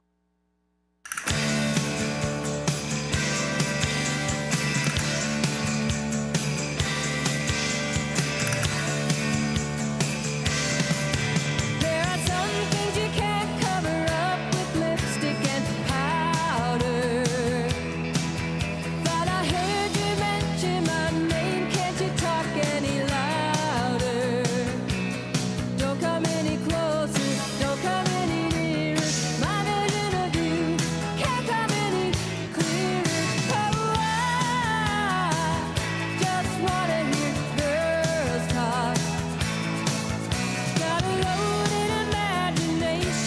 Welcome back, everybody. It is Talk Time with Tammy and Friends right here on Fox Valley Afternoons. Let's see, what are we looking at? It's 3:46 on a Monday, sunny Monday, which makes it much, much better in my book. And it is time. Now, listen, I think we're getting close to the end of our New Year's jokes. Yep. Our New Year's bad dad jokes. I think we're running. I think it's like Christmas decorations. I think they got to come down pretty soon, right? Yep, eventually. I think so. I think, maybe by the second week of moving into next week, I think we should be done with them. But fortunate for you, we've got another load of them coming your way right now. Lucky dogs, you lucky dogs. Hey, Matt. Okay, what? What do farmers give their wives at midnight on New Year's Eve? I don't know. Hogs and kisses. Come on, that was a good one. Hogs and kisses. Okay. I like it. All right. That's All a right. farmer joke. Oh, goodness me.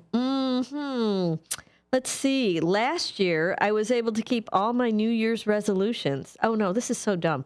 Tucked away in a journal on my bookshelf. That's the punchline for that one. I don't get it. I know, it's stupid. That's why I wasn't going to read it, but I did. This is good. What does a caterpillar do on January 1? Grows into a butterfly. Nice idea, but he turns over a new leaf. Yeah. I've got one. What? What did the camera wish for himself during the new year? The camera? Yeah. A new shot. Better resolution. That's a good one. I like yeah, that I like that one too. Knock, knock. Who's there? Radio. Radio who? Radio not. It's a new year. Hey. Yeah. I like it. Yeah, you can use that one. Let's see. Hey, not to brag, but I already have a date for New Year's Eve. Oh? It's December 31st. There you go. That was a dumb one. Hey, why did the spoon come to the New Year's party dressed as a knife? Oh, it wanted a new edge. Well, the invitation said to look sharp.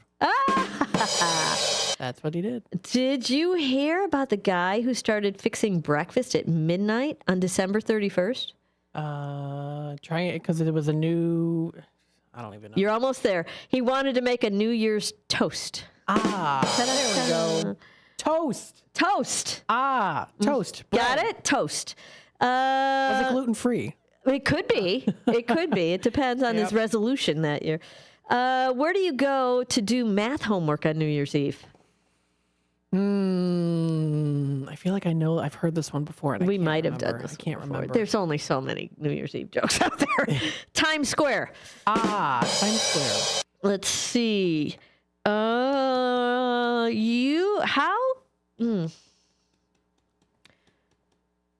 I won't even do it. I have one. Go for it. All right. Why is it cheaper to throw a New Year's party at a haunted house? I give up. Well, because the ghosts bring all the booze. I like it. There you go. I like it. What did Dr. Frankenstein, what was his New Year's resolution? Oh, goodness. To make new friends. Oh. Get it? I guess so. I thought another one here, too, about... Frankenstein? No, about the booze. Bringing all the booze. What and about also it? the spirits. Oh, he's got the spirits, too. And the spirits. Okay, I think There you go. you got them both in there. Yeah. How can you keep a New Year's resolution to read more while never opening a book? Going online and reading. Well, that's a good one. Watch TV with subtitles. That one's kind of dumb. Yeah, that one's... Yeah. What do snowmen like to do on New Year's Eve? Refrain from melting. I don't know. Probably. I think they always are looking for that. Yeah. Chill out. Okay. That's cool. Chilling out in the new year. Right. What do you call someone who says they know all the words to Old Lang Syne? A know-it-all. A liar. A liar? I don't get it. But I guess nobody knows all the words. I don't know. Okay. I don't know. I got one. What do you got? Oh, no, wait. This is one already similar that we already did. No, you go ahead. Okay. Yeah, I was like looking. I was like, no, we already did that one. Yeah, well, I got one here. What New Year's resolution should a basketball player never make? Running on the court. To travel more. Get it? Travel. Yes. Travel. Hey, why did the man sprinkle sugar on his pillow on New Year's Eve? What was it again? Why did the man sprinkle sugar on his pillow on New Year's Eve? He wanted to have sweet dreams. Yes. You got there it. We go. And badunch. Ta-da-ta. That's a big one. All right. Knock, knock. Who's there? Cheese. Cheese who? For cheese, a jolly good fellow. I got you to laugh on that one. That was cheesy. Cheesy. Very cheesy. Let's see. Okay. Oh, I got one. Go for it. What's a spider's 2025 New Year's resolution? Spend less time on the web. You got it. I heard that one. I did that one. Yeah. What did the cat say on New Year's Eve? I hope it's a perfect year. I don't know. Well, that's better because this says he said meow. Meow. Meow. Okay. Which he says on every day. Why do birds fly south for the New Year's Eve? Because it gets too cold up north. It's too far to walk. There you go. Yeah, it's too far to walk. Yeah, and the cold. And that's the normal one. Yeah. Let's see. What else do we have here on our joke list? My New Year's resolution is to stop procrastinating, but I'll wait till tomorrow to start that. There you go. Well, that's kind of true, though. Yeah. I mean, that's just a little too close to home, that one. Let's see. Oh, I've got one. What do you got? How does NASA organize a New Year's event? How? They plan it. Aha! That is a good one. No, I don't like that one. That one's really bad. I can't. Like, there's some that are so bad I just can't. What do you call always wanting a date for New Year's Eve? Can you repeat that again? What do you call always wanting a date for New Year's Eve? I have no idea. Social Security. Social Security. Why should you put your new calendar in the freezer? Because it'll stay in the old past year because it's frozen, something like that? Close. To start off the new year in a cool way. There we go. Well, who doesn't want to do that? Let's see. This made me laugh out loud. Sorry. What's the problem with jogging on New Year's Eve? You try to run away from the past? The ice falls out of your drinks. Ice? You're jogging with your cocktail on New Year's Eve. Yeah. Yeah. See? Knock, knock. Who's there? Abby. Abby who? Abby New Year. Abby New Year. That's supposed to be Happy New Year. I think. Abby New Year. Abby, it's stupid. The longer I get on this list, the dumber the jokes become. All right, I got one. Here's another one about the calendar. Why did the calendar go to therapy in January? I give up. Why? It had too many dates and couldn't commit to any. That'll do it. That'll send you into therapy. Yep. Let's see. My New Year's resolution is to be more optimistic by keeping my cup half full. Okay, that's good. With either rum, vodka, or whiskey. Okay. I did it too early. Yeah, well, you didn't ask me what I was putting in it. Let's see. What is, this one's stupid. I can't do it. This one's good. What's a cow's favorite holiday? New Year's Eve. New Year's Day. Well, close enough. The day after or before. It's all the same. It's all the same. Let's see. I was going to quit all my bad habits for the new year, but then I remembered that nobody likes a quitter. I don't get it. Yeah, stupid. I think they're reaching for them. That's why I said, the longer I go on this list, the dumber they get. I'm like trying to... Okay. Nope, nobody likes a quitter, so you're not going to quit your bad habits. I'm going to just keep doing it. Oh, I got one. Yeah. Okay. What you got? Why did the man stand on one leg at midnight on New Year's Eve? To lean... I don't know. I give up. He wanted to lean over. He wanted to start the year on the right foot. Let's see. At the beginning of this year, I made a New Year's resolution to lose 10 pounds. Only 15 more to go. That was dumb, too. Okay, here's another one, and I don't get this one. All right. What's a digital camera's New Year's resolution? I give up. 1080p. I saw that. I don't get it. It wants better resolution. Like, so maybe it's got 450p now, and it wants to go to 1080. I think we just did this one. And if you have to explain that joke, then it's probably not a good enough joke. But I get it, but it's just stupid. Let's see. There's a lot of stupid ones in here, by the way.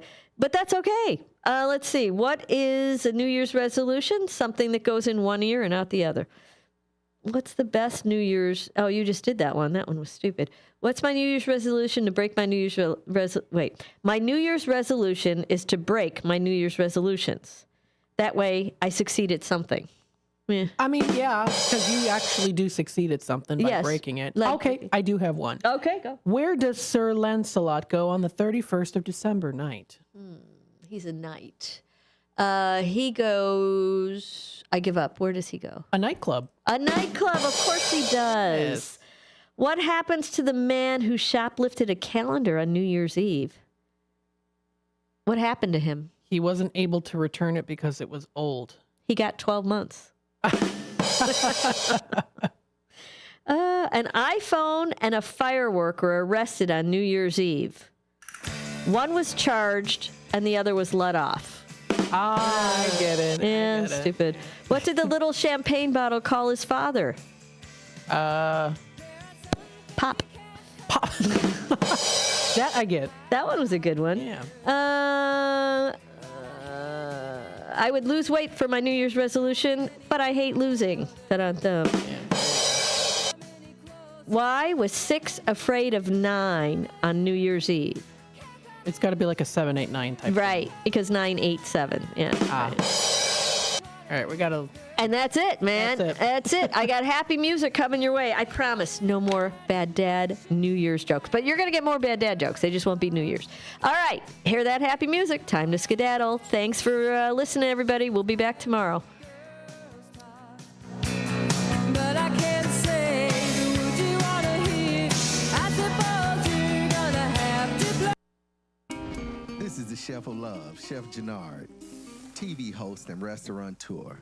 My grandparents harvested their land to sell food and shared this overflowing bounty with our community. Grandma said, for every yam we pick, we give one away. In the world they cultivated, I love preparing and eating dinner with my family on Sundays. When our resources change, food assistance programs sustain Test 1, 2. us. Hello. It gave me fuel to start my first culinary business at I sure can. I hear you, Lima Charlie, buddy. Thanks for hooking everything up. Donate the extra food in my community. Can you see me now? I've developed an appetite to work with others to ensure everyone has And then, and let me hop on here. Perfect. And then all I'll do is just use this. Join the movement with And now we're set. America by volunteering. So leave my pot open. I should be on 2. And then leave the automation up just a little bit. Yeah, just so people on Facebook or the YouTube side can hear it. Our WRMN AM 1410 Elgin time, 4 o'clock. Nope. If you could send that back to me, that'd be cool. I'm Marky B reporting. Another fire broke out late Saturday night at a home in Perfect. Kent. And then all I'll do is just log in and just change it back and forth. Causing no reported injuries. So how do I look? Does it look okay? The fire department responded to the fire at Ruby, the thank you. encampment near State and Kimball at approximately 10:46. Thanks for holding down the fort, man. Just lock it up. I'll be there in the morning. The 1,000 square foot area fully engulfed in flames. It took firefighters until about midnight to extinguish the flames. Yeah, this should be set here. If not, I'll just fire off a thing. I'll fire off something. The fire occurred December the 4th. Thanks, buddy. 3 structures caught fire at State and Kimball. A second fire broke out December the 12th, involving 3 structures at State and Wing Streets. In other news, a Kane County judge has ruled an Elgin man accused of stabbing a stranger to death fit to stand trial. Anderson Contreras, 21 years old, appeared Friday before Kane County Judge Julia Yetter. Yetter accepted a psychiatrist's report deeming Contreras competent to assist in his defense. The prosecution and defense agreed to the report. Contreras is accused of killing Sunday Ogunjimi, 36 years old, back on the 12th of October. Contreras told police in that incident he did it because Ogunjimi was wearing red and black clothing, the colors of a rival gang. Ogunjimi was not in a gang. In a separate case, Contreras also was charged with attacking a youth September the 28th on a football field, Thompson Middle School in St. Charles. The attack happened after Contreras had been released from jail earlier in the day in a domestic battery case. His next court date coming up on the 5th of March. I'm Marky B. This is the Talk of the Town. Produced in Studio 14 by the River Media Network.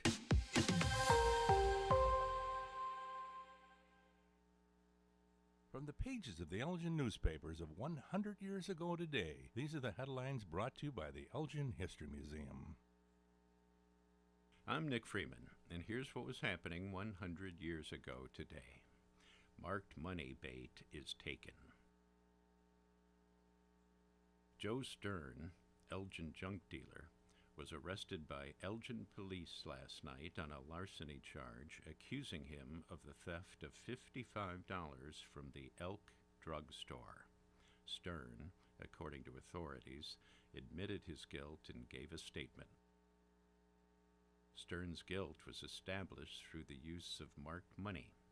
Missing money taken from a drawer for several months, drugstore proprietors yesterday decided to mark some of the currency, placing it in the usual drawer. Stern came into the store early in the evening, as was his habit.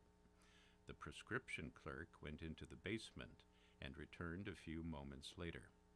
Stern remained some time and then left the store. The money in the drawer was gone. On a warrant, Stern was arrested and the marked money found in his possession. He broke down completely, pleading to be given a chance to make the loss good and maintaining his innocence to theft of other money from the drugstore. Police Magistrate George R. Thompson released him under $2,000 bond, setting the hearing for tomorrow. Elgin 100 years ago is a presentation of the Elgin History Museum. Be sure to visit the museum located at 360 Park Street in Elgin, open Wednesday through Saturdays 11 to 4. You can also listen to Elgin 100 years ago at www.elginhistory.org. This is Sarah Silver with your Fox Valley forecast. This afternoon, sunny with a high near 18, falling to around 13. It feels like -2. Tonight, partly cloudy with a low around 4, rising to around 7 overnight. It feels like -8. Tomorrow, sunny with a high near 16. It feels like -14. Currently, it is 18 degrees with clear skies. I'm Sarah Silver on the Talk of the Town, WRMN. My doctor told me my cholesterol is borderline, so I took control with Garlic Healthy Cholesterol Formula. Garlic helps maintain healthy cholesterol safely and naturally. It's odor and taste-free, and Garlic is a world leader in garlic potency. I'm taking charge of my cholesterol with Garlic Healthy Cholesterol Formula, cholesterol's natural enemy. These statements have not been evaluated by the FDA. This product is not intended to diagnose, treat, cure, or prevent any disease. The term natural references only the garlic in the product. Use as directed. Retirement can be scary, but only if you're not prepared. That's why AARP created thisispretirement.org. Because unless you've already retired, you're in pretirement, and you still have time to plan. Learn about retirement savings options, potential tax breaks, and how you can build savings over time. Visit thisispretirement.org for free resources to help you customize your action plan and feel the retirement fear disappear. Brought to you by AARP and the Ad Council. When I was in foster care, I never knew when I would have to move, so I always had my suitcase ready to go. Then one day, I was adopted. My new parents opened their hearts and home to me. My parents cook my favorite breakfast for me every morning. My parents take me on trips I never thought I would go on. They gave me a home and an even better reason to use that suitcase. My parents aren't perfect, but they're perfect for me.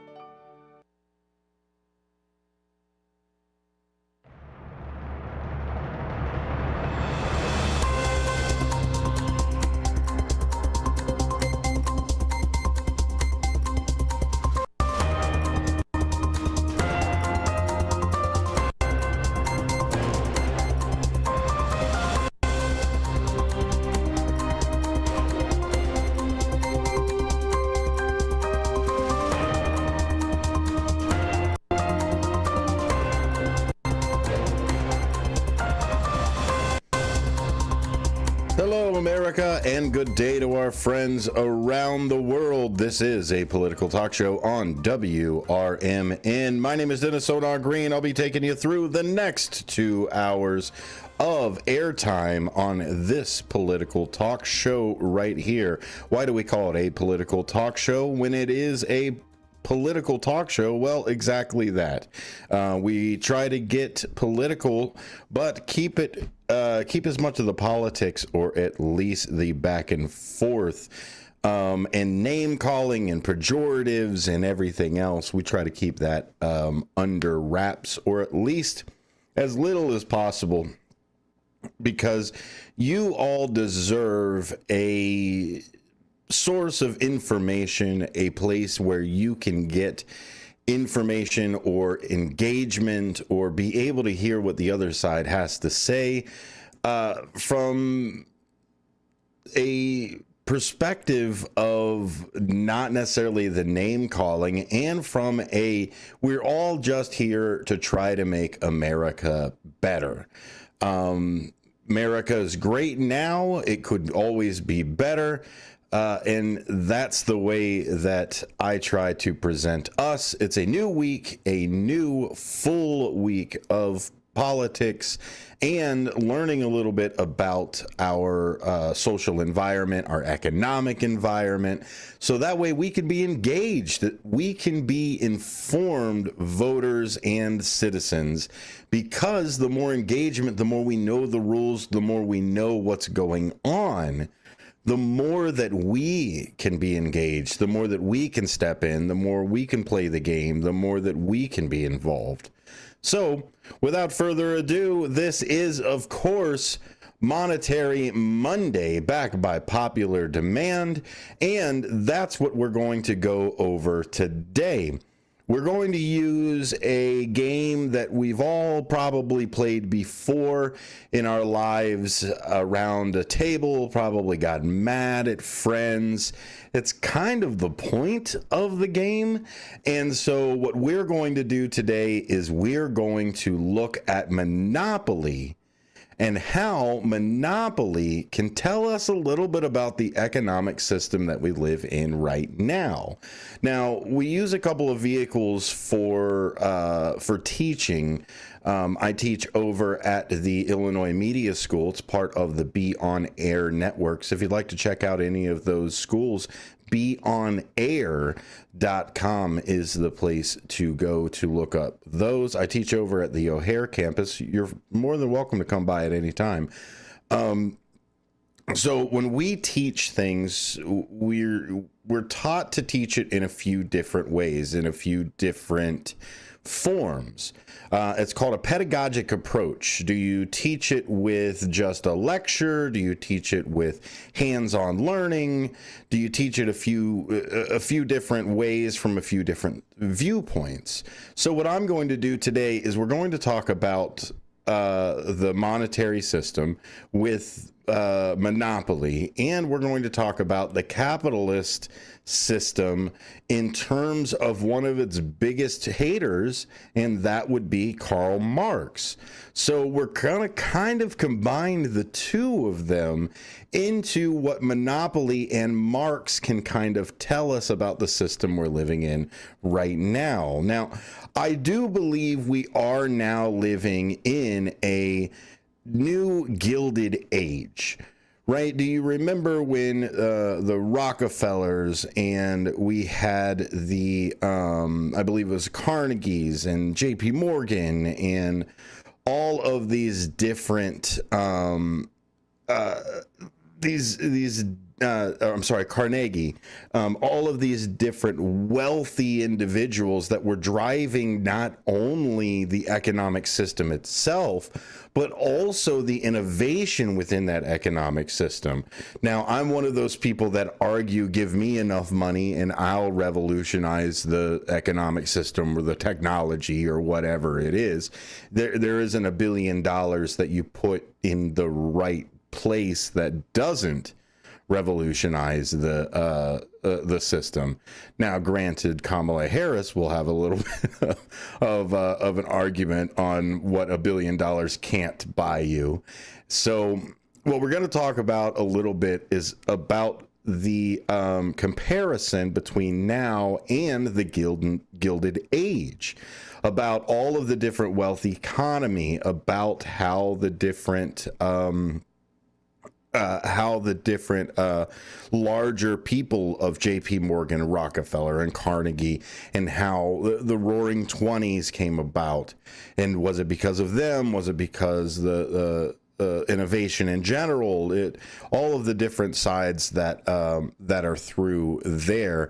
And we'll talk a little bit about were they right in the fact that in Carnegie's Gospel of Wealth, they talk about how the capitalists are the ones that drive the innovation. If you didn't have the capitalists, if you didn't have the capital class, would you even have some of this innovation that's there? Would you have libraries? Would you have schools? Would you have all of this tech? So we'll go into a little bit of that as we're walking through today's show. Feel free to jump into the comments. We are still taking texts from the text line, 505-926-1410.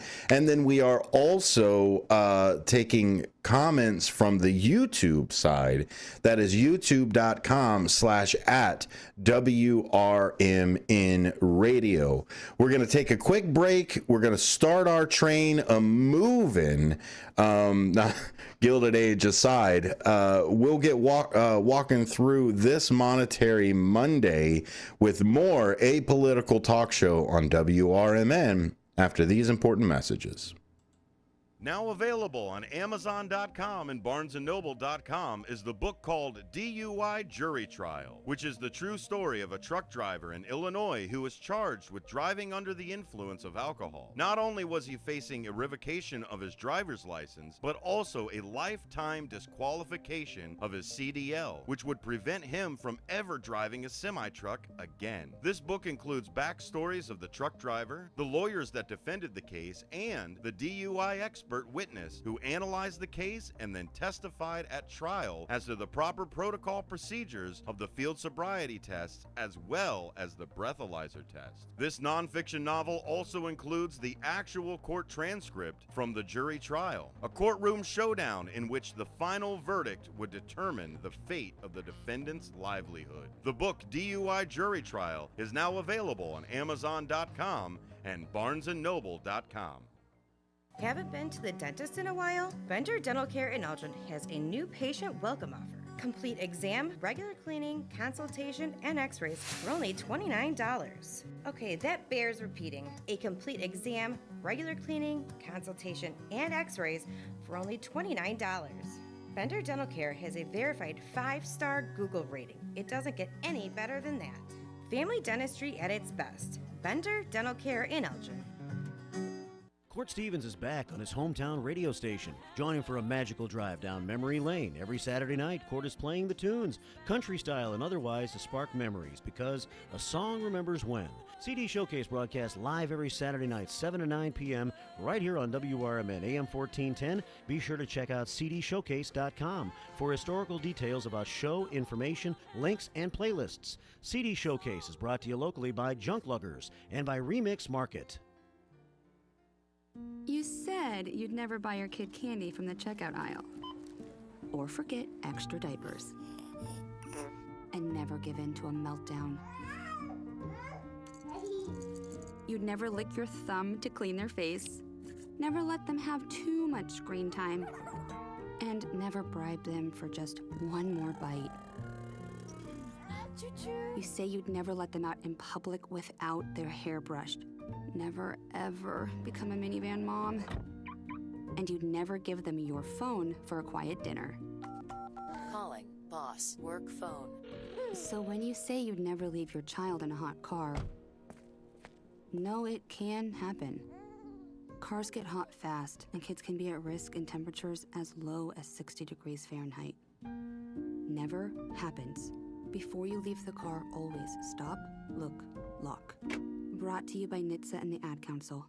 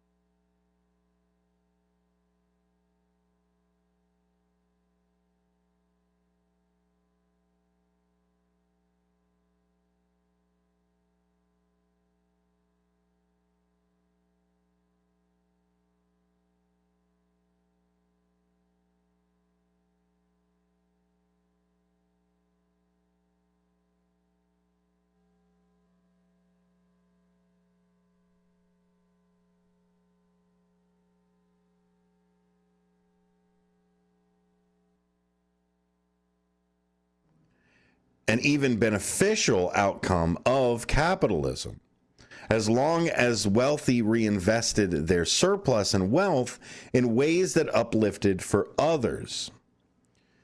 For instance, philanthropy, with this Andrew Carnegie's Gospel of Wealth that was written in 1889, the turn of the century capitalists of the Roaring '20s figured like Andrew Carnegie, John D. Rockefeller, Henry Ford, and others often embraced a philosophy that justified their immense wealth as a force of social improvement. This belief aligns with the idea of philanthrocapitalism, or the idea that the wealthy, through their innovation, investments, and charity, were not only necessary for progress, but essential to it. Sounds a lot like trickle-down economics. But when juxtaposed with Karl Marx's analysis of class dynamics in the Communist Manifesto, the differences in the contradictions of how wealth and class roles were perceived become apparent. So we're talking about their philosophy, the turn of the century capitalists, and Andrew Carnegie wrote a book about it. This is their philanthropy side. Carnegie and others funded public institutions like libraries, schools, museums, believing they could provide opportunities for self-improvement. The other side of it is the innovation and industrializations. Capitalists argue that their wealth was the result of their ability to drive innovation, create jobs, and fuel economic growth. This is a lot of where we get this, whether you want to call it horse and swallow, or you want to call it the philanthrocapitalism or trickle-down economics, or all of the different things. What we try to put in this society is a direct correlation of doing good for society and therefore having as much money as you possibly can, right? At its base level, that's pretty even. That's karma, whatever you want to call it, being rewarded for your good efforts. And so this is where a lot of what we bring into this kind of sets the scales. Let's look at it this way. Cut and dry, yes. If we want to turn around and say good should be rewarded, innovation and progress should be rewarded, but there's not always a monetary reward for that. Because we live in a capitalist system, we believe that everything that is a reward is monetary or should be monetary, or how much money did we spend on grandma, or how much did we buy for lessons to do these different things. So it's to the point where there are different rewards other than the monetary system itself or money itself. You can be rewarded by safety. You can be rewarded with health. You could be rewarded with a community that's around. So the other rewards of just being kind of financial or monetary is what's built into this system here. And now we use government dollars or community dollars, federal dollars, state dollars, whatever we throw into the pool to take care of libraries and schools and museums and things. Take a look at maybe the space program might be a good example of what we're doing right now. The space program was taken over by the capitalists now because the government either fell short or the capitalists decided that the space program was the next thing of innovation that's going. I don't know. Maybe people don't want to be on this planet anymore. I don't know why. It's pretty nice. But this philosophy framed the rich not as the oppressors, but as stewards of societal progress. They didn't stop progress. They were the ones that were leading it, the innovators, the ones that are driving us towards the future.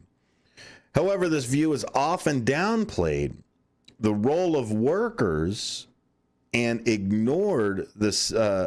This often downplayed the role of workers and ignored the system inequalities inherent in capitalism. This is a big red flag for people like this. Is anybody that you meet that's an entrepreneur, that's a community builder, that's anything as far as a builder, will not turn around and call themselves self-made.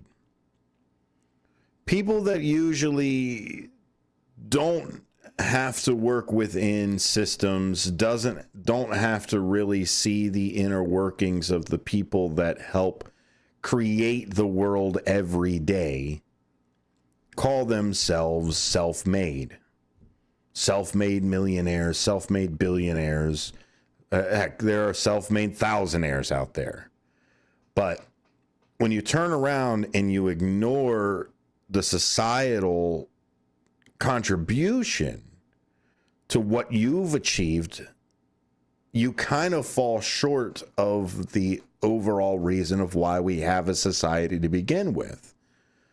Not to play the game, not so that there's a system in place, not so that you can make as much money as you possibly can, but so that everybody survives, both by housing and feeding and healing each other.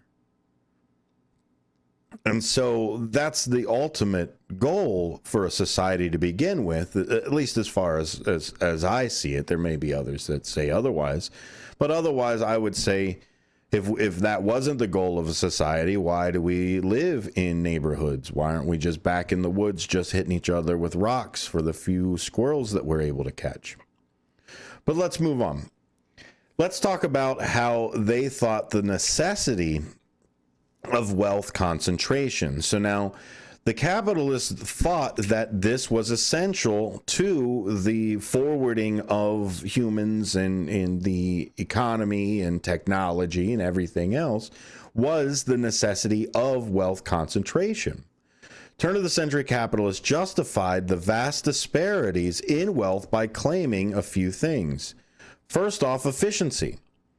Concentrating the wealth in the hands of a few, quote, visionaries allowed for large-scale industrial projects and innovations that benefited everyone. Is it a coincidence that the person that gets the most government subsidies is the richest person on the planet? I don't know. That's for economists that are smarter than me, and I guess people that have passed those laws and gave that money to that person might be there. So the other point of the concentration of wealth was mediocrity. They believed their wealth was earned through hard work, intelligence, and ingenuity, which set them apart from the working masses. They're smarter than everybody else. They're better. They're a genius. They know what to do more. And if I just gave the money to other people or mediocre people, then we would get mediocre results. We wouldn't get the big extravagant things that we have now. And of course, the third thing, and we can't get away from sending money up to the top without them thinking about us too, and that's always in the form of the trickle-down benefits. This was the other reason why they said wealth needed to be concentrated at the top. The rich argued that their investments in industries and infrastructure, the two above reasons, indirectly benefited the poor by creating jobs and improving living standards. So for most of the time, the trickle down side of benefits, I don't seem to never grasped for me. I get the concept of it, but I don't understand why it's not better to just give it to the masses to begin with. Well, inflation might go up. Okay, well, you don't think the money that the people that you're giving to these industries aren't going to then turn around and, I don't know, inflate the higher industries or the bigger up or the whatever. I don't know. Maybe someday somebody will be able to explain it to me. Zombie Reagan, perhaps. Margaret Thatcher. I'm not sure. Let's talk a little bit about the other side of it. And this was where Marks had the class analysis. With your 1410 WRMN News Flash, I'm Sean Curdan, brought to you by Progressive. The St. Charles Public Library is set to continue its popular Sunday concert series on January 19th with music of the 70s. The event will feature the talents of vocalist Gavin Coyle, flutist Carlin Lloyd, and pianist John Warfel. They'll be covering hits from iconic artists like Chicago, Elton John, and James Taylor. The Elgin Police Department investigating a shooting incident after a man was admitted to a local hospital with a gunshot wound on January 12th. The wound was reportedly non-life-threatening. The incident remains under active inquiry as detectives determine the exact location of the shooting. Flu cases are surging in Kane County following the holiday season, with emergency room visits spiking worryingly. As per recent data from the Kane County Health Department, nearly 15% of ER consultations were related to flu, COVID-19, or RSV in early January, marking a significant increase from December, where flu cases constituted less than 2% of visits. With your 1410 WRMN News Flash, I'm Sean Curdan. Progressive presents Renter's MVP's Most Valuable Possessions.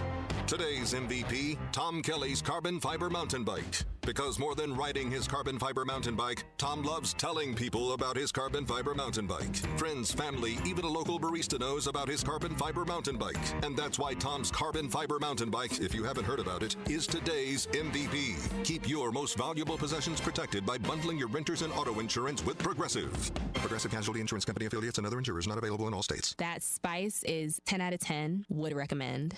Hi, my name is Khadijah, and a little thing I love about the Chick-fil-A Grilled Spicy Deluxe Sandwich is that spicy kick of the chicken. It's just the right amount of heat, and it gets me excited. And then, pro tip, add that cilantro lime sauce. It cools it down. If the sandwich is at 100, the cilantro lime takes it to 200. It makes me want to, tell all my friends and family.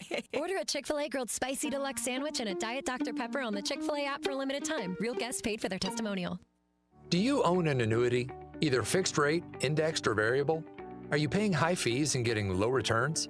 If so, Annuity General would like you to have this free book to learn the pitfalls and mistakes of buying an annuity. The Annuity Do's and Don'ts for Baby Boomers contains the little-known truths about annuities, like how to help reduce your fees and increase retirement income. And it's free. That's right, free. As a bonus, we'll also throw in a free annuity rate report just for calling. We researched over 1,000 annuities and summarized rates and benefits from financially strong insurers.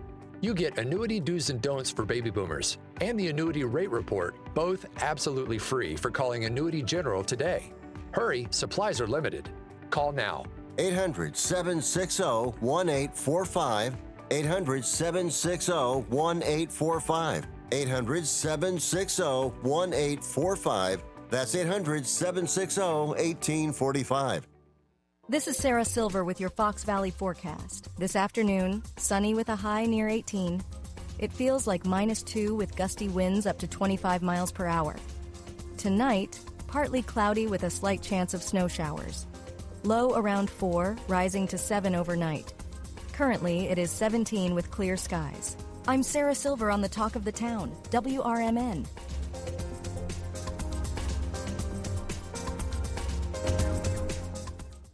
Welcome back to College Bowl season. And now it looks like a fan has run onto the field carrying a $5 KFC bowl. Oh, yeah, looks like the mac and cheese bowl with 5 original recipe nuggets, or the new Nashville hot loaded fry bowl with nuggets, coleslaw, secret recipe fries, pickles, and Nashville hot sauce. Wow, looks yummy from up here. Boy, everybody wants that bowl as more fans are pouring onto the field. Hey, Bill. Get the only bowls that matter this season. 5 delicious bowls, just $5 each. Only at KFC. Prices and participation may vary while supplies last. Taxes, tips, and fees extra.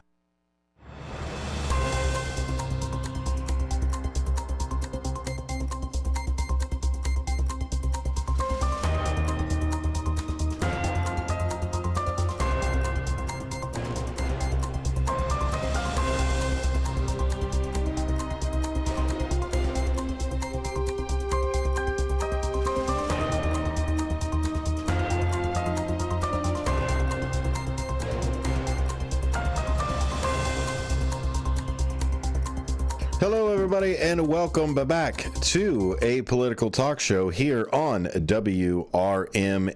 I appreciate you being here with me. I appreciate you being part of the show. If you are wanting to see what we look like, what we do here in the studios, go ahead and check out YouTube, youtube.com/@WRMN Radio. And you can see all of the wonderful streams that we put together.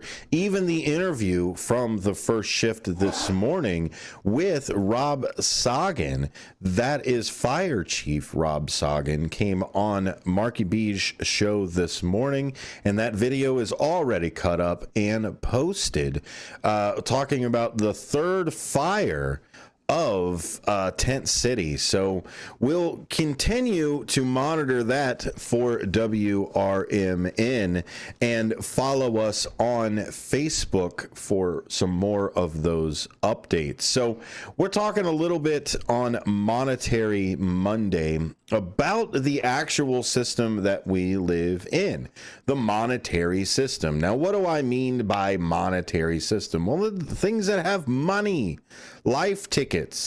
Go to Chuck E. Cheese, right?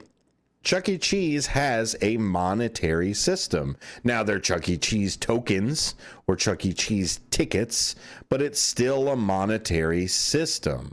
Now, if you have money, and that money isn't backed by something. Now, let's say I've got a gold coin. Well, that gold coin is backed by the value of gold itself. Now, let's say I've got a wooden coin that has a picture of me on it, and it's only worth my good name and the value of my picture on that wooden coin. Well, that's called a fiat currency. The one that has no value other than the perception of the value that's in there. And that means Chuck E. Cheese tokens. When you go to Chuck E. Cheese and it's got there Charles E. Cheese, we're best friends. We play poker every once in a while. I call him Charles. But Charles Entertainment Cheese has his own currency. And that is the little tokens that you get. America has its own fiat currency. It just comes in rectangles and small little metal trinkets that have dead people on it. That's our fiat currency. It is the perception of that value, the perception that I've got $1 and you've got $1 and our dollars came together and they would be worth the exact same, $1. That is fiat, and there is no value behind it. I believe that's Nixon that we can thank for that.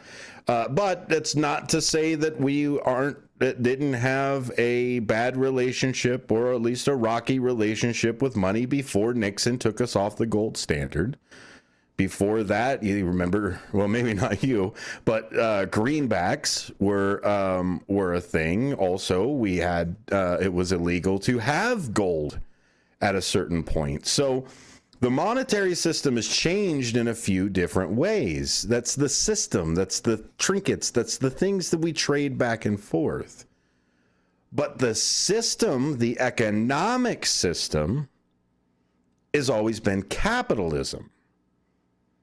And that's what we're discussing today. And in the turn of the last century, the capitalists thought it was good to have all of the capital, all of the things that are there. So let's talk a little bit about just the basics of Marx so that we can get a little bit into like our thought experiment for today when we talk about how monopoly works a little bit the way that Marx kind of put into terms. So Karl Marx, writing in the mid-19th century, provides a sharply contrasting view of the roles of the wealth class. Remember that we talked about in the last half hour, we talked about The Gospel of Wealth, written by Andrew Carnegie. Now, it was written in 1889. This was before the manifesto, the Communist Manifesto, came out. But it put the philanthropy or the philanthrocapitalism at the front. We give all the money to the rich because the rich are benevolent and smarter than us. And they earned that money, I guess. This is how Marx says they earned that money. So Karl Marx, writing in the 19th century, he wrote the Communist Manifesto. Marx identifies capitalism as a system built on what he called exploitation, where the ruling class, the bourgeoisie, enriches itself at the expense of the working class, the proletariat. So now that was pretty much it. There was no other classes. There wasn't necessarily a middle class or a lower poor. He kind of just split it into two things, is the bourgeoisie and the proletariat. Now, the bourgeois and the bourgeoisie, the ruling class, owns the mean of production. So they own the factories, the land, the restaurants, the capital. They own the land. And the proletariat is the working class, and the only thing that they really own as far as the economic system goes, not as far as like their trinkets or their Xbox or their house or their whatever. They own their labor in the economic system. I sell my time per hour at whatever rate that my skills or whatever equipment or whatever I've got. That's, if you don't own the thing that you are producing, it's there. Now, by all means, if you did own the thing, you would be able to turn around and have that capital and move. And we've talked about that before on another Monetary Monday, where we talked about the petty bourgeois. And that's the self-employed. Those are the ones that own the business, but they still work to put that time in. So they're on kind of the sides of the fence. The petty bourgeois usually sides with whatever direction they think they're moving towards.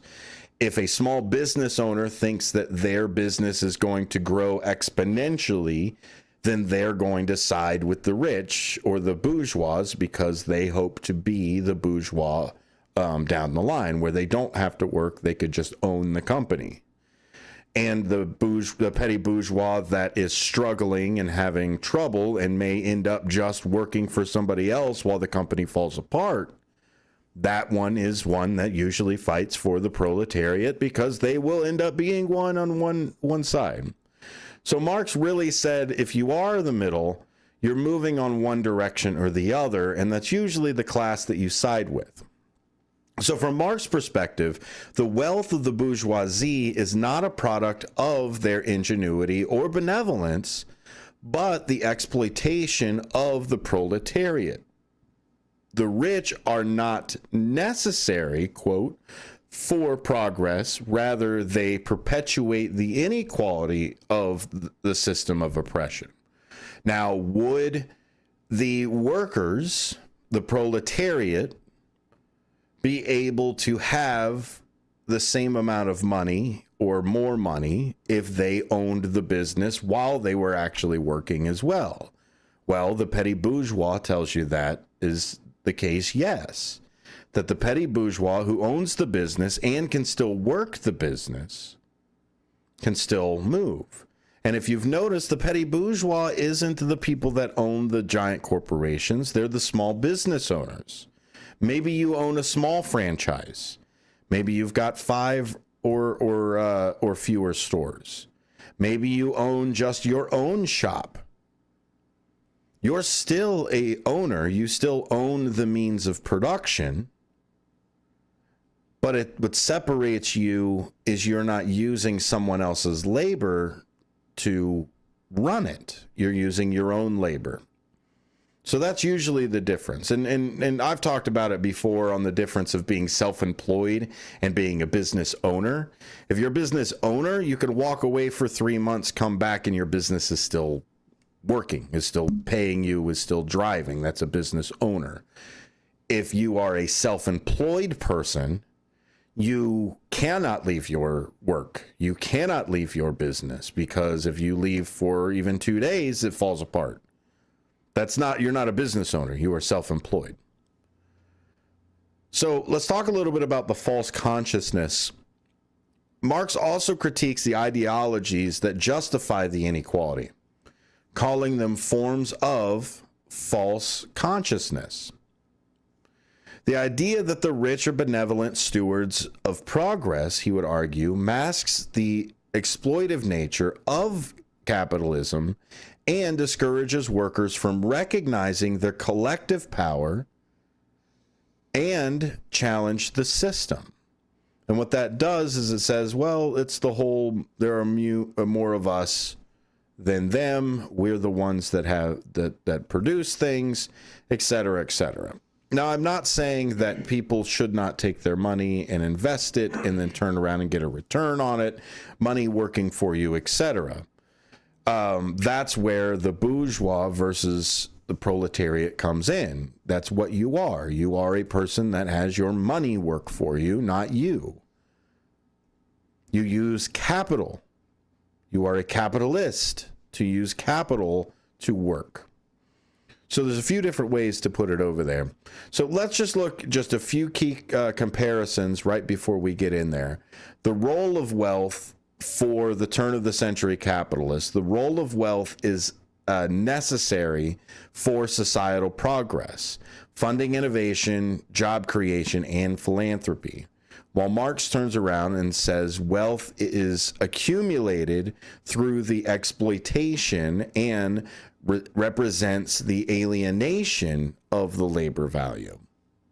From the view of the rich are visionaries and stewards of the progress using their resources to uplift society.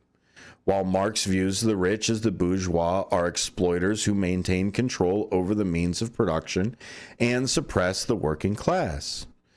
The inequality that's seen from both sides, because it's not like the turn of the century capitalists did not see what was going on. The turn of the century capitalists saw it as natural or even beneficial if wealth is redistributed through philanthropy and investment, not through just being forced to cut it. Although Marx, the system problem inherent in capitalism, led to class conflict and eventual collapse of the system, is what he thought. Hi, Dutchman. Good to see you from Hawaii. Good to see you over there. Thanks for jumping in. So now let's look at the workers' role from both sides. The turn of the century capitalists saw the workers' role. The workers benefit indirectly through job creation and infrastructure development funded by the rich. And the worker from the role from the Marx class says the workers are the creators of value, but are alienated from the fruits of their labor and exploited for the profit that the bourgeois takes. The progress from both sides, this was from the turn of the century capitalists, say the progress is driven by innovation and industrialization led by capitalists. While Marx turns around and says progress, true progress, he says, requires the abolition of class divisions and collective ownership of production. We ask a lot of times what's going to happen when the robots come, when they take all of the jobs. Are we going to turn around and send our robots out to go work for us, and therefore we can exploit that labor while somebody else exploits our robots' labor, et cetera, perpetuating the cycle as it moves? Or do we turn around and we move towards a non-monetary system where we share the machines that make the abundance of food and 3D print our houses and things like that? It really all depends on where we want to move forward. Do we want to move forward with the turn of the century capitalists, or do we want to move forward more towards the social side of everything? Now, there is threats, there is danger to a lot of things like this, of oligarchies, or they talked about death panels, or any of the other dangers of crony capitalism and crony communism. So I'm not saying that one side is better. I'm not saying one or the other. I'm saying these are the systems that are here. These are the viewpoints of these two. This is why I want to present them to you. So that way, when somebody turns around and calls somebody a dirty communist or a capitalist pig or all of the other pejoratives that are out there, you know what they're saying. They're not just saying it just to, I hope they're not just saying it just to say it. We have to know what words we're using, otherwise they start losing meaning. More Apolitical Talk Show when we come back. We'll skim a little bit over on the role of monopoly in teaching us how our economic system is put together. Keep listening to WRMN. We'll be right back after this.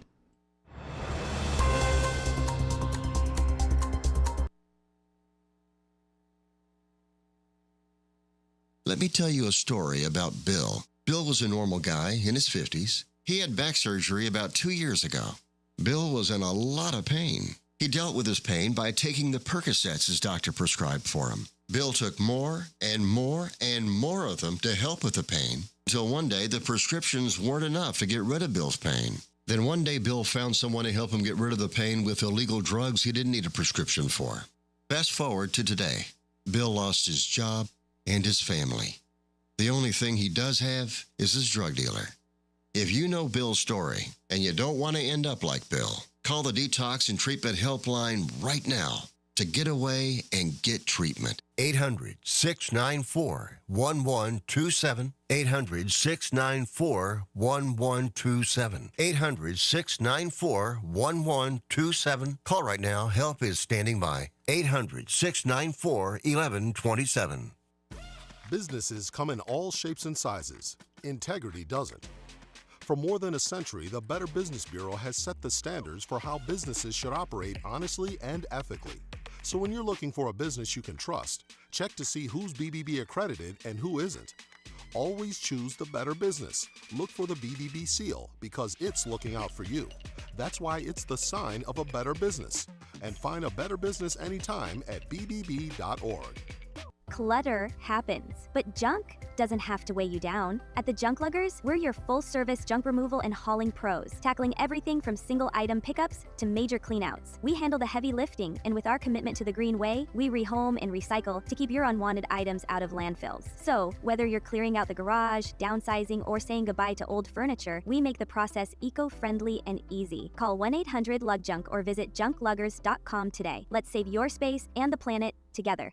Is diabetes keeping you from enjoying life's special moments? At US Med, we understand the challenges you face, and we're here to help. With US Med, I can finally manage my diabetes without it managing me. US Med offers a wide range of services to simplify your diabetes care. Personalized care plans, convenient access to cutting-edge diabetes tech, and knowledgeable support. Plus, we'll check your insurance so your diabetes care may be covered at little or no cost to you. With US Med, I feel confident and control of my diabetes. I can finally live my life to the fullest. Don't let diabetes hold you back. Choose US Med and experience better birthdays, better adventures, better anniversaries, and better everything. Call now. US Med. Better service. Better care. 800-785-1673. 800-785-1673. 800-785-1673. That's 800-785-1673.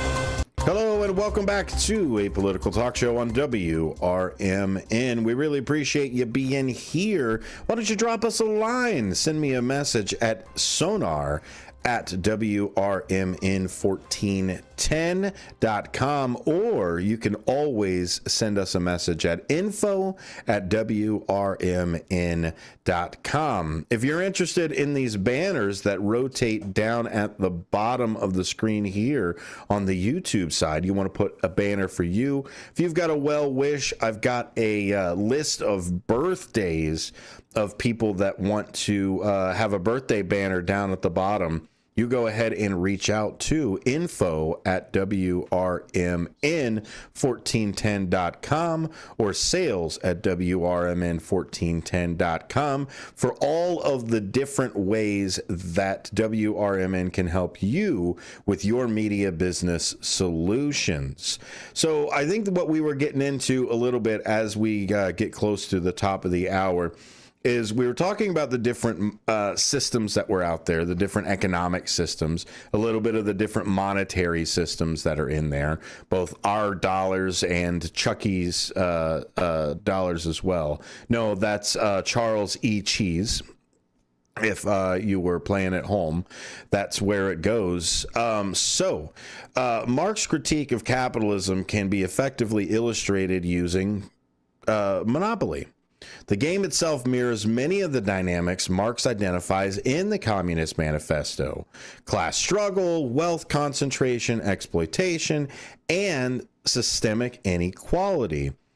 This is how capitalism works in this. Now, remember, Monopoly is different than real world. First off, we all start the game fresh in Monopoly. You don't come into Monopoly after hundreds of years of other people playing the game and you still having to come in and fight over the same resources. It's sorry to burst your bubble, but that's how real life works. Well, Monopoly is nice enough to let everybody start out at the same time, but this is a little bit how it's different. Let's talk about private property and bourgeois. When we were talking about the bourgeoisie before, in Monopoly, each player begins to buy properties, streets, railroads, utilities. This is the accumulation of wealth. These properties represent the means of production, if you were to take it through Marxist terms. Once a player owns a property, they can charge others rent for landing on it. The owner profits simply by holding the property without personally doing any work to maintain it. Right down the line, I think you do have to end up paying for maintaining your hotels and a couple other places there, but the concept is set. According to Marx, the bourgeoisie, the capitalist class, owns the means of production, such as factories and land, and earns wealth by exploiting others. Therefore, the workers, or in Monopoly, the other players, pay rent to the owners, funneling the wealth upward. Capitalist does not labor directly, but benefits from the labor presence of others.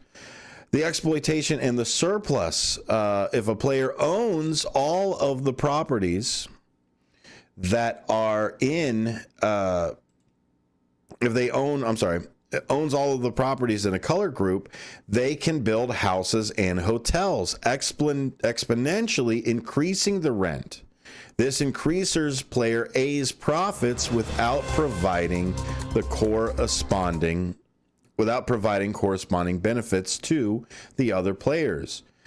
Rent other players pay is effectively a surplus value, the value that they generate by playing and moving around the board that exceeds the actual cost of their existence in the game. So what you're doing is you're taking that surplus of what it actually costs and you are living off the surplus. Now, I don't need to call it a thing. I don't need to call it what have you in terms of of what happens in nature, of something that takes off of the lifeblood and everything else of another creature, but they've already got words for that. More words to come here on A Political Talk Show on WRMN. At School of Rock, we've got something for everyone. We're located at 353 South Randall Road in Elgin, Illinois. For teens 12 to 18, our performance program prepares students for live shows at real rock venues. For ages 8 to 12, Rock 101 helps young musicians start their journey with private lessons and group rehearsals. Our rookies aged 6 to 7 explore instruments through fun games, while Little Wing, ages 4 to 5, introduces preschoolers to the basics of rock and roll music.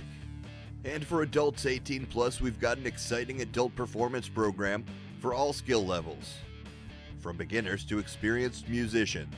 Visit the website at elgin.schoolofrock.com to sign up for a free trial. We start pre-enrollments in January, targeting a mid-February open. Unleash your inner rock star. Join us at School of Rock and let's make some noise. Your hometown radio station since 1949. We are WRMN AM 1410, Elgin time, 5 o'clock. This is WRMN News. Hello, I'm Dennis Green. Kim Kardashian is calling on California Governor Gavin Newsom to pay convicts more money as they help fight wildfires. News Nation's Mills Hayes reports. California has nearly 1,000 prisoners helping to put an end to these fires. Incarcerated firefighters can get paid up to $10.24 an hour, so $10.24 plus an extra dollar for each hour they're responding to a blaze. For a 24-hour shift, an inmate with the lowest skill level could make almost $27 a day. CAL FIRE pays non-incarcerated seasonal firefighters a minimum base salary of $3,700 a month for the same amount of work, with many being on for 24 to 48 hours at a time. All volunteers have to have 8 years or less on their sentence. Sex offenses, arson, and escape history can disqualify inmates. Some Dunkin' locations are experiencing a donut shortage. Stores in Nebraska, New Mexico, and some other states have gone a couple of days without the pastries. Signs on the doors and drive-through kiosks say they're unavailable due to a manufacturing error. News Nation's Nick Smith reports. A spokesperson for Dunkin's owner, Inspire Brands, says an issue with the single supplier impacted 4% of the 9,500 U.S. locations, and that the company has already started restocking some of the affected stores. A manager in Dunkin' in West Omaha says the shortage is a national problem. Corporate has not commented. For WRMN News, I'm Dennis Green. WRMN News, produced in Studio 14 by the River Media Network.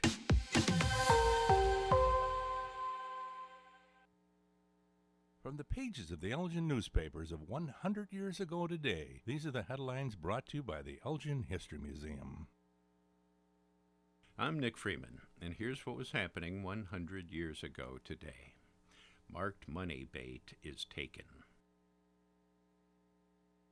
Joe Stern, Elgin junk dealer, was arrested by Elgin police last night on a larceny charge, accusing him of the theft of $55 from the Elk Drug Store. Stern, according to authorities, admitted his guilt and gave a statement. Stern's guilt was established through the use of marked money. Missing money taken from a drawer for several months, drugstore proprietors yesterday decided to mark some of the currency, placing it in the usual drawer. Stern came into the store early in the evening, as was his habit. The prescription clerk went into the basement and returned a few moments later. Stern remained some time and then left the store. The money in the drawer was gone.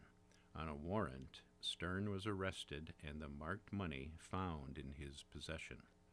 He broke down completely, pleading to be given a chance to make the loss good and maintaining his innocence to theft of other money from the drugstore.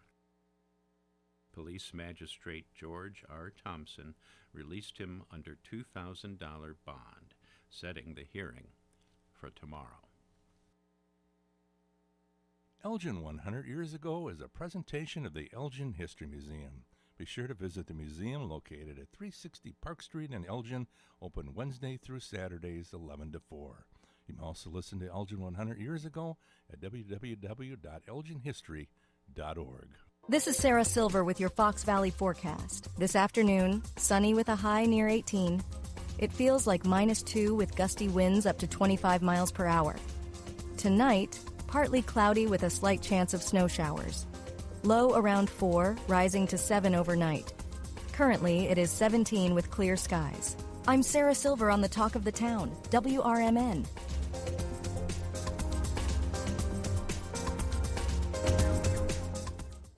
Welcome back to College Bowl season. And now it looks like a fan has run onto the field carrying a $5 KFC bowl. Oh, yeah, looks like the mac and cheese bowl with 5 original recipe nuggets, or the new Nashville hot loaded fry bowl with nuggets, coleslaw, secret recipe fries, pickles, and Nashville hot sauce. Wow, looks yummy from up here. Boy, everybody wants that bowl as more fans are pouring onto the field.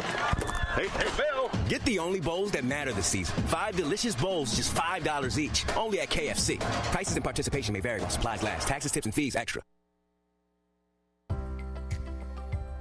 Ready to tackle your junk piles? Call the Junk Luggers.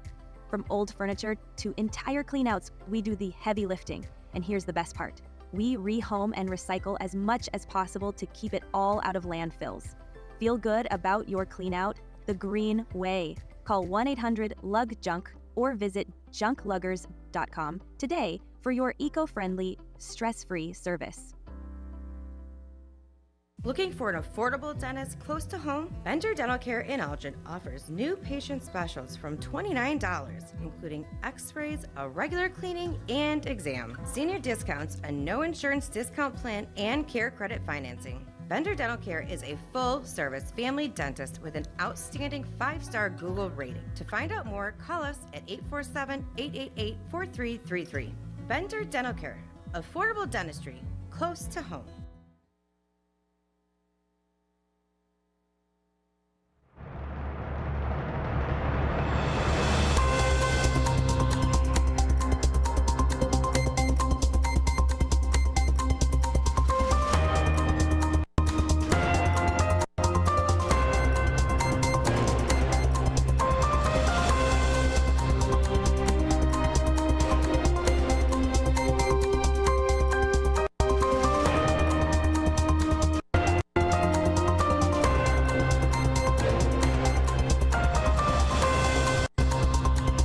Hello, America, and good day to our friends around the world. This is a political talk show on WRMN. This is hour number 2. Thanks for sticking around with us.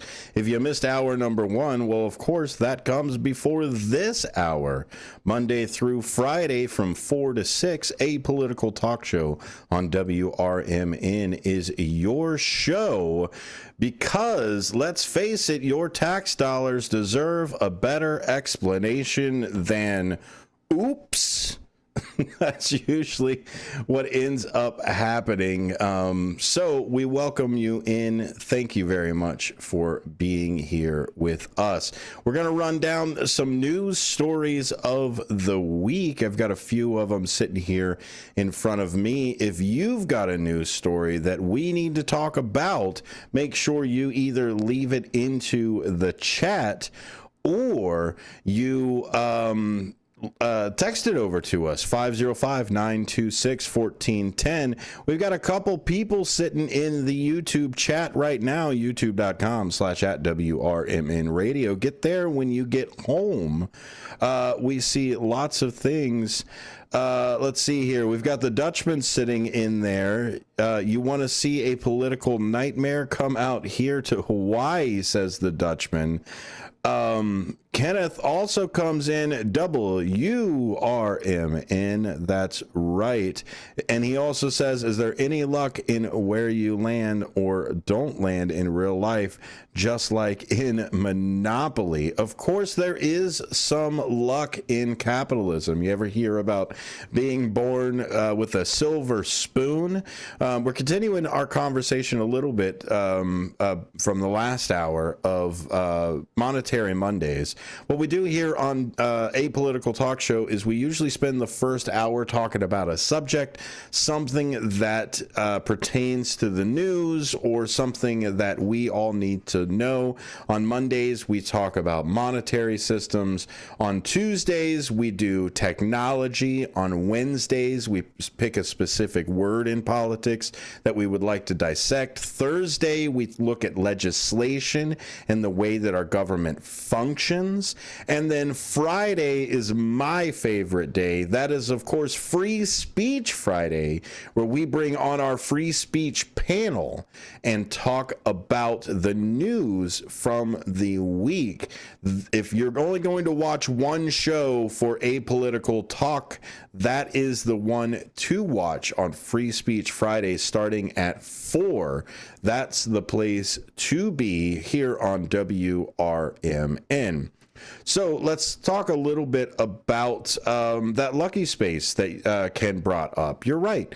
There is some luck that comes into it. There is some meeting of people and doing all of that. But if you take it from the other side of it, which I like playing the capitalist game. Now, am I the best at it? Well, probably not as good as some, because it's real life, so you can't necessarily be as cutthroat as you would in a regular game of Monopoly. People don't just go and get another beer after they get kicked out. They end up places. They're real people. So there is a little bit of that luck and that skill that's in there. What properties to buy, which ones to go. Let's look around a little bit so that nobody in my family knows the secret. The orange spaces. The number one space that everybody lands on is jail. That's like the number one, like most traffic space. So what you do is you get the spaces right after jail. Those are what's really going to help you. Because back to capitalism, if you take it to a point where it is something that somebody needs or something that somebody's going to always be at, like if you always go to jail or always go on that side, or go to jail and don't pass go or what have you, you build in a funnel. I mean, the reason that you can't take surplus off of a thing that isn't surplused, isn't breaking even, isn't pulling to that. So that's a lot of where it moves into there. Dutchman comes in again. How do you think it should be set up?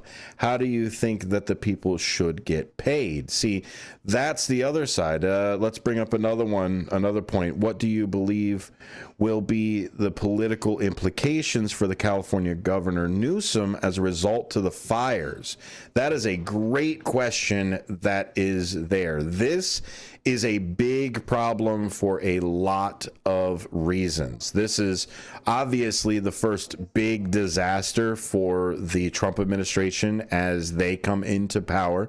So this will be the first thing that they're able to kind of say, we fixed this or what have you. So that's one side of everything.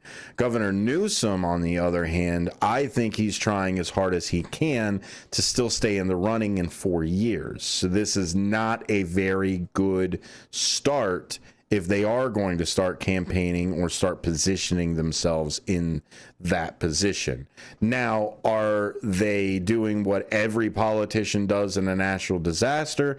Are they floundering at a certain point when they're asked certain questions? Are they not able to necessarily articulate the response? Are they also having trouble with the funding aspect of it? You're absolutely right. That is what's exactly happening here. And I don't necessarily think it is a failure on Newsom's part that these things happened. This was, as you can say, a perfect storm. Just no different than the governors of the Carolinas should necessarily be put in trouble for these particular things. Now, if you want to talk about water pressure and water distribution in that side. Yes, California has already been in what they consider a drought already. Also, if you're fighting multiple fires at once, it is really hard to maintain that pressure. So people who are just saying they turned the faucet and water should have came out are absolutely right. It can happen that way. But just like when we were on the ship, if everybody turned on the fire main all at the same time, the pumps aren't able to maintain everybody's pressure. If you've ever lived in an apartment complex, then you might know a little bit about water pressure if everybody wakes up in the morning and takes a shower at the same time. Tim Murray comes in on the chat as well and says Pritzker will now be the Dem nominee for 2028. I could see that. I could see Pritzker coming in. We've seen quite a few people with money try to tip their toes into politics, especially on the leadership aspect of it.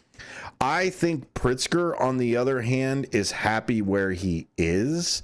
I think if you look at our political system in the feudalist type of side, he is the Lord of Illinois. He's already bought his land. Why does he need to be the king of the country when he can rule over the state, I suppose? But you're absolutely right in thinking, Tim, that there are really no other options that are out there. I do think there are a couple of people that went into the running when Harris went on. We might see them come up, but we're not going to see a Tulsi Gabbard show up in the next round either. What I'm hoping really for the next couple of years is a really good primary season, even if that primary season starts a little earlier. Trump kind of put a new tradition of when campaigning really kicks off, and I think a 2-year campaign issue is a little rough, but I think that may be what ends up happening with us if it's moving towards that side. Anyway, let's take a quick break. When we get here, when you come back from the other side, keep your comments rolling. I'll look a little bit more into the California fire and a few other things here. We've also got Jack Smith's report that's supposed to be coming out, of course, just over the last couple of days. The unconditional discharge of the former president and soon-to-be president is there. We've also got a few other things that are moving towards. I'd like to kind of go through Trump's day one promises since they are coming up in about a week. We'll see what these day one promises have been and what are actually might possibly get done. More Apolitical Talk Show after this. Are you suffering with anxiety, depression, PTSD, an eating disorder, or even a substance abuse problem? If it's causing problems at work or with your family, get help now at Insight Mental Health and Wellness. We can help and treat all types of depression and mental issues. We'll help you use your insurance to get away from it all to a beautiful, sunny, and tranquil vacation-like environment so you can recharge yourself. And with the Family Medical Leave Act, you could take the time off you need from work. Plus, with the Affordable Care Act, your treatment could be 100% covered. If you're suffering from any kind of anxiety, depression, PTSD, eating disorder, or even a substance abuse problem, use your insurance and get away from it all. Come to sunny California. Call Insight Mental Health and Wellness now. 800-419-0287. 800-419-0287. 800-419-0287. That's 800-419-0287. I've just been feeling so sluggish lately. You should try the Metamucil 2-Week Challenge. The Metamucil 2-Week Challenge? Yeah, Metamucil 4-in-1 Fiber helps trap and remove the waste that weighs you down. Start your daily routine now, and in 2 weeks, you could be feeling great. Well, it's been 2 weeks. How you feeling? Lighter and feeling great. If you want to feel lighter by promoting digestive health, sign up to take the 2-week challenge at Metamucil.com. These statements have not been evaluated by the Food and Drug Administration. This product is not intended to diagnose, treat, cure, or prevent any disease. Theriault Booth, a leading local law firm, is located on the beautiful Fox River in downtown St. Charles. Here's Ryan Theriault. For better or worse, there are just times people need a lawyer. Whether you are involved in a work injury, in an automobile crash, selling a home, or even planning for your estate after your passing, we're here. We're local. We're part of the community. For more information, visit them on the web at tbfirm.com or give them a call at 630-526-4242. This is the Chef of Love, Chef Jannard, TV host and restaurateur. My grandparents harvested their land to sell food and share this overflowing bounty with our community.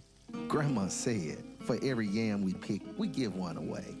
In the world they cultivated, I love preparing and eating dinner with my family on Sundays. When our resources changed, food assistance programs sustained us. They gave me fuel to start my first culinary business at 16 years old, and inspiration to donate the extra food in my community. Through my life, I've developed an appetite to work with others to ensure everyone has access to the nutritious food we need to thrive. Together, we can help end hunger. Come on, join the movement with Feeding America by volunteering, donating, and advocating. Learn more at feedingamerica.org/act now. Brought to you by Feeding America and the Ad Council.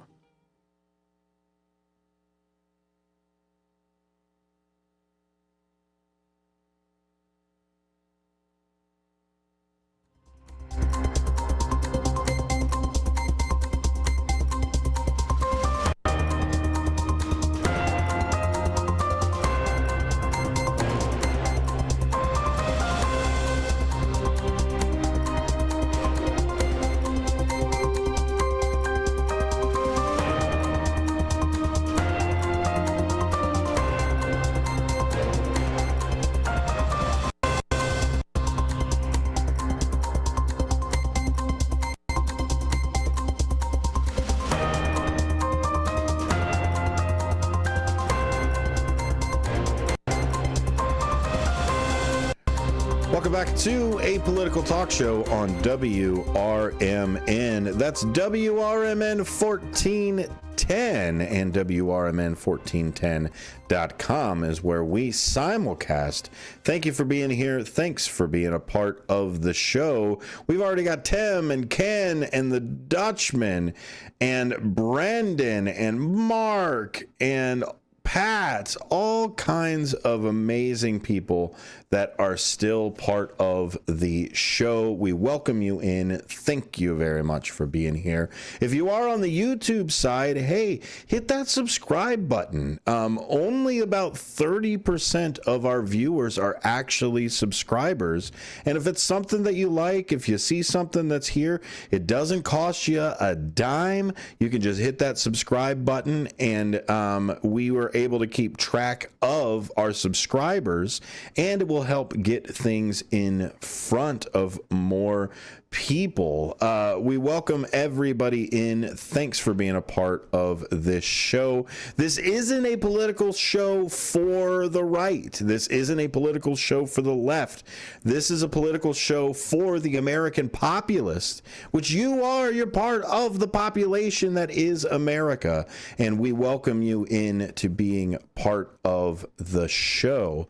Send us a message at info@WRMN1410.com, or if you're interested in having one of these fancy banners down here at the bottom, you got a birthday shout out, or any of the other information that's happening around the Fox River Valley, you can always send that to info@WRMN1410.com or sales@WRMN1410.com. If you've got a business and you'd like us to help you out with your media, you got some social media that needs to get pushed, you've got an employee of the week, month, day that needs to be highlighted, well, we'll show up, we'll take pictures, we will edit, we will film, we will record the things that you need. One day of editing can create your entire month's worth of social media in a professional manner to where you can get the messaging out and reach your customers. Find more information at WRMN1410.com or send a message to sales@WRMN1410.com. So in this little bit of time before the bottom of the hour sneaks up on us, I want to talk a little bit about some of the day one promises that we're going to get. You know, it's not even a 100-day plan anymore. Nobody even comes in and says, we're going to do it for, this is what we want to accomplish in 100 days. We want to work with Congress to get these things done. We think that this is the route to go. We're already prepping people over here. Nope. Day one, 24 hours, already signed the inaugural documents, already have the luncheon. During the dinner, these problems are going to be solved. As far as like war won't be around anymore, there's even some deportations that are happening like day one, 24 hours. Maybe we give it to the 23rd, right? Do you see how ridiculous this sounds? It's to the point where it's just like, vote for me, cake and ice cream on Fridays for everyone. T-bone steaks on the weekends. Like, what are we doing here? Are we just supposed to say, you know what, that's just politics as usual? It's just I just don't get it. But let's keep moving. As President-elect Donald Trump prepares to resume office, he has outlined an ambitious agenda of actions he intends to undertake immediately upon taking office. These day one promises span various policy areas, including immigration, criminal justice, foreign policy, energy, education, and, of course, trade. Below, as I read it, is an overview of some of these commitments. The immigration policies that are day one policies, well, there's a few of them. The first one, mass deportations. Trump has pledged to initiate, quote, the largest mass deportation operation, unquote, in U.S. history, focusing on removing criminals, recent border crossers, and individuals with deportation orders. This plan involves relocating federal law enforcement resources to immigration duties and discontinuing the Biden-era migrant app CBP1. You can read more at Time Magazine. That's time.com. Ending birthright citizenship is another one of the day one immigration policies. He intends to sign an executive order clarifying that children born in the U.S. to undocumented immigrants will not receive automatic citizenship. Now, we can talk about the 14th Amendment that's in there, but that's going to pull up all of the different legal challenges. Now, when we start going through some of the amendments, we'll go through the Bill of Rights and a few others this year. We're planning a few days to walk through the Bill of Rights. We're just picking a day and some of the other amendments. It's going to take us a little bit to get to the 14th, but the 14th Amendment does a lot of things. It was ratified after the Civil War.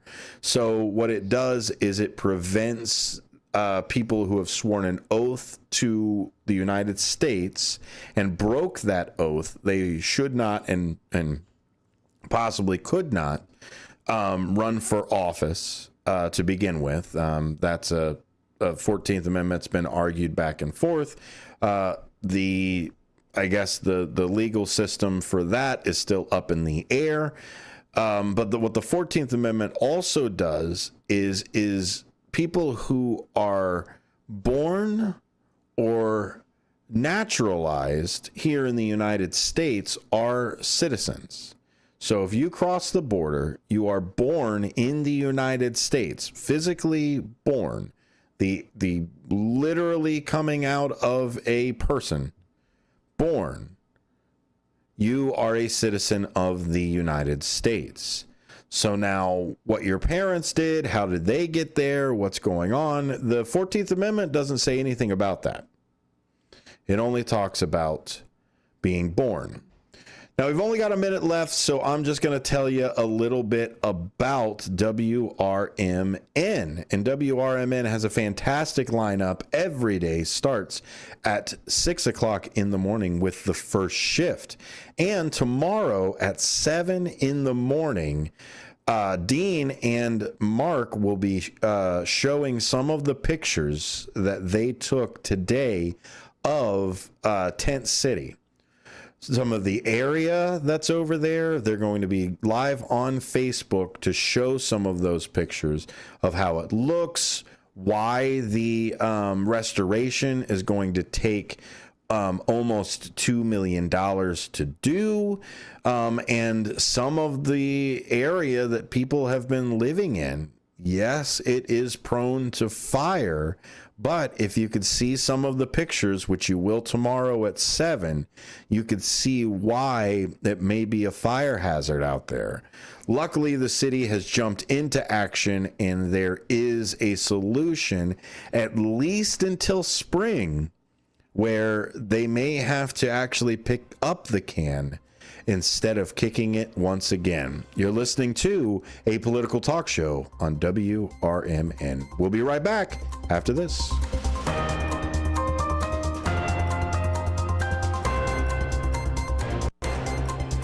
With your 1410 WRMN Newsflash, I'm Sean Kernan. Brought to you by Progressive. The Naperville Park District has announced that they are now taking rental applications for the park pavilions and picnic areas for the period of April 1st through May 31st. The opportunity is currently open to residents, with non-residents being able to apply starting on January 16th at 8:30 a.m. The Elgin Fire Department tackled the blaze at Tent City, the homeless encampment near State and Kimball Streets late Saturday night. Responding around 10:46 p.m., crews discovered multiple structures covering roughly 1,000 square feet engulfed in flames. By midnight, the firefighters had successfully extinguished the blaze. No injuries have been reported. The Elgin Heritage Commission is now seeking nominations for the prestigious 2025 Mayor's Awards for Historic Preservation. This initiative celebrates individuals dedicated to safeguarding Elgin's rich historical history. Community members are encouraged to nominate deserving candidates by February 21st.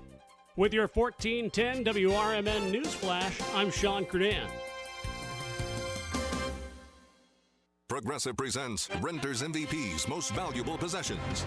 Today's MVP, Tom Kelly's carbon fiber mountain bike. Because more than riding his carbon fiber mountain bike, Tom loves telling people about his carbon fiber mountain bike. Friends, family, even a local barista knows about his carbon fiber mountain bike. And that's why Tom's carbon fiber mountain bike, if you haven't heard about it, is today's MVP. Keep your most valuable possessions protected by bundling your renters and auto insurance with Progressive. Progressive Casualty Insurance Company affiliates and other insurers not available in all states. That spice is 10 out of 10. Would recommend.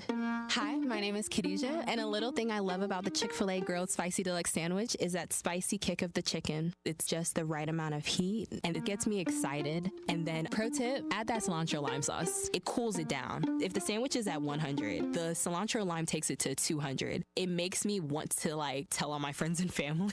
Order a Chick-fil-A Grilled Spicy Deluxe Sandwich and a Diet Dr. Pepper on the Chick-fil-A app for a limited time. Real guests paid for their testimonial. This is Larry Jones, and I'd like to talk to you about my bank, American Eagle Bank in South Elgin. Has your bank changed names in the last 10 years? Is your bank another faceless branch with headquarters in another city? Are you tired of earning next to nothing on your savings account or certificates of deposit, or does your personal banker treat you like a stranger? If you answered yes to any of those questions, then you're ready for a new banking experience, and American Eagle is the place for you. American Eagle is a locally owned independent bank that's rooted in the community, and American Eagle customers are greeted by name and treated with the respect that they deserve. American Eagle has an innovative program, Eagle Savings, that teaches your children to save while earning prizes and rewards. American Eagle offers great rates on certificates of deposit. My bank is located in South Elgin on Randall Road between the Target and Caputo's and is open Monday through Saturday. Give them a call at 847-742-7400, and a real person will answer the phone. American Eagle Bank, a place where you matter. This is Sarah Silver with your Fox Valley forecast. Tonight, a slight chance of snow showers between 3 a.m. and 4 a.m., then a slight chance of snow. Partly cloudy with a low around 4, with temperatures rising to around 7 overnight.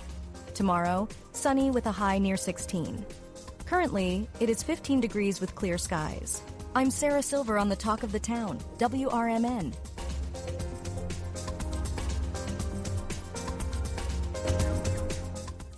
Progressive presents Renters MVP's Most Valuable Possessions.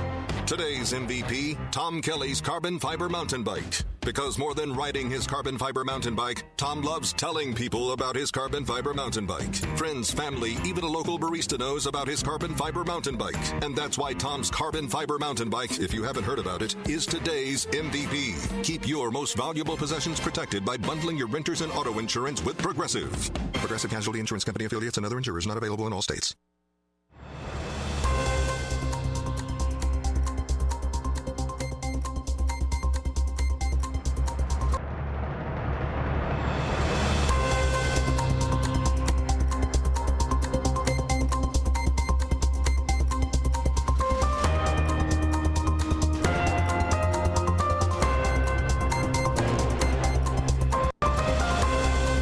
Welcome back to a political talk show on WRMN. We're rounding out the end of the show. This is the last half hour. Well, I mean, if you want to be more accurate, I think it's the last 24 minutes or so.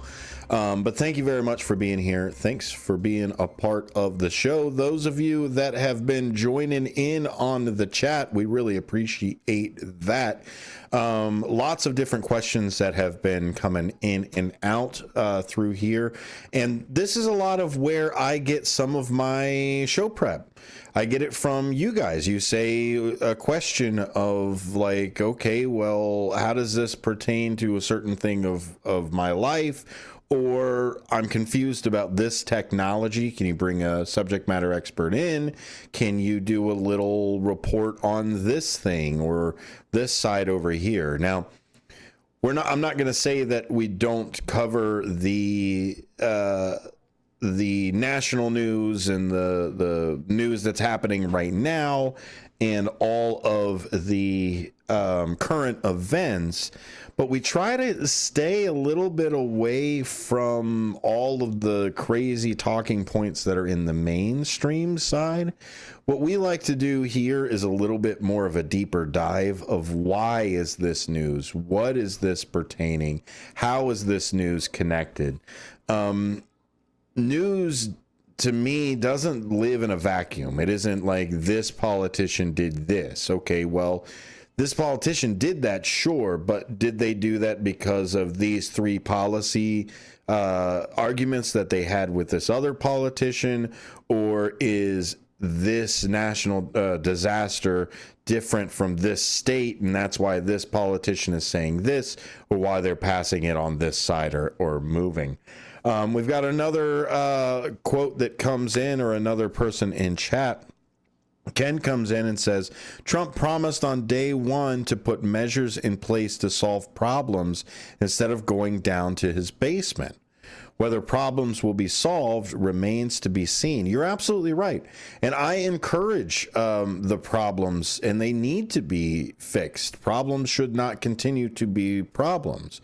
The border especially, there's something about the border that it doesn't seem like either party really wants to fix. I don't know if it's because a whole generation has grown up with this problem here, and so you're able to campaign on it back and forth. I don't know if it is because of a labor issue, because there are people that want to hire people that don't necessarily have the most scrupulous background of how they got into the country. I absolutely commend anybody who wants to solve a problem, but let's see you put actions towards solving that problem and not just using it as saber rattling or campaign promise or anything like that. We have noticed J.D. Vance has come out of the proverbial basement, if you will, Ken. And I've seen him in a few interviews. He's already done a few, I think, on Fox. Now, I think was the last one that he was on. They no longer say, if you notice, they no longer say we have to bring the prices down. Nobody says that. They now say they have to stabilize is the new word, is stabilize. If you notice, it's just a person that plays with words for a living, seeing that distinction in the interviews is part of it. But I absolutely want Trump to do well, because if Trump does well, then the country does well, et cetera, et cetera. I just need to see it, right? Just like Biden and the Democrats or anybody else promise. Perfect example, Ken, codifying Roe. That's another example of another problem that has been reoccurring and moving and everything else, and a campaign promise.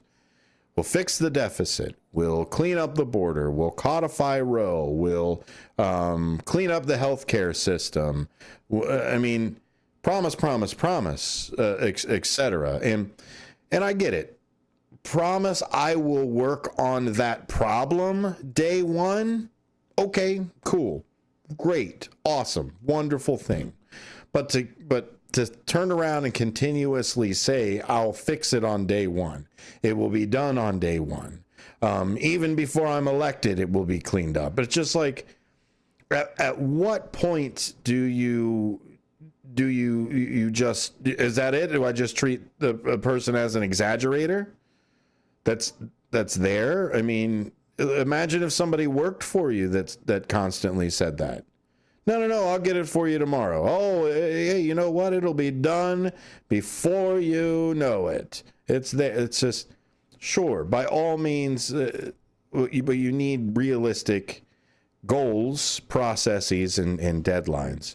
The criminal justice side, something I do think that he's going to be able to get done day one, is pardoning the January 6 participants. That is something that he is going to do day one. I'm not entirely sure what kind of pardon that looks like, whether it is a blanket pardon, whether it is a individualized pardon. Please don't be one of Joe Biden's pardons where it's just, you know what, everything that you did from this point to that point is expunged, because we don't know what else these people did. I mean, sure, if you want to make an argument for January 6th, then and a targeted pardon, et cetera, but to then turn around and give out a Joe Biden pardon of, yeah, you know what, whatever you've done for the last 11 years, that's it, covered in the pardon. It's ludicrous. It's insane. Now, we can have an argument of should they be pardoned, what type of people should be pardoned, et cetera, that's in there. So that's another side of the argument that a lot of people get into.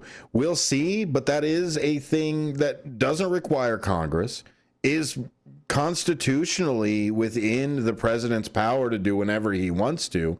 So as far as day one accomplishments, absolutely a thing that he can get done on day one. Sign the pen, do the stuff, done. Pardons, let him out the next day. Now, is he going to do it? That's a whole nother side. There's political pressure for him to do it on either side, from his camp and from other camps. There's also people saying not to do it. So we'll see where it ends up. Part of what the president's supposed to do is also the foreign policy aspect. Day one, we've heard that ending the Russian-Ukraine conflict. Throughout his campaign, Trump claimed he could resolve the ongoing war between Russia and Ukraine within 24 hours. And he said he would do that by leveraging his relationship with both nation leaders. However, post-election, he has adjusted his timeline, suggesting a resolution could take up to 6 months. Yeah, absolutely. I think that's a feasible timeline. Now, if the guy even said 6 weeks or anything like that, but see, this is where the hyperbole, this is where the overreaching rhetoric just gets confusing, and I don't think he's ever going to pay a political price for that of the exaggerations. And anybody who already doesn't like the exaggerations that he does already didn't vote for him, already didn't do whatever.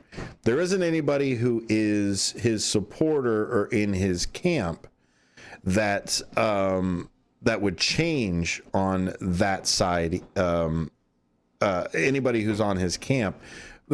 If he says it, doesn't say it, doesn't do it, they're going to support him regardless. And not to the point of like we support our president, but this particular individual specifically is who we support. So, so I think a lot of what we're going to see here is, as far as the campaign promises or any of them that are in there, I think honestly, if any of the wars go longer than 6 months, or let's say, God forbid, a war or a skirmish or a battle breaks out in a whole different region, I think this may be where some of the Trump supporters that wanted the stabilized economy, that wanted the no wars, that wanted to get us out of all of these things, I think they're going to be the supporters that kind of back down a little bit. Donald Trump has a cap of around the high 40s for his approval rating. I think he's the only president that never got above 50. I'd have to look up that statistic, but on average, it's somewhere in the 40s. And I think if the wars continue over 6 months, I think if we get any new skirmishes, Iran and China, or in the Philippines, or God forbid Greenland, like if we get into any of these other skirmishes, or just the only other way to call it is another pissing match, I think what we'll end up getting is some of that support coming back. And we've seen a little bit of Donald Trump or Elon Musk or the cabinet that he's going to pick kind of like change their tune a little bit based off of public outcry. Now, we saw it within their patsy anyway of Matt Gaetz. I believe Matt Gaetz was a patsy to begin with. I think the hubbub of him being a attorney general and everything else, I think was more of a smokescreen for his own investigation. But I think he was also the sacrificial lamb, to where the Republicans and everyone else could turn around and say, no, we don't want him. But all these other people, sure, they're great. See, we don't just follow everything he says. We didn't elect Matt Gaetz. Yeah, who would? Who would appoint the guy?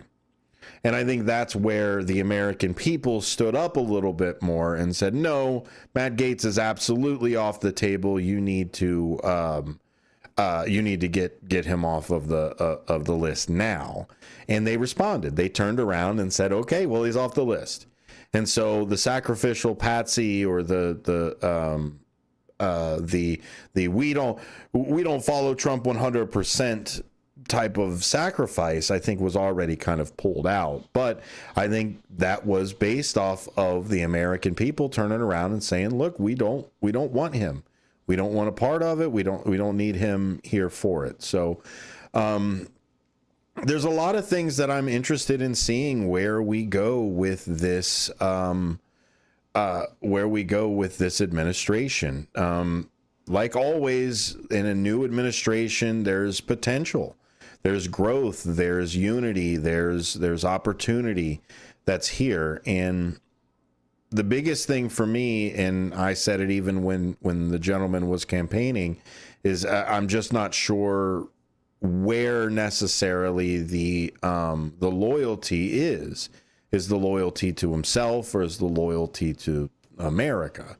And part of being loyal to yourself is loyal to the friends that help you maintain your lifestyle or your business or anything like that. So this is where I'm not the guy who's going to shout for the pilot to crash. I'm not going to do it.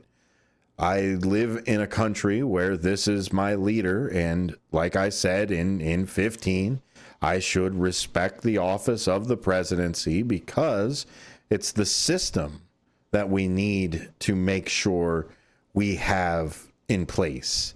because good people will come and go. Good people will be dog catchers. Bad people will be dog catchers. There'll be good doctors and bad doctors, and good politicians and bad politicians, and all of these other things. You hope that the good outnumber the bad.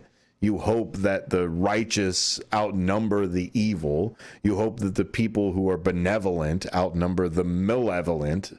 And so you build a system in which the people who are good can use the tools of the system to expose the bad. That's what the system is supposed to be built for in our leadership. That's why we have checks and balances. That's why we don't have a king. Ken comes in again on the chat over here. He says, I'm coaching the team. Idealistically, I want to win every game, but absolutely, you absolutely want to win every game. That's the goal, is to win every single game. And what you do when you don't win, what you do when there is an issue, is you come back to the drawing board and you try a different tactic. Now, maybe you try the same thing again. Okay, well, after a certain time, there's a word for that, of doing the same thing over and over again, et cetera, belabored definition.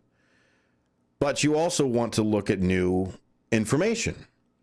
You want to take that information, and so hopefully you win the next game and the next game. And if your opponent changes, or the environment changes, or the rule changes, or the game changes, you change, you adapt.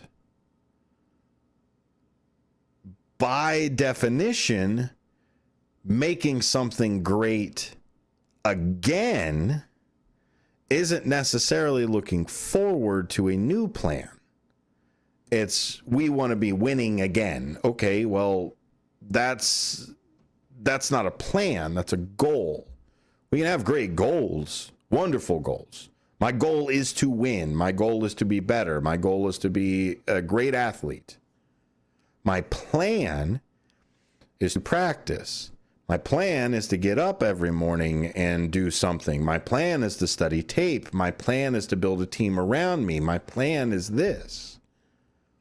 And we can have goals, wishes, if you will, but unless that wish comes with a genie, the wish isn't the doing.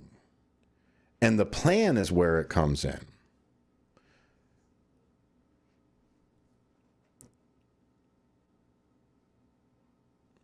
We do need to solve those problems. I absolutely understand. I'm reading your comment again, sir, like you asked. Trump promised on day one to put measures in place to solve problems instead of going to his basement. Whether problems will be solved remains to be seen. Sure, I will absolutely promise to solve problems. Where's the plan in that? I'm going to the store, or I need food, isn't a plan, isn't a direction, isn't a thing. And so, yes, by all means, the guy isn't elected. Sure. And I'm not here to bash on Trump. I'm here to say that my elected official who has been elected has said that these are the things that he is going to prioritize, and this is the time frame in which he has told me that this is going to be done. Now, if there's an issue with the time frame, or there's an issue of the accessibility, or there's an issue of the thing being impossible to be done, that's not me as the voter that is bashing the person that did it. It's the person that promised the thing to be done. Oh, the California fires. That's what he wants to talk about. Yeah. No, I'll absolutely talk about that. I did get a little bit into it immediately after you talked about it. But you're absolutely right. I do think this will be implications for Newsom. I think this right here, if he ends up running in the primary, I think that this is what he's going to run into. So let's turn a little bit into the next election. Let's look 4 years into the future, into our crystal ball that's here, and don't put it too close to a window. But the fires, I think, is definitely going to be something that's going to be coming up with Newsom. Whether it comes up when he runs for governor again, I think that's going to be the first time that it comes up. The second thing is when it runs in the primary. Now, him and maybe a couple of other people, the Shapiro from Pennsylvania, maybe a couple of other people that might be interested in running. I wouldn't be surprised if Jeffries doesn't run as well within the side. Harris is a toss-up. I'm not sure she'll even jump back in to politics, if not just being a lobbyist. Maybe she hands it over, California over to her.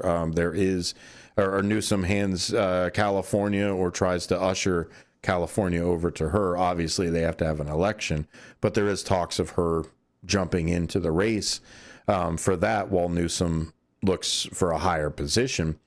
But I do see the fires being an issue for him currently. He is getting hit left and right with everything. There's a lot of people that have a lot of blame to throw around, and burning of houses.